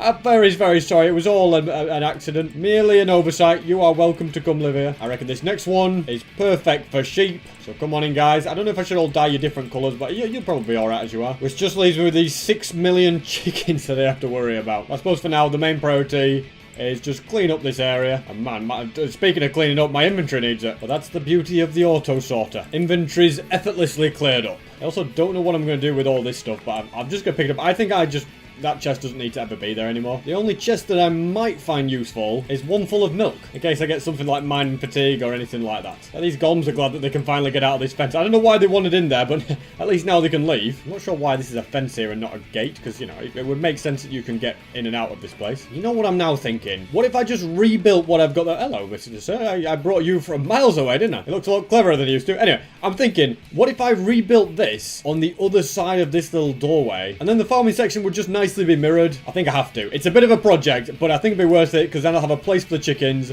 and a place for the pigs. The pigs, which I don't currently have any of, actually.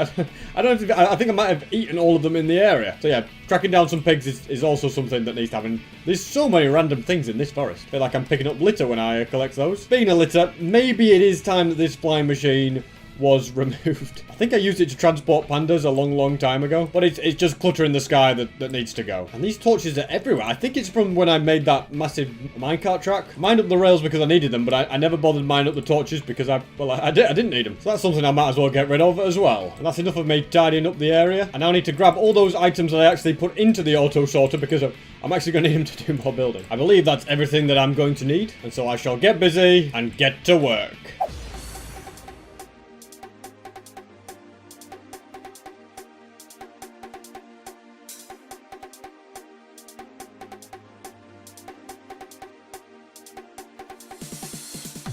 Just got to tidy up these little bits under here. As sure as night follows day, a golem will always get into my farm pen. Why? You know what? For that, you're dying. It's either me or you, by the way.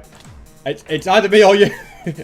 Half a heart. Yeah, that was unnecessarily risky. And now that is sorted, let's finally bring in the chickens. Honestly, guys, there is way too many of you. So far, the ones I've got here are only the beginning. Let's grab you and all of you guys. And finally, the big batch. And you know what? I don't think there is actually too many of them. I think there's just a nice, healthy amount of chickens here. Really makes it look like the place is thriving. Obviously, my horse has sadly got nowhere to live, which is a bit of a shame for him. And so, because of that, he can now come and live up here, next to my house, with all these other animals that are trapped in the area, including this allay, which I don't know how you got outside and why you're doing this to yourself. All I do know is that I've got to try and find a pig, and not just one pig, 2 pigs, so then I can actually breed more. So I've got the first one. Honestly, the second one could be anywhere.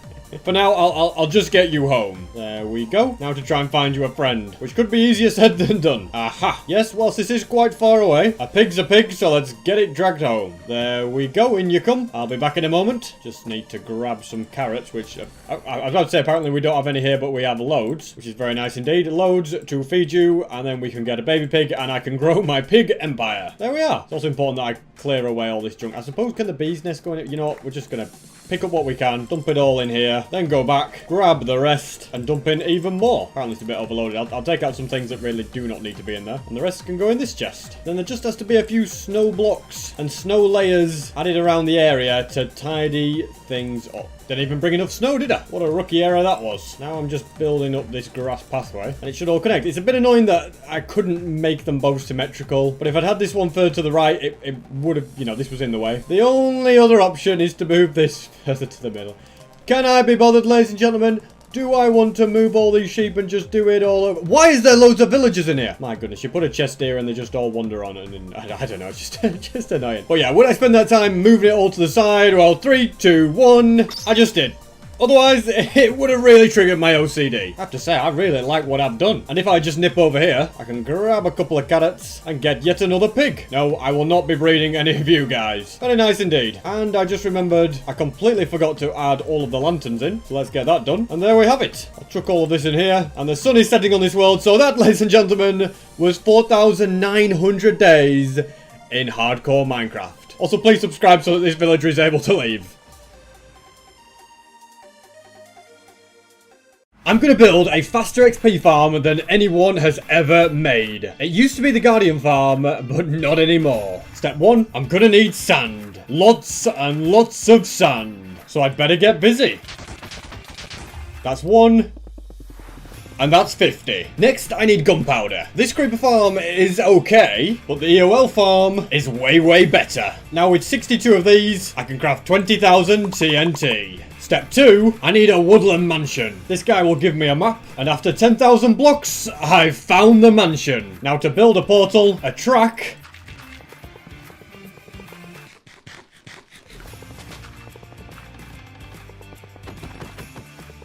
catch 2 evokers, and send them through the portal to my house. Step 3, Operation Powdered Snow. It can be found in 2 biomes, neither of which are easy to find. Finally, the snowy slopes. Here's some powdered snow.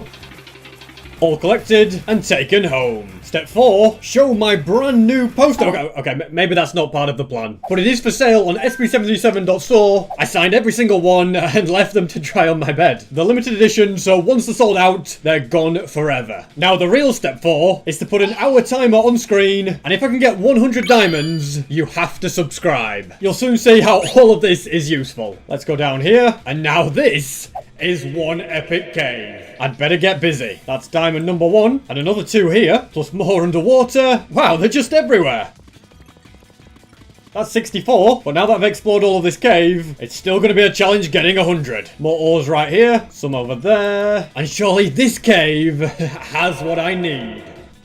Oh my goodness, found a nut chapel. And that's 1 more, or should I say 2, but time is starting to run out. I only need 11 in the next 12 minutes. In fact, make that 7. And so the odds are starting to be in my favour. Getting closer and closer. Less than 5 minutes to go. And I still have to try and find 2 more. Come on. Yes, we got it! 100 diamonds in 56 minutes. Now you have to subscribe. Step 5 is to make a perimeter. This is the spot that it's going to be. I'll mark out the entire area and drain all of the water. Mission accomplished. Now to grab the materials to blow it all up. The materials I need are slime, pistons, glass, redstone, glowstone, coral, rails, walls, and TNT. Then I can start building, and with that done, 5 more to go. Looking good. Now I've just got 1 left. Mission accomplished. Now to build the return pads at the other end. These just make it so that the TNT machine gets sent back along. And I have to build one of these opposite every single one of those. Simple enough. There we go. And then I need to quickly head back home, grab some sponge, and drain a bit more of this river. And now I think I'm ready to set all of these off. And Operation Digger Perimeter is in full force. Also just realised I missed a bit of what. Okay, SB, this could be bad. Grab the sponge. Get out of here. Did not want TNT to be landing on my head there. I completely screwed up here. This mountain's a bit high and it should have been removed. So I guess I'll get to work on slightly cutting it back. And that's as much as I think I need to mine. Also got to keep an eye out for water and lava, since that would mess up the TNT. Quickly going to pause these to grab coral to fix this. Now I'll set it off, as well as the rest. And all the rest can also be set off. Starting to get down to lava levels now, which means nipping back home, grabbing scaffolding, plus crafting a few more, then removing a bunch of lava and obsidian. Mission accomplished, so I'll continue blowing things up. Plus I'm finding quite a few diamonds on the way as well. Not an ideal situation to be in. Next time I mean to make sure I don't fly straight under falling TNT. Top half is getting closer and closer. The only job I have left is to get rid of this mountain, so that it doesn't block that flying machine. And that is job done. I desperately need to repair my tools, and I could have made this XP farm over an ocean, but having it by an outpost is going to be so useful. You'll soon see why. But first things first, I better get repairing. Next on the agenda involves this outpost, because it's going to need to be completely removed, along with part of this mountain. And now I can build the Pillager Captain Bank. It should also be said that I'm not building a normal raid farm to make this world record XP farm. I will explain XP farm mechanics a little bit later on, but their main limit is that the player can only absorb 10 of those little orbs every second. So that means you can't just spawn more mobs, get more XP orbs, and have a faster XP farm, since the player wouldn't be able to pick it all up. Instead, you have to farm mobs that drop higher value XP orbs, which is why up until today, Guardian farms were the fastest. That's possible in recent versions anyway. A super fast dragon farm hasn't been shown to be possible since 1.10, since no one has been able to get Raiseworks Dragon Farm to work in recent versions of Minecraft. The idea is that pillagers will spawn on here, and then water will then push them off. That's the platforms done. Now for the redstone, which will just be on a simple enough clock. And I think scaffolding is going to make a big difference as well. Mission accomplished. Now to add the AFK platform, which is 128 blocks off the ground. And also the collection system. That's all nicely marked out. So now I just need to add water. And by changing these to be slabs, they'll all get pushed down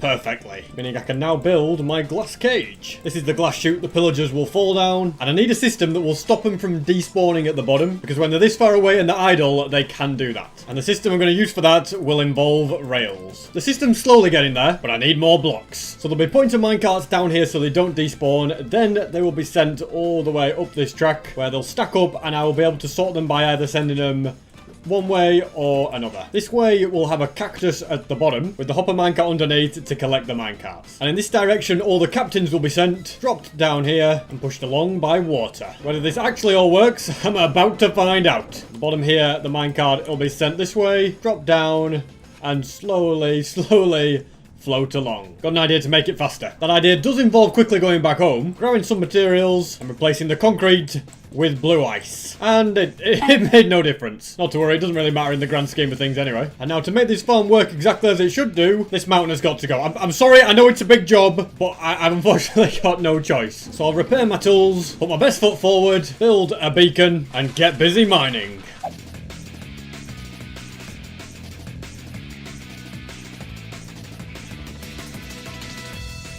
That was some project, but in order to finish it, I'll have to go home again, grab more grass and stone, craft a new silk touch pickaxe because my other one broke, and now I must repair everything else. Time for a few extra repairs, covering up the water, tidying the mountain, and spawn-proofing everything. This is going to require a lot of buttons. It's looking pretty crazy, but also very cool. I placed buttons all the areas the pillagers can spawn, but outside of that area is where normal mobs could be. So that means I've got to light up the area. I think that's all that I need to do. Let's get a load of minecarts, turn off the mob switch, add a load of minecarts, and AFK up here to test this farm out. Already a couple of pillagers have spawned. I guess I needed a few more buttons. Just give me 1 second. That should solve the problem. AFK time, take 2. It'll also help if I actually turn the machine on. There's already loads of them here, but none of them are captains, which means they get sent. Okay, they're dying in it. I need to make that a hay bale. Thankfully, that can be stolen from this village. All of these can be sent down there. This adjusted, more moved through. Minecarts then grabbed and placed. And change of plan because it's a thunderstorm. I want to quickly go to this farm so I can get more mob heads. I've got loads of creepers,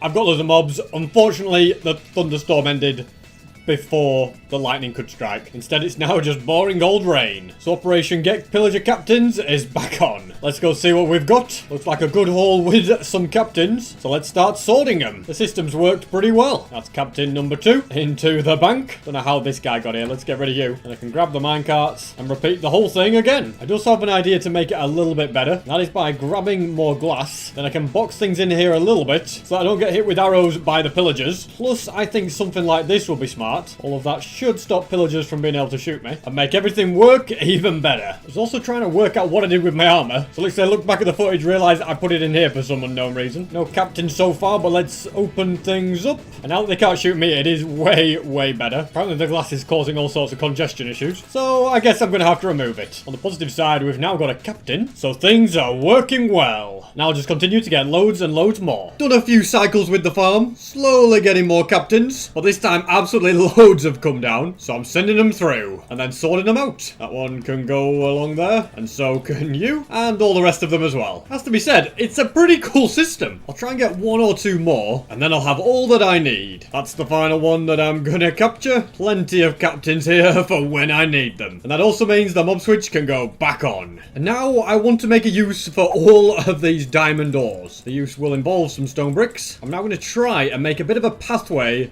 that connects from this area to the partly finished perimeter. And on this pathway, there's going to be a brand new structure. Has to be said, it doesn't look half bad. I think it's because it's diamonds, it looks better. And I reckon the perfect place to make this new building that is going to be very useful next to an XP farm is going to be right where this little hill is, so I'd better get rid of it. I seem to have done nothing but destroy terrain in this video, and I can use all the extra blocks from that to fill in this dried up river. Sorry, pig, but you are going to be trapped underground for the rest of your life. Maybe I'll dig him up and discover him in about 10 years' time. Almost done. Just gotta change this stone to be grass. There we go. It's looking pretty good. Now to extend the pathway. The pathway is also complete. Having said that, this corner looks a little bit strange. I'll just make it a little rounder. That's much better. And this is where the entrance to the building will be. Now to create this building, which will require quite a few new resources. That's everything. I'm about to build a giant one of these. I've marked out where it's going to go, so now to fill in all of this. Now to build up all of the corners. Now to connect all of these up. Now to fill in the sides, as you can see, this is decorated nicely with diamonds and stuff. This is actually turning out to be quite the expensive build. Now to do the bits in between. All decorations done, but now I need to repeat it on all the other sides. And I'm not going to have enough diamonds for it, meaning I'll have to mine more and craft more blocks. Run out of coal blocks I have. However, very conveniently, I have this massive perimeter with loads of ores exposed, meaning I can grab all the items that I need. I'm hoping that should do it. Time to get back to work. Also, what are you selling? Anything good? No, useless as usual. You are the most pointless thing in the entire game. Gonna need a few more diamonds. That's the decorational bits complete. Now to crack on with the top, which is unfortunately just as expensive with the diamond blocks. But hey, I might as well use them for builds like this because I'm not gonna use them for anything else, am I? Now to add more of this on the inside. Now things are much easier because all of this is filled in with nether brick. Nether brick, which I had just enough of. That was perfection. And the sides are also very easy because they are just complete obsidian. That's job done. I'll carve out a little entranceway, change the position of the pathway, kill the trespassers, and there we have it. Although we don't yet have it because I need to build the book that goes on top. Just like that one down there. It's going to have a hardened clay bit along like this, and it needs to be extended all the way back. The cover of the book is now being done, and it's going to be the same on both sides. The orange ones get extended, pretty straightforward, and the yellow is a little different because it's kind of just the terracotta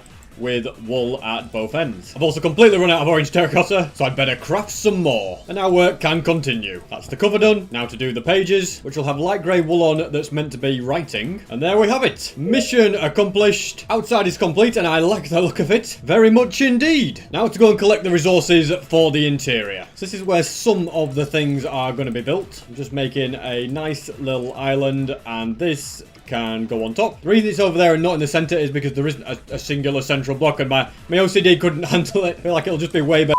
I ran out of disk space, so I was talking to myself for the last 5 minutes. But I've built 2 islands, and I've kind of got them hovering, and then I've created this down here, loads of carpets with torches underneath. And that's because I'm going to be creating some fogged up glass. The main thing to create that fogged up effect is that you have to have layers of glass with a gap between. But of course, as I add the glass, I'm also going to make the walls look a bit better by changing them to obsidian. Also, yes, recording hundreds and hundreds of days in Minecraft does use up a lot of disk space. It's changing these islands to obsidian that's going to be the most annoying part. A very slow and steady job. It has to be said, it looks very, very cool the way it's fogged up. But there's one thing I can do to make it look even better. And that's to turn on connected textures. And now it looks really, really eerie. So now I think I'm ready to start adding bookshelves. Kind of looking good, but I want it to look like they're hanging from something. So I'll craft some panes. I can just kind of do some random building on top. And they should go up all the way to the roof. Not bad. On this side, I'd just very simply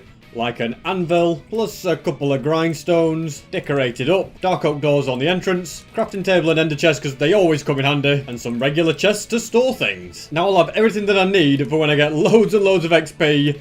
I'll just be right on hand. One extra thing I might as well do is extend this pathway to go over towards that portal. At the moment, it just kind of stops in the middle of nowhere. Didn't expect to say this, but I've run out of deep slate diamonds. So the main thing I'll focus on for now is spawn-proofing this path. And I'll double check to see if I have any spare ones. The answer is no, I most certainly don't. And so I only see one solution. As I continue phase 2 of the perimeter, it will expose deep slate diamond ore right at the bottom of the world. And when it does, I can mine it up and add it to the pathway. But before that can be sorted, these machines need to be dismantled and built lower down. I'm hoping that shouldn't take too long. Wow, that looks really cool from up here. I'm impressed with my handiwork. Almost takes as long to dismantle these as it does to build them in the first place. But that's now 5 down and 1 to go. And now the next priority is to remove the return pads. That part was a much faster job. A little bit of trimming back is needed so that the slime machines do not get caught on any of the walls. And with that, I'm ready for phase 2 of building. There we go. Now I've got to do the return pads. And these should be nice and quick as always. Mission accomplished. I can start setting them off. And as I was breaking the redstone, I accidentally broke a bit of slime on this one. Hopefully I can fix it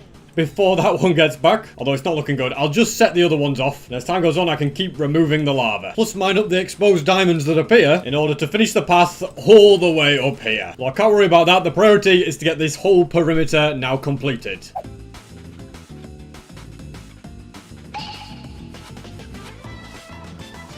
And there we have it. The perimeter is pretty much complete. And one thing I am going to need for the XP farm is quite a few villagers. So I'll give them a bit of bread that will then hopefully lead to baby villagers. As I explained earlier, I need more valuable XP orbs to make a faster XP farm due to how fast the player can absorb XP. So Ravagers and Withers are the only two mobs that drop more XP than a Guardian. I haven't got a farm to get enough Withers fast enough to get XP faster than the player can absorb it, but with Ravagers, with a crazy good raid farm, and then if you isolate the Ravagers, it is very, very doable indeed. Also got a good amount of diamonds to finish this pathway, which has been a nice side bonus. I'm also going to grab buttons to spawn-proof it all. There has to be absolutely no spawnable blocks anywhere in here, otherwise the farm will definitely not work. I'm not really sure how the TNT missed all this, to be honest. There's quite a few down here. My best option is to go over this chunk by chunk, removing any spawnable blocks. Pretty sure everything is now spawn-proofed. Every block meticulously removed. This one here got a little bit stuck, so I'll just leave it behind. And building this farm is going to take a lot of materials. It is based off of Chrono's Raid Farm V3, but someone known as Garlic Bread has made modifications to it to make it the fastest XP farm. I kind of gave them the idea. They executed it and helped me out with it. So make sure you go and subscribe to them. I will link them in the description because they are way smarter than me and I would not have worked out how to do it. But it's a very, very, very cool farm requiring a lot of materials, so I'd better get busy. Interestingly, not quite as many materials as the old raid farm. I think I did the V2 Cronus raid farm. I won't make it a collection system either, which is going to make life a lot easier. And on top of all that, I've completely run out of firework rockets, so I had to get back the old-fashioned way. The main material needed is going to be glass. I'm going to need 3 shulker boxes worth of that. Don't have that much at the moment. And I currently have 2 good ways to get glass. I can have a smelt sand, which I guess I can do a bit of that by putting it into the double chest. And it'll all filter into this chest. The beauty of it is there is a chunk loader running, so it'll just keep going whilst I'm not there. Meaning in the meantime, I can travel all the way down here to get to the end. And from there, the hope and the plan is to be able to do some void trading. It's librarians that sometimes offer it, but the question... Oh my god, I don't have the resources to trade with you, do I? Just one moment, I'll be back. Back when I've got plenty more sugarcane, since paper is a much needed commodity. Here we go again. I really hope that you actually do give the glass trade, because I don't think they always do 100%. I knew I should have brought some books. That's about as much as I can do. What a pain of a villager you really are. So I need to grab that, craft some books, once again go all the way back, trade them across, and thank goodness you're offering glass, otherwise that could have been a very, very long process. Well, it could have been a massive waste of time, basically. Instead, I can now grab a bunch of emeralds and begin the process of void trading. This is actually going to get me so much glass very, very fast. Managed to max out my inventory already. I get loads from this guy. I'll just keep going until there's a full shulker box. I think it's because it's 4 glass for every emerald. The XP also meant that my pickaxe is completely repaired now, which is quite nice. And in my opinion, that is more than enough glass. Let's send you back. In the meantime, all of this is ready. Look at it, beautiful. And that's pretty much the main building block sorted. I'm going to go ahead and grab white dye, because white stained glass does look a little bit better. And it's not like I'm in any shortage of bone meal. Nicely done. Can also do a nice little firework rocket top up. The next thing I'm going to need quite a lot of is observers. That requires nether quartz, which I have none of, and I require over 4 stacks of them. So I'm hoping that if I go all the way along here, that the bartering farm will sort me out. But it's entirely possible I've already ransacked it, so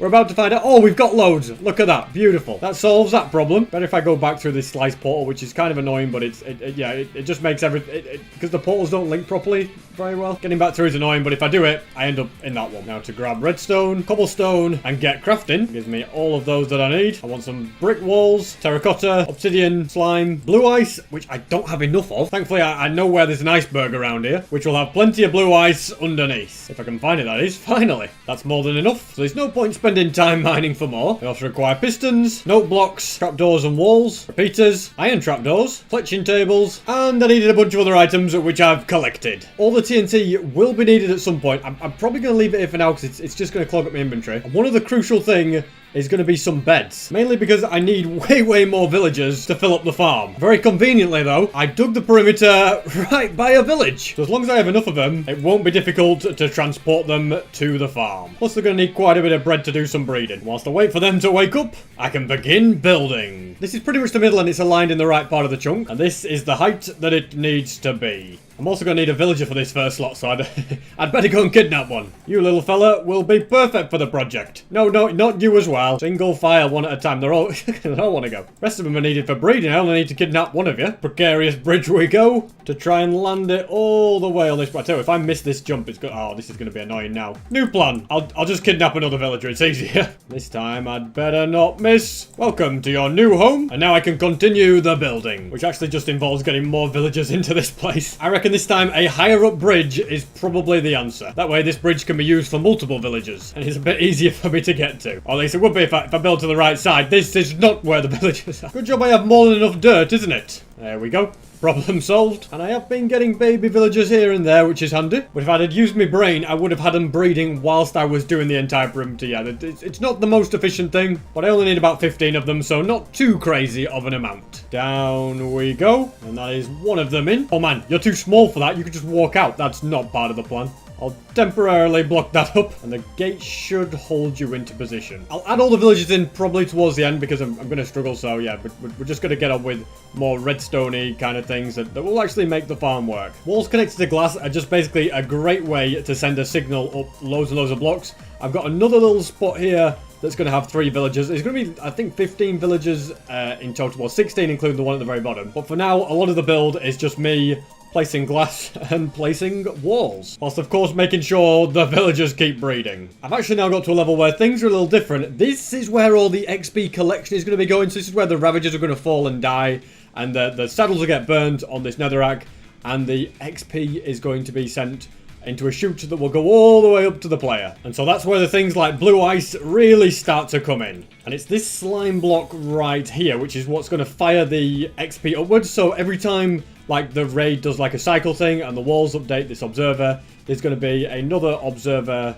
looking at the rails, and then that's going to go ahead and go through here, update the piston, fire up the XP. The water chute areas are starting to take shape, but I do want to light this netherrack on fire, but the rain is a problem. However, iron bars should stop it from going out. So there we go. That's going to get rid of all saddles. Then I can grab water and have it in here like so. And trapdoors are going to just kind of split everything up. So yeah, the XP is what is going to be flowing along the water. That should be mission accomplished. That's the Ravager bit sorted, and there's also going to be another section for villagers in here. So you can see Ravagers will fall down here, die, saddles go, XP into there. It's going to involve looting TNT is how I get the XP from them still. It's a little bit complicated, but I'll explain it when we get higher up. For now, I'm more bothered about seeing how my army of villagers is getting on. It does look as though the numbers are growing, and there's loads of baby villagers. Don't steal all the bread. Well, I guess they're okay as long as they share it when they grow up. Ideally, I'd just keep building this up and up, but I'm not going to be able to get the villagers past if I'm not careful, so I think I'm going to see if I can snake something around here. Then they can be brought into there. And whilst I wait for those baby ones to grow up, I'll keep expanding these tubes. This is as high as I'm going to go for now, because at this point, there's going to be new mechanisms that,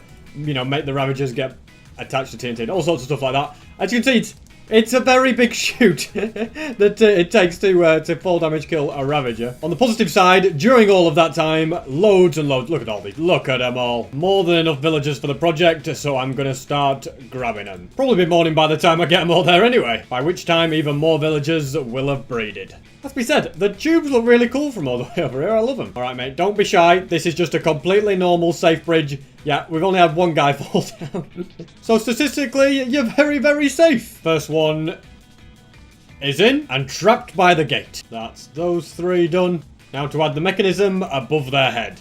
I'm building another mechanism here that will make the XP carry on being shot up, because it gets shot up once, but then it needs to kind of keep being shot up by pistons to get all the way to the very top. One piston push on its own just wouldn't be enough. And I basically just kept building these over and over again until I've got as high as they need to be. There's another spot for villagers right here and one above. So I'm going to go ahead and get all the villagers in, because I've still got 6 down there that need adding as well. And because it's daytime, I can use the job site blocks to lure the villagers up the stairs, so I don't have to worry about not being able to boat them up here. It has been painful getting them to go up this high, but that's it. Just go in there by yourself, please. He's resisting. Don't resist. Come on, just go in the hole. Come on.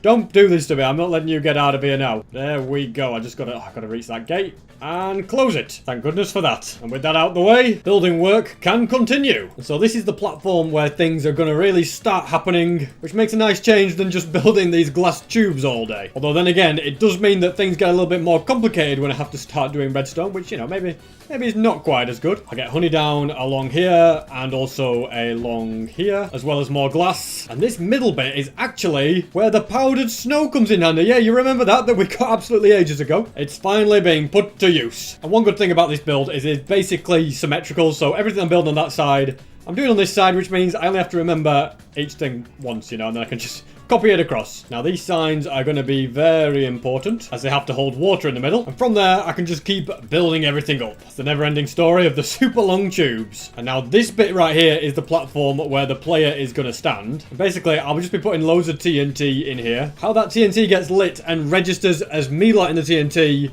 oh, that's another story completely. Now for more straightforward building upwards, the glazed terracotta is just so that the slime doesn't move it. I'm going to put a creeper head here so that I can't fall down this hole, but the XP can get up it. Since it does use a lot of TNT, this machine, there's going to be a shulker box loader with a shulker there, so I'll have loads of TNT-filled shulker boxes going into it, and it'll just constantly keep replenishing. It is all getting there. I've got another dropper right in that position. Now, these platforms here on both sides iron bars, they're for the evokers that I got all that time ago, so that I can make Vex suppressors so that I don't get killed by Vexes while using the farm. Would rather not die, you know, I've got to 5,000 days. I'd like to last a bit longer. On this slab here, that is exactly where a golem is going to go. And exactly the same on this one too. These walls are to hold the boats that the Vexes are going to go into. I can't remember exactly how you do it. I might have to look it up because I did it on the other one. I just remember you have to like use dispensers to dispense the boats onto water. Otherwise it just doesn't work. So it could be a bit of a finicky process. At some point there does need to be TNT in this chute, but I daren't put it in at the moment just in case something goes wrong and I blow everything up. So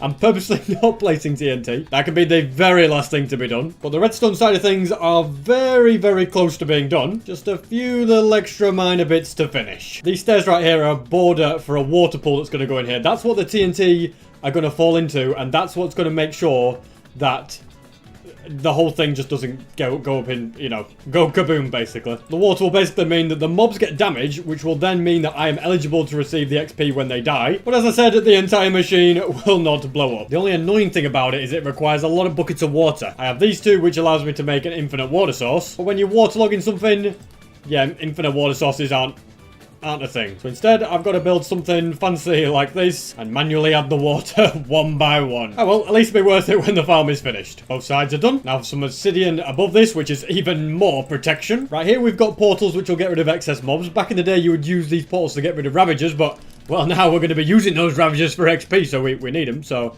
we're going to go ahead and put turtle eggs here just to get rid of any pigmen that might spawn. And the big key with this farm is that you have to split the ravagers up and destroy the XP from all the evokers vindicators because they're worth less and would actually cause you to get less XP per hour based on how quickly someone can absorb XP. Bet that makes absolutely no sense, but that's why this farm has not been done before because, yeah, it's not about creating loads of XP orbs, it's about creating loads of high-value XP orbs. Anyway, enough of that. I shall get these portals built. And yes, it is now day 5001, and my editor is not going to let me forget about it. Don't really have time for going overtime on this, but considering that it has to be out in like 12 hours, and we're all still going hands on deck, guys. You got to leave a like and subscribe. A lot of hard work goes into these from the editors and me burning the candles at both ends. Now, there needs to be some water there, and if I've got this bit wrong, everything's gonna break. So I hope, but putting water there, yeah, it all flows okay. Although it should flow onto here as well. I'll just quickly grab some water. Pretty sure if I do that and then that, there we go. Basically, what I'm building up here, how's that gonna go? I need to realize. Is going to be a system that collects an arrow, and the arrow is what's going to like. It's going to keep the arrow alive, you know, like so it doesn't despawn.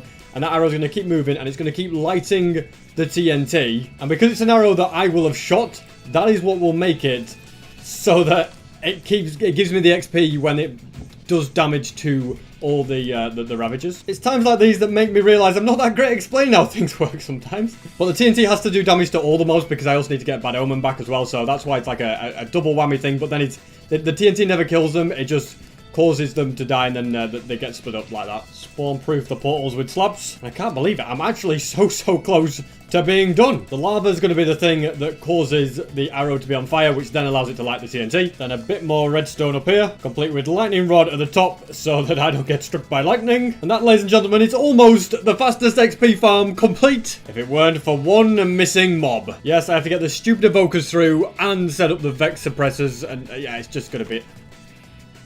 Why did I just do that? I don't know. But also on the other side of both these portals is going to have to be a massive lava pit, so that needs sorting.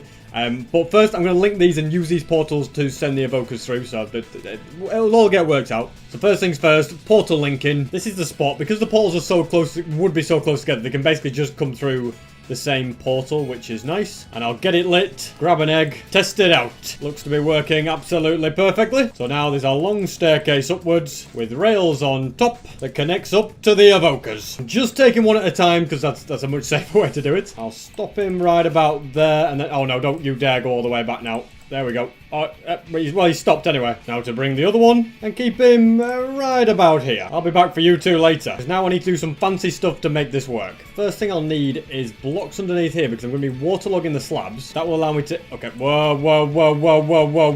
I don't think it was going to break anything, but I couldn't be too careful. Let's add a few blocks around here so we don't have any more leakages. Then I should be able to safely do it. There we go. That's much better. Now to grab even more water. And then these upside down dispensers. Each dispenser needs 5 boats. Then levers can be used, as you can see, to put them all in the same place. So you end up with 5 all on the exact same block. This is probably going to annoy me a lot, but I only have spruce wood on me now. So I'm putting a mixture of spruce and oak boats. Yeah, not ideal, but you know what? Just have to live with it. Apparently completely forgot to put water in. You can see, if you don't have water there, that's what happens.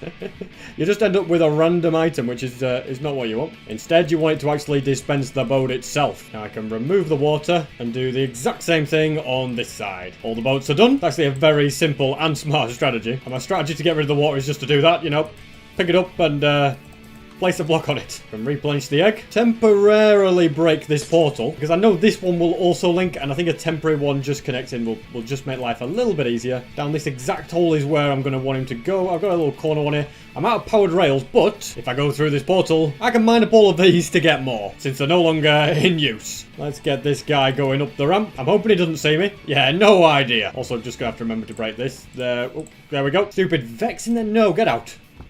This is annoying. Okay, this just makes things a little bit... Get in there, that's it. We're alright, we saved it. Hopefully, I can just go... Oh, no. Oh, come on, SB. That's it. Push him.